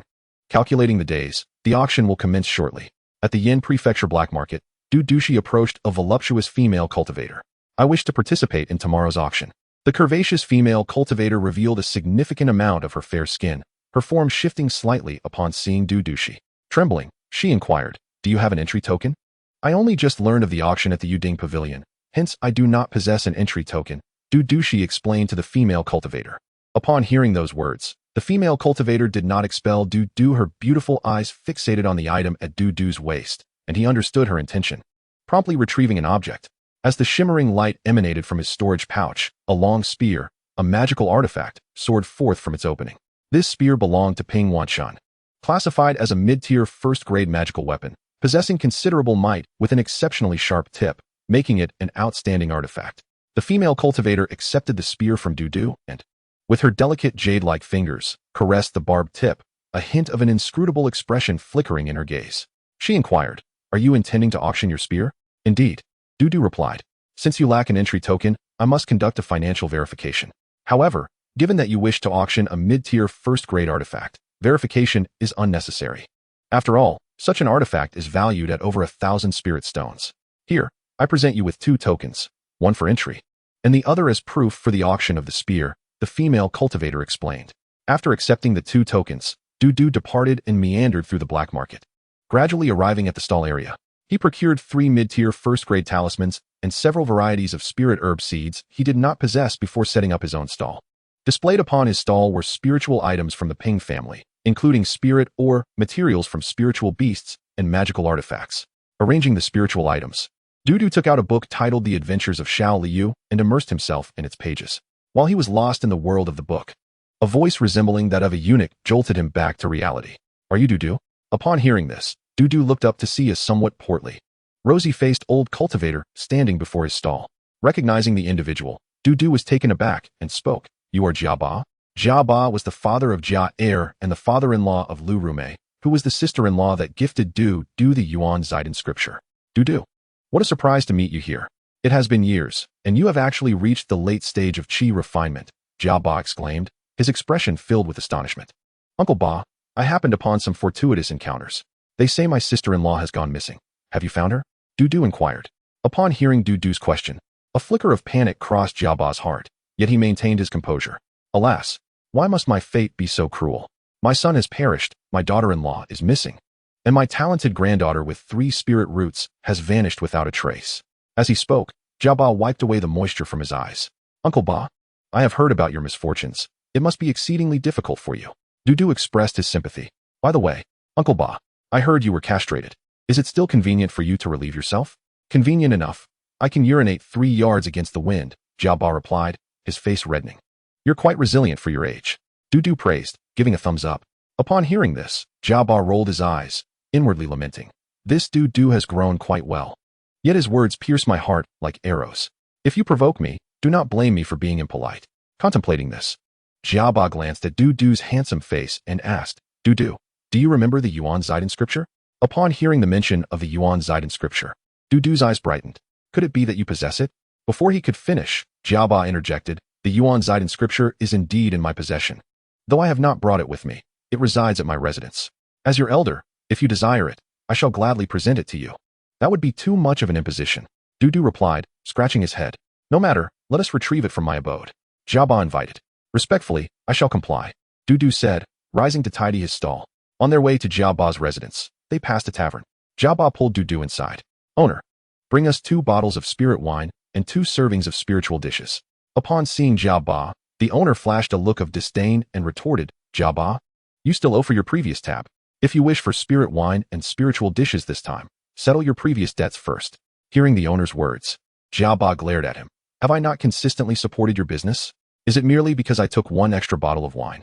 1 bottle of wine is 3 spirit stones. Pay up." The owner insisted, extending his hand for payment. Seeing this, Du stepped forward. Owner, how much is it in total? I shall cover it. In response, the owner turned his attention to Du, advising, you seem to possess quite the charm. Reminiscent of my younger days. I advise you to keep your distance from Jia. He is not a good person. Do not be sold out only to find yourself counting the coins for him. At the owner's words, Jia immediately grew furious, his face turning crimson as he glared at the owner. How dare you tarnish my reputation? As for Du, he remained vigilant, smiling at the owner. Owner, how much is it altogether? The owner sighed, shaking his head. 3 bottles of lower-tier first-grade spirit wine, total 9 spirit stones, and for the spiritual dishes. Each lower-tier first-grade serving is 5 spirit stones. You ordered 2.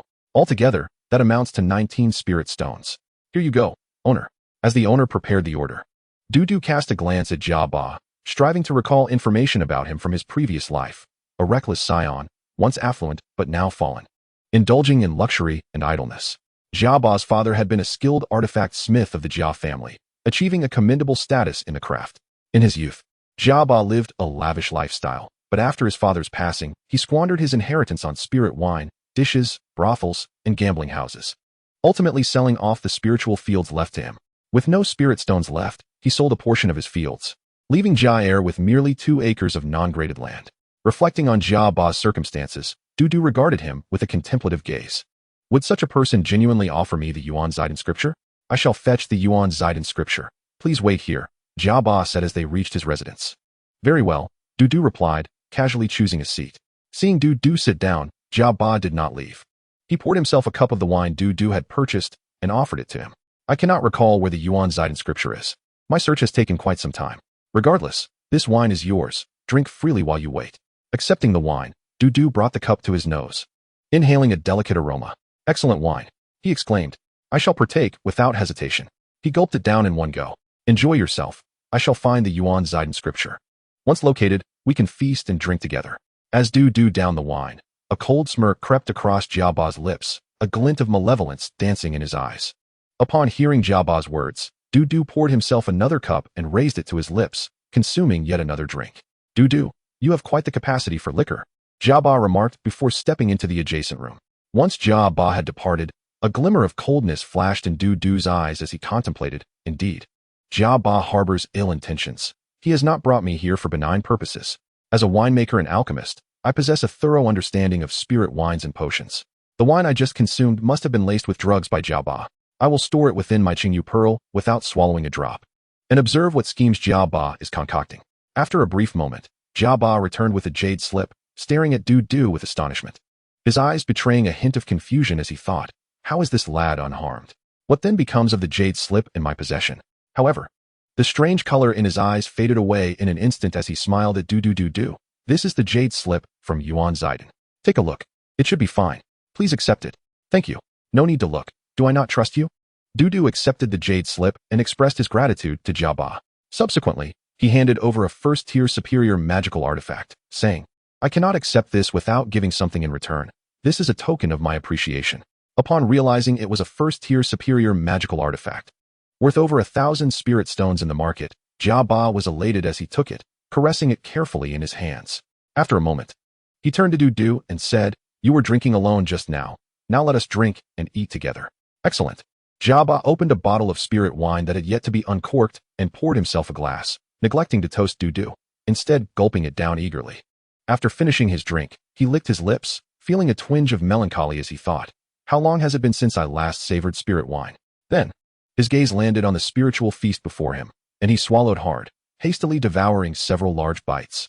The exquisite flavors brought a hint of moisture to his eyes as he exclaimed, Delicious. Truly delightful. Do indulge yourself more. Du served him some dishes. After a cup of tea, Du finished a bottle of wine, and Jia polished off the bottle he had opened. Having eaten and drunk, Uncle Ba, I must take my leave. Du rose, brushing off his trousers. Are you leaving already? Stay a while longer. Jia also stood, urging him to remain. No. I've had a bit to drink and feel slightly dizzy. I wish to return to my quarters to rest, Du replied, turning towards the door. Observing Du's intent to leave, Jia felt a surge of urgency. Why hasn't this lad collapsed yet? Shouldn't the effects be immediate after a cup of tea? Have I not used it before? With this thought, Jia tentatively suggested, Du, if you're drunk, you can rest here for a while. Suddenly, Du fell to the ground with a thud. Chapter 53, The End. Seeing Du sprawled on the ground, the heavy weight in Jiaba's heart finally lifted. He patted his chest, exclaiming, I almost feared I had miscalculated the dosage. The lad has finally succumbed. Jiaba approached Du, retrieved his storage pouch, and then carried Du to the adjacent room. He hurriedly took out a sound transmission talisman from the pouch and muttered incantations over it. Whoosh! The talisman transformed into a streak of light, soaring into the distance. After a brief moment, two cloaked figures adorned with masks arrived at Jiaba's residence. Upon meeting, a sycophantic smile spread across Jiaba's face. Esteemed friends, please take a look at the goods. With that, Jiaba led the two into the next room. Upon seeing Du, one of the cloaked figures remarked, this one possesses eyes like bright stars, a nose reminiscent of a hanging gallbladder, and a face as exquisite as jade. What is your name? I am Jiaba. From where did you procure such a remarkable beauty? The cloaked figure inquired. Rest assured, he is merely a lowly servant disciple. He will not cause you any trouble. Jiaba bowed deeply to the two. The cloaked figure snorted disdainfully. We fear no trouble. Even if you were to bring us the most beautiful woman in Yenzhou, Yujia, we would not be deterred. Indeed, you two are truly formidable, unmatched by anyone. Jiaba replied with a bow, then extended his hand. And the payment? One of the cloaked figures retorted with a scoff. Fear not. It will not be less than what you deserve. For bringing in a late-stage chi refining cultivator, I shall give you 1,300 spirit stones. Upon hearing this, Jiaba felt it was insufficient, his brow furrowing in displeasure. Noticing his reluctance, the cloaked figure asked coolly, What? Are you dissatisfied? No, quite satisfied, Jiaba stammered, knowing he was in a position of weakness and must hold his tongue. Here are 1,300 spirit stones, count them. One of the cloaked figures rummaged through their storage pouch, producing 1,300 shimmering spirit stones that piled up to half his height. Jiaba's eyes gleamed with the sight of the spirit stones, and with so many in his possession, he felt an urge to indulge. Esteemed friends, might you wish to share a bed with me tonight? Upon hearing this, the cloaked figure's robes trembled, and they replied in unison, Are you certain? Of course, dear fairies. Let us not waste time. Let the festivities commence. Jiaba hurriedly began to strip off his garments. Without that particular item, can we proceed? The cloaked women questioned, puzzled. Jiaba, feeling a bit embarrassed, wore a sorrowful expression and pointed to his mouth, saying, I am rather stubborn. Understanding dawned upon the two cloaked women, who exchanged knowing glances, having encountered similar situations before. In your case, an additional fee is required. For someone like Jiaba, a lecherous soul who had long been deprived of carnal pleasures, the thought of extra payment hardly mattered. How many spirit stones? He inquired. For the two of us. A total of 300 spirit stones. 300 it is. I'm in. With that, Jiaba dove onto the two cloaked women, swiftly discarding their garments. Once their cloaks fell away, the true beauty of the two women was unveiled before Jiaba. One woman possessed long legs and a slim waist. Her figure tall and graceful, with a back that resembled a picturesque painting, a visage so stunning it could make fish sink and geese fall, while the other was delicately featured, with fiery red lips, expressive eyes, and a voluptuous form that exuded allure. Suddenly, the time was up. Silence. The words of the women fell on deaf ears as Jiaba continued unabated. The two women, their faces slightly flushed, extended their delicate hands, and one struck Jiaba on the left cheek while the other slapped his right cheek. The sound of two resounding slaps sent Jiaba crashing against the wall, which cracked under the impact, staining with a hint of blood. After colliding with the wall, Jiaba soon fell to the ground, his side facing the two women as they donned translucent red veils and stepped off the bed. One woman, her face flushed, exclaimed, I am quite irate right now. To which the other replied, her skin glistening with perspiration, Let us cool off. Hearing their words, Jiaba interjected, Dear fairies, I am still quite capable. Casting a glance at Jiaba, whose mouth was slick with moisture, the two women exchanged looks of disdain, ignoring him as they approached Du. They positioned Du's body, laying him flat on his back with legs spread apart. One woman, with slender and bony feet, stepped on Du twice, her face filled with astonishment. Sister, he is quite genuine. The other woman, with a more voluptuous figure, stepped forward, her eyes shimmering with desire. Sister, I am feeling rather heated. I shall take my turn first. The elder sister restrained her, a teasing smile on her face. Not so fast, little sister. This is a rare gem of a man. Your feelings are not merely anger. You crave his form. Hearing her sister's refusal, the younger sister proposed, Sister, I beg you. Let me take his essence without claiming him. Once we return to the Harmony sect, he can be your concubine. From a distance, Jiaba overheard their conversation and eagerly offered, Dear fairies, should you wish to alleviate your heat, I am available. If your sister has acquired a concubine, would you not also desire one? How do I measure up? The two, currently in high spirits, turned cold at Xiaoba's words and replied, "Do you even compare to him? His cultivation far surpasses yours. He is more handsome than you. When he lies down, he forms a character of Tai. But what about you? Bah, do you even have any worth? Do you dare to aspire to be my consort?" Upon hearing the derisive remarks from the two female cultivators of the Hawan sect, Xiaoba felt utterly desolate, his heart lamenting, "I have spent spirit stones, yet they remain indifferent to me, only to dismiss me when the time comes." Du, on the other hand, merely reclines, doing nothing, and can comfortably indulge in a spring dream. In the future, Du might even be a consort. I offer myself, and others wouldn't even want me. Why is that? With no recourse, Xiaoba was heartbroken to the extreme, slumping to the ground, helplessly watching as one female cultivator repeatedly nudged Du with her foot. Suddenly, his gaze sharpened, revealing astonishment. How has this young man developed? Is he even human? The female disciple wore a mischievous grin, eagerly addressing her senior sister. "Senior sister, I want to hold back." The senior sister playfully punched her junior a couple of times, causing the latter to sway and exclaim. The senior sister scolded with a laugh. "Junior sister, you little vixen, be gentle. This is my consort, and if you ruin him, you'll owe me spirit stones."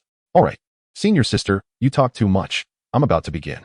With that, the junior sister lifted her plump, delicate foot, just as she suddenly gasped, catching sight of a large male hand grasping her foot. Chapter 54, Take a Hit from My Staff. Du seized the junior sister's chubby foot with his right hand.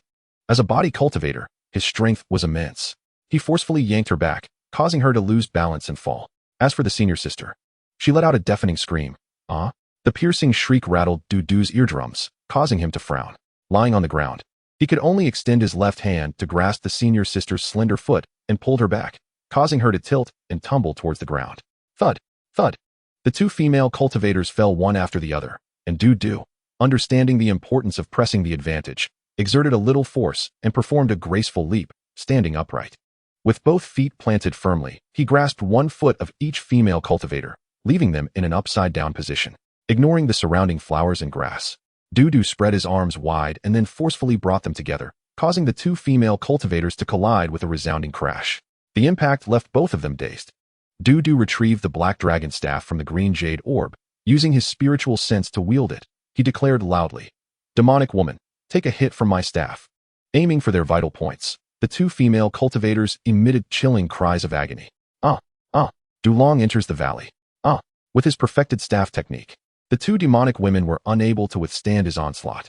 Meanwhile, Xiaoba, witnessing Du's display of prowess, was astonished as the two women seemed on the brink of death in a flash. Du held one of each of their feet, rendering their movements cumbersome. His expression impassive as he wielded the long staff, relentlessly attacking the two female cultivators.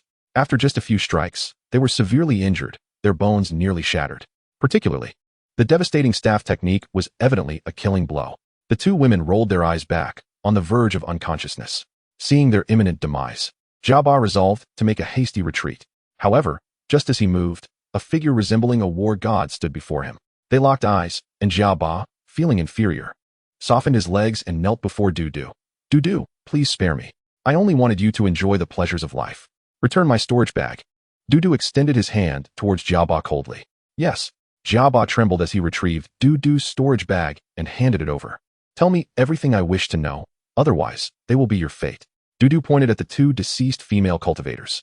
Xiaoba, kneeling on the ground, cast a glance at the two corpses, their bodies riddled with wounds, particularly several deep gashes, and lamented inwardly. "Don't you know how to cherish beauty?" Realizing that Du was not a merciful person, Xiaoba recalled his own misdeeds against Du, and a terrifying thought crossed his mind. My time is running out. With this in mind, Xiaoba repeatedly bowed his head to Du, blood oozing from his forehead as he pleaded, "Can you spare my life?" Hearing this, Du threatened, "What nonsense, speak quickly." With that, Du swung the black dragon staff, striking Xiaoba's leg. Crack! The sound of breaking bones echoed, and Xiaoba cried out in agony. "Ah!" While howling, he stubbornly replied, "If you spare me, I will tell you." In response, Du struck him again. Yet Xiaoba remained resolute. One strike, two strikes. After enduring countless blows, Xiaoba's legs were reduced to a pulp, blood streaming from his 7 orifices. His face a ghastly sight. He croaked to Du, "You'll kill me soon. You won't gain anything." Seeing Xiaoba's desperate wish for death, Du raised an eyebrow, amused. "Wanna die? Not so easily." With that, Du produced a century-old healing spirit herb, crushed it, and applied the essence to Jia-Ba's wounds. The century-old spirit herb was a second-tier elixir suitable for foundation-building cultivators. But Dudu used it to treat Jia-Ba's superficial injuries, and its efficacy was remarkable. Jia-Ba's wounds rapidly healed, even the severed limbs regrew, and color returned to his face. Stunned by Dudu's willingness to use such a precious spirit herb for his healing, Jia-Ba exclaimed, "A second-tier low-grade spirit herb costs at least 8 or 900 spirit stones. You aren't hurting for it?" Dudu did not respond to Jia-Ba's inquiry. Instead, he raised the staff and aimed between Jia-Ba's legs. No. The wailing of a pig being slaughtered erupted once more, as Jia-Ba lost his precious possession again, plunging him into despair. Unfazed by Jia-Ba's plight, Dudu knew that since Jia-Ba dared to poison him, he would show no mercy. "Don't hit me." Jia-Ba was once again battered, his legs shattered. Bloodied and looking horrifying, he chuckled weakly. "Dudu, you cannot possibly have another spirit herb to restore me to my former self. If I die, you will know nothing. Dudu, think it through." "No. Dudu, what do you intend to do?" Dudu produced another spirit herb, treating Jia-Ba's injuries once more. After beating Jia-Ba half to death for the 10th time, upon seeing Dudu produce yet another spirit herb, Jia-Ba pointed an accusing finger at him. "You're a freak. More? What have I done to provoke you, this calamity? I will tell you everything." After Dudu healed him, he commanded, "Speak. Where should I start?" Jia-Ba pondered, scratching his head. "Start with these 2 female cultivators from the Hawan sect." Dudu pointed at the 2 corpses. "These 2 female cultivators from the Hawan sect. One is named Xia Tian, and the other Dongji. They used a drug on me, a potent one capable of incapacitating a late-stage qi refining cultivator within a single tea session. As for the cultivators I sold, they were all sold to them, but where they took them, I do not know." "You don't know?" Dudu retorted icily, then struck Jia-Ba half to death once more. "I do know. They would take these cultivators to the black market's Xiaoyao Pavilion. And then, are you implying that Xiaoyao Pavilion is operated by the Hawan sect?" Dudu inquired. Jia-Ba nodded. "As a mere low-level cultivator, how could I possibly be privy to such secrets? However, amongst us traffickers, there is a common belief that the Xiaoyao Pavilion serves as a stronghold for the Hawan sect. Are there foundation-building cultivators within?" "Indeed, there must be. Otherwise, the Xiaoyao Pavilion would have long been dismantled," Jia-Ba reasoned. "You've performed admirably. It seems your beatings were not in vain," Dudu remarked, nodding in approval. At these words, Jia-Ba's face twitched, silently lamenting. "I've never endured so many beatings in my life. In order to avoid further punishment, tell me about the Yuan Zaidan Jing," Dudu instructed, producing a jade slip to Jia-Ba. Upon seeing the jade slip, Jia-Ba exclaimed in astonishment. "When did you discover that the records within do not pertain to the Yuan Zaidan Jing?" "That is none of your concern. If you are wise, hand over the Yuan Zaidan Jing. Otherwise, Dudu threatened. "I truly do not possess the Yuan Zaidan Jing. Please, don't strike me again." Despite enduring another beating, Jia-Ba remained tight-lipped. Observing this, Dudu finally believed him and inquired, "You do not know where the Yuan Zaidan Jing is? Then what of my sister-in-law? What business do you have with your sister-in-law?" Chapter 55. What is your perspective on feet? Extracting information about his sister-in-law from Jia-Ba proved to be exceedingly difficult. After exhausting 10 spirit herbs, Jia-Ba resigned. He pointed an accusatory finger at Dudu. "How do you possess so many second-tier spirit herbs? You've used nearly 20 on me. What sins have I committed to be targeted by you? Do you not realize the transgressions you have committed? Even a tiger does not consume its own cubs, yet here you are." Dudu glared at Jia-Ba with disdain. "You know of my deeds?" Jia-Ba asked incredulously. "I deduced it based on my own experience of being abducted," Dudu replied. "Your aphrodisiac is potent, as you claimed. It can incapacitate a late-stage qi refining cultivator within the span of a tea's brewing. Such a cultivator could fetch a handsome price. Individuals like you, who are lazy and gluttonous, with spirit stones flowing out but never coming in, are not hard to find. Your desire for indulgence is baffling. Without spirit stones, what enjoyment can you have? You cannot even afford a bottle of spirit wine. It is thus unsurprising that you would resort to unsavory acts for the sake of spirit stones. Yet, I do not comprehend why. Even though a tiger does not consume its own cubs, you would sell off Jai Ergo? He is your own son. He is not my biological son. Since you've guessed, I shall reveal the truth." Jia-Ba replied with a calm expression. "After my father passed, he left behind a fortune, including several spirit fields. However, farming is arduous, and I had no desire to toil. If I rented the fields to other cultivators, I would have to pay them wages. One day, I encountered a couple of mundane mortals from the Jia family, whose son possessed spiritual roots. I killed them, and since Jia was still too young to remember, I took him in to work the fields for me. Initially, the spirit fields yielded well, and I earned a decent amount of spirit stones. but my gambling losses soon depleted my fortune. Gradually, I was left with only 2 acres of spirit fields, hardly enough to sustain my extravagant lifestyle. Surrounded by sycophants, I inevitably came into contact with some traffickers. Noticing Jia Heir's handsome appearance, I sold him off. After all, I raised him, so selling him was quite reasonable. Wouldn't you agree? Upon hearing this, Dudu laughed in anger. Reasonable. Just like raising pigs, fattening them up, and then selling them. Perfectly reasonable. At this, Jiaba's eyes lit up. Dudu, you truly understand me. But what of my sister-in-law? You did not raise her. How could you sell her? Dudu pressed. Jiaba paused momentarily before shamelessly declaring, she seduced me. I deemed her unworthy of being a faithful wife, so I sold her. And what of Ru Yan? She is still so young. Do not mention that ingrate. I know they possessed the Yuan Ziden Jing and sought to borrow it for examination, yet that little ingrate, Lu Rumei, incited them to refuse. Subsequently, they hid it away, and I have no idea where they concealed it. Jia Ba ground his teeth in frustration. Enough. You may as well perish. Dudu stated flatly. Wait. We were having such a pleasant conversation. Why must you resort to violence? Dudu, murder is wrong. I am your Uncle Ba. After subjecting Jia Ba to further torment, reducing his legs to a pulp, Dudu gazed at the lifeless Jia Ba and mused. Are you even human? Merely a beast. This fate is too lenient for you. You truly believed yourself to be an uncle merely because I called you so. But where is my Yuan Zaidanjing? The auction is about to commence. Clearing the battleground, Dudu made his way towards the Yuding Pavilion. Along the way, he caught sight of the Xiaoyao Pavilion. The Xiaoyao Pavilion was an 8-story hexagonal tower, adorned with intricate carvings and vibrant red bricks with green tiles. Through the upper windows, he could see several scantily clad female cultivators dancing, their movements enchanting and captivating. The first floor spanned an area of an acre, where a provocatively dressed female cultivator lounged at the threshold, casting flirtatious glances at Dudu, her posture inviting, deliberately bending to reveal a glimpse of her alabaster skin. 2 lecherous men approached, their demeanor sincere as they cheerfully introduced Dudu to their special services. Friend, we offer magical massages. Care to consider a grand sword? Have you heard of our unique services? Friend, please do not leave. Do you not have time today? When you do, remember to seek me out. I am called Xiao Shan. As Dudu passed the Yuding Pavilion, he pondered, the Jia family must have all been sold here. Should I venture inside for a look? No, I have matters to attend to. At Yuding Pavilion, the auctioneer passionately announced, welcome everyone to today's auction. The first item for bidding is 2 century-old spirit herbs. Starting at 500 spirit stones. I bid 600 spirit stones. Dudu sat in an elegant private box, listening to the various cultivators placing their bids. Brother Du, how do you find this box? Dijin inquired. The box was modestly sized, measuring 10 feet in length and width, adorned with plush tiger fur on the floor, and decorated with landscape paintings on the walls. In the center stood a table surrounded by 4 wooden chairs. 3 of the chairs were occupied by Dijon, Eugene, and a tall female cultivator dressed in a pink palace gown, her long skirt parted at the side to reveal her slender legs. However, seated as she was, the table obscured her alluring feet, which tantalizingly wiggled beneath the table. Dudu took a seat opposite her, occasionally feeling someone kick him, which caused him discomfort and annoyance.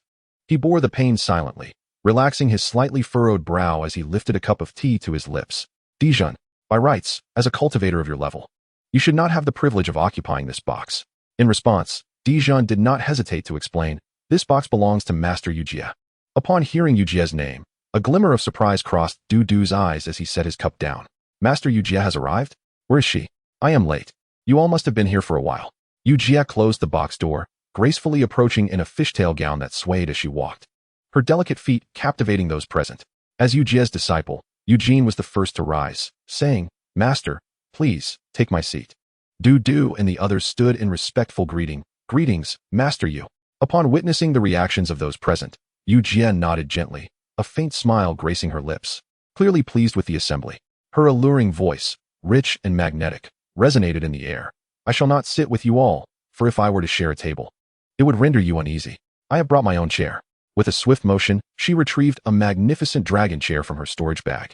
The chair, crafted entirely from exquisite gold, gleamed radiantly, exuding an opulent aura. Adorned with intricate carvings of 9 golden dragons, each figure appeared vivid and lifelike. While the backrest was crowned with a formidable dragon's head, its eyes wide and imposing. Yujia settled onto the dragon chair with an air of regality. Crossing her right leg over her left, her foot swaying gracefully, she directed her gaze towards Dudu, her voice dripping with allure as she inquired, Dudu, what is your perspective on feet? Chapter 56. I wish to engage in a deeper discourse with you. At her words, Du felt an extraordinary shock coursing through him. A flicker of panic flashing in his eyes as he stammered, I just watch. Upon hearing this, Yujie raised an eyebrow, shaking her head in disapproval. What about the details? Be more specific. Realizing his response had failed to satisfy her, Du reluctantly stole a glance at Yujie's foot. Today, she wore a pair of green embroidered shoes adorned with white lotuses, delicately encasing her petite toes, which were barely visible, and her slender ankles shimmered with a pearlescent glow, akin to a precious jade meticulously sculpted. After a moment of contemplation, Du articulated his impression, as beautiful as jade. He uttered the words with trepidation, his heart racing with anxiety. What if Yujie decides to eliminate me? Just as Du prepared to elaborate further, Yujie frowned slightly, extending her hand to ask, What are you thinking? Is this what I want to hear? The remaining three individuals exchanged glances, with Eugene refraining from being too audacious in the presence of his master, though his trembling shoulders betrayed his amusement. Dijun suppressed a chuckle with his hand over his mouth, while the female cultivator blushed and averted her gaze. What do you wish to hear? Du asked. A look of confusion etched upon his face. In response, Yujie pointed to the tall female cultivator opposite him. Du, I wish to know how you perceive Yuzu's alchemical talents. Can they compare to yours? Following Yujie's gesture, Du looked towards the female cultivator who had previously kicked him, and she smiled back at him. I am Yuzu, an alchemist. I have just managed to elevate the success rate of the Huanglong pill to 30%, marking my entry as a newly minted first-tier alchemist. Having long heard of the esteemed Du Dan's reputation, known not only for his unparalleled handsomeness, but also for his prodigious alchemical skills, capable of crafting exquisite Huanglong pills, Yuzu expressed her desire for an in-depth exchange with him today. Upon realizing her identity, Du felt a wave of clarity wash over him. Her name is Yuzu, not to be confused with Yu. Understanding this, Du felt a surge of embarrassment, his foot tapping nervously against his shoe. He glanced at Yujie, who awaited his response with keen anticipation. As for Yuzu, he began, Yudan, she has achieved the status of a competent alchemist at such a young age, indicating her exceptional talent and promising future. Only a prestigious family like that of Master Yujie could nurture such a remarkable individual. Such talents are only befitting of the scions of noble families or the most extraordinary geniuses of sections. Yujie appeared moderately satisfied with Du's response. Since you proclaim her beauty to be akin to Jade, do you wish to experience her charm? As Yujie spoke, Du caught a glimpse of Yuzu, whose cheeks had turned a deep shade of crimson, resembling a delicate blush of dawn. She cast a hurried glance at Du before averting her gaze elsewhere. Master Yu, I wish to consider matters of dual cultivation after I establish my foundation. Du declared. I feel the same, Yuzu fervently responded, covering her flushed face with her hands as she eagerly addressed Yujie. Noticing their reactions, Yujie stifled a laugh, thinking to herself, these two are truly easily flustered. Then, with her captivating voice, she remarked, in that case, we shall discuss your matters at a later time. Du, I have something important to convey to you. What is it? He inquired. I have come to the black market with the intention of eradicating the influence of the Hahuan sect within it. Their practitioners have been exceedingly rampant of late, capturing cultivators from the Yin Prefecture's branch, forcing them into servitude or worse. Although the Hahuan sect has targeted only the lowly disciples, the Yin Prefecture is quite displeased and has ordered a purge of the Hahuan sect members within its borders. I am responsible for the black market, and while you may be an alchemist, your combat prowess is not to be underestimated, at least superior to Eugene's. Soon, Du, you will join the three of them in an assault on the Xiaoyao Pavilion. You are even more formidable than Eugene? Yuzu exclaimed, her eyes wide in disbelief. How can an alchemist surpass a sword cultivator like Eugene? She queried curiously. Du glanced at Eugene, who appeared somewhat disheartened, his usual composure faltering. Du felt it prudent to maintain decorum. It was merely a fortunate coincidence that I narrowly bested him. And how did you achieve this fortunate victory over Eugene? What are the details? Yuzu inquired eagerly, awaiting Du's response. At that moment, a dejected Eugene suddenly rose, bowing to Yujie. Master, the spiritual herbs you requested are about to be auctioned. Following this, the auctioneer announced the upcoming sale of 3 500-year-old spiritual herbs, which would greatly enhance one's power whether consumed directly or refined into pills. After several rounds of intense bidding, Yujie successfully acquired the 3 herbs. Once the 3 herbs were auctioned off, another spiritual herb appeared on the auction platform. This particular herb resembled a lotus from the mundane world, featuring 9 petals as white as jade, emanating a subtle, fragrant aroma throughout the auction hall. This is the Manhu Linghua, one of the primary ingredients in the crafting of the Longhu Xiaohua pill. This particular specimen is 200 years old, more than sufficient for alchemical refinement. All body cultivators present, are you ready? Make your bids. The opening price is 8,000 spiritual stones. Typically, a 200-year-old spiritual herb is valued between 900 to 1,000 spiritual stones. But due to the rarity of the Manhu Linghua and its potential to aid first-tier body cultivators in breaking through to the second tier with the Longhu Jiahua pill, its price is considerably elevated. 8,000 spiritual stones is merely the starting bid. Its final price will undoubtedly soar higher. 9,500 spiritual stones, Du called out loudly. Upon hearing Du's bid, Yuzu gasped, Du, I just realized that you are a body cultivator. I have heard that body cultivators possess remarkable physical strength. Du's right cheek twitched, unsure of how to respond to Yuzu's remark, yet he remained focused as he shouted, 10,000 spiritual stones. 20,000 spiritual stones. Second call. Is there any further bidding? 20,000 spiritual stones. Third call. Congratulations to the esteemed friend in the private box for acquiring the Manhu Linghua. Yu Jie inquired with concern. Do you possess 20,000 spiritual stones? If not, I can lend you some. Do not resort to pawning items at the auction house. They are unscrupulous and you will lose a great deal of your stones. Thank you, master. I have it. I recently came into some fortune, Du replied. Upon hearing this, Yu Jie advised, if you manage to gather the Manhu Linghua and the Dilong Lin Chao, do reach out to me. I will assist you in finding a reputable second-tier alchemist to refine the second-tier lower-grade Longhu Jiahua pill for you. Do not seek out second-tier alchemists privately, or you may find yourself in a situation where you regret it with no recourse. Thank you, Master Yu. As the auction progressed, the final spiritual artifact made its grand entrance. The auctioneer, brimming with enthusiasm, proclaimed, the last featured spiritual item is here. Many of you must have come specifically for it. Chapter 57. Do you have any good strategies? The final item is a demonic weapon. Weapons used by spirit cultivators are known as magical implements, while those wielded by body cultivators are categorized as blood weapons. For demon beasts or spirit beasts, the weapons they wield are referred to as demonic weapons. The classification of demonic weapons aligns with that of magical implements, divided into first and second tiers, further categorized into low, medium, and high-grade first-tier items. Among the three weapon types, magical implements, blood weapons, and demonic weapons, the former is the most prevalent, as the number of artifact refiners capable of creating magical implements is the highest. Conversely, the number of artisans able to forge blood weapons and demonic weapons is scarce. Demonic weapons are rare, and the item up for auction is a high-grade second-tier harpoon named the Water Sovereign Trident. At the request of the seller, we will only accept second-tier spirit stones for this item. Therefore, all bids must be made using second-tier spirit stones. Should one lack sufficient second-tier spirit stones, they may pledge second-tier spiritual items in exchange for them. Second-tier spirit stones are relatively scarce. Currently, Du possesses only first-tier spirit stones. Chi refining cultivators can refine first-tier spirit stones to enhance their magical power, while foundation-building cultivators find little benefit from them, needing to refine second-tier spirit stones instead. Second-tier spirit stones can also activate second-tier formation discs, among other uses. The value of a second-tier spirit stone is over 100 times that of a first-tier spirit stone. One must exchange 120 first-tier spirit stones to obtain a single second-tier spirit stone. However, the uniqueness and rarity of second-tier spirit stones mean that few cultivators would consider trading them for first-tier stones. The starting bid for the Water Sovereign Trident is set at 1,500 second-tier spirit stones. Before the auctioneer's words could fully settle, a rugged man raised his bid, 1,600. Yu Jie interjected, 2,000 spirit stones. Noticing Yu Jie's interest in the demonic weapon, Du inquired, Master Yu Jie, do you intend to purchase this demonic weapon for your spirit beast? Indeed. My spirit beast is a merman spirit fish, currently using a mid-grade second-tier demonic weapon. Today, encountering a high-grade second-tier weapon suitable for it, I am keen to acquire it. Du, astonished, remarked, is it the half-human, half-fish merman spirit fish? Yu Jie clarified, the kind with a human upper body and a fish lower body. At that moment, Du had more questions, such as its gender and whether it had any peculiarities. But Yu Jie turned her attention back to the auction stage, listening to the escalating bids.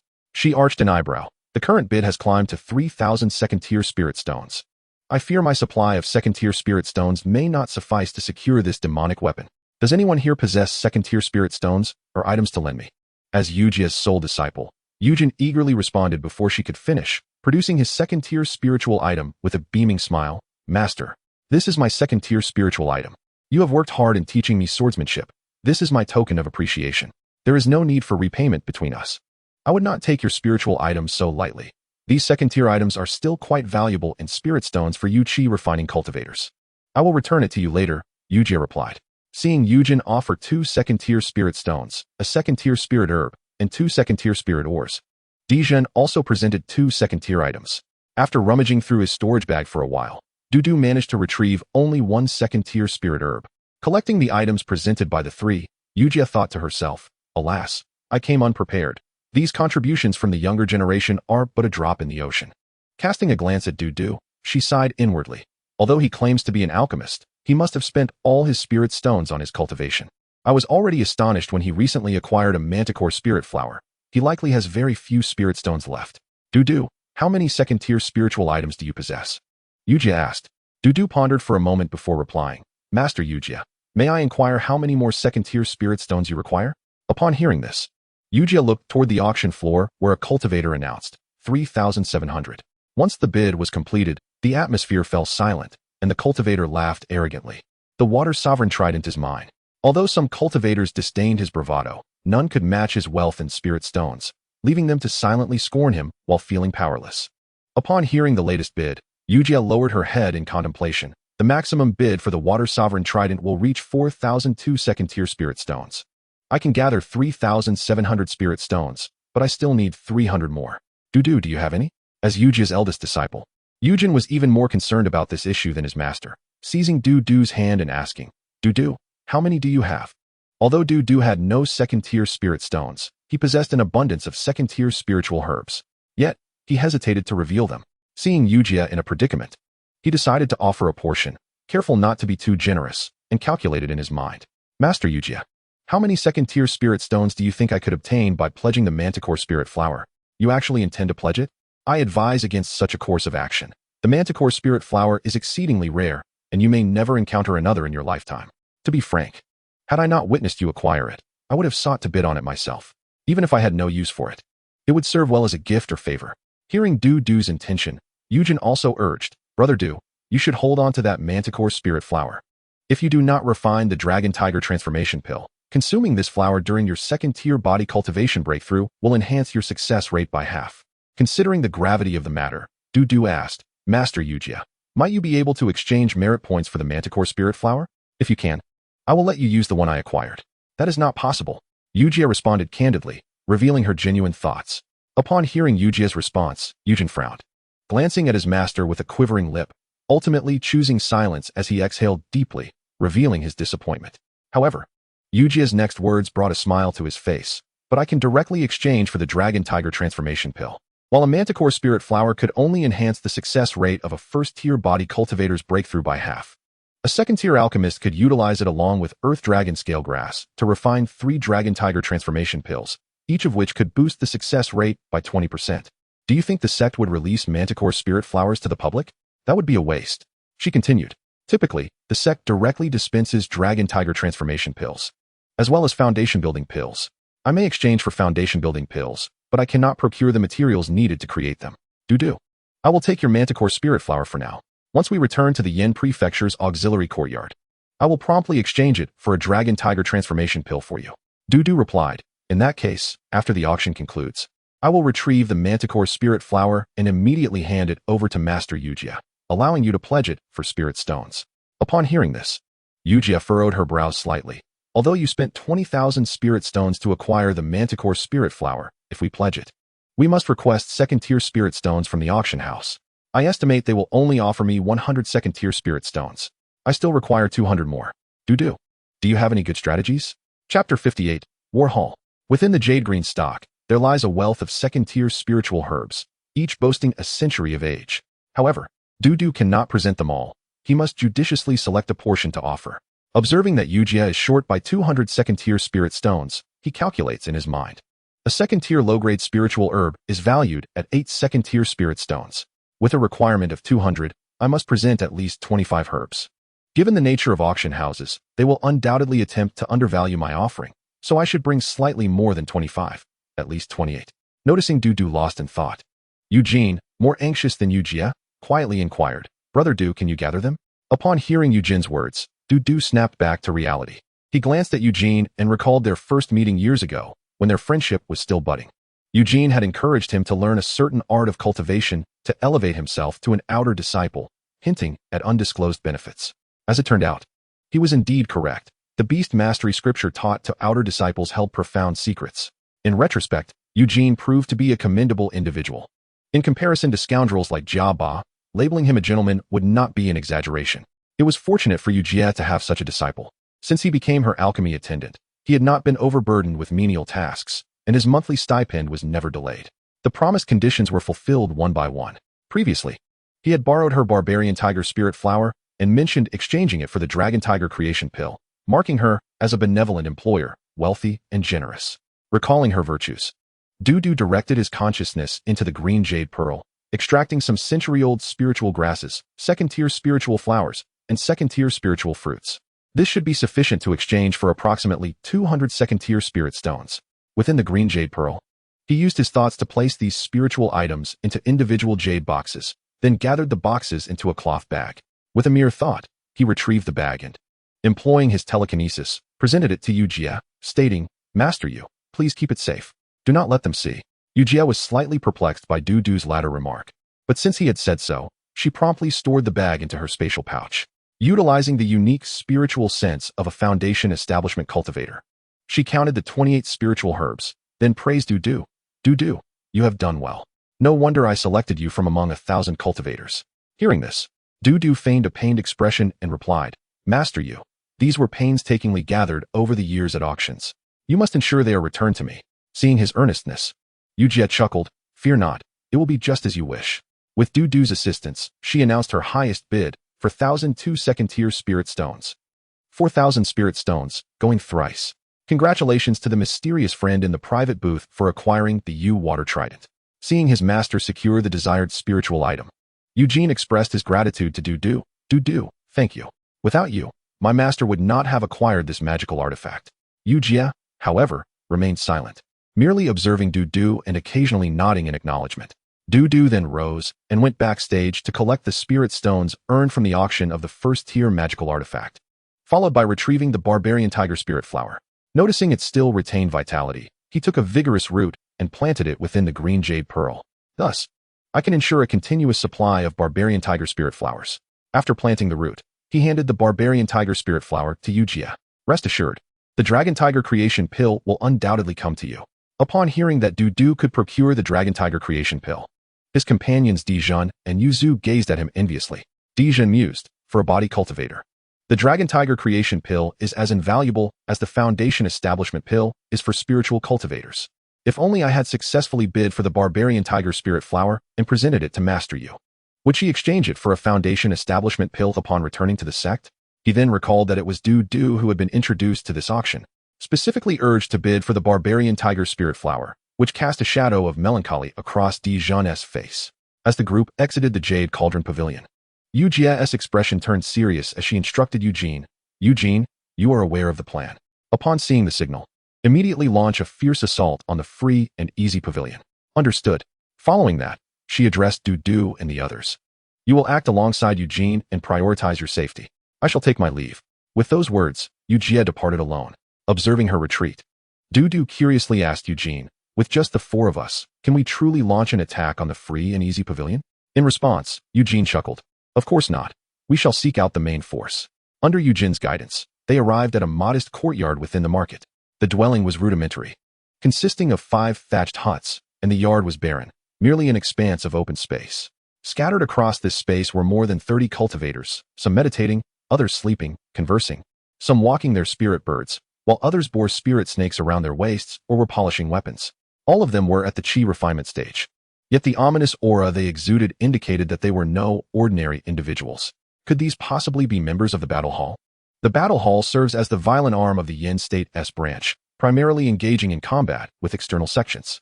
Typically, members are stationed near the borders of Yin State, and their large-scale appearance within Yin State signifies a response to internal turmoil.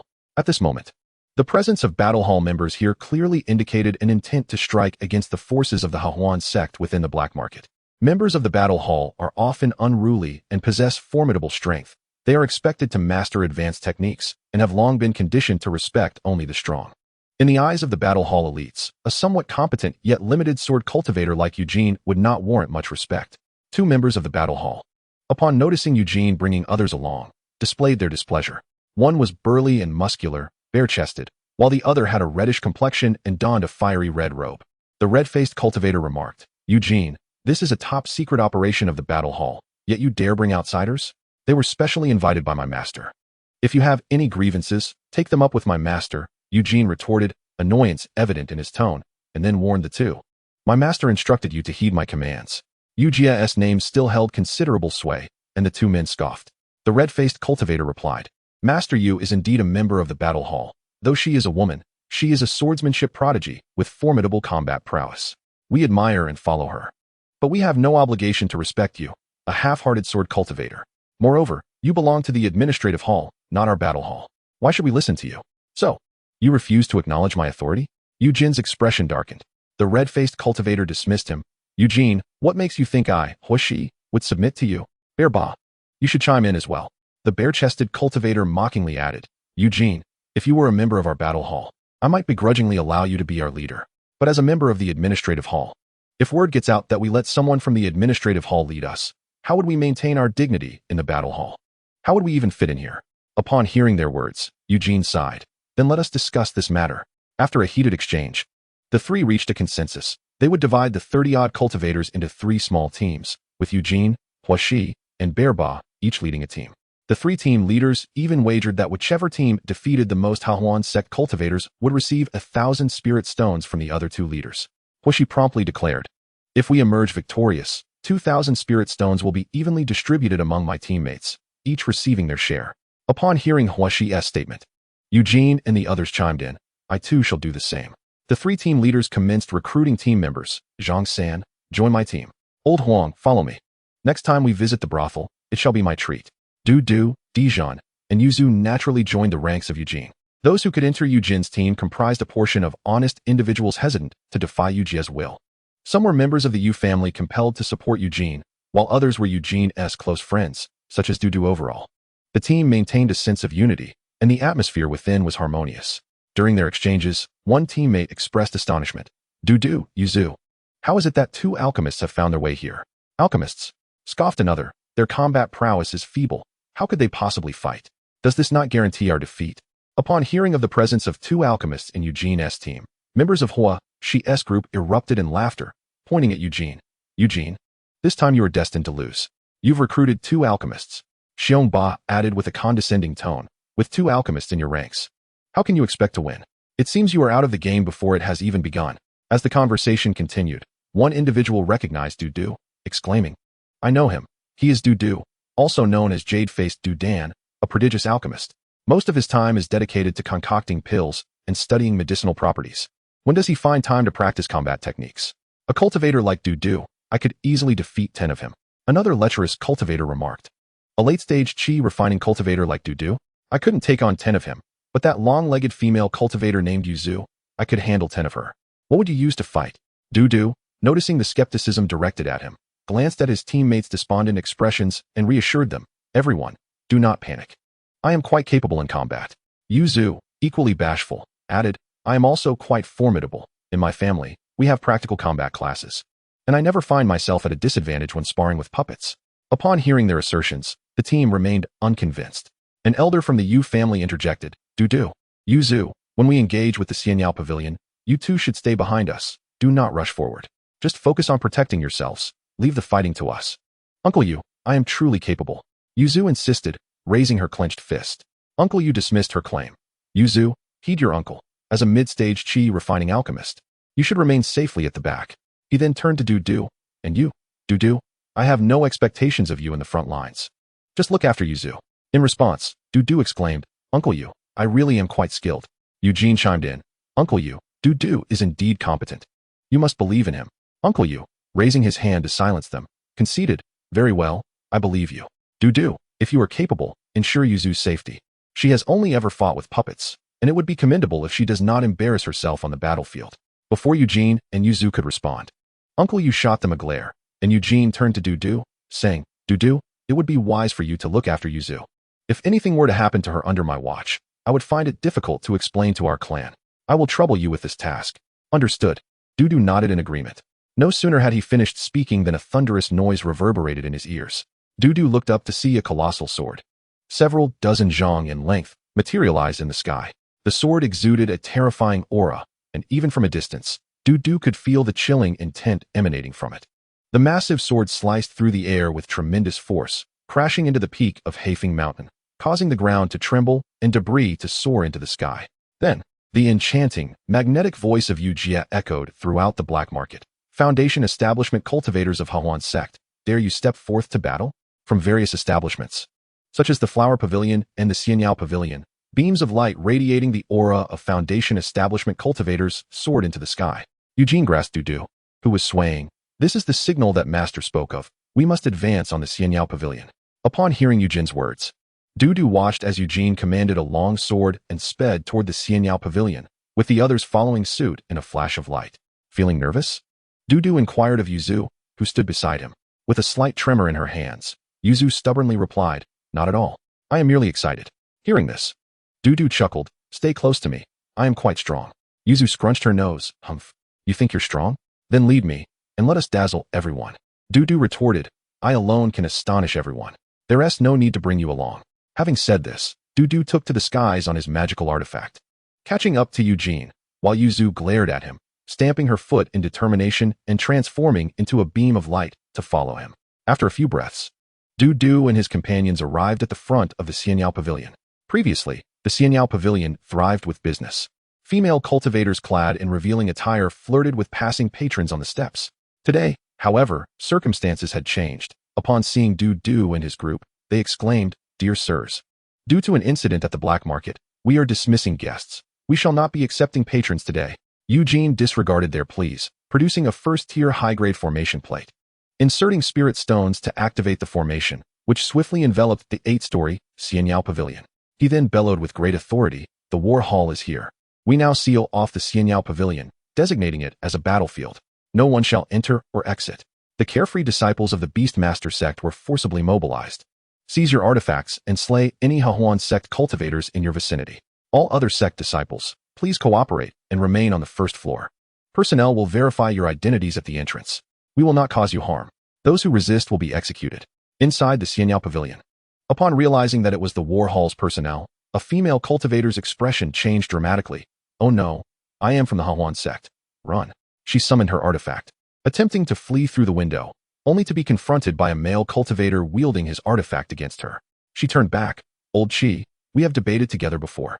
Old Chi retorted, "I am from the Beast-Taming Sect. I am compelled to enter this situation. Engaging in debate with you was a reluctant necessity. You coward." The female cultivator cursed.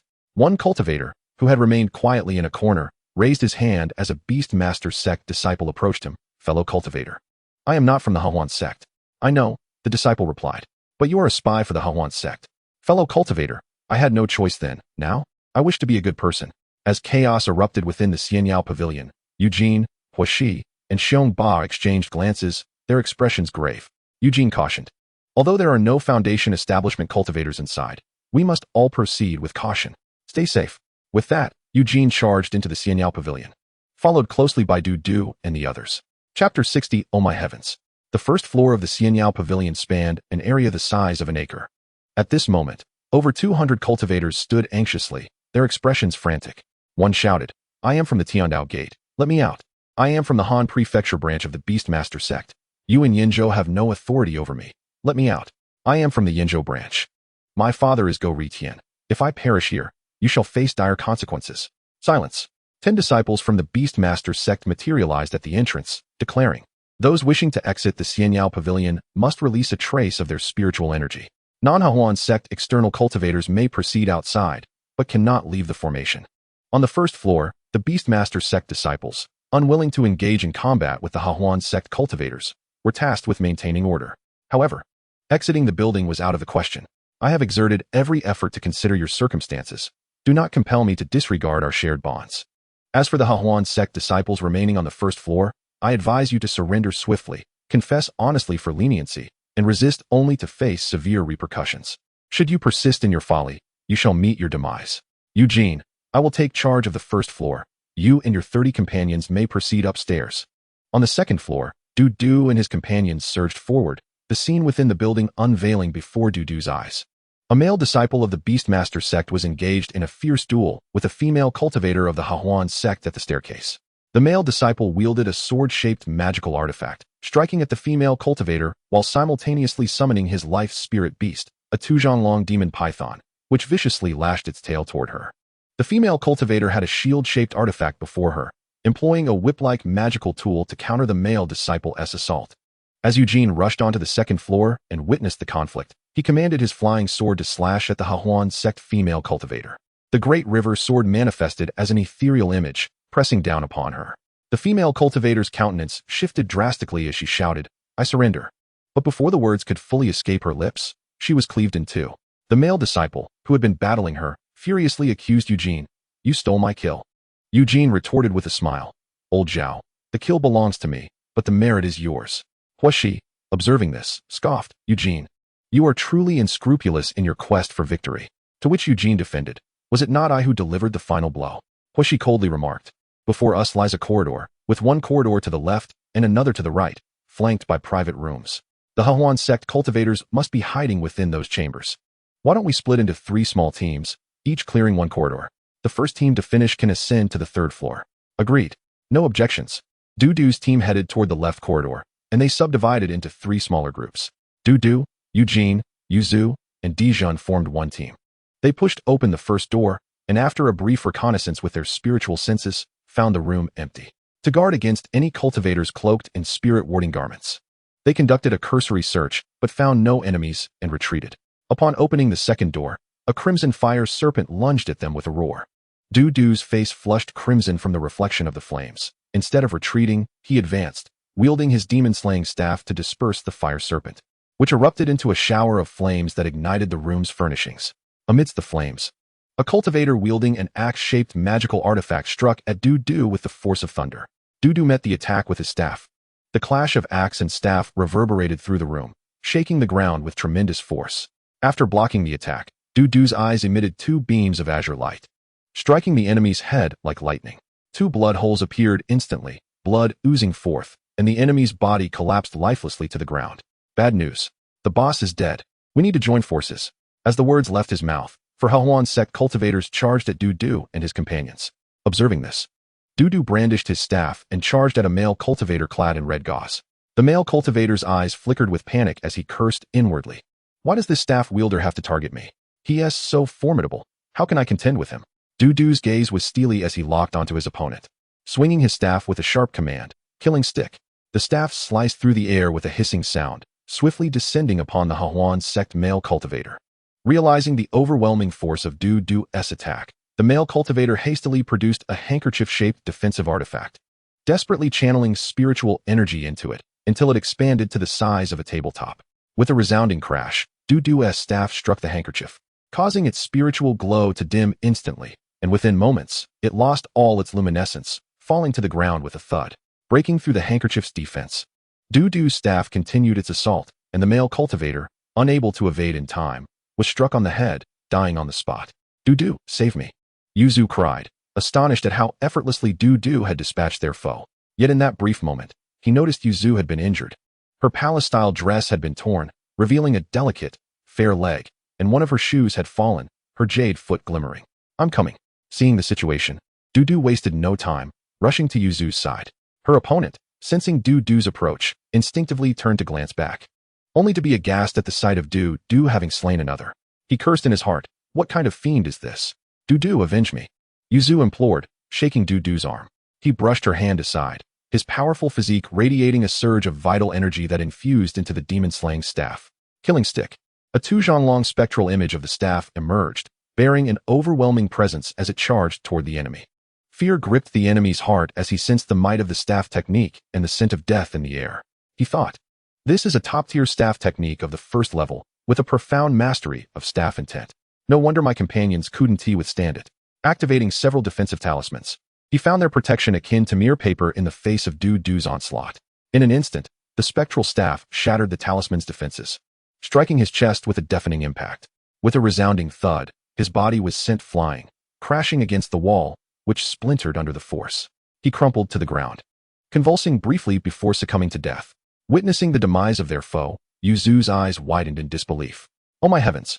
Dudu, your staff. It's so large. It's so thick." Uncertain where Yuzu had picked up such expressions, Du was stirred by memories long forgotten. Just then, Dijon's urgent voice rang out. Du brother, save me. Chapter 61. The sudden appearance of the lizard demon. Dijon, hailing from a lower-tier background, had more combat experience than Yuzu, who had only fought puppets. However, as a formation master, he spent most of his time researching formations, and his combat skills were merely adequate. Brother D, I'm on my way. In the admiring gaze of Yuzu, Du dashed to Dijon's side like lightning. Dijon's opponent was a striking female cultivator, who, upon seeing Du arrive, was overtaken by fear. She addressed him, friend. You are truly a celestial being descended from the heavens. I am but a humble willow, wishing to serve at your side, to wipe your staff. Before she could finish her sentence, Du swung his staff toward her, and terror flashed in her eyes as she stammered, friend, let me finish. Without mercy, Du thrust the staff toward her heart. She could not withstand his might, and let out a piercing scream.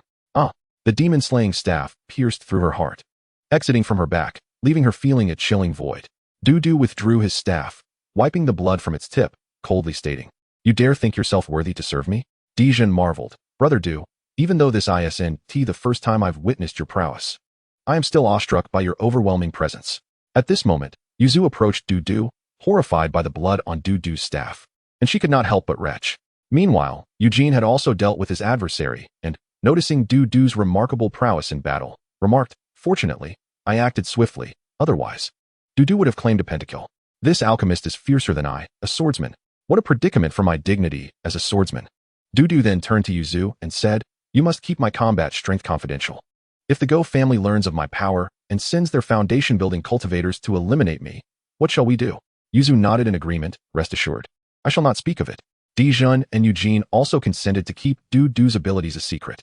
In the last room on the second floor, Du encountered another individual, but she was not a disciple of the Huan sect. Rather, she was a female cultivator suspended in midair. She possessed striking beauty, yet was entirely unclothed, bound by a rope in a peculiar manner, with the other end tethered to the beam of the room. Her body was marred by numerous whip marks, some still oozing blood. Upon seeing Du and his companions, she forced a bitter smile and asked, Who are you? Observing her condition, Du inwardly lamented. She must have endured severe mistreatment. He then heard Eugene address the female cultivator. We are from the Beast-Taming Sect, and we have come to dismantle the Xiaoyao Pavilion. Are you a female cultivator of the Beast-Taming Sect? Upon hearing that they were there to attack the Xiaoyao Pavilion, tears welled in the female cultivator's beautiful eyes as she sobbed. I am but a menial servant of the Beast-Taming Sect, abducted and brought here. The people of the Xiaoyao Pavilion forced me to ingest a substance that rendered me unable to harness my spiritual power. Without my power, I cannot escape. I am enslaved to their whims, living in a perpetual nightmare. After hearing her plight, Du used his manipulation technique to drape a robe over her. Just as he was about to sever her bindings, Eugene intervened, stating, We cannot take her words at face value. Let us leave her to the people on the first floor. Our mission is to vanquish the enemy, and such matters are best left to them. Upon hearing this, Du acknowledged the wisdom in Eugene's words. Although he felt sympathy for the female cultivator, he considered the possibility that she might be deceiving them. After clearing the second floor, Du and his companions ascended to the third floor. Upon their arrival, they encountered Huashi, whose team, like Du's, had also split into 3 smaller squads. Huashi, accompanied by only 3 others, spotted Du and derisively asked, Dansher, how many did you just slay? Surely not a single one. Yuzu, as an alchemist, stepped forward and retorted, Red-faced freak, I'll have you know that Du has killed 4. Hearing this, Huashi erupted in laughter. Little girl, you are just spouting nonsense. I have slain 3 myself. How could an alchemist kill 4? The cultivators beside Huashi joined in mocking laughter, pointing at Du before moving away in another direction. Watching them depart, Yuzu pouted in frustration. Why don't they believe us? Du smirked. Weren't you a skeptic at first as well? After searching the third floor, Du and his companions discovered not a single disciple of the Huan sect, but rather an array of bizarre items. Whips, candles, decaying corpses, cages, ropes, collars, and more. Ultimately, on a grand bed, Du stumbled upon a lizard demon, leaving him utterly bewildered as to its purpose. On the third floor, they also encountered members of the Beast-Taming Sect who were independently attacking Huan sect cultivators. After confirming their identities, the 2 groups parted ways. On the fourth floor, as Du's party passed a room, they found Huashi casting a spell. In his hands manifested a 2-zhang-long fiery serpent, radiating intense flames that surged tumultuously. This is the perfected fire serpent technique. Du gasped in astonishment, then turned to Eugene. No wonder Huashi disrespects you. He is indeed formidable. Eugene sighed. Huashi's innate spirit beast is a crimson flame serpent. He is fortunate to possess the fire serpent technique's natural talent, allowing him to master it at an astonishing rate. Having cultivated the first-tier superior spell, the fire serpent technique, to perfection, few can rival him. My perfected swordsmanship combined with my profound sword intent can contend with him, but I cannot guarantee victory. Huashi, overhearing their conversation while engaged in battle, interjected, "What is this? Eugene, are you trying to steal my kills?" Eugene shook his head. "We are merely passing through." In another room on the 4th floor, Dudu's group encountered 7 disciples from the Hehuan sect, and upon seeing each other, a fierce battle ensued. Eugene, recognizing their numerical disadvantage, turned to Dudu and said, "Brother Du, we shall rely on you this time. Please look after Yuzu." "Understood." Dudu nodded in agreement. Due to the enemy's superior numbers, Eugene patted his storage bag, and a first-tier superior crocodile demon emerged. Dijin also released his innate spirit beast. Determined not to lag behind, Yuzu summoned her own spirit beast from her beast pouch. Dudu surveyed the scene and was struck with surprise. Yuzu's spirit beast is actually a white tiger. However, it was important to note that Yuzu's white tiger was not the mythical beast. Instead, it was merely a tiger demon with white fur. With 3 spirit beasts aiding them, both sides engaged their respective opponents. The enemy that targeted Dudu was a pale-faced male cultivator, his complexion ghostly white, exuding an aura of death as he charged at Dudu, snarling, "You will die?" with Yuzu and Dijin as his burdens. Dudu knew he needed a swift resolution to the battle to ensure their safety. As the pale-faced male approached, Dudu prepared to unleash the culmination of his killing staff technique, augmented by his perfected staff intent, resulting in a formidable display equivalent to the perfected level of staff arts. The staff coiled like a dragon, transforming into a colossal serpent with a fierce dragon head, lunging toward the pale-faced male with devastating force. Upon witnessing this, the pale-faced cultivator's face drained of color as he realized, "I've chosen the wrong opponent. This is a master. You will die?" Dudu coldly declared, sending a shiver down the spine of the pale-faced cultivator. The protective artifact he summoned was pierced through by Dudu's staff, which then lunged toward his heart. "Ah, I don't want to die." The pale-faced male was left utterly penetrated, and Dudu withdrew his staff, wiping the blood off as he began to assess the battlefield.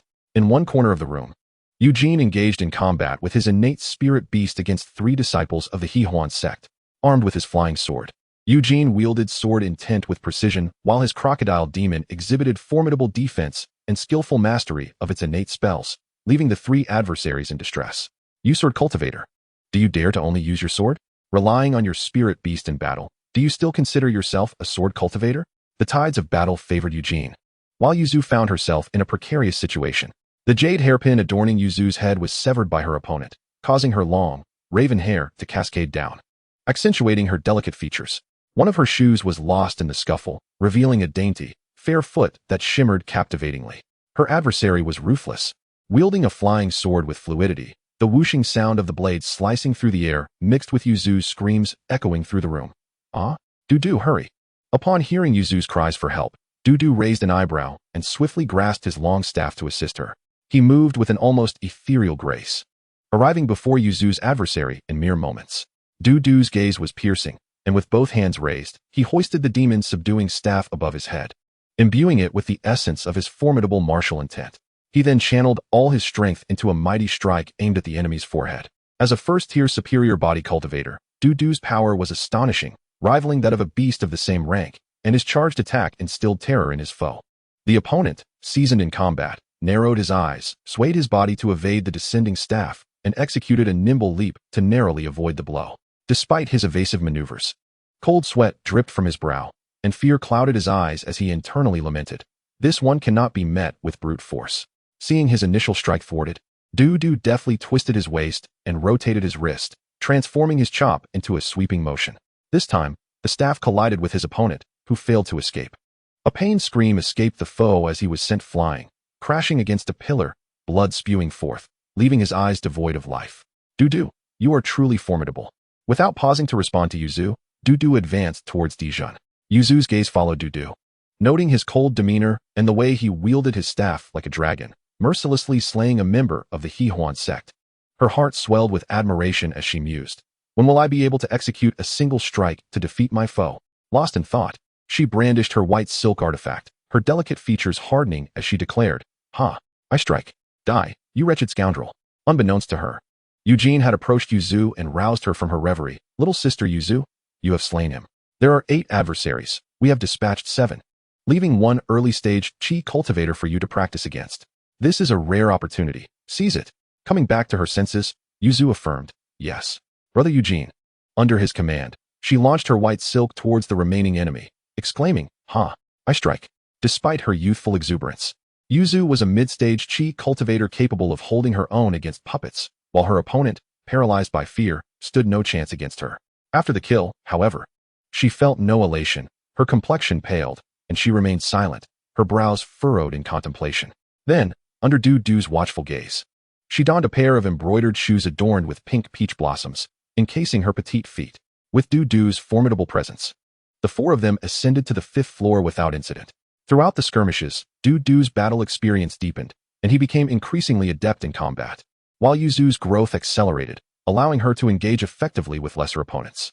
Following their earlier battles, the group had expended considerable spiritual energy, prompting Dudu to suggest, let us consume a recovery pill before proceeding. Agreed. The 3 complied, and found an empty room to ingest the restorative pills. Once their energy was replenished, they climbed to the 6th floor. Upon entering one of the rooms, Dudu's expression shifted as he beheld the sight within. 2 towering iron cages occupied the center. One cage contained a handsome male cultivator, his friend, Jade. In the other cage was a beautiful female cultivator, Jade's wife, Lurume, who also happened to be Dudu's sister-in-law. Upon seeing them, Dudu furrowed his brow and exclaimed, Sister-in-law, Brother Jade, you are truly here. Jade's eyes flickered with a moment of joy at the sight of Dudu, but it quickly faded into a veil of sorrow. He lowered his head, silent and resigned. Lurume, her eyes reflecting a tumult of emotions, turned to Dudu and inquired, Dudu, why have you come here?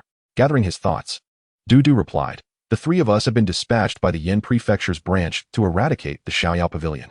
It has been thoroughly sealed off. Not a single member of the Hehuan sect can escape. We have fought our way up from the 2nd floor. Upon hearing this, Lurume implored, could you perhaps let your friends out?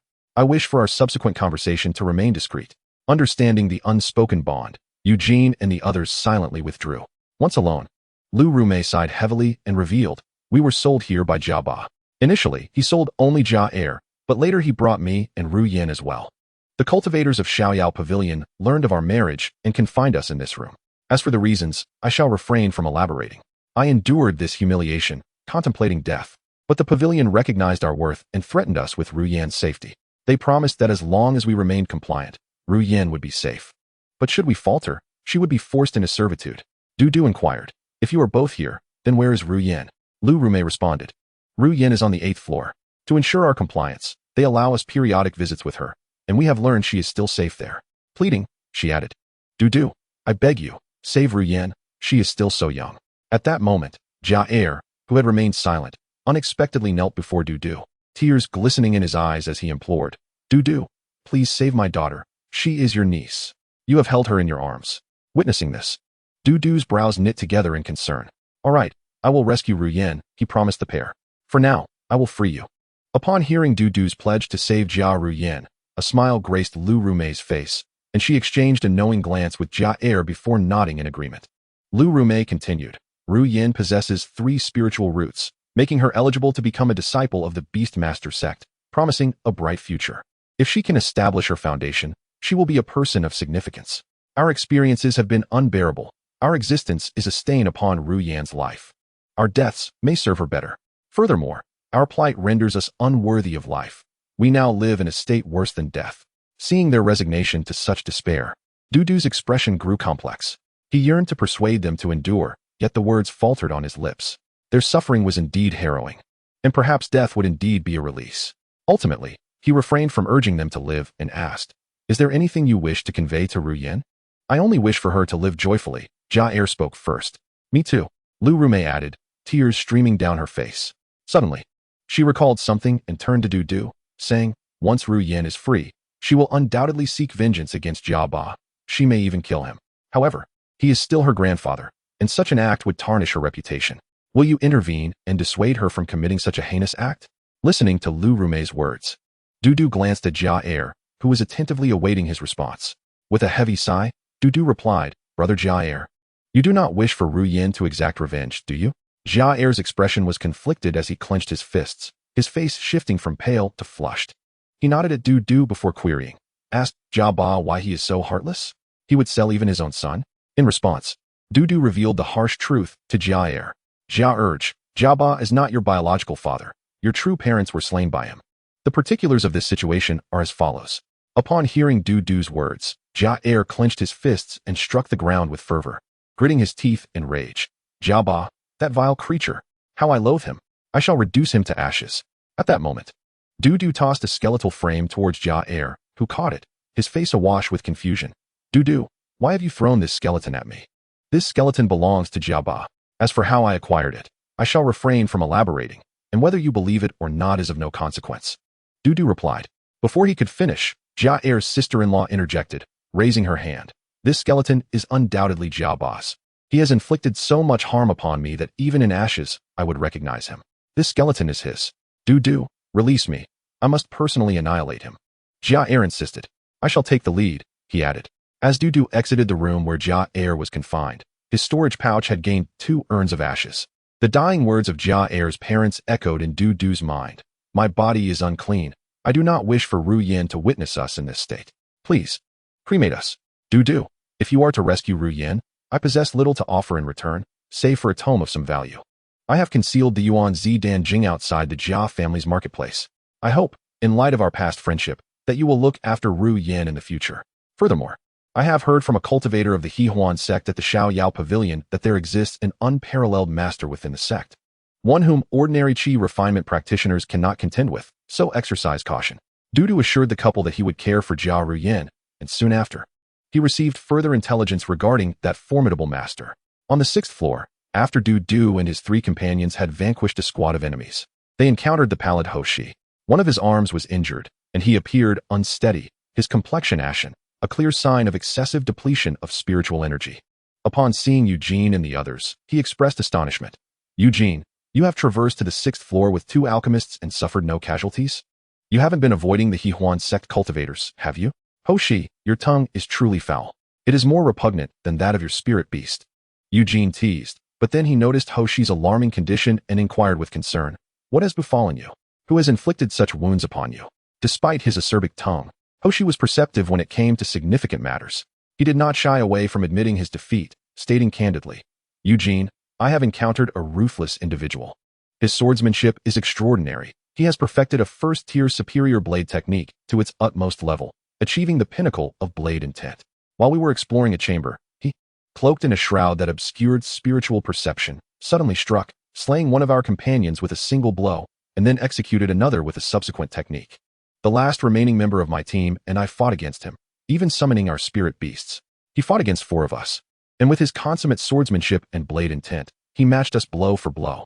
Ultimately, he was wounded by my perfected fire serpent technique and retreated without hesitation. Only I and my spirit beast survived from my small squad. Upon hearing this, Eugene clasped his fists in commendation. Hoshi, you truly embody the spirit of the battle hall. Your frankness is commendable. I thank you for sharing this information. Hoshi waved his hand dismissively. Though we may have internal strife within the battle hall, we unite against external threats. If anyone dares to engage in infighting during such times, they do not belong to our ranks. If you encounter any other cultivators, please inform them of this matter. I must descend to the 1st floor to recuperate. Be wary.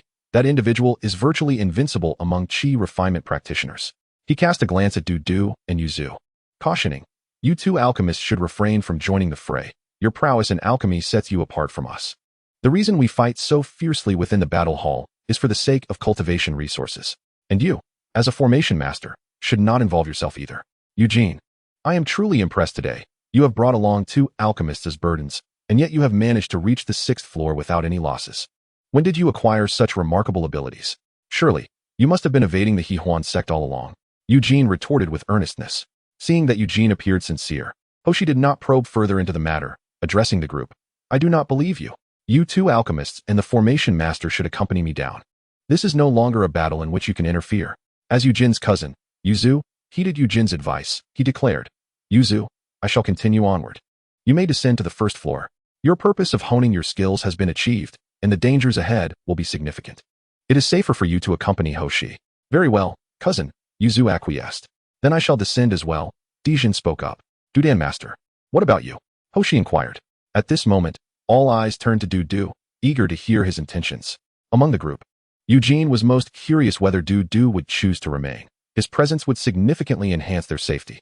Unable to contain himself, he asked, brother, do you intend to stay? Hoshi, pointing at Du, exclaimed, you cannot seriously intend to remain, do you? Are you not afraid for your life? Eugene cannot protect you. Under the scrutiny of the group, Du replied calmly, I have decided to stay. No way, Hoshi exclaimed in disbelief. Yuzu reassured him, Du is quite formidable. Hearing this, Du shot her a sidelong glance. Yuzu, have you forgotten what I told you? Taken aback, Yuzu's face reflected guilt as she apologized. I will not forget again. Nodding in acknowledgement, Du exchanged a glance with Eugene before they pressed onward. Observing the departing duo, Hoshi speculated. Could it be that this Dudan master is truly as formidable as they say? Yuzu and Dijun offered no reply, and the group paused momentarily before proceeding downstairs. All the while Hoshi inquired, can Dudan truly best Eugene? Du and Eugene continued their search of the rooms, taking heed of Hoshi's warning. They approached each door with caution, with Du summoning the thick earth shield as a first-tier superior magical artifact. It would provide Du with an additional layer of defense against the Blade Master should they cross paths. While investigating a chamber, they heard the sounds of combat not far off, mingled with the cries of distressed cultivators. Upon hearing the shouts, Eugene's expression shifted dramatically. Not good. It's Uncle Yu. He raced swiftly to the source of the noise, bursting into the room to find Uncle Yu on the brink of death at the hands of an enemy. Drawing his sword, Eugene unleashed a fierce strike, his sword intent surging like a torrent towards a cloaked figure. Great River Sword. The figure, shrouded in a cloak that severed spiritual perception and wearing a mask to conceal his identity, recognized the formidable nature of Eugene's swordsmanship and dared not meet it head-on. Cursing inwardly, what a pity, he then swung his handheld circular blade artifact, easily deflecting the illusionary form of the Great River. You, sword cultivator, since you seek death, do not blame me for what follows. The Blade Master's gaze turned cold as he swung his great blade towards Eugene, conjuring an illusion of a 2-zhang-long blade before him, exclaiming, blade shatters mountains and rivers. Great River Sword. Eugene's sword energy surged, transforming into an illusion of a great river that spanned before him. Bang! The blade shimmered brilliantly, shattering the illusory form of the great river into countless fragments. With lingering strength, the blade surged towards Eugene's face. Upon witnessing the chilling brilliance of the blade, Eugene's heart sank in terror, lamenting, alas. Am I to meet my demise here today? At this critical juncture, a long staff suddenly materialized beside Eugene's lips. The essence of the staff emanated fiercely, rendering it all the more menacing. Clang! The blade and the staff clashed, erupting in a dazzling display of light. They remained locked in a stalemate for a brief moment before the blade dissipated into nothingness. Brother Du, you have finally arrived, Eugene exclaimed, patting his chest in relief. Earlier, having fled too swiftly, Eugene had left Du behind. Now, as Du entered the room, he perceived Eugene's peril and stepped forth to intercept the lethal blade. The swordsman, recognizing the prowess of Du and Eugene, conjured another illusory blade form, its essence boiling with intent. Casting a glance ahead, the swordsman swung his blade, declaring, blade shatters mountains and rivers. Du countered with his perfected staff technique, while Eugene summoned all his strength. Together, they repelled the swordsman's assault once more. Just as Du and Eugene braced themselves for a fierce battle, the swordsman vanished in a flash, darting towards the exit, disregarding the two entirely. As he burst through the door, he left behind a chilling remark. Wash your neck clean. Wait for me. Concerned for Uncle Yu's injuries, the duo refrained from pursuing him. Eugene approached Uncle Yu and offered him a healing pill, asking with genuine concern, Uncle Yu, are you alright? After consuming the pill, Uncle Yu's condition improved, and he expressed his gratitude, saying, Eugene, thank you for saving my life. He then turned to Du, clasping his hands in respect. Dudan, I must admit, my old eyes failed me. I underestimated you. Your identity as an alchemist misled me, for I had no inkling of your remarkable prowess. Your magnanimity in not holding my earlier dismissal against me, coupled with your timely rescue today, warrants my utmost gratitude. Should you ever require my assistance in the future, do not hesitate to call upon me. Uncle Yu, you flatter me. Might you elaborate on the swordsman? Du inquired nonchalantly. Upon hearing this, Uncle Yu coughed twice, furrowing his brow in contemplation as we entered the room. He suddenly erupted, wielding a great blade. With a sweeping motion, he severed one man in half, and then unleashed a deadly technique that claimed another life. I, along with the remaining men, fought desperately to fend him off. After listening to Uncle Yu's account, Du and Eugene exchanged solemn glances. the gravity of the situation reflected in their eyes. Du urged, "Uncle Yu, please tend to your wounds on the first floor."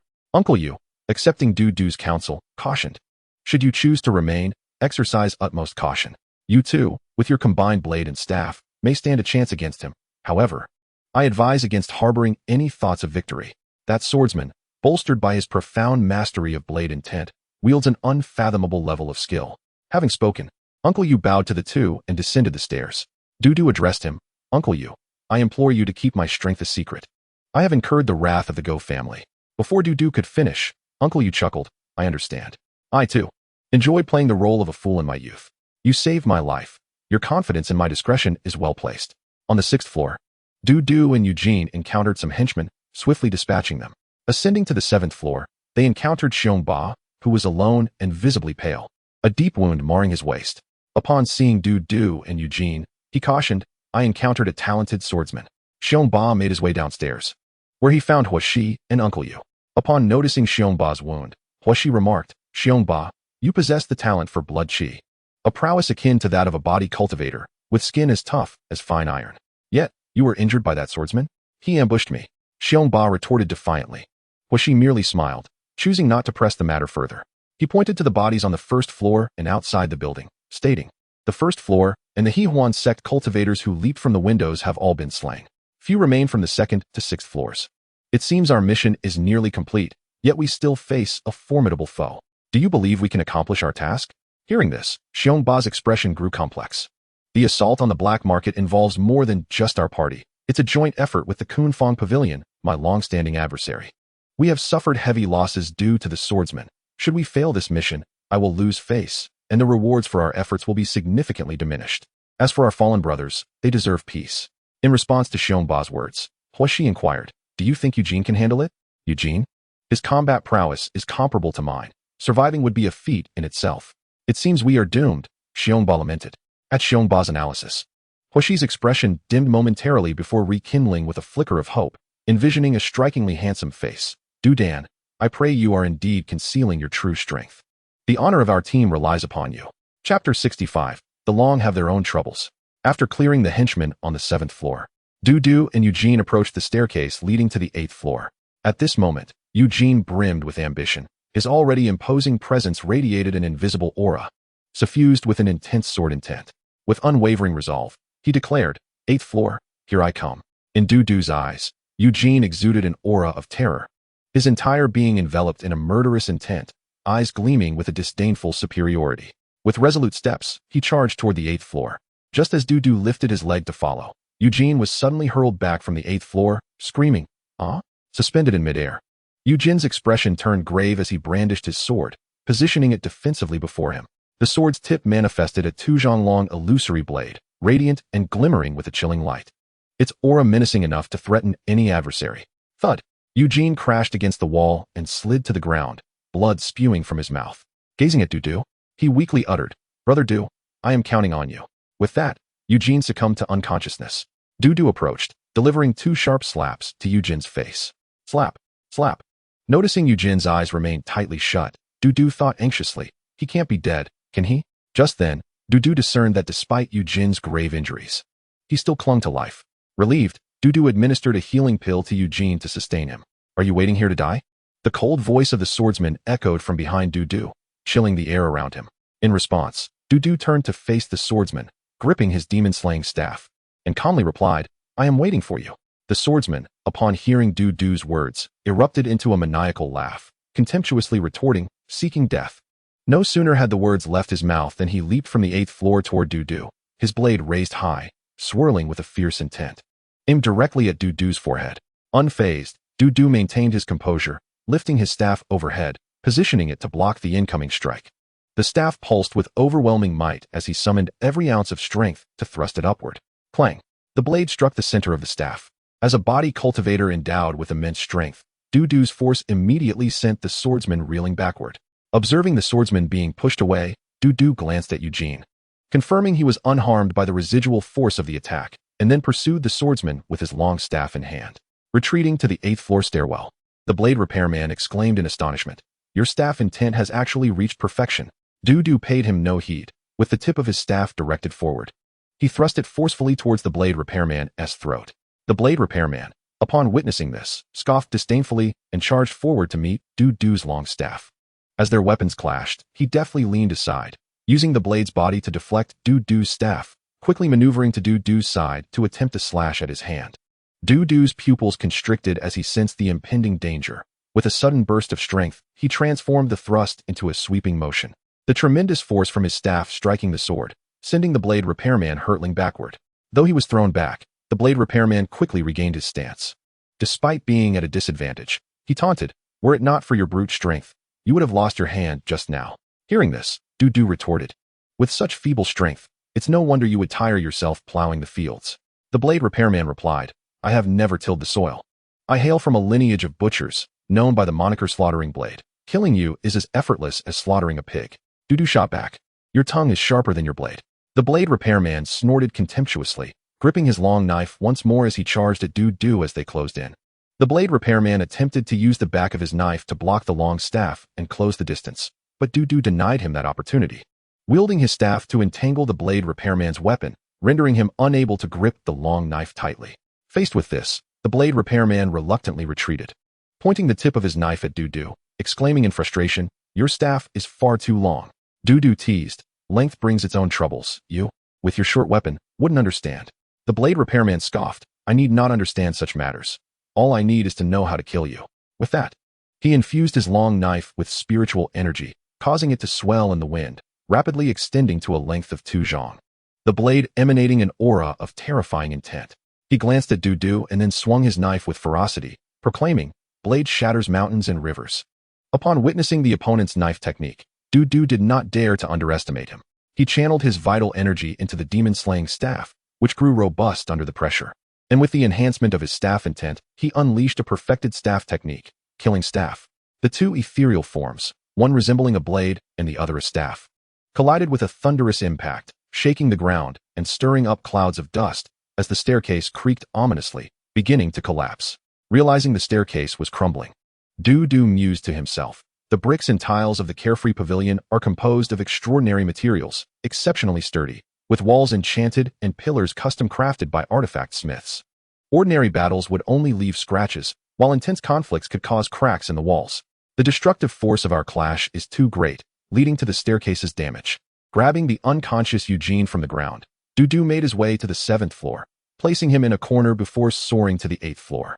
On the 8th floor, the blade repairman had intended to descend to find Dudu, but was surprised to see him ascend instead. Without uttering a word, he unleashed his knife technique once more. Blade shatters mountains and rivers. Upon entering the 8th floor, the sight within caused Dudu to raise an eyebrow. He had no time to observe closely as a colossal shadow of a knife swept towards him with the force to rend heaven and earth. Killing Staff.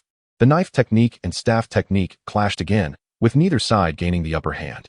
The blade repairman's gaze turned cold as he once more held his long knife. Eager to engage Dudu in close combat, he launched multiple assaults, yet Dudu skillfully utilized the length of his staff to create distance, employing techniques such as entangling and thrusting to prevent the blade repairman from closing in. After suffering a few verbal jabs from Dudu, the blade repairman relented, his voice hoarse, "I shall not engage you in close quarters." Using his spiritual consciousness, he manipulated the knife from a distance, attempting to battle Dudu from afar. Typically, physical cultivators are not adept at ranged combat, primarily due to their light spiritual energy and the weighty nature of their vital energy. Spiritually infused artifacts are lighter than blood-infused weapons, and those controlled by spiritual consciousness are swifter than those governed by blood energy. Observing the blade repairman's shift in tactics, Dudu contemplated for a moment before making a decision. He would continue to use the demon-slaying staff against the blade repairman for a while longer. If the situation became untenable, he would resort to employing an artifact. Dudu employed the perfected eye of spirit technique, fixating intently on the knife hovering in the air. The knife brimmed with intent, and even a basic slicing motion under the influence of perfected knife intent bore tremendous power. Suddenly, the knife lunged towards Dudu's chest, prompting him to channel his vital energy into the demon-slaying staff, and, summoning all his strength, he forcefully swung it at the knife. The knife was sent flying, spinning through the air, and the blade repairman, seizing the opportunity, unleashed his knife technique while Dudu met it with his staff technique. The two fought fiercely for a good half an hour, alternating between distant manipulation and close combat. At long last, the blade repairman saw an opening. a glimmer of murderous intent flashing in his eyes. Chapter 66. A lack of martial virtue. On the 8th floor, beside a pillar as thick as half a zhang, Du swung his long staff with the intent to devastate, aiming a horizontal strike at the blade repairman. The blade repairman bent low to evade. However, Du's staff struck the adjacent pillar. Bang! The staff's impact drove into the pillar, yet the pillar, crafted by an artifact smith, was made of exceptionally hard material. Once the force dissipated, the staff became lodged within the pillar.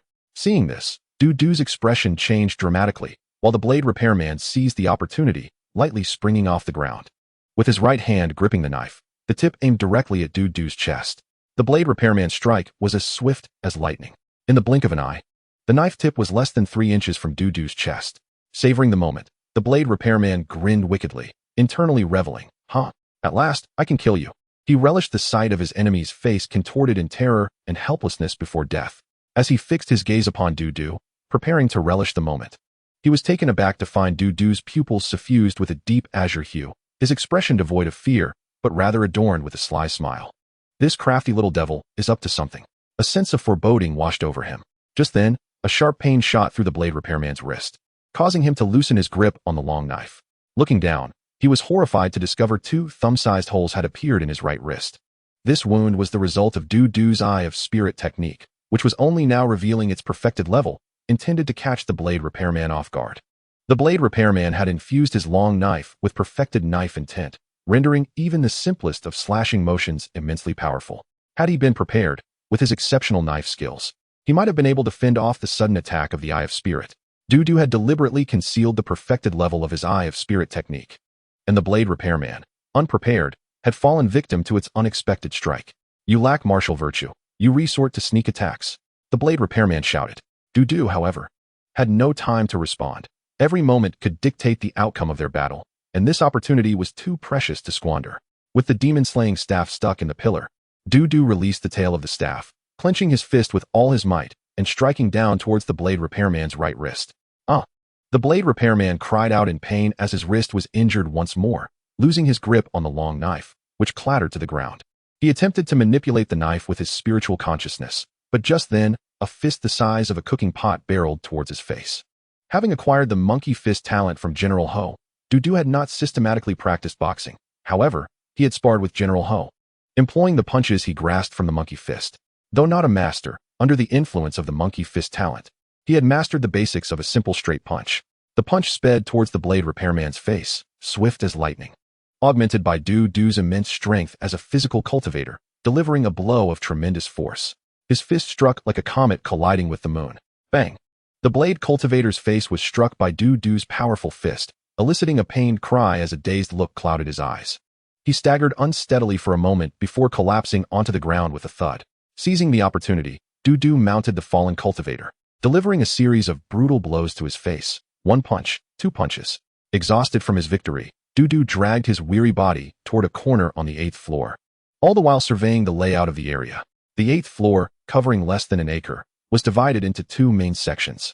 Near the entrance, there was a half-acre pond, while the remaining space was occupied by a half-acre jade bed. The pond, half a zhang deep, shimmered with vibrant blue lotuses, their petals sparkling like the dawn. Adorning the lotus leaves were several embroidered belly wraps featuring mandarin ducks, and a few pink gauzy garments floated gently on the surface. The grand bed, constructed from interlocking jade stones, was draped with luxurious silken bedding, soft and comfortable. Scattered across the bed were various items, including whips, ropes, candles, and women's clothing. In one corner, a cage draped with black cloth concealed a beautiful maiden, Jia Ruyan, a mere 14 years of age. Upon noticing Du's presence, Jia Ruyan rose to her feet, her delicate frame clad in a moon-white gown, her petite feet adorned with white embroidered shoes. Her long, graceful legs and slender waist gave her an air of ethereal beauty, while her thick, dark hair framed her heart-shaped face, reminiscent of a princess. With a delicate nose and pearly white teeth, her small, cherry-like lips and clear, almond-shaped eyes were accentuated by a teardrop mole at the corner of her right eye. Are you Uncle Du? Jia Ruyan's melodious voice rang out. Ruyan, you actually remember me? Du replied, astonished, before assuring her, I have come to rescue you. At these words, Jia Ruyan's eyes sparkled with hope, perceiving Du as a radiant figure, strong and transcendent, embodying an ethereal charm. Du opened the cage and pulled Jia Ruyan out, sensing the gentle tremor of her warm hand and the tears brimming in her eyes as she pleaded, "Uncle Du, please save my parents. They are." Despite the cruelty of the truth, Du reluctantly revealed that her parents had perished, handing her an urn containing their ashes. Jia Rian's face contorted in disbelief as she burst into heart-wrenching sobs. "No, I refuse to believe it." Gradually, her tears subsided, and she beseeched Du, "Uncle Du, will you help me kill Jia Baxing?" Du presented her with a skull, stating, "This is Jia Baxing's skull. The rest of him has been turned to ashes by your parents. Furthermore, Jia Baxing is not your biological grandfather. Your parents wished for you to live joyfully. If they saw you weeping so sorrowfully, it would grieve them as well." Upon hearing this, Jia Rian ceased her tears, wiping her eyes as she glared at the skull with a vengeful gaze. The notion of vengeance was inescapable. When Du and Jia Rian approached Eugene, they found him already awake and engaged in his favorite pastime, sword training. At that moment, a profound sword intent radiated from Eugene as he focused intently, wielding his sword with varying speed. His eyes were open, yet his gaze seemed distant, oblivious to Du's presence. Observing Eugene's state, Du mused, "Is this enlightenment?" The sword intent around Eugene surged and ebbed like tumultuous waves, reaching a state of perfection at its peak, while still maintaining a high level of mastery when it waned. After a brief respite, Eugene ceased his practice, standing resolutely with his sword intent soaring to its zenith. In Du's eyes, Eugene transcended the realm of mere humanity, embodying the essence of the sword itself. Suddenly, the air was filled with the sound of a sword's resonance, as an invisible blade aura emanated from Eugene, and a flash of sword light flickered in his eyes. In that moment, he comprehended the pinnacle of sword intent. As clarity returned to his gaze, he finally noticed their eyes locked. And Du perceived a prodigious talent in the art of the sword before him. After all, only a true genius could attain such a profound understanding of sword intent. As Eugene knelt before Du, he expressed, "Brother Du, had you not saved me, I would surely have perished, and my sword intent would remain unfulfilled. Without you, there would be no me today." Du helped Eugene to his feet, remarking, "Brother you overstate your gratitude. No debt of gratitude warrants such a gesture. Brother Du, you do not understand. By kneeling in gratitude, I can achieve clarity of mind," Eugene explained earnestly. "Clarity of mind is indeed a noble pursuit." Du responded.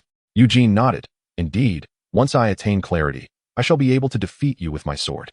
Otherwise, I would find it difficult to raise my hand against you." Taken aback by Eugene's words, Du lightly cleared his throat and replied, "Brother you, I eagerly anticipate our duel. Once we return to the sect, we shall engage in battle. We shall choose another day to fight. I am certain I will defeat you," Eugene declared with fervor. Seeing Eugene's enthusiasm for battle, Du patted his shoulder and said, "Once we exit, you shall claim that the blade cultivator was vanquished by you, and I will merely be a bystander." Surprised, Eugene inquired, "You killed that blade cultivator?" He had mastered the perfect level of swordsmanship and sword intent, and his combat prowess surpasses mine at present. "How could you have slain such a formidable opponent?"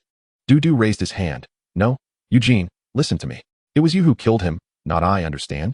Realizing Du's intention to feign humility, Eugene consented. "Brother Du, I comprehend. However," he added, "there is something I wish to discuss with you." "What is it?" Du asked. "Let us refrain from fighting upon our return to the sect," Eugene suggested earnestly. "Why is that?" Du inquired. "I have sustained some serious injuries and require time to recuperate. Once I am healed, we shall choose another day to battle. Moreover, regarding the matter of the blade cultivator, I must mention that his head belongs to me, while the merits shall be yours." Du countered, "His head is no more. Only this headless corpse remains. I shall present these heads to you." Du opened his storage bag and spilled its contents onto the ground. With a thud, 3 to 4 dozen heads tumbled onto the floor, some intact, others not. Eugene gasped in astonishment, gazing at the gruesome sight as he admired Du. "Brother Du, typically, a member of the battle hall might claim 1 or 2 heads in a skirmish. To acquire 3 or 4 heads is already a testament to remarkable combat prowess. Even someone like Huashi, who has perfected a single technique, would be fortunate to acquire over 10 heads in a single engagement. In less propitious circumstances, one might not even secure 10. Yet you have slain over 30 in your assault on the Xiaoyao Pavilion. Our group comprises merely over 30 individuals. If we were to oppose you, could it be that you alone would annihilate our entire team?" In response to Eugene's words, Du humbly replied, "Brother you, I am not that formidable." Eugene contemplated the 30-plus heads for a moment before stating, "Brother Du, you may take 10 heads. The remainder shall belong to me. Otherwise, you may not claim a single head, and those beneath us will begin to doubt your credibility. In contrast, if you possess 10 heads, no one shall question your prowess." Brother Yu speaks wisely. The remaining heads shall be yours. Du agreed, nodding in affirmation. After discussing the allocation of the heads, Eugene turned to Du and asked, "What is the situation with this female cultivator? She practices the techniques of the Hahuan sect. Is she your captive?" When Eugene inquired about Jia Ruyin, Du had yet to speak when Jia Ruyin took the initiative to respond. "Greetings, senior brother. I am a disciple of the Jia family. When I was quite young, I was forcibly abducted by the cultivators of the Hahuan sect. Upon discovering I possessed 3 spiritual roots, they compelled me to cultivate their techniques, claiming they would train me to the foundation establishment stage to serve as a furnace for a golden core cultivator." Upon hearing this, a flicker of anger and confusion flashed in Eugene's eyes as he turned to Du and asked, "Brother Du, what is your intention in bringing her out? How do you plan to deal with her? Will you take her as a maidservant, or allow her to join the Yin state branch, becoming an outer disciple? Furthermore, is the Jia family, she mentioned, the same one that established the Jia family market?" In response to Eugene's inquiries, Du admitted that he had not previously contemplated the matter, though he had no intention of taking Jia Ruyin as a maidservant. He replied to Eugene, "He is a friend of an old acquaintance. I have no desire to make her my maid. Her aptitude is commendable, and I wish to have her join the Yin state branch as an outer disciple to cultivate the genuine beast control scripture. However, given her prior training in the Hahuan sect's techniques, what if the Yin state branch suspects her of being a spy?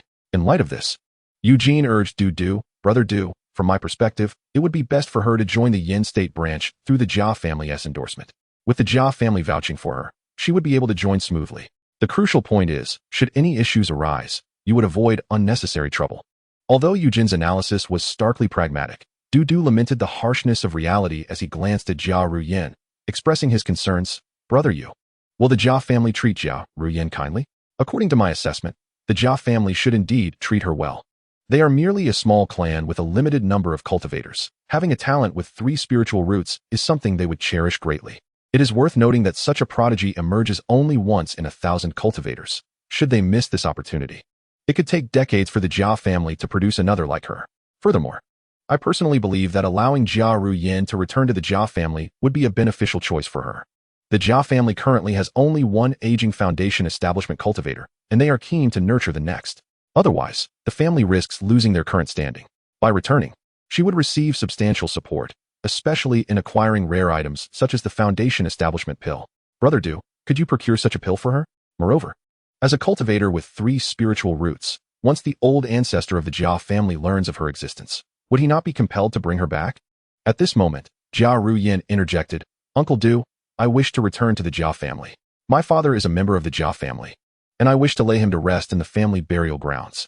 Du assured her, "Very well, once I conclude matters here, I shall escort you back to the Jia family." "All right." Jia Ruyin nodded, a fleeting shadow of melancholy passing through her bright eyes. At that moment, Eugene addressed both Du and Jia Ruyin. "Brother Du, you should descend first. I will follow shortly." Hearing this, Du speculated, "Are you suggesting?"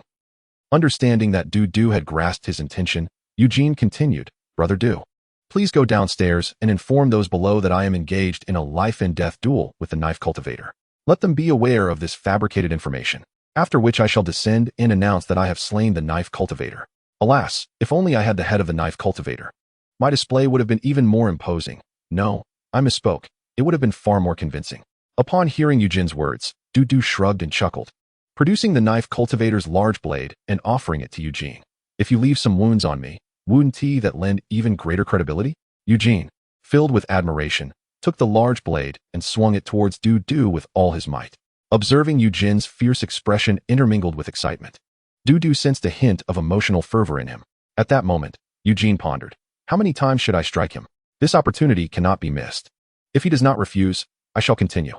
After delivering 3 powerful blows, Du finally called for a halt, but Eugene did not retract the blade, continuing to strike at Du, who deftly sidestepped the incoming blows. "My apologies, Brother Du, in pursuit of realism. I may have struck a tad too hard. Please do not take offense." Eugene smiled apologetically, a glimmer of triumph flickering in his eyes.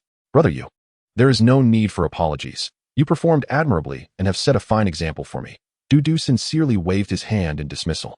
No sooner had he spoken than Du seized the large blade from Eugene's grasp, a teasing glint dancing in his eyes as he regarded Eugene. Eugene, quick-witted as ever, sensed something amiss and felt a chill run down his spine. Chapter 68. If you are brothers, come and strike me. Du. With a smile gracing his face, looked at Eugene and said, "Brother, I once heard a saying."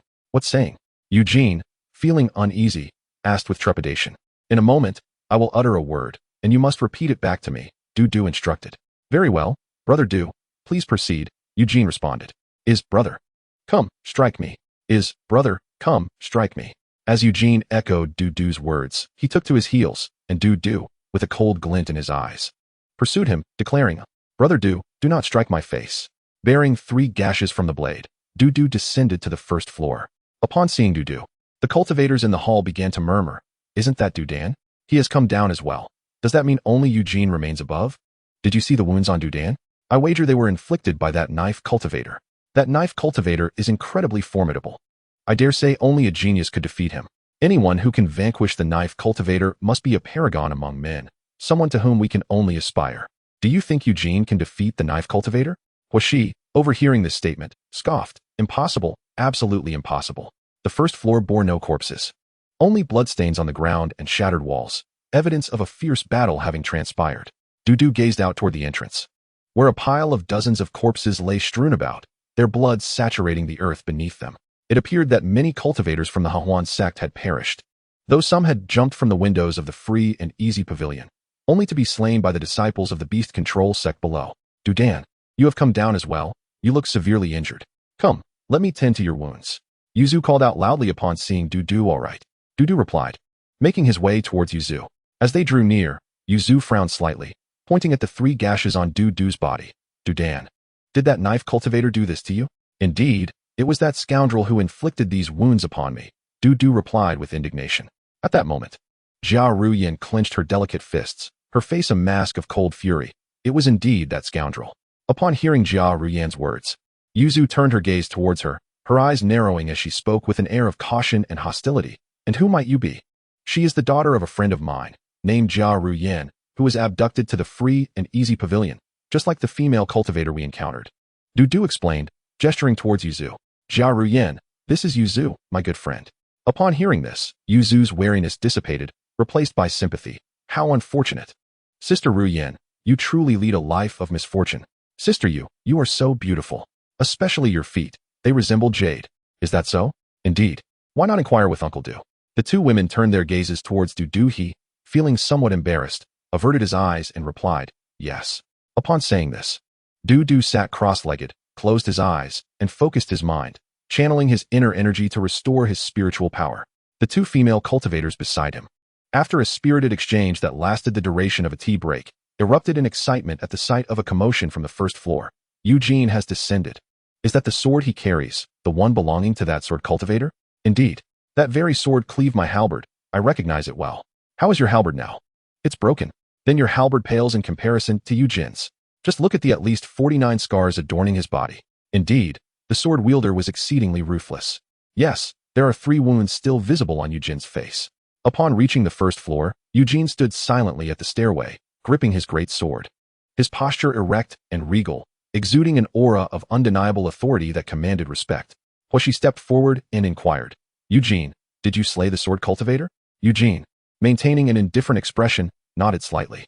"Impossible. You lack the strength for such a feat," Huashi retorted, clearly skeptical. Hearing Huashi's words, Eugene secretly rejoiced.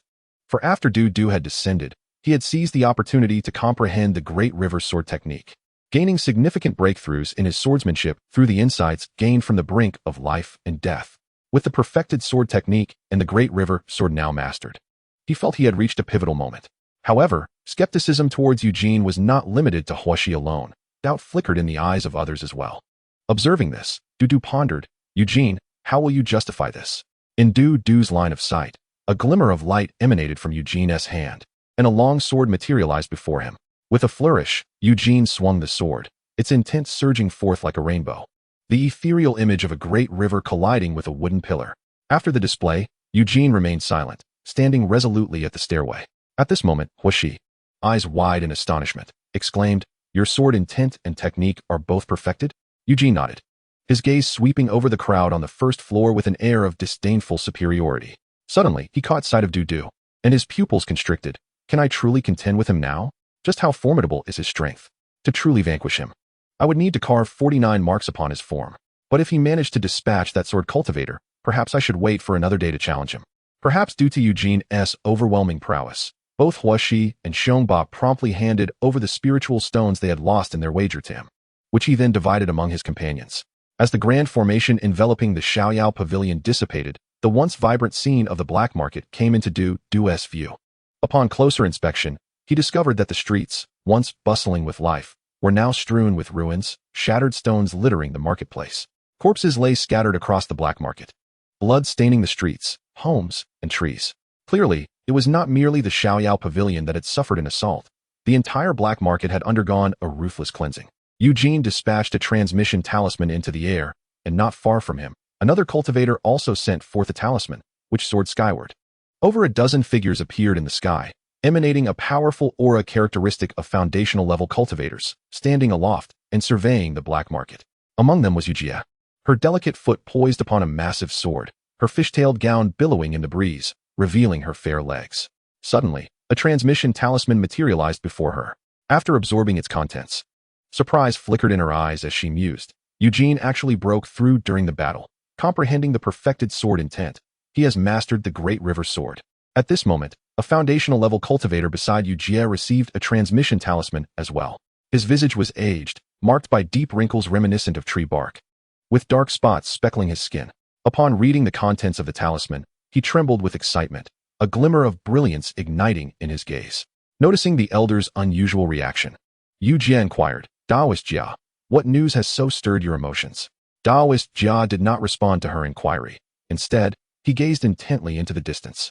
Locating the Xiaoyao pavilion, he formed a hand seal and swiftly made his way towards it. Seeing Daoist Jia hastening towards the Xiaoyao pavilion, Yujia hesitated briefly before following suit. Chapter 69. Thank you, Master, for bestowing upon me the staff upon arriving at the Xiaoyao pavilion. A young male cultivator clad in yellow robes approached Daoist Jia, engaging in conversation while gesturing towards Jia Rian. Dudu discerned that this individual was likely acquainted with Jia Rian. When Jia Rian laid eyes on Daoist Jia, a flicker of surprise crossed her almond-shaped eyes. Instinctively, she tightened her grip on Dudu's robe, feeling disheartened as she thought, "How vexing. I didn't expect the Jia family to arrive so swiftly." Daoist Jia approached Jia Rian directly, halting before her with a face etched in concern. "Jia Rian, how did you end up here? Do you recognize me? I am Jia Qing, the ancestral elder of the Jia family." Jia Rian nodded. "I do recognize you. Your portrait hangs on the wall of my home. My parents offer incense for your well-being on the 1st and 15th of each month. As for my presence here, I was abducted by members of the Hahuan sect and brought here, but Uncle Du rescued me." Jia Qing gazed at Jia Rian clutching Dudu's robe. His brow furrowed slightly. He then used his spiritual sense to probe Dudu's aura, discovering a complete balance of the 5 elements, which led to an internal disappointment. What a pity, a 5-element root. His qualifications do not match his appearance. Merely a decorative piece. Although he harbored some disdain for Dudu, Jia Qing still expressed gratitude. "So it was Du Xiaoyu who saved my Jia Rian. I am deeply thankful." "No need for thanks. It was the least I could do," Dudu replied nonchalantly. "Du Xiaoyu, I wish to take Jia Rian back to the Jia family. In the future, you are welcome to visit her. My Jia family will surely extend a warm welcome to you," Jia Qing stated, giving a knowing glance to the young man in yellow robes beside him. "Jia Yi, do take your sister home." Upon hearing this, Jia Yi approached Jia Rian, smiling as he said, "Rian, I have come to take you home." He reached for her hand, but Jia Rian quickly recoiled, reluctantly releasing Dudu's robe as she walked towards her ancestral elder.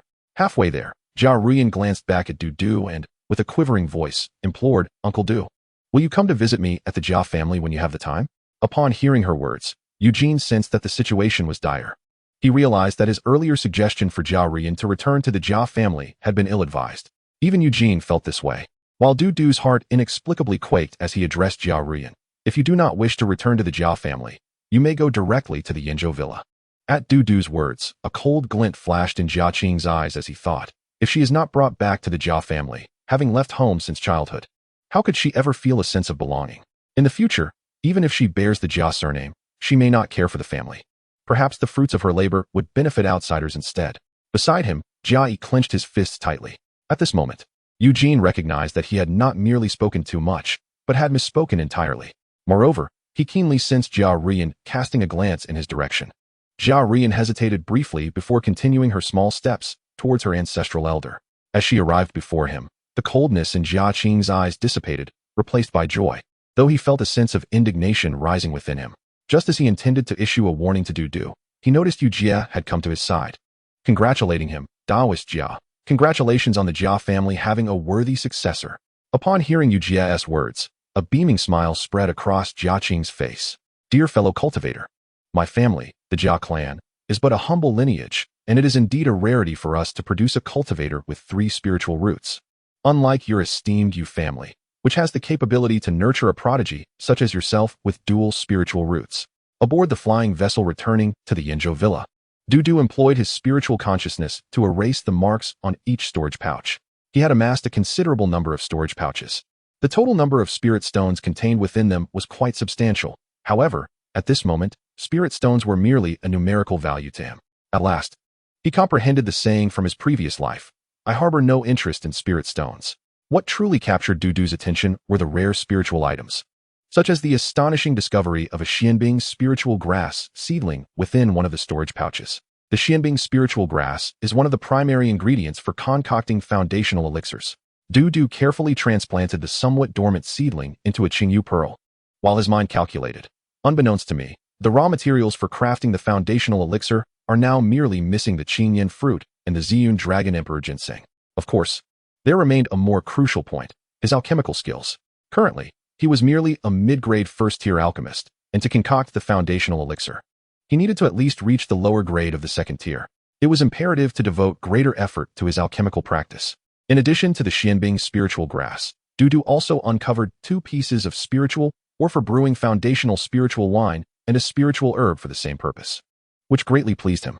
Before he could fully inventory the storage pouches, they arrived at the Yinzhou villa. In the following days, Du found himself quite occupied. He procured the Longhu transformation pill and several second-tier spiritual herbs from Yu Jia. Upon receiving the Longhu transformation pill, his eyes sparkled with aspirations for becoming a second-tier body cultivator. Having previously acquired a bloodline talent, he was a genius in body cultivation, and breaking through the bottleneck would be relatively easier for him. Hence, the Longhu transformation pill significantly increased his chances of succeeding in this endeavor. After securing the Longhu transformation pill, Du retrieved a long staff, a first-tier upper-grade demon artifact. He provided Eugene with a substantial number of heads, which Eugene converted into merit points. When asked what he intended to do with these merit points, Du, aware of the total amount, decided against hoarding them and accompanied Eugene to the Merit Pavilion. The Merit Pavilion housed a plethora of rare spiritual items, including foundational elixirs and Longhu transformation pills. Du gazed longingly at these treasures, yet his merit points were insufficient.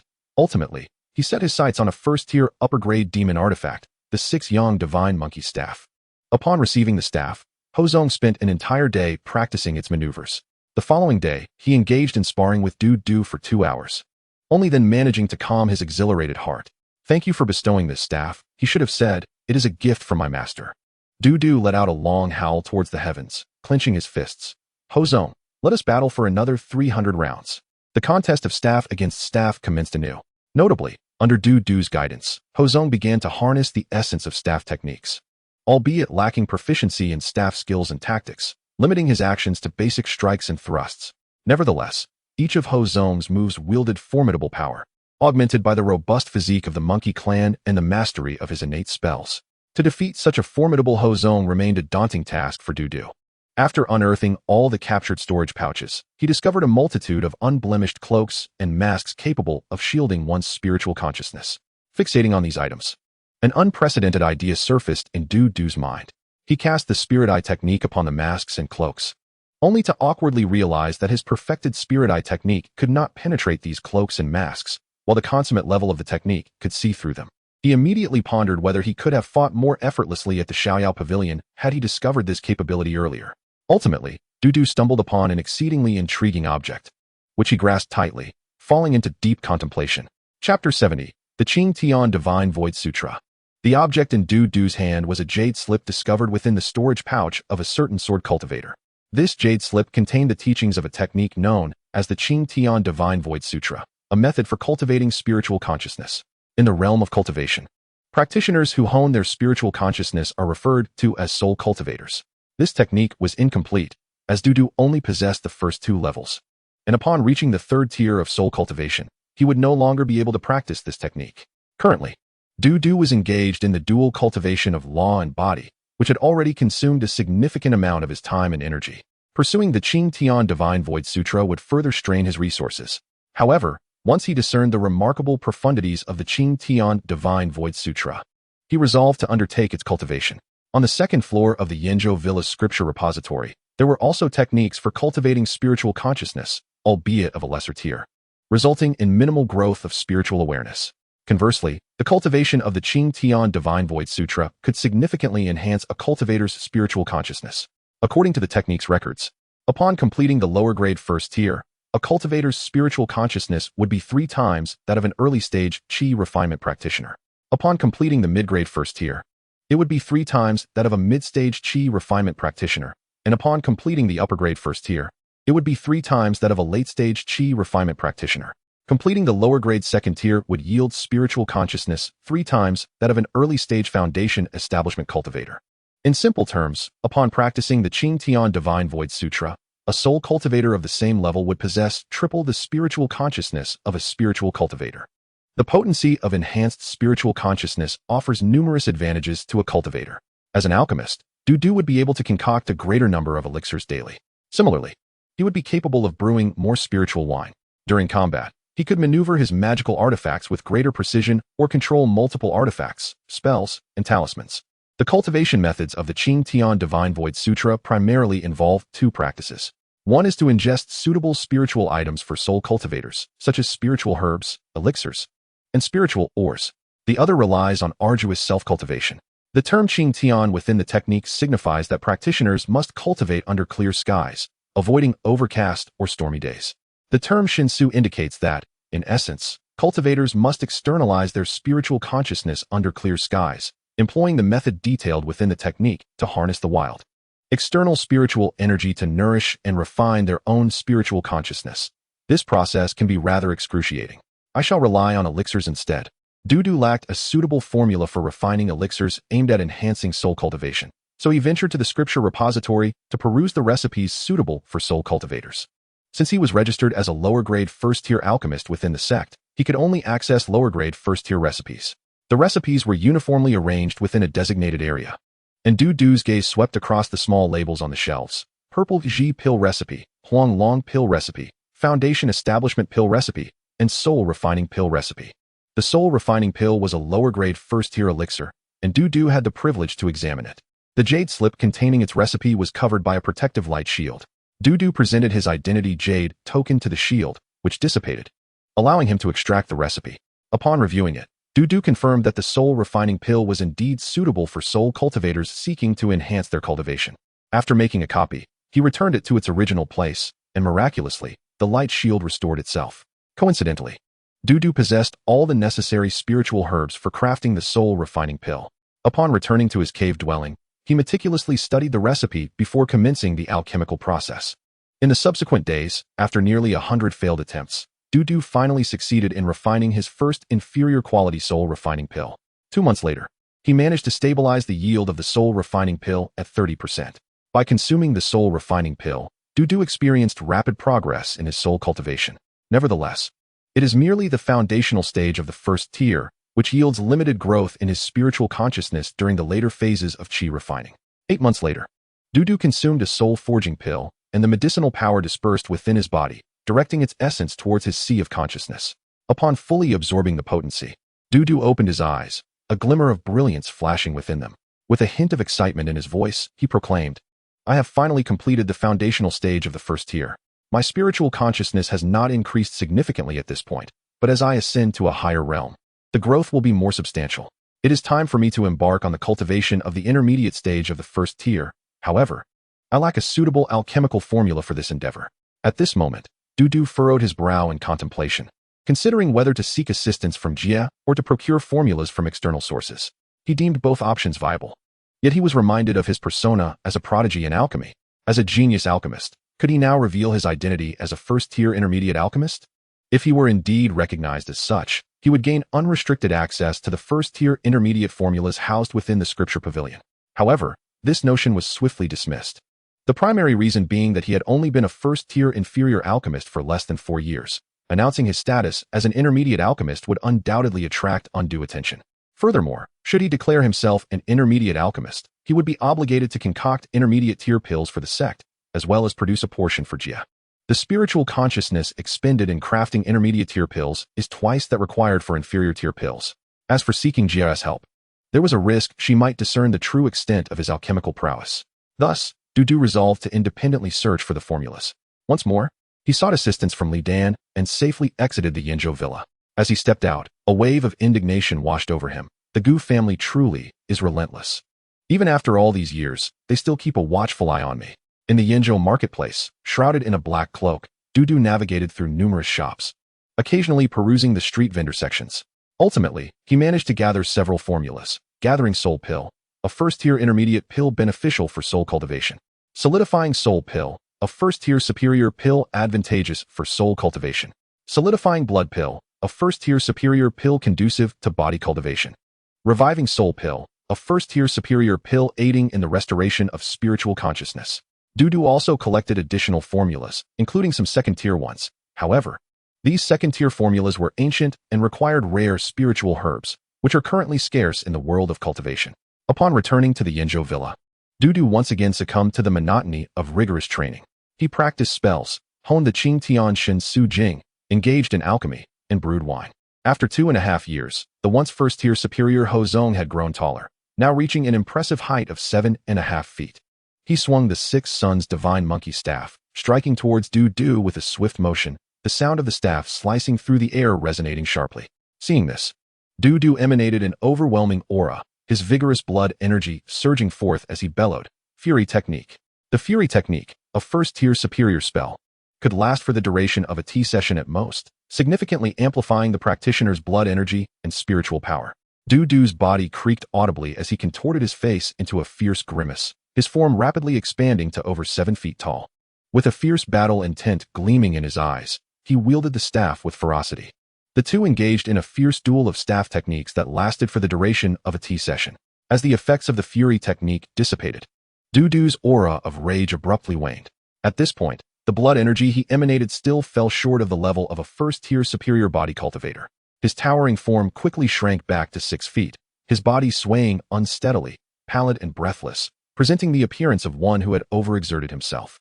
The perfected Fury Technique possessed formidable might, greatly enhancing both his blood energy and spiritual power. However, its duration was limited, leading to a brief period of weakness thereafter. Having achieved perfection in both the staff techniques and the essence of the staff, as well as in the spiritual vision technique, Dudu realized that to augment his combat prowess, he would need to devise new strategies. He had witnessed the King Kong giant bear unleash the Fury Technique and had also inherited the talent for it. Over the course of more than a year, he had diligently practiced the Fury Technique, fortunate enough to supplement his energies with spiritual herbs, elixirs, and spiritual wines during the ensuing weakness, lest he have collapsed under the strain of excessive use. After a year of dedicated practice, he finally mastered the Fury Technique to perfection. With the Fury Technique perfected, Dudu ceased practicing other spells, as his energy was limited. Through 2.5 years of relentless training, he had ascended to the status of a first-tier superior soul cultivator, with his spiritual consciousness having undergone further enhancement. His strengthened spiritual consciousness also allowed him to refine his alchemical and brewing skills. In alchemy, he had risen to the rank of a first-tier superior alchemist. In brewing, he could now craft first-tier superior monkey wine, though he struggled with other types, as his brewing talent leaned predominantly towards monkey wine. Additionally, Ho Zong had also reached the proficiency to brew first-tier superior monkey wine. At this moment, a transmission talisman appeared before Dudu. He raised his hand to grasp it, reading its contents, and then, in a flash, transformed into a streak of light, heading towards the clear water peak where Jia resided. "Greetings, Master Jia." Dudu addressed Jia courteously. Upon hearing his words, Jia nodded and then patted her storage bag. A beam of light shot forth from the bag, soaring towards Dudu. He focused his gaze on the light, seeing the outline of a long staff within. Moments later, the wooden staff hovered before Dudu, suspended in the air. Measuring 6 feet 6 inches in length, its surface adorned with irregular black spots and patterns resembling the scales of a serpent. Dudu reached out to grasp the wooden staff, finding it remarkably well balanced, and nodded in satisfaction. However, when he attempted to wield the long staff, he discovered he lacked the strength to control it, akin to a child swinging a heavy hammer. Noticing Dudu's struggle, Jia explained, "This is the blood weapon you asked me to have you dang forge for you. It is a second-tier inferior staff-type blood weapon. Due to its construction from serpent pattern spirit wood, the quality of this blood weapon is exceptional. After Yu Dang crafted it, he was in high spirits and named it serpent pattern. Serpent pattern spirit wood is a rare material for crafting staves, possessing immense hardness, unyielding strength, and remarkable flexibility. When Yu Dang saw the substantial piece of second-tier inferior serpent pattern wood you provided, his eyes gleamed with excitement. He insisted on not charging any spirit stones, offering to supply the auxiliary materials for the staff, but requested to keep a portion of the serpent pattern wood for himself. According to him, after crafting the blood weapon staff, there was still some wood left over, so I made the decision on your behalf. This is also due to the fact that he is a second-tier superior weapon craftsman, and I did not wish to offend him, especially since he is my third uncle. It would be improper for me to deny him. I hope you do not hold it against me, as this material is highly coveted, even by Yu Dang himself. Upon hearing Jia's words, Dudu naturally bore no resentment. He replied, Master Jia, I am immensely grateful that you could persuade Master Yu Dang to assist me in forging the blood weapon. I am merely a chi refinement practitioner, while Yu Dang is a second-order high-quality artifact refiner and a late-stage foundation establishment cultivator. Were it not for your assistance, I might never have qualified to even meet him, let alone have him forge a blood weapon for me. I harbor no grievances against you. Rather, I owe you my gratitude. Without your intervention, my blood weapon, the long staff, would not have materialized. Regarding Dudu's words, Yu Jia was quite pleased. With a knowing smile, she remarked, Dudu, the more I observe you, the more I find you agreeable. If all my subordinates were like you, I would have far fewer worries. Dudu, it has been some time since you became a first-order low-quality alchemist. Have you now advanced to a first-order mid-quality alchemist? I am not yet a first-order mid-quality alchemist. Dudu spoke no falsehood, for he was currently a first-order high-quality alchemist. Upon hearing that Dudu had not yet advanced, Yu Jia raised her delicate brows and sighed. Very well, continue concocting your Huanglong Dan. It is no surprise that you have not yet become a first-order mid-quality alchemist, having only recently attained the status of a first-order low-quality alchemist. In these recent years, do not solely focus on alchemy. Also, endeavor to enhance your protective arts. When we first met, I mentioned a task for you, with the reward being a foundation establishment Dan. In less than 3 years, the Heavenly Water Secret Realm will open, and I require you to enter it on my behalf. Inside, peril abounds, from both cultivators and demonic beasts, not to mention the formations. It would be beneficial for you to strengthen your abilities. Dudu inquired, what does you, Master Yu, require of me within the Heavenly Water Secret Realm? It's a secret. Yu Jia replied mysteriously. Rest assured, as long as you devote yourself to this task, the foundation establishment Dan I promised you will be forthcoming. Today, I find myself with leisure time. Let me share with you some essential pointers regarding the Chi refinement section of the Beast Mastery True Scripture. Thank you, Master Yu. Dudu expressed gratefully. An hour later, Dudu left, his face aglow with excitement. Before parting, Yu Jia cautioned him, your blood weapon, known as the serpent pattern, must not be easily revealed to others. A second-order low-quality artifact is exceedingly valuable, worth a staggering 15,000 spirit stones. And your second-order low-quality blood weapon is of exceptional quality. Selling it for 18,000 spirit stones would not be an issue. The monthly salary for a foundation establishment early-stage cultivator within the Yin Prefecture subsidiary is but 250 first-order spirit stones or 2 second-order spirit stones. Your serpent pattern staff is worth the equivalent of 5 to 6 years' worth of their salary. You understand the principle of a child carrying gold through the market, do you not?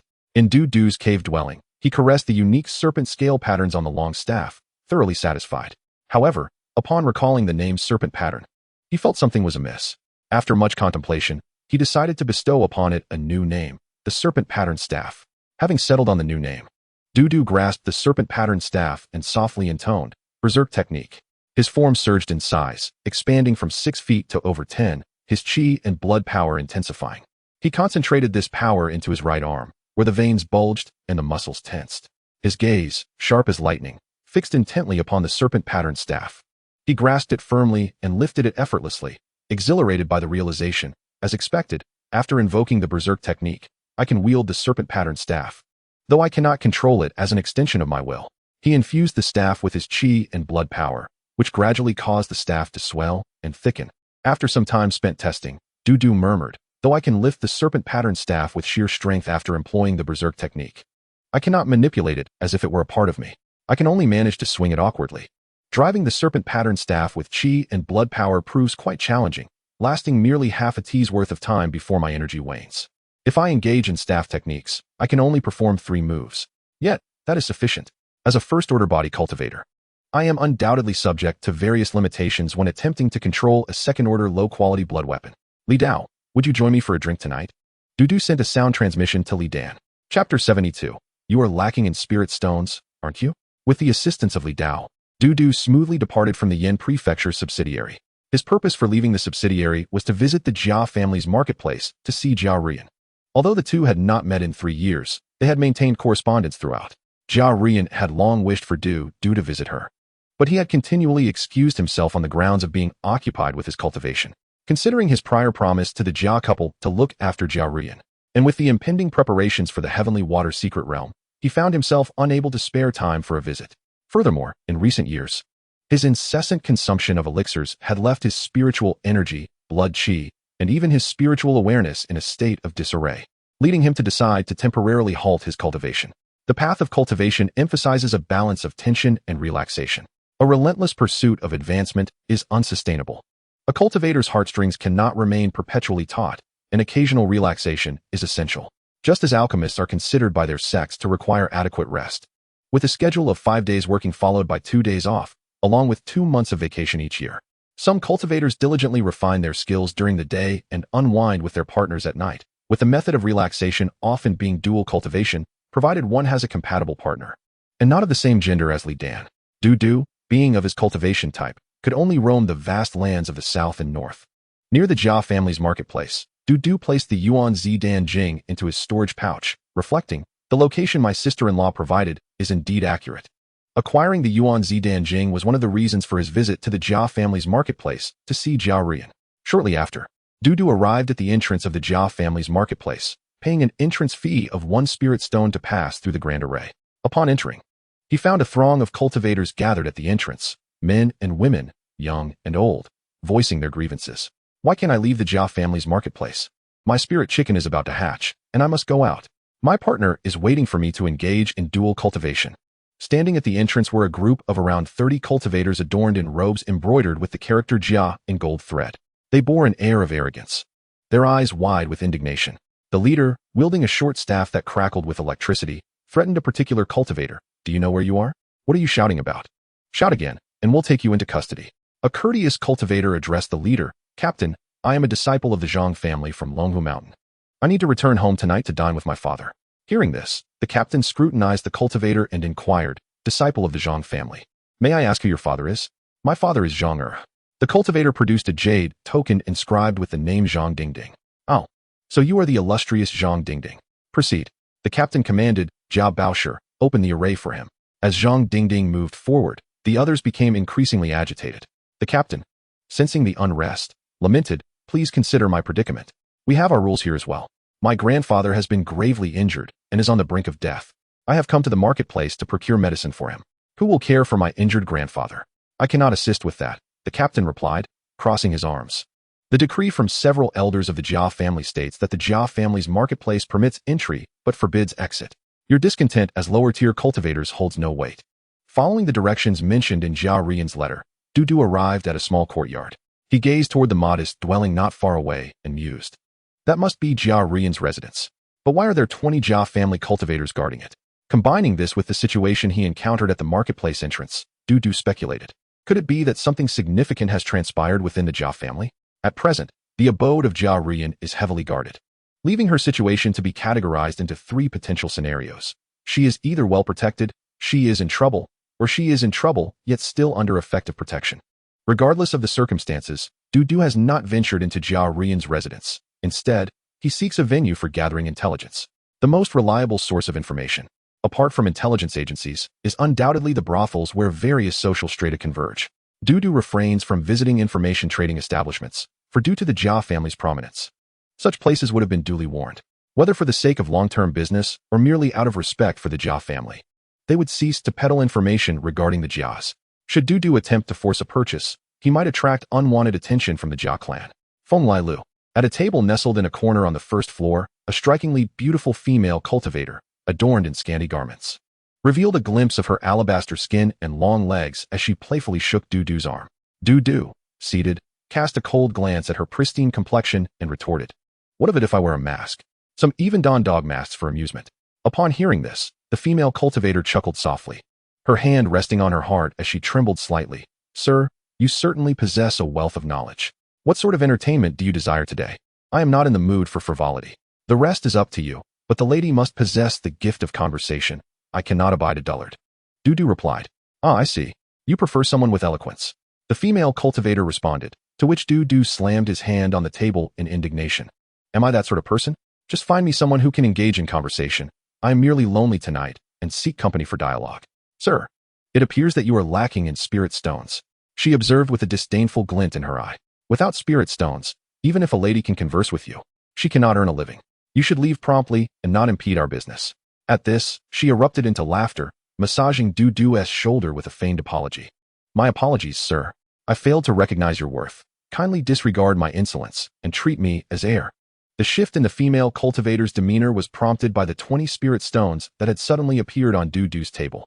With a cold snort, he commanded, "Massage me as you will, but refrain from wandering hands. Bring me the most talkative lady you have." Upon hearing this, the female cultivator reached for the spirit stones, but Dudu instinctively shielded them with his hand, stating, "First, summon the lady to me. I shall reward you with spirit stones only if I am satisfied." Reluctantly, she withdrew her hand and sauntered away, mumbling to herself, "I senti this yin go? How peculiar, but with his oddities. Could it be that he is wearing a disguise?" A moment later, she returned with a slender-waisted, stunning female cultivator clad only in a pink belly band, exposing her long legs and fragrant shoulders, and introduced her, "Sir, this is Feng Lai Lu's finest conversationalist, named Zue Jiejia. She spends her days either quarreling with others or engaging in debates with herself, if no one else is available. She even argues with a wooden stick. However, she will never argue with a guest." After hearing the introduction, Dudu presented the spirit stones. But just as the female cultivator reached to accept them, he inquired, "How long can she keep me company?" Typically, guests enjoy her company for the duration of a teacup, while some only stay for half that time, she replied. "I require at least an hour," Dudu insisted. "In your case, that will incur an additional fee," she informed him. After the agreement, Dudu addressed the slender female cultivator. "This evening, I find myself inexplicably lonely and wish to engage in conversation. I have heard you are quite the talker, so I specifically requested you to chat with me about the Jia family. Here are 10 spirit stones. How much you earn depends on your conversational skills. Let me clarify, I am a man of integrity." The slender female cultivator, having encountered various types of guests, was unfazed by his unusual request. Under Dudu's barrage of spirit stones, she began to share tidbits about the Jia family. Speaking of the Jia family, Chapter 73, The 5 Lightning Whips. The slender female cultivator spoke for a full hour, yet Dudu did not glean the desired information. However, he did acquire some insights from her. Jia Qing, the foundational ancestor of the Jia family, is nearing the end of his lifespan and is focused on cultivating a successor. Over 3 years ago, the Jia family had 2 heirs, Jia Yi and Jia Ren, both legitimate descendants of Jia Qing, albeit possessing only 4 spirit roots and being in the late stages of qi refinement. 3 years ago, the heir count increased by 1, Jia Rian.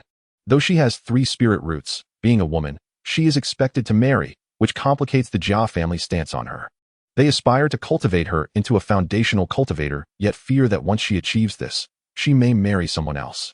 Listening intently, Dudu began to stroke the spirit stones on the table, declaring, "A reward." At this, the female cultivator gazed at his hand with anticipation, exclaiming, "Such long fingers. These spirit stones shine brilliantly." 10 spirit stones. As the female cultivator awaited Dudu's generosity, he tossed her a single spirit stone. She caught it, pouting in dissatisfaction, casting lingering glances at the remaining stones with longing. "Sir, look at my swollen lips. Could you spare a few more spirit stones? If you wish for more." Divulged some scandalous tidbits about the Jia family, Dudu replied, offering her another spirit stone. Upon accepting it, the female cultivator tucked it away and, sensing the atmosphere, tentatively remarked, "It's not safe to speak here. If I say anything negative about the Jia family, they could very well end my life." The pair relocated to a small private room upstairs, where the female cultivator, perhaps sensing Dudu's intentions, disclosed numerous secrets about the Jia family. The third master of the Jia family is a notorious libertine, maintaining 7 women, 6 of whom have betrayed him. The 8th master is impotent. The family patriarch was once ambushed, resulting in the death of his second-tier spirit beast. Since then, he has suffered lingering ailments, halting his cultivation at the initial stage of foundation building, and his cold poison has recently flared up, leaving him with little time left. Jia Yi and Jia Ren both aspire to foundation building, yet the process is arduous, and they have lost their original yang, making their chances even slimmer. Jia Rian. possessing 3 spirit roots, is exceptionally intelligent and strikingly beautiful, radiating the allure of a celestial maiden. Even I, a woman, find her stunning, but her past is tragic. She went missing in her youth, both parents deceased, only returning 3 years ago. Shortly after, rumors circulated that she had acquired the bloodline talents of a spirit beast. Although Jade possesses remarkable potential, I have heard her life within the Jade family is far from favorable. Jade and Jade both fawn over her. Yet she remains indifferent, creating a tense dynamic among the 3. Naturally, there are other young male cultivators from the Jade family who covet her, but none dare contend with Jade and Jade. Outside the Jade family, several clans have sought her hand in marriage, yet the Jade family has declined all proposals. Recently, a suitor from the Zhang family of Longhu Mountain came to propose, but the Jade family did not acquiesce. I possess even more clandestine information, but it will require additional payment. Here you go. Dudu handed her 10 spirit stones. The female cultivator accepted them and remarked, "The elder of the Jade family is nearing his end, primarily due to the resurgence of cold poison. However, I suspect his advanced age plays a significant role. I have overheard some members of the Jade family discussing who will assume the role of clan leader after Jia Qing's demise. Furthermore, last night, Jia had an unpleasant altercation with Jia from the Jia family. Today, it seems she has left the Jia residence, meaning she has run away. Although she is yet to exit the market, and the Jia family is searching for her." Suddenly, the door to the private room where Dudu was situated swung open, and a figure clad in a black robe and wearing a mask rushed in. Upon entering, the masked figure froze momentarily upon spotting Dudu and the female cultivator, then charged at the slender-waisted cultivator.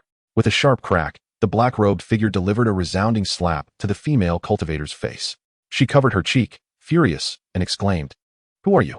How dare you strike me?" The masked figure remained silent, swinging her arm again to deliver 2 more slaps. With each resounding crack, the slender-waisted cultivator was struck down, eventually collapsing to the ground. The black-robed figure then turned her gaze toward Dudu. Seeing this, Dudu, fearing he might be struck as well, exclaimed in astonishment, "Esteemed friend, why do you assault her?" The black-robed figure explained, "She must not witness my true appearance." Subsequently, she removed her mask, revealing a stunning heart-shaped face. "You are Jia." "Indeed, Uncle Du. It is I, Jia. Why have you come here? Why did you strike this female cultivator?" "I have offended the Jia family and cannot allow others to know my whereabouts," Jia replied, her gaze slightly evasive. Just then, a commotion erupted from the first floor of Phone Light Tower. The Jia family is conducting business. All masked individuals must reveal their true faces. At this, Jia turned to Dudu and said, "What should we do? The Jia family must have discovered my presence here. They are demanding that everyone remove their disguises." Dudu furrowed his brow, deep in thought, then sighed. "If all else fails, we shall fight our way out." "But Uncle Du, what if you provoke the elder of the Jia family?" Jia expressed concern. "The elder of the Jia family is indeed troublesome. Enlighten me about his past injuries." "I have heard. On the first floor, does the Jia family still operate the market? Such tyrannical behavior? The Jia family does not permit me to leave the market. I seek pleasure, yet am denied satisfaction. I shall not return to the Jia family market henceforth. I refuse to remove my mask. You, yes you, remove your dog-headed mask." "I shall not. If you dare, come strike me." One cultivator from the Jia family lifted his leg and kicked the masked cultivator, sending him flying. The Jia cultivator then boasted, "In my lifetime, I have never encountered such absurd demands." The masked cultivator rose, discarding his headpiece. The Jia cultivator sneered, "You ungrateful wretch, you could have removed it earlier. Did you need a beating for that? You don't strike me as a good person. Seize him." Upon hearing the Jia cultivator's command, the beaten cultivator laughed maniacally. "Look at this." With that, he threw a jade token at the Jia cultivator. Realizing he had provoked a significant figure, the Jia cultivator knelt and repeatedly bowed his head to the ground, pleading, "My lord, I was wrong. Please spare me." The reason for the Jia cultivator's fear stemmed from the 2 characters he caught a glimpse of on the jade token, Go and Whip. Go Bien fixed a playful gaze on the kneeling cultivator. "You seem rather frightened of me. Do you happen to know me?" The Jia cultivator nodded, fear lacing his words. "I have heard of your esteemed reputation at the Yin Prefecture Market." Go Bien, a disciple of the Go family, was a whip technique prodigy. Having perfected a first-tier whip art and comprehended the essence of the whip, he was considered one of the geniuses among the Qi refinement stage disciples of the Go family. Hearing the Jia cultivator's words, Go Bien smiled, though his smile bore a chilling undertone. He taunted, "Pray tell, what is the name of the whip art I practice?" "Senior brother Go, such a remarkable talent must naturally practice an unparalleled whip art. Unexpectedly, you can articulate human speech," Go Bien mocked. The Jia cultivator, having bloodied his forehead from bowing, trembled as he spoke. Senior brother Go, could you spare my life? By kicking me, you have already sealed your fate. To die beneath my unparalleled whip art is an honor. Go Bien's expression was filled with murderous intent, a glint of coldness flashing in his eyes as he coldly uttered 5 words, lightning 5 strikes. Chapter 74, Worse Than Beasts. Go Bien sat upon a wooden chair. Before him lay the lifeless body of a Jia family disciple. He arrogantly addressed the Jia family members who had come to investigate. Today, the Jia family has provoked me, and they shall pay the price. Inform Jia Qing to have Jia Rian cleaned up and sent to me. I will be waiting right here. If you serve me well, I may reluctantly marry her. Otherwise, prepare for the reckoning from the Go family. The Jia family cultivators left in a dejected state, making their way to a conference hall where an elder of the Jia family, upon hearing the news, inquired, "What shall we do? Jia Rian has fled. How do we explain this to Go Bien? It's all your fault, Jia Yi. If you had not drugged her, she would not have escaped. You cannot blame it all on me. Jia Rin saw me injured by Jia Rian and sought to force her. You two are scoundrels, even worse than beasts. Having drugged her, you still allowed her to escape. Go summon the elder. Let him use his divine sense to probe Feng Lai Tower. We have confirmed that Jia Rian is within. Had it not been for Go Bien, we would have captured her by now. The elder is unaware of Jia Rian's situation. He is currently in seclusion healing. If he learns of this, who will be responsible for the order to capture Jia Rian? Who will bear the elder's wrath?" In the Jia family conference room, an elder respectfully addressed Jia Qing. "Elder, this is the situation." Jia Qing, the elder of the Jia family, surveyed those before him with disappointment. He sighed. How did I end up with such inept offspring? Jia Yi, Jia Run, worse than beasts. You let a captured duck fly away. Jia Yi interjected. Elder, if you had not insisted on providing Jia Rian with abundant cultivation resources, she would not have advanced to the Qi refinement late stage in such a short time. Jia Qing, leaning back in his chair, chuckled bitterly. Jia Rian's rapid advancement is due to her prior training in the techniques of the Hahuan sect. Now, she is simply recultivating. She has a foundation, experience, and the resources to support her. Moreover, she has been cultivating diligently for over 3 years, constantly honing her spiritual energy and practicing spells, supplemented by abundant resources. And being a triple spirit root, it is only natural she became a Qi refinement late-stage cultivator with a certain level of combat power. And how could I withhold resources? With so many eyes from the collateral branches upon us, she is a triple spirit root. If I do not treat her well, those from the collateral branches will seize her away, and you worthless fools would be left to weep. Elder, then why did you only provide her with a first-tier spirit beast egg instead of a second-tier low-grade spirit beast egg when she was selecting her destined spirit beast? Upon hearing this, Jia Qing turned to the cultivator who posed the question, "What is your name?" "I am Jia Tsongming." "Indeed, you are as your name suggests. Bring him to me and expel him from the Jia family." "How foolish can one be? Do you not comprehend that my intention is to provide Jia Ruyan with resources? I am merely left with no choice." "Filth. Utter filth." I do not refer to him alone as filth, but rather to all present here. The patriarch of the Jia family, in a state of despair, departed the conference hall, realizing that with such fools in the Jia family, its decline was inevitable after his demise. Overcome with sorrow, he felt a sweet taste in his throat, and a mouthful of fresh blood surged forth from his abdomen. He forcefully swallowed the blood, and then soared towards Feng Lai Tower. At Feng Lai Tower, on the first floor, the patriarch commanded, "Investigate immediately. Jia Ruyan must have fled through the window, though she likely hasn't escaped the grand formation. Inquire if any cultivators have witnessed someone leap from the window." Patriarch, within the span of a tea ceremony, it has been reported that 2 black-robed cultivators leapt from Feng Lai Tower, and there are accounts of them forcibly breaching a passage in the grand formation, fleeing from the Jia family marketplace. Hearing this, Gu Bai's expression darkened. Internally, he mused, "In the name of my master, Gup, I have come to suppress the affiliated family of the Yu family. How fortunate to find a reason to target the Jia family.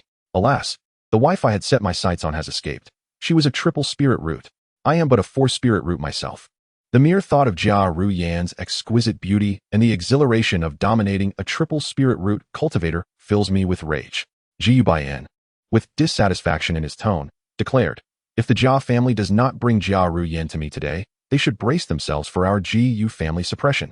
Though the Jia patriarch was a foundational cultivator, he could only endure the Gu family disciples' aggressive demeanor, promising, "I will bring Jia Ruyan back." A tea ceremony later, the grand formation of the Jia family marketplace, a first-tier superior formation, was discovered to have a flaw by Du using his perfected spiritual eye technique.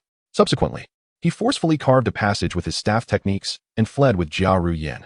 After they exited the Grand Formation, a short while later, a streak of light radiating the aura of a foundational stage cultivator pursued them. Upon sensing the terrifying presence behind her, Jia Ruyan, her face filled with disappointment, said, "Uncle Du, this must be the Jia Patriarch. He is a foundational cultivator, and we cannot escape. I will no longer run. I will persuade him to spare you. What if he kills you?" At this moment, Du disregarded Jia Ruyan's words, calculating his combat strength. In the realm of cultivation, excluding the influence of magical artifacts, the power of a foundational stage cultivator is several times that of a late-stage Qi refining cultivator. I am not an ordinary late-stage Qi refining cultivator.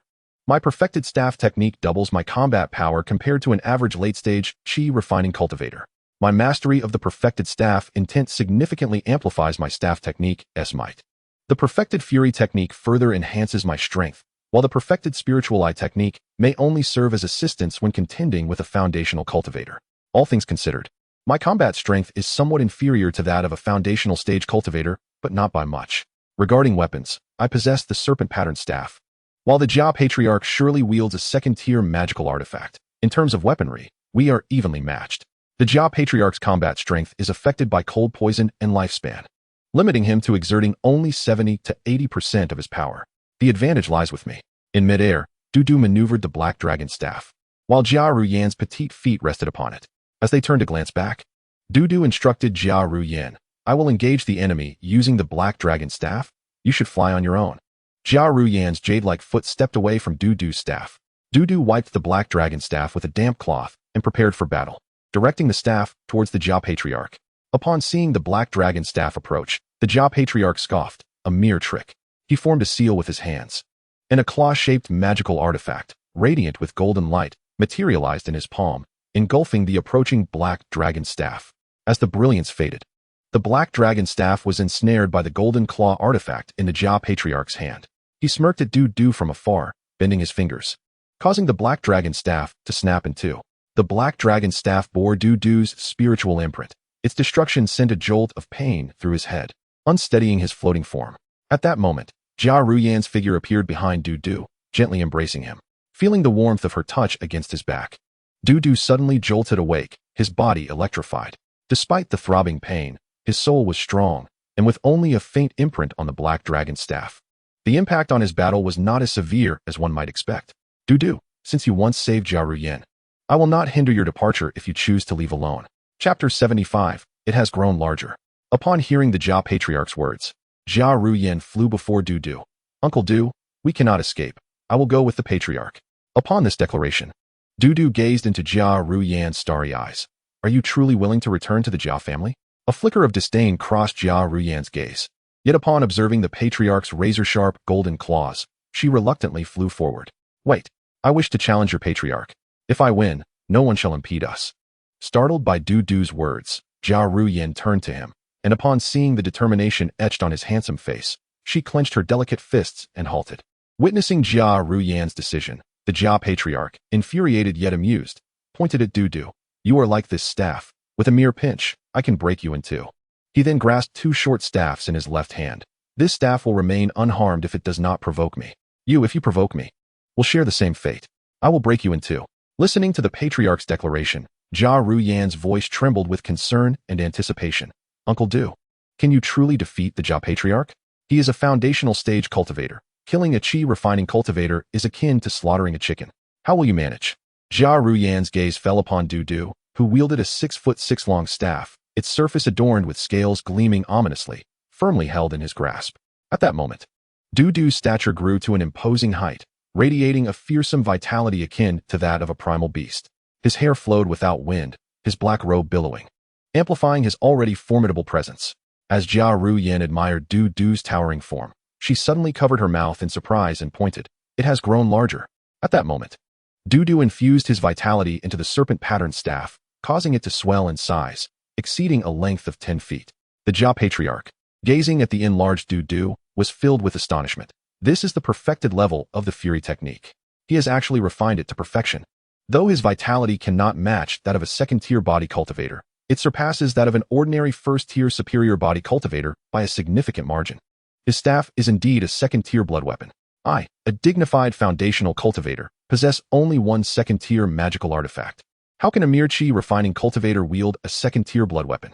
As the Jia Patriarch prepared to counter Dudu's strike, he sneered, "Do.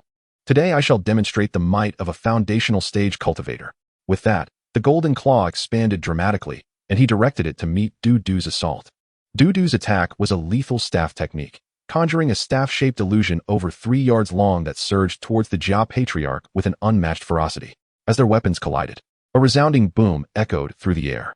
The shadowy form of a staff abruptly struck the ancestral weapon of the Jia family, sending it careening away, before it swiftly turned its attention towards the shoulder of the Jia family elder. "Wow," gasped Jia, covering her delicate lips in disbelief. The elder, overwhelmed with incredulity, exclaimed, "How can he be so formidable?" Before he could finish his thought, the staff-like shadow crashed down upon his left shoulder, accompanied by the sickening sound of bones fracturing.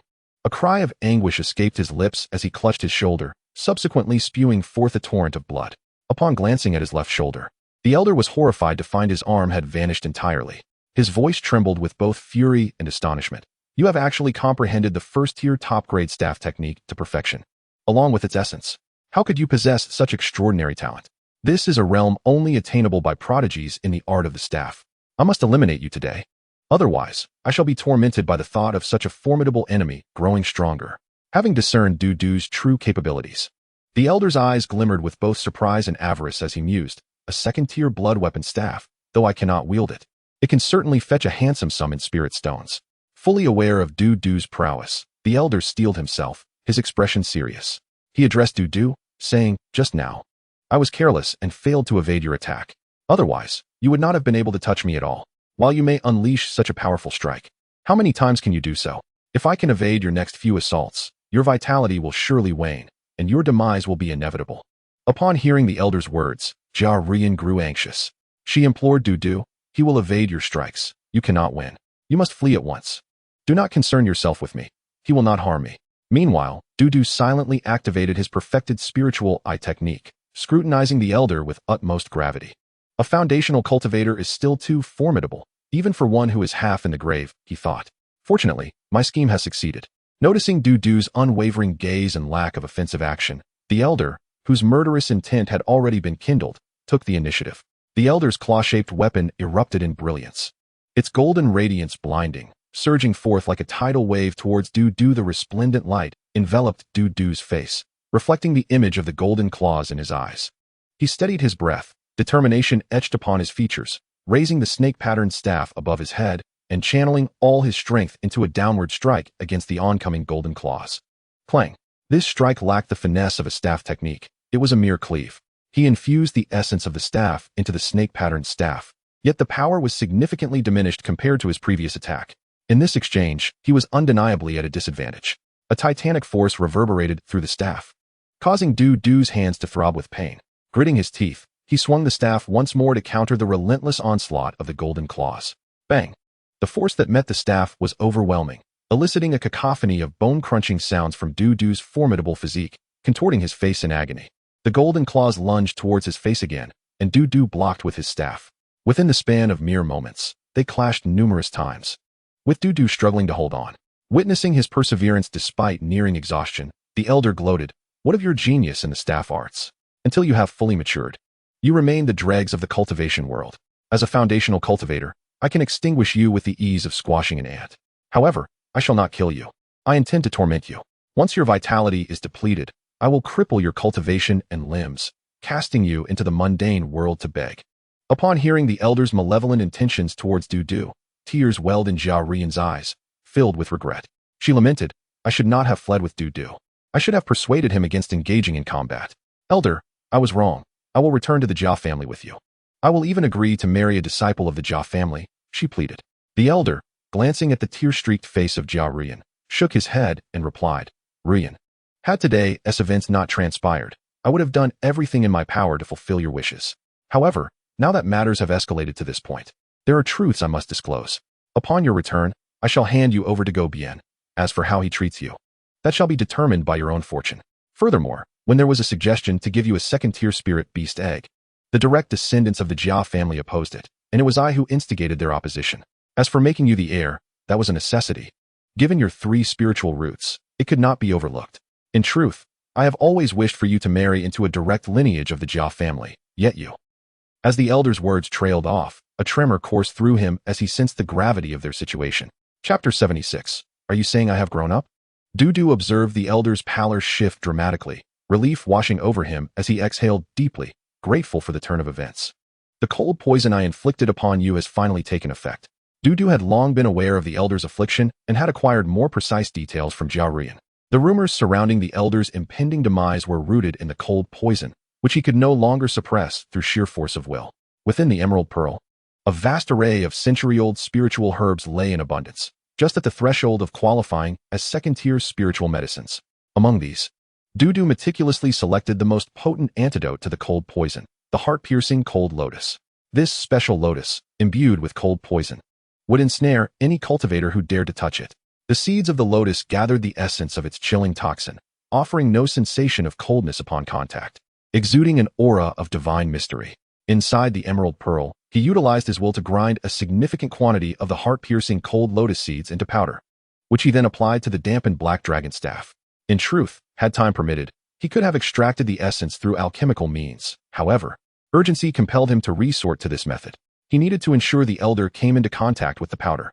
Fortune smiled upon him when the elder inadvertently grasped the broken black dragon staff. Witnessing this, Dudu resolved to engage him in battle.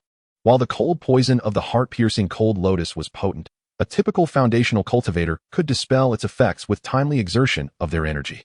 The powder the elder encountered was minimal, yet his body, long afflicted by the cold poison, was akin to an old, decrepit leg, suffering excruciating pain from the slightest chill.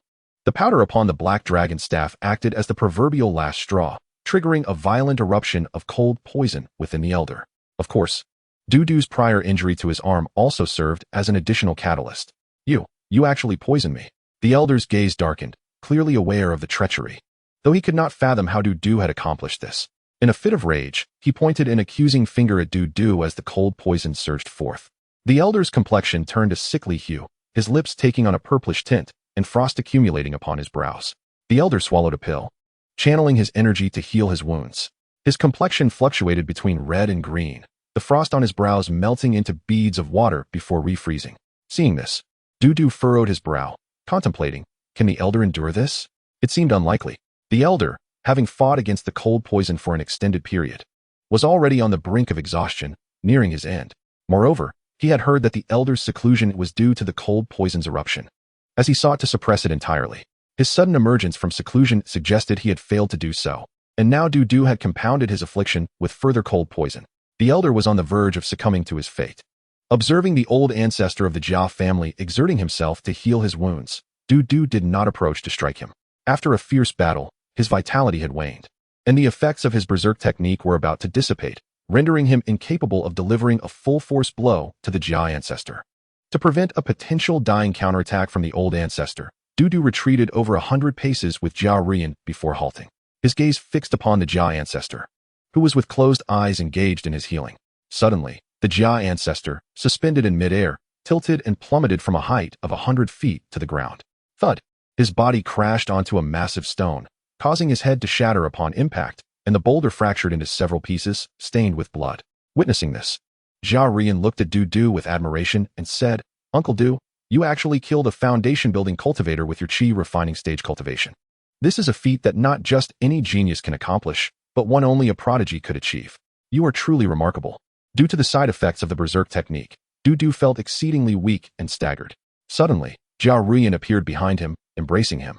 The warmth on his back compelled him to muster his spirits, and he straightened himself, clearing his throat. From now on, do not call me Uncle Du. What should I call you then? She inquired. Call me Brother Du. Why? You are no longer a child. It is inappropriate to call me uncle. Are you saying I have grown up? Indeed. Jiaorian, remember not to boast about my prowess to others. If my enemies learn of my strength, they may dispatch foundation-building cultivators to eliminate me. Understood. Adhering to the principle of returning to the earth, Dudu interred the Jia ancestor's body within a Qingyu pearl. Subsequently, he distanced himself from the battlefield, seeking a secluded cave where he consumed 2 elixirs, one to restore his vitality and the other to replenish his spiritual energy. After half a stick of incense, Dudu emerged from the cave, greeted by Jiaorian, who stood guard outside, holding the Jia ancestor's storage bag and using her spiritual sense to erase his consciousness imprint. When can we open his storage bag? Du inquired. My spiritual sense can only remove 2 tenths before it is exhausted, Jia replied. Upon hearing her words, Du handed her 2 elixirs. These are soul restoration pills. If you consume these 2 sequentially, you can eliminate 6 tenths of the imprint. I shall handle the remaining 4 tenths. Du swallowed one of the soul restoration pills, contemplating. The elixirs contain pill toxins. If a cultivator consumes 2 a day, the toxins will be expelled from the body. However, 3 pills will lead to toxins accumulating within. These accumulated toxins are difficult to expel and can only be eliminated through years of cultivation. I have pressing matters today and must take more pills. Du opened the Jia ancestor's storage bag, pouring its contents out. Jia rummaged through the spilled items, and her eyes gleamed upon discovering a token. I found it. This is the control token for the protective formation of the Jia family's secret treasury. Handing the token to Du, he stated, to prevent any unforeseen events, we must hasten to the Jia family's secret treasury. The secret treasury is located within the Jia family's marketplace, nestled within an unassuming farmhouse. The farmhouse spans half an acre and is rather modest, lacking even basic protective formations. Inside, there are 3 thatched cottages, with a larger house facing south and 2 side rooms. Each side room houses 2 Jia family cultivators, who do not identify themselves as such, but rather as cultivators making a living in the Jia family marketplace. Du stealthily approached the door of the eastern side room. Suddenly, he kicked the door open and charged in wielding his demon-subduing staff. The 2 cultivators within, taken aback, shouted in anger, "Who are you?" "I am Governor Huang," Du declared, swinging his staff and striking one of the cultivators. In a panic, the cultivator activated 2 talismans, conjuring 2 spherical shields for protection. But the shields shattered under the impact of the staff, which then barreled toward the cultivator's face. The other cultivator, witnessing this, trembled as he retrieved a magical artifact. Du leapt forward, swinging his staff down upon the artifact atop the cultivator's head, shattering it, and consequently ending the cultivator's life. The 2 cultivators from the western side room heard the commotion and halted their activities. One female cultivator, clad in a belly band embroidered with mandarin ducks and just getting out of bed, saw the staff-wielding cultivator burst through the door, followed by several screams from within the western side room. Standing before the northern house, Du quietly declared, "Jia family's secret treasury, I have arrived." With a resounding clap, Du pushed open the door, followed closely by Jia.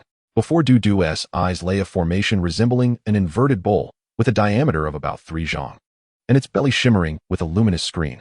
Du marveled. The Jia family has concealed a formation beneath thatched cottages.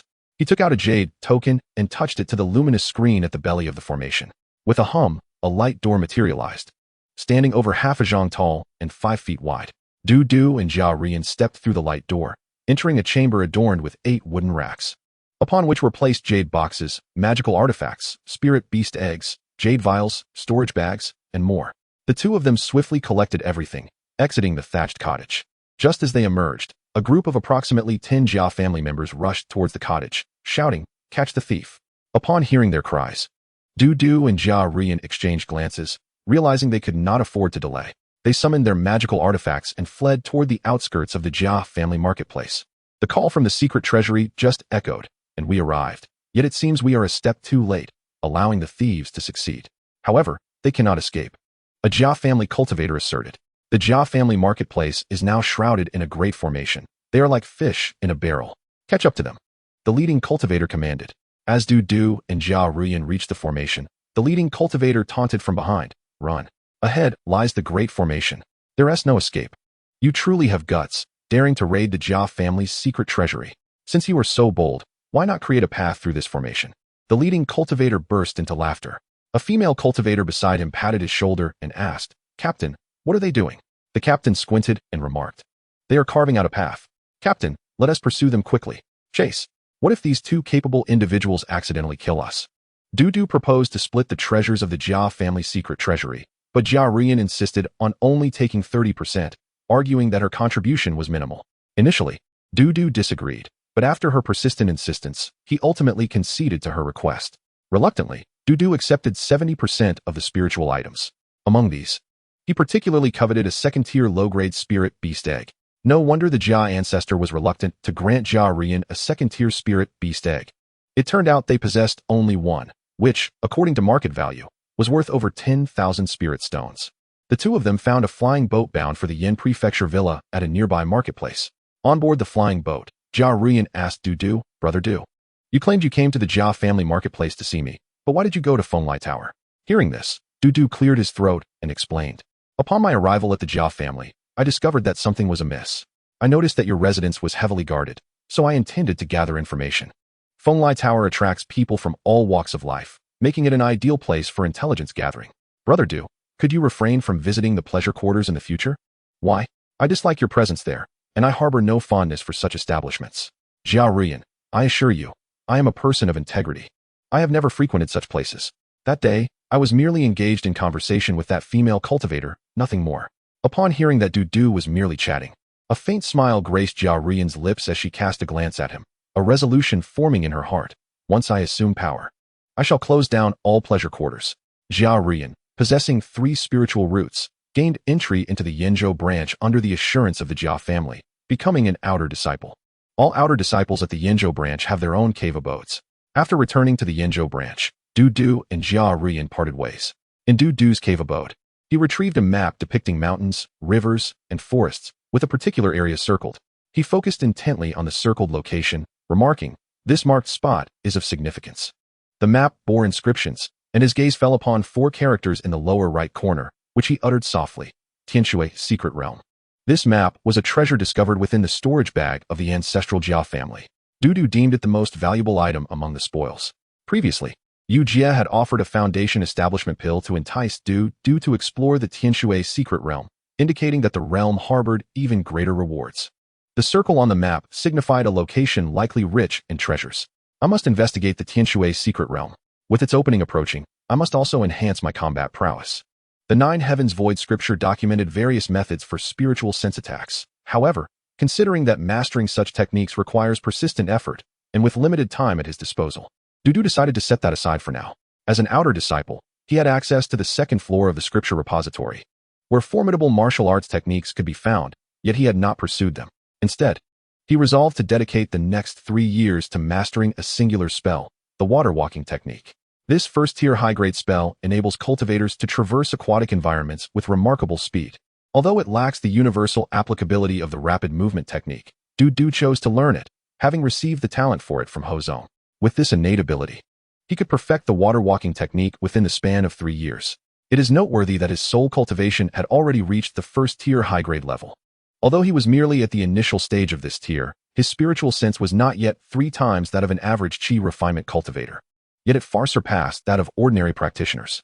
During these 3 years, had he chosen to study the spiritual sense attack methods or a martial technique, he would at best achieve great success, perhaps not even that. However, practicing the water walking technique, despite its limitations, would greatly benefit him in aquatic combat.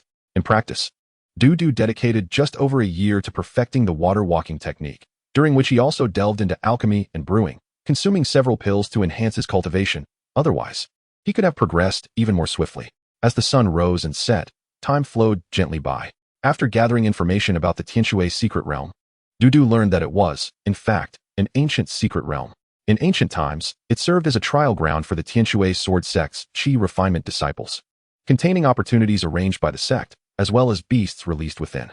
The realm was protected by a colossal formation set by a great power, preventing the emergence of 2nd-tier beasts. Should any beast ascend to 2nd-tier status, it would be struck down by lightning. Likewise, 2nd-tier talismans, formation plates, and magical artifacts were prohibited within the Tianshui Secret Realm. Their appearance would also result in lightning strikes. However, 2nd-tier spiritual herbs, pills, mines, and veins could manifest within. Du scrutinized the map he had obtained from the ancestral Jia family, contemplating the circled area for an extended period. I hope this is a location of undiscovered opportunity. Otherwise, my preparations would be in vain. The so-called opportunity zones were areas where the Tianshui Sword Sect had established challenges or formations within the secret realm. Qi refinement disciples could gain access to the items within by overcoming these challenges or dismantling the formations. The greater the challenge, the mightier the protective formations, and the more substantial the rewards for successful cultivators. Due to the immense benefits, these opportunities have come to be regarded as treasures by cultivators. After countless years of exploration and development, only those zones with exceptionally strong defenses or extreme concealment had yet to be breached. Once conquered, they promised monumental rewards. Rumor has it that the Yenzhou branch has previously breached numerous opportunity zones, obtaining extraordinary sword techniques, foundational elixirs, Perfect grade foundation establishment pills, third-tier spirit beast eggs, and miraculous spiritual herbs. Although the treasures of the Tianshui's secret realm hold immense value, they do not represent its greatest worth to the Yinzhou branch. The true value lies in the realm's preservation of an ancient environment, conducive to the growth of spiritual herbs suited for that era. For instance, the coveted Wulong demon vine. Along with the 3 essential herbs for crafting foundation establishment pills, the Qingyan fruit, Ziyun dragon emperor ginseng, and Xianbing spiritual grass, all thrive within.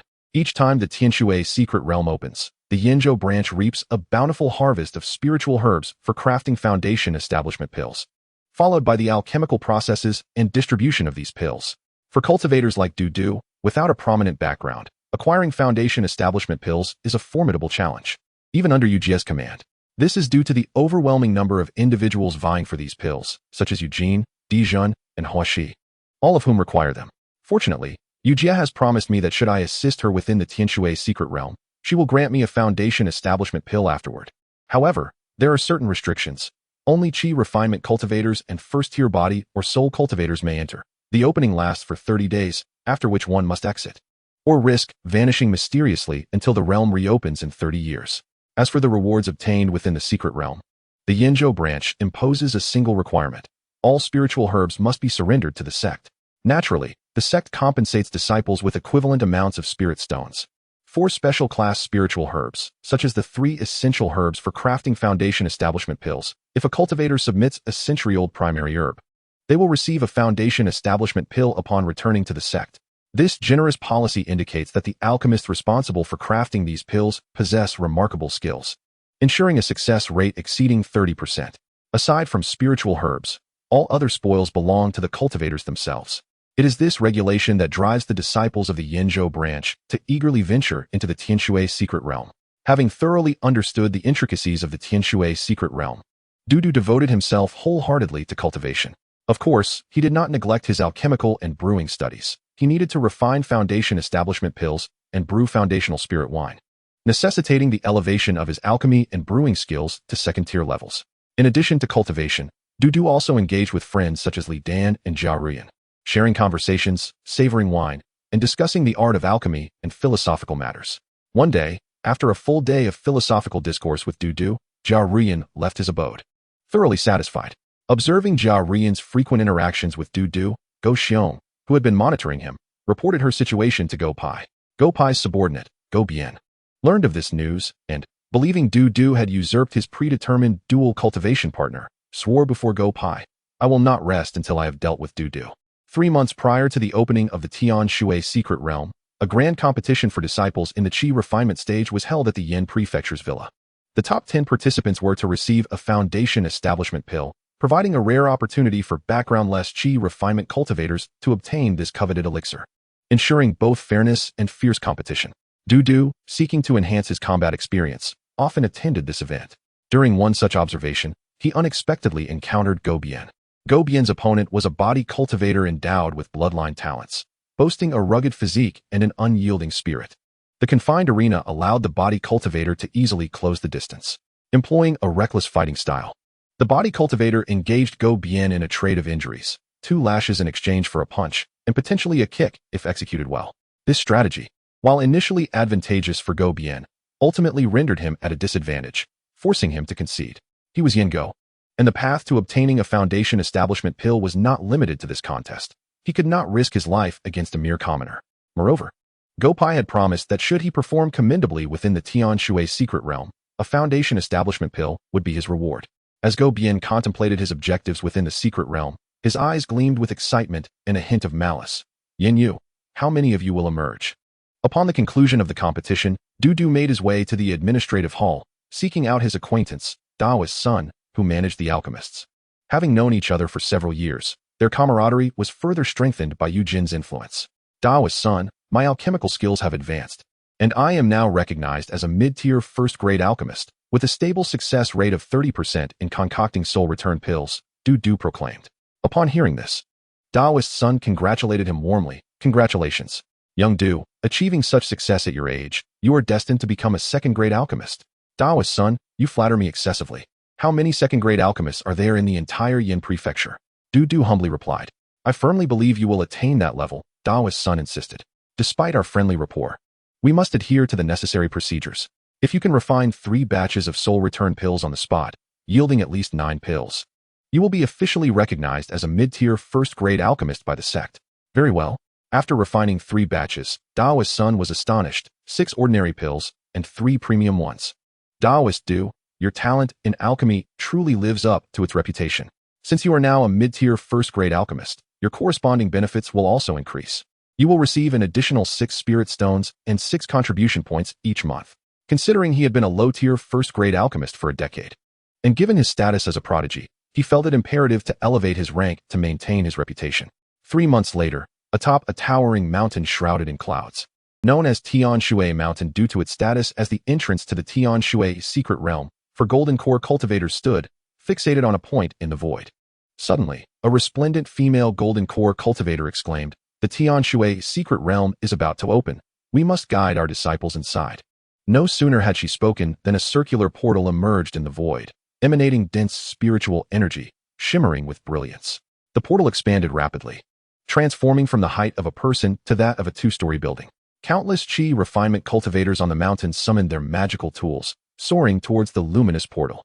Du brandished a long staff, a refined first-grade superior-grade weapon crafted after the destruction of his previous black dragon staff. This new staff gleamed a brilliant golden hue, producing a resonant sound upon striking. Satisfied, he named it the Yellow Dragon Staff. With the Yellow Dragon Staff in hand, Du ascended towards the portal. Beside him, Jia Rian attempted to step onto his staff, but Du declined, casting him a disapproving glance. Jia Rian summoned her own magical tool and followed him into the Tian Shui secret realm. Before entering the realm, Du's Qingyu pearl brimmed with numerous first-grade superior-grade talismans. After a moment of disorientation, he found himself in an ancient forest. "I have arrived in a place devoid of distinctive landmarks. I cannot ascertain my location," he mused, holding a map of the Tian Shui secret realm with a hint of exasperation. In the distance loomed a mountain. He resolved to investigate it first to determine his position and subsequently locate Xian Mountain, where he intended to meet Eugene and the others. Although the mountain appeared small from afar, after flying for half a stick of incense, he realized it was considerably larger than it seemed. Chapter 79, Slaying Goxiong. With a bitter smile, he pressed on. Along the way, Du encountered several first-grade demon birds that attacked him. After dispatching 2 with the Yellow Dragon Staff, the remaining creatures let out mournful cries and fled. Du did not pursue. Instead, he stored the corpses of the 2 demon birds in his Qingyu pearl and continued toward the mountain. To his surprise, the mountain towered several hundred feet high. This solitary mountain rises abruptly amidst the ancient forest, he observed. The base of the mountain was adorned with a vast lake, shrouded in mist, while the slopes were lush with verdant ancient trees, interspersed with peculiar, protruding stones. At the summit, clouds swirled, and spiritual energy danced in the air. A cultivator was engaged in a fierce battle with 2 tiger demons. Upon closer inspection, Du recognized the combatant. Isn't that the voyeuristic Goxiong? Goxiong had been monitoring Du's cave dwelling, and through diligent investigation, Du had come to understand his adversary's background. Their enmity stemmed from Du having killed 2 of Goxiong's sons. It was only natural that Goxiong would seek revenge. After all, Du had slain not 1 but 2 of his offspring. While understanding the rationale behind Goxiong's intent, Du knew he must eliminate him to prevent future troubles. He refrained from acting against him at the Yin Prefecture Villa, having discovered that Goxiong was sent specifically by Go Pai to surveil him. He understood that even if he killed Goxiong today, another Go would surely come tomorrow. As a branch family leader, Goxiong possessed formidable strength in the cultivation world. Power was paramount, and one could not claim authority without it. Utilizing 2 first-grade superior-grade magical tools, he attacked with a sword while defending with a shield. Augmented by his mastery of a highly advanced speed-enhancing spell and his first-grade superior-grade spirit beast, the Diamond Giant Bear, the duo engaged in a vigorous exchange with the 2 tiger demons. Concealed in a hidden corner, Du observed Goxiong's battle. After a tea's worth of time, 3 flashes of light danced in Goxiong's hand as 3 first-grade superior-grade talismans materialized. He hurled the talismans, which transformed into 3 long golden spears that surged toward a mid-tier, first-grade tiger demon. With a pained roar, the mid-tier tiger demon was struck in the abdomen, waist, and head by the 3 spears, staggering a few steps before collapsing lifelessly. Though he had dispatched 1 tiger demon, Goxiong remained vigilant. For the remaining tiger demon was a first-grade superior-grade beast. Gripping his sword in one hand and shield in the other, he mentally communicated with his spirit beast to encircle the remaining tiger demon. After another brief skirmish, the first-grade superior-grade tiger demon let out a final cry before expiring. Go Xiong, triumphant, expressed his elation. At last, I have vanquished you. I discovered you in a cave atop the mountain, and we battled from the peak down to the foothills. With your demise, the treasures at the summit will belong to me. Demon beasts, upon discovering spiritual herbs, would remain nearby to wait for their maturation. The tiger demons had found a spiritual herb atop the mountain, subsequently taking residence in a cave there. He stowed away the corpse of the demon tiger, wearing a smile as he ascended towards the mountain peak. However, upon reaching the summit once more, his smile vanished, for he discovered that the spiritual herb was missing. After a moment of contemplation, Go Xiong realized that someone had beaten him to it. He clenched his fists and shouted to the heavens, If I catch you, I shall slay you. Inside the cave, Du heard the loud outburst and emerged to find himself locking eyes with Go Xiong. Go Xiong pointed accusingly at Du, saying, Du, it's you. I waited for you for a cup of tea's time. You finally arrived, Du teased in response. Return my spiritual herb. You have taken my son's life. Go Xiong glared fiercely at Du remained silent, his palm glowing with spiritual light as the Huanglong staff materialized in his grasp, aimed threateningly at Go Xiong. Seeing Du brandishing the staff, Go Xiong mocked, Oh, look at you, a pill master, brandishing a staff with such flair. Despite his derision, Go Xiong regarded Du with seriousness, though he is a pill master. My investigations reveal that he has perfected a staff technique to a masterful level, even comprehending concepts that I have yet to grasp, elevating the staff's essence to an advanced tier. While I consider my own combat prowess commendable, bolstered by the King Kong giant bear, I cannot be certain of defeating him. In truth, I have no hope of victory. With this thought in mind, Go Xiong slapped his storage pouch and extracted dozens of first-grade high-quality talismans. Resolutely, he hurled them all towards Du, a ferocious expression on his face. Die, he bellowed. To perish beneath so many talismans would indeed be a fitting end for you. Imagining Du overwhelmed by the talismans, a smirk crept across his lips as he lamented, dozens of talismans, worth over 1,000 spirit stones, with just a few more. I could acquire a first-grade high-quality magical artifact. Over 1,000 spirit stones, surely, they will crush you. However, just as Go Xiong envisioned Du's demise, his eyes widened in shock as he noticed Du activating a multitude of talismans as well. Realizing he could not subdue Du, he shot a glare at him, retrieved the King Kong giant bear, and decisively took flight. Go Xiong stepped onto his flying sword, employing an acceleration spell and affixing a flight talisman, transforming into a streak of light as he sped away. He muttered with a sense of triumph, I may not be able to defeat you, but surely I can outrun you. At that moment, a mocking voice echoed behind him. Are you certain you can escape from me? Go Xiong turned in astonishment, sensing a lethal intent and the whooshing sound of a staff being swung. He glanced back to find a massive staff descending upon his head, and by the time he attempted to defend himself, the staff had already shattered his skull. At this instant, Du, now behind Go Xiong, ceased his furious assault and returned to his normal size. Fortunately, after employing my berserk technique, my spiritual power surged, allowing me to drive my sky-treading boots with unprecedented speed. Coupled with my flight talisman, he would have indeed escaped otherwise.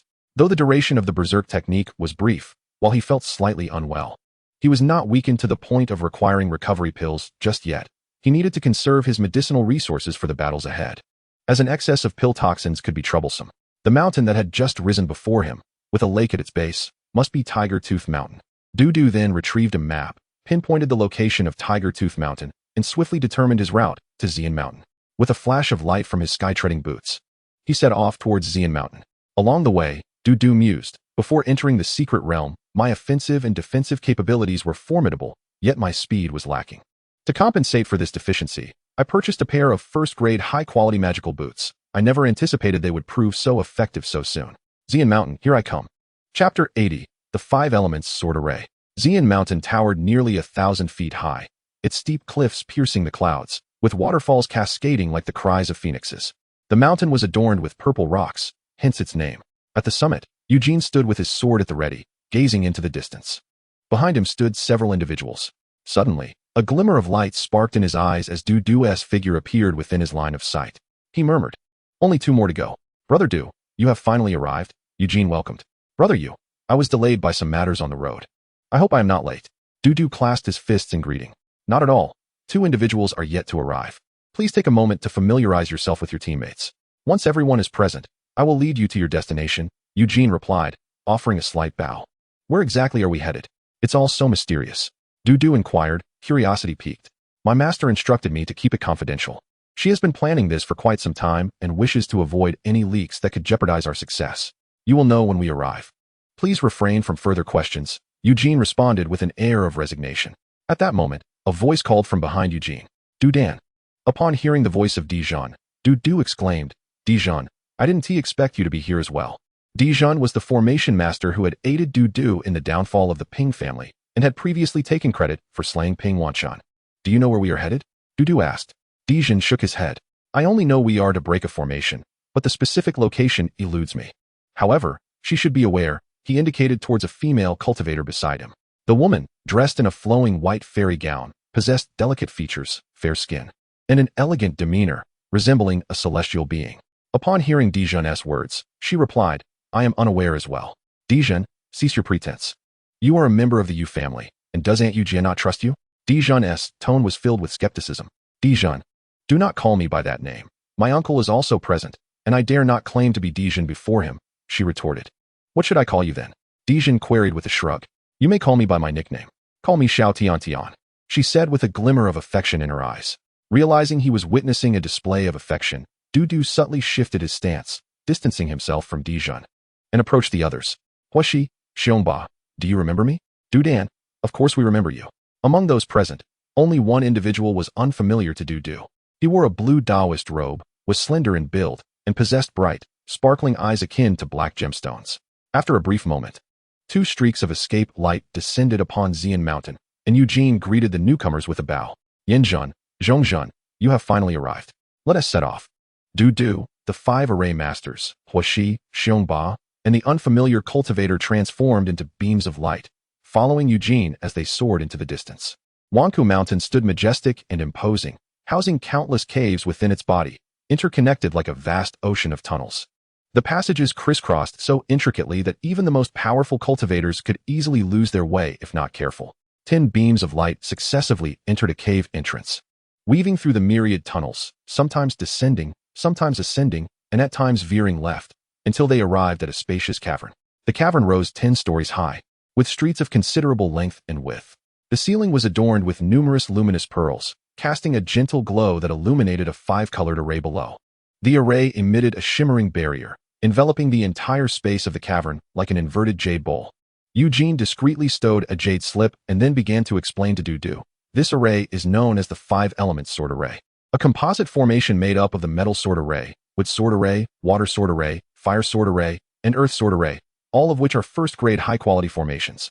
The 5-element sword array, though not classified as a second-tier formation, is composed of 5 interwoven arrays that collectively wield power surpassing that of an ordinary first-tier high-grade formation. At times, its offensive capabilities and the intricacies of its defenses rival those of a second-tier formation. Upon receiving an assault, the power of the attack is distributed among the 5 arrays, such as the metal sword array and the wood sword array, making brute force to break the formation exceedingly challenging. When the 5-element sword array is attacked, under the principle of mutual generation among the 5 elements, the might of the formations converges upon the metal sword array, which unleashes multiple phantoms of golden swords to strike at those who enter the array.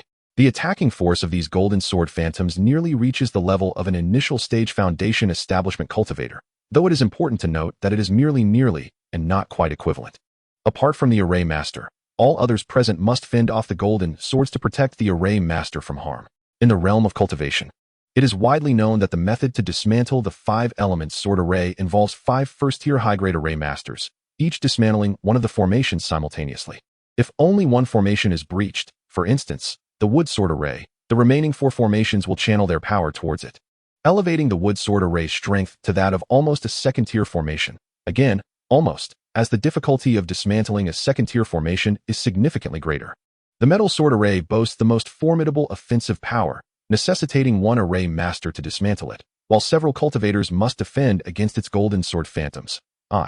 Along with Dijon, Huashi, Xiongba, and Du, must enter the metal sword array. The earth sword array possesses the strongest defense, and I entrust Cat's Eye, who has perfected the Spirit Eye technique, along with you, Elder Yu, to dismantle it. Cat's Eye is the cultivator unknown to Du, who, upon hearing Elder Yu's words, nodded in agreement. Du cast a glance at Cat's Eye, speculating, surely this Cat's Eye must have been endowed with the talent for the Spirit Eye technique to have perfected it. As for the other 3 formations, We shall exert ourselves fully to dismantle them. The rewards bestowed by our master are substantial. Should we fail to breach the formations, while there may still be rewards, they would undoubtedly be significantly diminished. Once the formations are breached, any treasures within should not be seized, as they belong to our master. Upon hearing these words, the expressions of those present grew grave. Du furrowed his brows, inwardly lamenting. If we fail to breach the formation, my foundation establishment pills will be out of reach. Even if Yujie were to deny me, I would have no face to ask for them. 10 individuals transformed into streaks of light and entered the array. Du, Eugene, Dijon, and others stepped into the metal sword array. Within the metal sword array, 8 golden long swords hovered, each measuring 7 feet in length. These swords were not physical entities but mere phantoms, yet they appeared as substantial as if forged from exquisite gold, radiating a brilliant golden light and emanating an icy chill.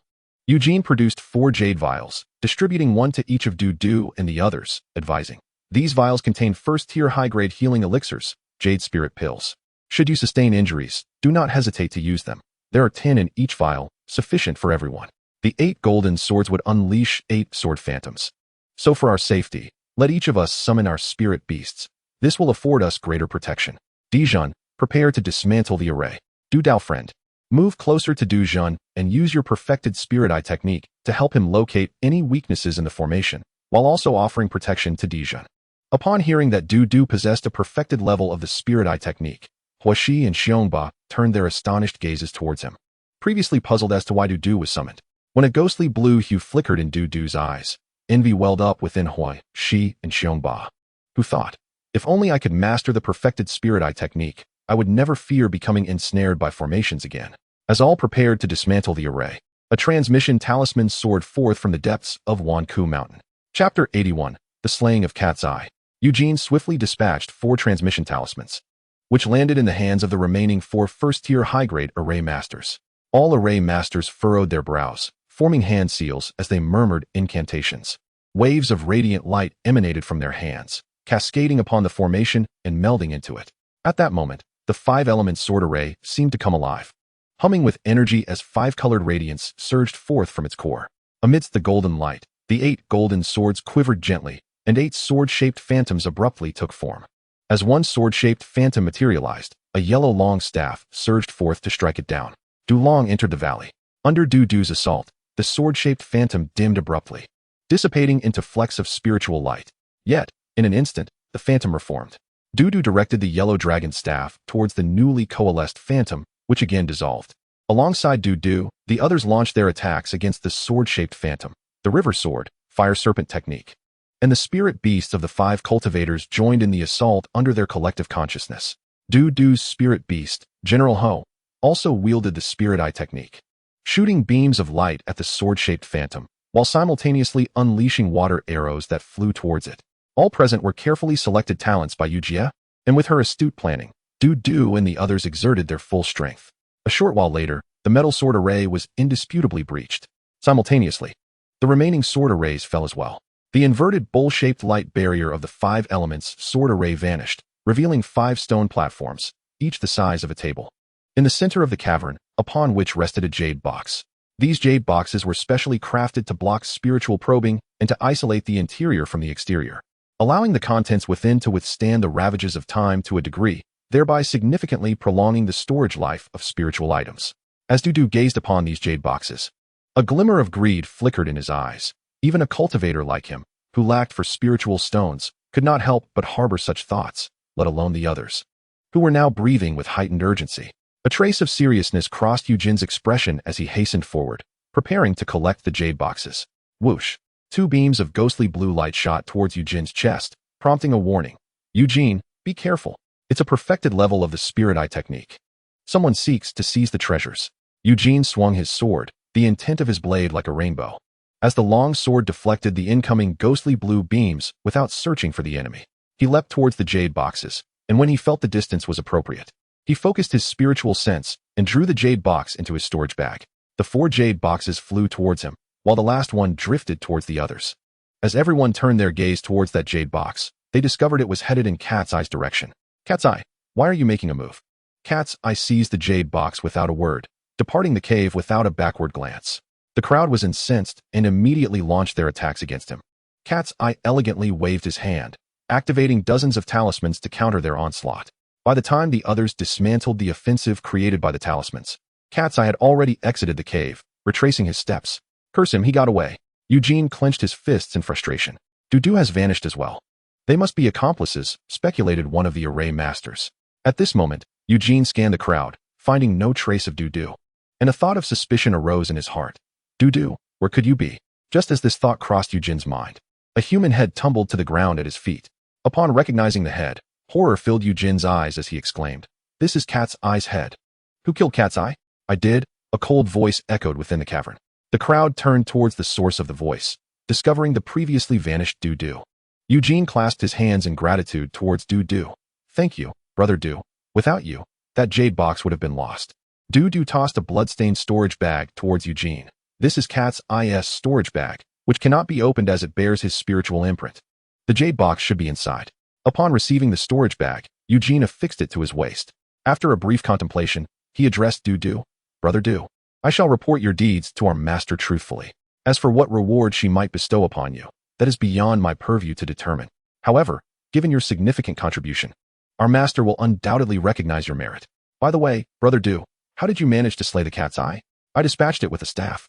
Dudu replied nonchalantly, raising the bloodied pole in his hand. Eugene, aware of Dudu's prowess, having witnessed him vanquish even the sword cultivator from the Xian Yao Pavilion, understood that it was only natural for the Cat's Eye to meet its demise once targeted by Dudu. At that moment, Eugene inquired, "How did you discern the Cat's Eye's abnormality?" "I did not perceive any anomaly. I merely acted swiftly," Dudu elucidated. Reflecting on how Dudu had resolved the Cat's Eye in mere moments, Eugene nodded, "Your staff indeed possesses remarkable speed." No further inquiries regarding the details of Dudu's kill were made. In truth, when the Cat's Eye attacked Eugene, Dudu had stealthily exited the cave and concealed himself at a corner along their path. Upon hearing footsteps approaching from the tunnel, Dudu refrained from using spiritual sense to ascertain whether it was the Cat's Eye. As both their levels of cultivation were closely matched, such an inquiry would surely alert the adversary. Thus, at the corner, he struck with a decisive blow. Fortunately, the Cat's Eye had not employed spiritual sense to scout the area. Even more fortuitously, it was the Cat's Eye that he struck. Had it been Eugene, there would be no hope of returning to the Yin Prefecture's abode. Under Eugene's guidance, the group exited the Wanku Mountain. He addressed them. "Everyone has exerted considerable effort this time. Upon my return, I shall report faithfully to our master, particularly regarding Brother Du, whose contributions are paramount. Of course, the efforts of others are equally commendable, and the promised rewards from our master shall be rightfully distributed." The remaining individuals gazed at Dudu with envious eyes, some even tinged with jealousy. They understood that with Dudu's substantial merit, he would not be overlooked when rewards were handed out. At that moment, a formation master furrowed his brow, sensing something amiss. He whispered to the other formation masters, "Do you perceive that we may be ensnared within a formation?" Though his voice was hushed, the exceptional hearing of those present caught his words, causing them to be taken aback, Dudu included. He employed a perfected level of spiritual eye technique to gaze skyward, and a luminous veil enveloping the Wanku Mountain materialized before him. Dudu stated, "We are trapped within a formation. Does the opposing party deem us 5 formation masters so insignificant as to entrap us within a formation? Such delusions are laughable." Dijin scoffed. No sooner had he spoken than 70 figures manifested above the Wanku Mountain. Realizing the gravity of the situation, Eugene urgently cried out, "This is dire. It is the Gua family. Everyone, swiftly retreat into the caverns of Wanku Mountain. They number over 70, and we cannot contend with them." As Eugene dashed into the cave, he activated a communication talisman, yet it rebounded upon contact with the external formation. Once again, Dudu and his companions entered the caverns of Wanku Mountain. The 70 figures landed before the entrance, and among them, over 10 unleashed a pack of canine demons. The demons sniffed the air, barking several times before darting into the cave, followed closely by a vengeful throng of 50 individuals. Meanwhile, 20 began to scour the various nooks of Wanku Mountain. Chapter 82. A confrontation on a narrow path. The cacophony of barking within the cave prompted Dudu and his companions to deduce that the adversary was employing spirit hounds to track them. Observing this, Eugene remarked, "I attempted to send a communication talisman, but the formation they have laid obstructs its passage. Seeking assistance is now futile." He then resolutely proposed, "We should separate and flee to avoid being captured en masse." Several formation masters, lacking in combat prowess, were undoubtedly reluctant to accept Eugene's suggestion. Yet the dire circumstances left them with no choice. In this critical moment of life and death, they understood that voicing opposition would be in vain. Before the group dispersed, Dudu addressed Eugene. I have no objections to the proposal of separating, but I require a map of the cave routes within Wanku Mountain. Without it, I fear I may become lost and never escape these caverns. Upon hearing Dudu's request, everyone except the Yu family fell silent, while the others expressed their agreement. I too desire the map. Eugene, you must possess one. Otherwise, you could not have pinpointed the location of that cave so precisely. Eugene observed the reactions of the others, noting that the Yu family remained quiet. He nodded inwardly, and, after a moment of contemplation, continued. The map is inscribed on a jade slip, of which I possess a single copy.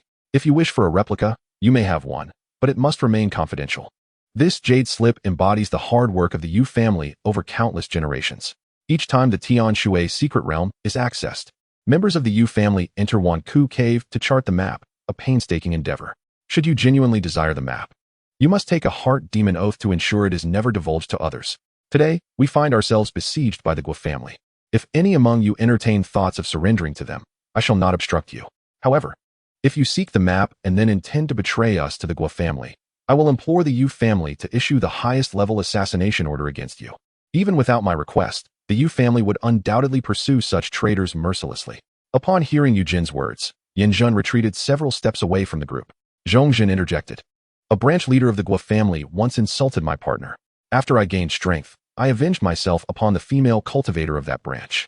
If I were to surrender, they would flay me alive. Quickly, bring forth the map. I wish to copy a version. Eugene replied. Please also take the heart demon oath and add that if the Guo family surrounds you, you must destroy the map before your demise.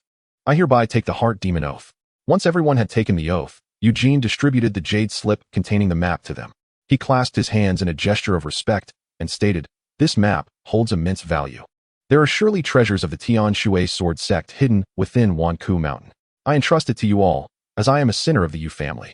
Today, I have made a decision that betrays my ancestors, and I hope you will honor your oaths. In that moment, after departing from Dudu's group, Yanjun soon encountered a large contingent of the Guo family.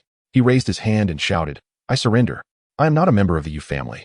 I truly come to surrender. The leader of the Guo family regarded Yanjun with suspicion, his face betraying doubt. He issued a few commands to a few of his companions. Moments later, Yanjun knelt before them, fear evident in his eyes. I have divulged all that I know. They plan to separate, and each possesses a map. They have discovered a treasure. I am a formation master, an outer disciple. Should you kill me, the sect will not let you off lightly. The leader chuckled coldly. The sect has long established that once within the Tian Shui secret realm, life and death are one's own responsibility. Once you leave the secret realm, all grievances are erased. Enmities formed within cannot be carried outside. Is there anything else you have not disclosed? Speak quickly, or I shall flay your skin. Yanjun, trembling in fear, replied, Nothing more. The leader waved his hand, and several spirit hounds lunged at Yanjun, baring their fangs and tearing into him. As Yanjun's hands were bitten, he let out a piercing scream, followed by his legs and feet being savaged by the hounds. He cried out in desperation, and moments later, they devoured him entirely, leaving only a pool of blood upon the ground. The leader observed this spectacle and remarked, It seems you have said all you know. Consider this an injustice on my part. Everyone, form teams of 5 and pursue them. A disciple of the Go family inquired, Go team. What shall we do if we become lost in the intricate terrain of Wanku Mountain? Go team furrowed his brow in contemplation before responding. Proceed at a slower pace while pursuing. Simultaneously, sketch a map. Allow your dogs to relieve themselves frequently as you traverse the path. Their scent will guide us, ensuring we do not lose our way. With the presence of these spirit hounds, there is no need to fear getting lost. Perhaps, with a stroke of fortune, you might stumble upon a hidden treasure. Should such a treasure be uncovered, I vow to reward the finder with a foundational elixir. However, let me be clear, any display of laziness will result in a fate akin to that of this formation master, whom I shall feed to my dogs. Dudu navigated the winding tunnels of Wanku Mountain, periodically consulting his map to maintain his bearings and avoid disorientation, all while devising strategies to break through. In 28 days, an exit to the secret realm of Tian Shui would emerge at Tian Shui Lake, and all must pass through this exit. Remaining within the Tian Shui secret realm would lead to mysterious disappearance. I must escape, otherwise, I may not even comprehend how my demise will come about. There were numerous entrances to Wanku Mountain, and upon arriving at one, Dudu silently activated his spirit eye technique, peering outside. Indeed, he spotted members of the Go family, their exact number unknown but surely substantial, and among them, there would certainly be formation masters. While I could identify weaknesses in their formations using my spirit eye and break through with brute force, the formation masters could quickly mend the defenses. If my pace in dismantling the formations could not keep up with their repairs, I would inevitably be surrounded by patrollers. Although I feared not an ambush, it was prudent to devise a plan first. If all else failed, I would have to fight desperately. As Dudu ventured deeper into the tunnels of Wanku Mountain, he was suddenly greeted by the sound of barking. Woof, woof, woof. They had been discovered. The thought flashed through his mind as 5 cultivators appeared behind him, accompanied by 2 small spirit hounds. The narrowness of the tunnels allowed only limited movement, hence Dudu refrained from releasing his towering companion, while the smaller spirit hounds could navigate the passage with ease. In this constricted space, the 2 factions faced each other, neither willing to retreat, destined for a fierce battle.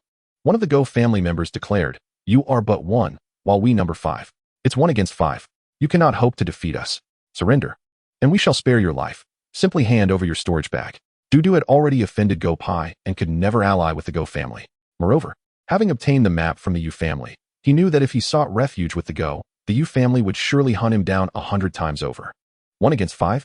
Then I shall claim 5 kills. With a flash of spirit light in his hand, the Huanglong staff materialized.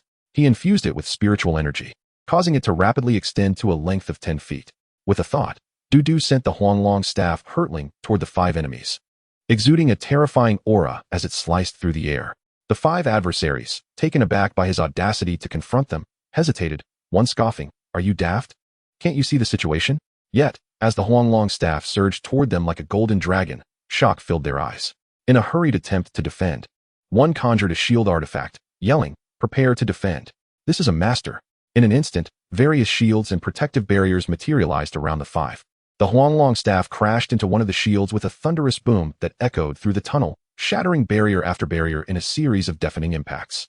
With a final, powerful strike, the Huanglong staff broke through their defenses, and Dudu activated his void-stride boots, transforming into a streak of light as he charged toward his foes. Radiating a torrential force of vitality, he lunged at the 5, resembling a primal beast on the hunt. In a heartbeat, he closed the distance, swinging the demon-subduing staff with all his might, aiming for a cultivator's heart. This unfortunate adversary had just seen his defenses crumble under the Huanglong staff, and before he could summon another form of protection, he hastily activated 2 talismans. Yet, the defenses conjured by the talismans fell to Dudu's single strike. The demon-subduing staff pierced through his chest and exited through his back, leaving him utterly incapacitated. Witnessing Dudu's ease in dispatching one of their own, the remaining 4 were struck with dread, and even the 2 leading spirit hounds displayed fear, retreating with their tails tucked. As the enemies fell back, Dudu surged forward, empowered by the light of his boots as he swiftly pursued a male cultivator. The male cultivator, sensing the impending danger, trembled involuntarily and summoned a first-grade spirit turtle to shield him. The demon-subduing staff, a perfected technique of considerable might, combined with its inherent intent, radiated an aura that warned the spirit turtle it could not withstand the blow. The turtle's eyes reflected trepidation as the staff collided with its shell with a resounding clang, shattering the defense in an instant. The massive turtle was sent flying, and in the confined space of the tunnel, the cultivator behind it was struck by the tumbling creature and staggered backward. Observing this, Dudu furrowed his brow, leaping over the turtle's carcass and relentlessly assaulting it with his staff. The fragments of its shattered shell revealed a gaping hole, which rapidly expanded. In the blink of an eye, a face filled with terror emerged from within, and Dudu thrust his staff forward, piercing through the adversary's head before he could react. The head exploded under the force of Dudu's strike. The remaining 3, now thoroughly intimidated by Dudu's ferocity, exclaimed, "Run. This person is too formidable." With that, they activated flight talismans, soaring away into the distance. As they attempted to flee, Dudu, with a flick of his mind, stored the turtle's remains into his storage pouch and caught sight of the retreating figures of the 3, accompanied by the 2 spirit hounds and a serpentine creature. With the 3 fleeing ahead, the 3 beasts were left behind to delay pursuit. Dudu affixed a flight talisman to himself and infused a trace of spiritual energy into his boots, propelling himself forward with increased speed. To further enhance his velocity, he unleashed his berserk technique. Given the narrow confines of the tunnel, he only employed a perfected version of the technique, ensuring he did not exceed a height of 10 feet. Once the berserk technique activated, Dudu's speed escalated dramatically, and in the blink of an eye, he reached the trio of beasts responsible for covering the retreat. The narrow passage meant that the serpent, positioned at the forefront, encountered Dudu first. With a thunderous shout, he declared, demon-subduing staff. The staff radiated an intense, killing intent as it surged toward the serpent. The serpent, opening its gaping maw, hissed menacingly and lunged at the staff. It attempted to swallow the staff whole, but soon anguish flickered in its eyes, and it let out a wretched scream. Suddenly, the scream ceased, as the long staff emerged from its tail. Undoubtedly, the serpent demon had perished. The remaining 2 spirit hounds, being mere first-grade mid-tier beasts, fell to Dudu's staff with ease. Within mere moments, the 3 beasts lay slain, and Dudu pressed onward, soon arriving behind an elderly cultivator. The old man inexplicably felt a chill at his back and turned in astonishment, only to see the shadow of a massive staff descending upon him. He cried out in terror, "Spare me, noble warrior." Dudu showed no mercy and delivered a decisive blow with his staff, ending the old man's life. As the 2 remaining individuals witnessed yet another demise, they fortuitously arrived at a fork in the road. Exchanging a knowing glance, they instinctively split up to flee. At this moment, employing ranged attacks was more fitting.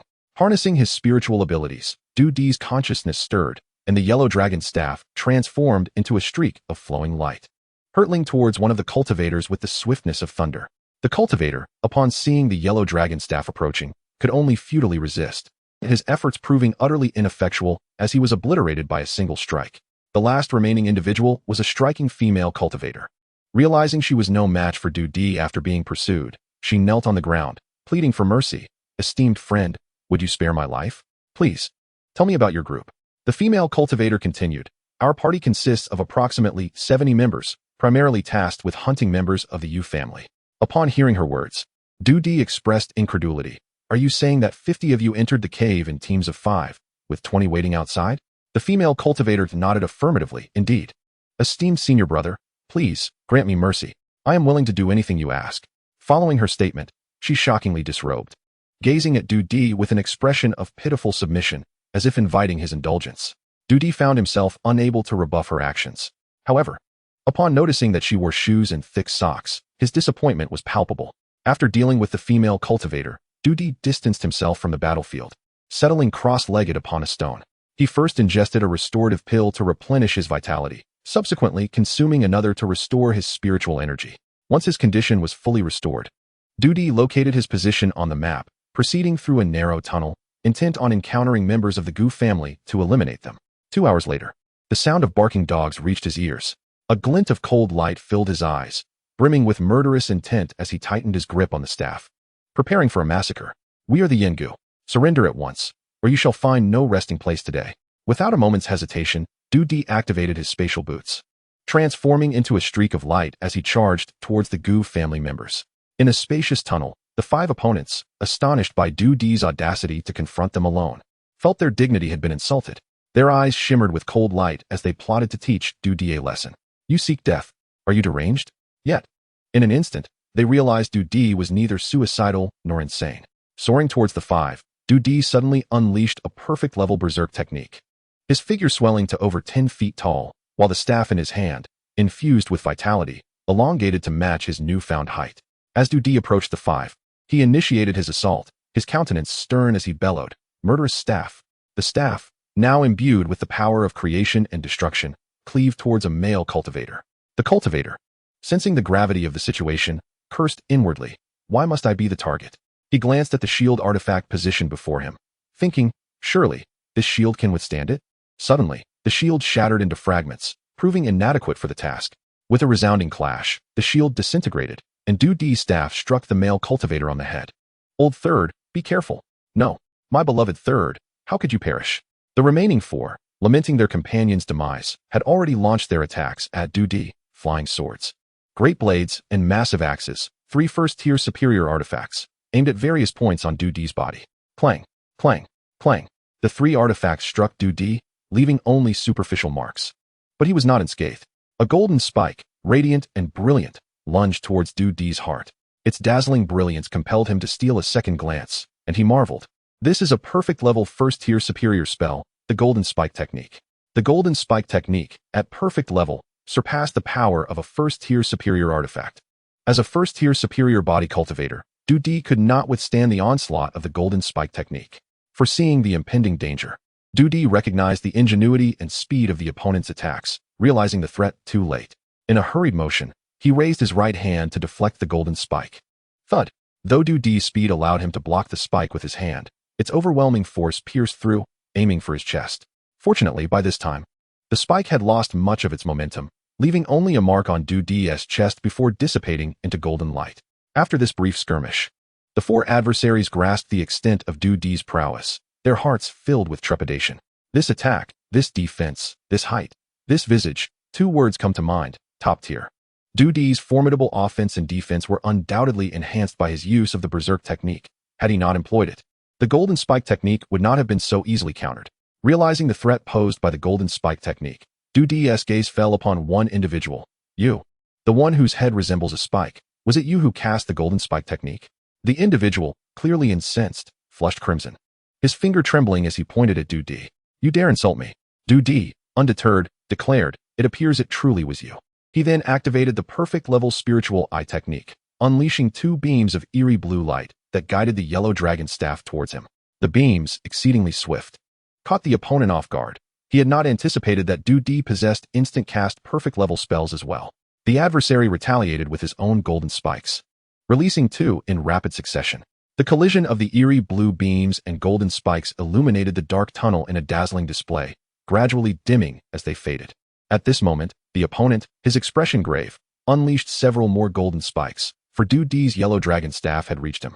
Witnessing the intent emanating from the staff, he panicked, exclaiming, that was a technique, the blood artifact. This is a magical artifact. Could he also wield staff techniques? The might of Du Long's descent into the valley, bolstered by the staff's intent, far surpassed the golden spike technique's capabilities. The yellow dragon staff morphed into a ferocious yellow dragon, swatting away the incoming spikes with the ferocity of a dragon's tail, before opening its massive maw to engulf the opponent. Do not kill me. The dragon, however, remained oblivious, swallowing him whole. Boss. The remaining three were left in shock at their leader's demise. They knew the formidable power their leader had attained through the golden spike technique, cultivated to perfection. Yet, if such a powerful individual could be so easily slain, their attacks against Du Di merely resulted in superficial marks. Two of them, quick-witted, launched their assaults, one aimed at Du Di's eyes, only to be thwarted by his defensive beams. The other, however, resorted to a rather unscrupulous tactic, provoking Du Di's ire. Who dares to attack my rear? Du Di pointed accusatorily at a cultivator clad in a yellow robe. The yellow-robed cultivator, appearing to be indulgent in excess, shook his head and waved his hands dismissively. It wasn't me. You cannot deny it. I saw you laughing. Du Di retorted. I did not laugh. You are mistaken. I was not laughing at all. You were clearly mocking me. Prepare to meet your end. Du Di cautiously advanced through the cavernous passage, intent on annihilating his foes, after which he would proceed to eliminate the 20 adversaries outside of Wanku Mountain. Should fortune favor him, he might even discover a few allies to assist him in this endeavor. His motivation for eradicating these individuals was not solely to reach the exit of the secret realm before its closure, but also for other compelling reasons. For instance, he sought to gather spiritual herbs, as the cultivation of foundational elixirs required the elusive Wulong magic vine, his most coveted treasure within the secret realm. The efficacy of the foundational elixir surpassed that of foundational pills, significantly enhancing the success rate of qi refining practitioners attempting to break through to foundational level by 30%. If he were to acquire a century-aged foundational elixir, the success rate could soar to 40%, especially considering that this spiritual entity had become nearly extinct in the outside world, only manifesting in environments akin to the ancient cultivation realms within secret realms. Thus, securing the Wulong magic vine was imperative. In addition to the Wulong magic vine, he required two more primary spiritual herbs for concocting foundational pills, herbs that were unattainable within the secret realm and exceedingly difficult to procure from the outside. Furthermore, there was the map belonging to the ancestral figure of the Jia family, which marked a location that might harbor a treasure. Failing to seize this treasure would leave him unsettled, his thoughts obstructed. After half a day, he realized he had reached the boundary of the passage documented on the map. Gazing into the pitch-black tunnel ahead, he resolutely turned back, for beyond lay uncharted territory. Should he lose his way within Wanku Mountain, escaping the secret realm would become an impossibility. Suddenly, a flash of light darted past him, illuminating the dark cavern remarkably. Chapter 85. Who might you be? That was a sound transmission talisman. Upon witnessing the talisman emerge from the unknown region, Du discerned that there were individuals present. Utilizing his perfected spiritual eye technique, he peered into the uncharted area. The rocks could not obstruct his vision. He saw a cavern several hundred feet away, inhabited by 5 practitioners, 3 spirit hounds, and 2 leopard demons. all engaged in assaulting a grand formation.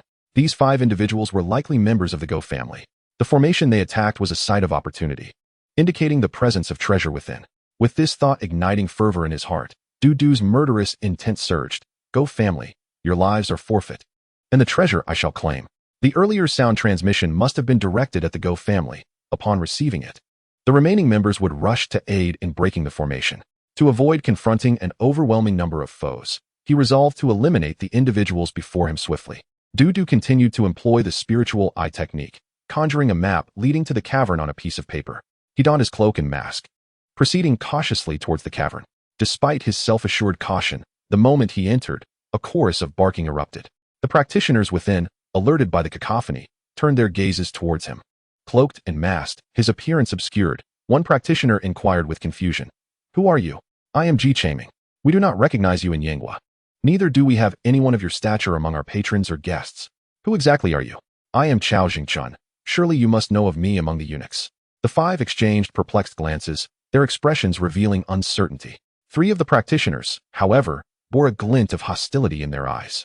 They nodded, brandishing their magical artifacts and pointing at Dudu. You scoundrel, prepare to die. A fierce battle was imminent. Dudu unleashed his berserk technique, his feet glowing with spiritual light as he charged toward his attackers wielding a long staff. Their assault struck him, leaving but a mere mark. Astonished, they exclaimed, is this a human? How can we contend with him? Yet Dudu, now a streak of light, had already reached one of them. The practitioner, resolute, attempted to withstand Dudu's blow head-on. With a resounding thud, he was sent flying, spewing a mouthful of blood before crashing against the rocky wall. The impact shattered the wall, creating fissures as debris rained down.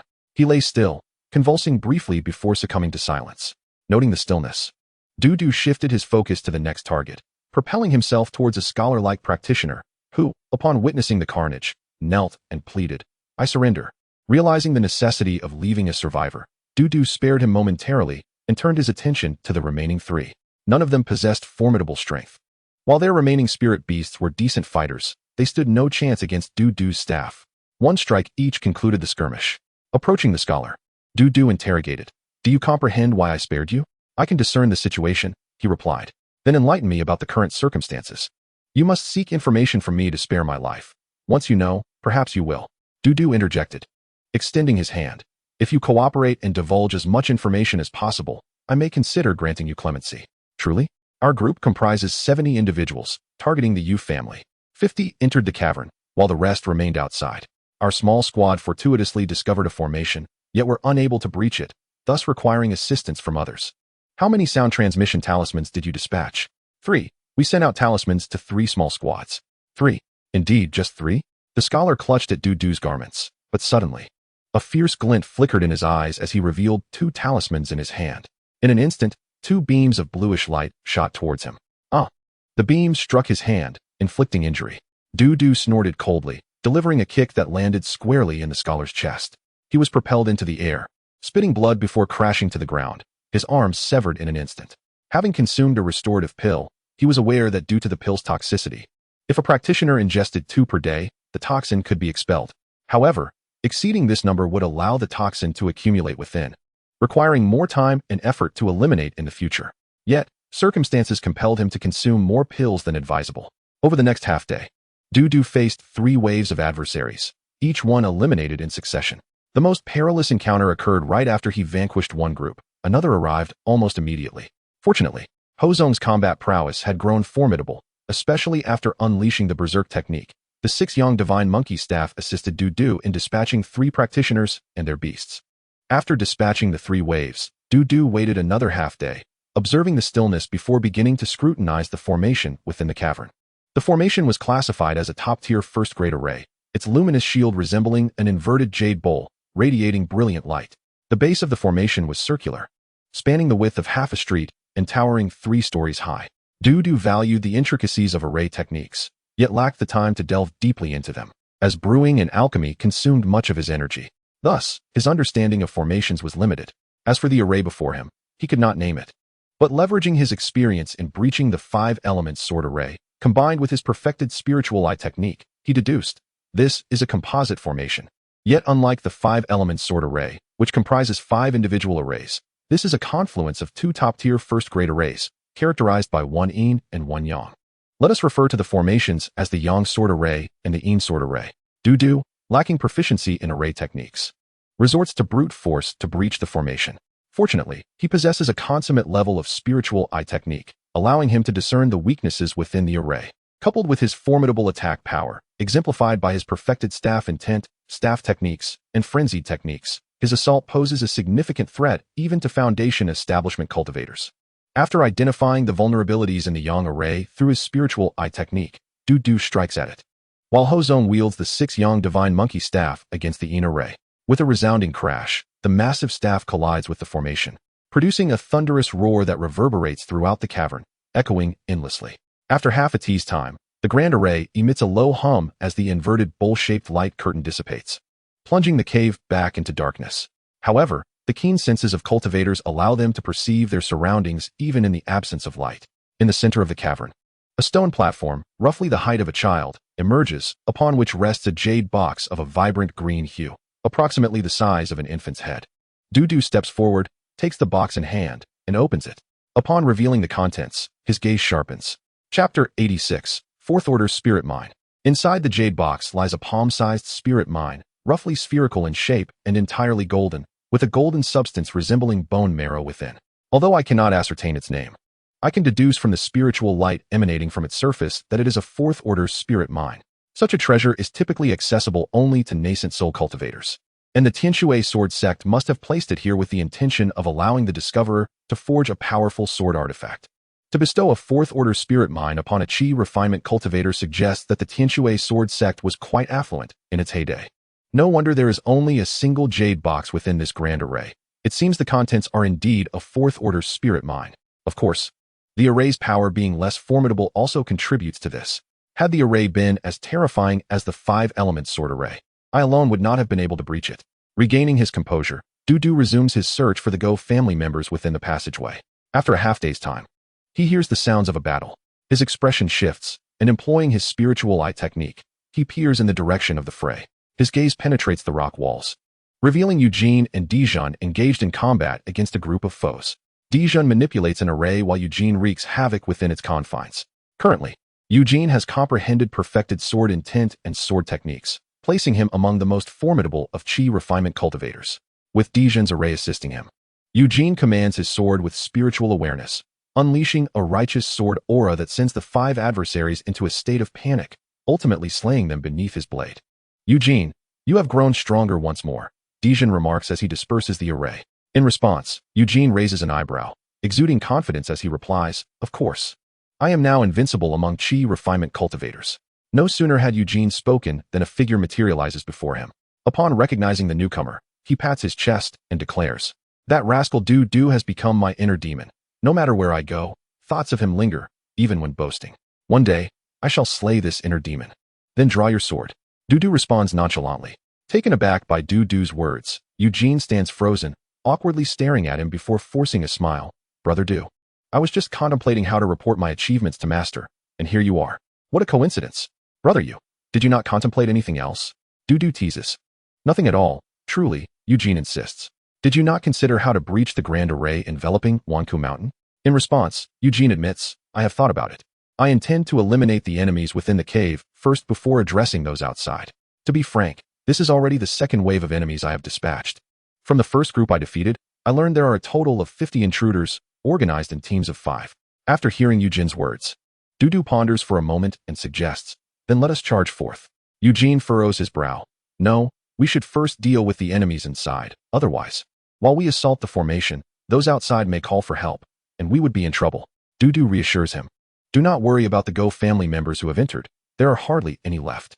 Upon hearing Du's reply, Eugene's eyes widen in astonishment. "Brother Du, are you implying that all the intruders in the cave are dead?" "Not entirely. However, I have slain quite a few. Among those who entered, there are at most 10 remaining." 10. Dijon exclaims in surprise. Eugene, meanwhile, calculates the number Du must have dispatched, incredulously asking, "Did you truly slay 30 of them?" Eugene, just like during the Xian Yao Pavilion incident, "It was you who did the killing," Du states. "Very well. But just how strong are you now?" Eugene inquires, curiosity piqued about Du's current prowess. Du, reluctant to hurt Eugene's pride, merely twitches his lips without responding. Dijon, bound by his vow regarding the inner demon, finds himself in a quandary, wanting to speak yet unable to. Drawing Eugene's attention, Eugene turns to Dijon, asking, just how strong is Dudu?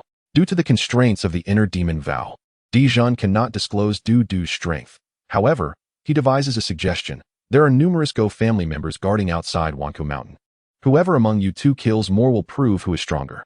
Upon hearing Dijon's proposal, Eugene's eyes light up. Ever since achieving perfection in sword intent and techniques, he has long desired to engage Dudu in a duel. However, the bloody scene at the Xian Yao Pavilion instills fear in him. It is not that he fears losing, but rather the embarrassment of defeat. Wanku Mountain features multiple entrances, and the trio arrives at one such opening. Dudu inquires, Dijon, are you confident in breaching the array? Dijon, studying the formation enveloping Wanku Mountain, contemplates before responding. This array is known as the Spirit Turtle Heavy Mountain Array, a superior first-order defensive formation. Moreover, this array is not activated by an array plate, but is instead arranged by the array master using flags and other items based on the spiritual vein of Wanku Mountain. Although formations inscribed on array plates are easier to activate, they possess lesser power and fewer variations. The Spirit Turtle Heavy Mountain Array, bolstered by the spiritual vein, is significantly more challenging to dismantle, with greater potency and flexibility for the array master, who can even alter the formation from defense to offense. Its core consists of 3 turtle shell-like artifacts. If we wish to breach the array, we can target the core. If you grant me a bit more time, I can identify the array's flaws, allowing us to strike at the weak points for a higher chance of success. After listening to Dijon's explanation, Dudu points towards a massive tree, stating, Dijon, I have discerned through my spiritual eye technique that the spiritual light there is relatively faint, and I can vaguely detect a pathway leading to the outside. Furthermore, there are several cultivators guarding that tree. Following Dudu's indication, Dijon appears contemplative, forming hand seals and shaking his head. After a moment, he expresses admiration for Dudu. Brother Du, I nearly forgot that you possess perfected spiritual eye technique. All array masters study this technique to observe the array's direction and patterns, yet very few can cultivate it to perfection. I truly envy your mastery of perfected spiritual eye technique. The location you mentioned, where the massive tree stands, is indeed a flaw in this array. We can proceed from there. Recognizing the tree as a legitimate weakness, Dudu inquires, shall we attack the core, or should we target the flaw at the massive tree? Dijon replies, naturally, we should strike at the flaw where the massive tree stands. At the heart of the formation, there must certainly be a multitude of forces, and at its core lie 3 turtle shell-like magical artifacts. The formation master can harness the spiritual energy of the ley lines to infuse these artifacts with spiritual essence. For ordinary late-stage chi refining cultivators, these 3 artifacts pose an insurmountable challenge.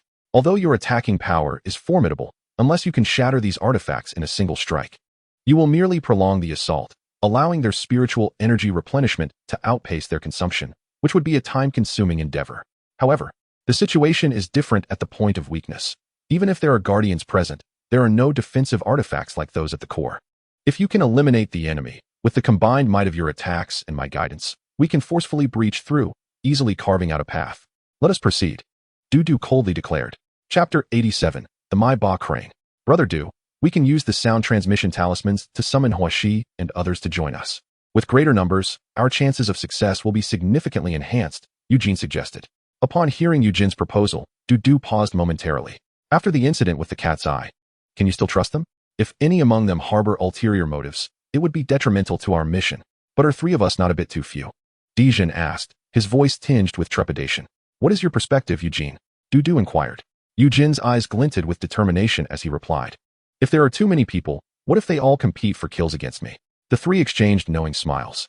Dudu, along with the 2 others, affixed flight talismans to themselves and soared swiftly toward the giant tree, with the aid of the sky-treading boots.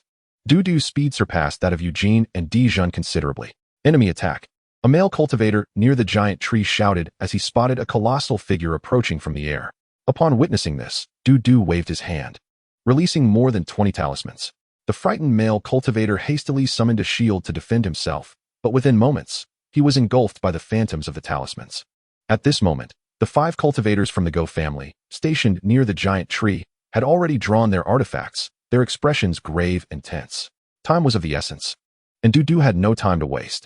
A flash of spiritual light illuminated his hand as he conjured 100 first-tier upper-grade talismans, which he hurled towards the 5 cultivators on the ground. The multitude of talismans formed a torrential assault of magical phantoms, crashing down upon the 5 cultivators. There was no possibility for them to survive. Their bodies were shredded by the spells, their blood staining the earth. The soil and stone smoldered, the vegetation reduced to ash. Upon arriving at the giant tree, Eugene and Dijon were confronted with this horrific scene, prompting Eugene to indignantly declare, "Dudu, you rely on talismans to kill. I cannot endorse your methods. This time does not count. We shall compete again in the future." Dudu paid no heed to Eugene, instead nodding towards Dijon. Receiving Dudu's signal, Dijon summoned a brilliant light in the palm of his hand, reciting incantations as he pointed to the void ahead, where a shimmering barrier materialized, ripples dancing across its surface. "Brother Du, strike at the largest ripple. It is the weakest point of the formation," Dijon instructed. Armed with their weapons, Dudu and Eugene simultaneously attacked the formation's most vulnerable spot. In the distance, beams of escape light rushed towards the three. "Halt! Stop immediately!" A voice bellowed from afar. Upon hearing the distant shout, a glimmer of spiritual light flickered in Dudu's eyes as he once again unleashed 100 talismans upon the formation's weak point. The brilliance of the barrier diminished at a visible rate, and suddenly, a narrow path, wide enough for a single person, appeared before Dudu. He glanced at Dijon, who nodded in affirmation.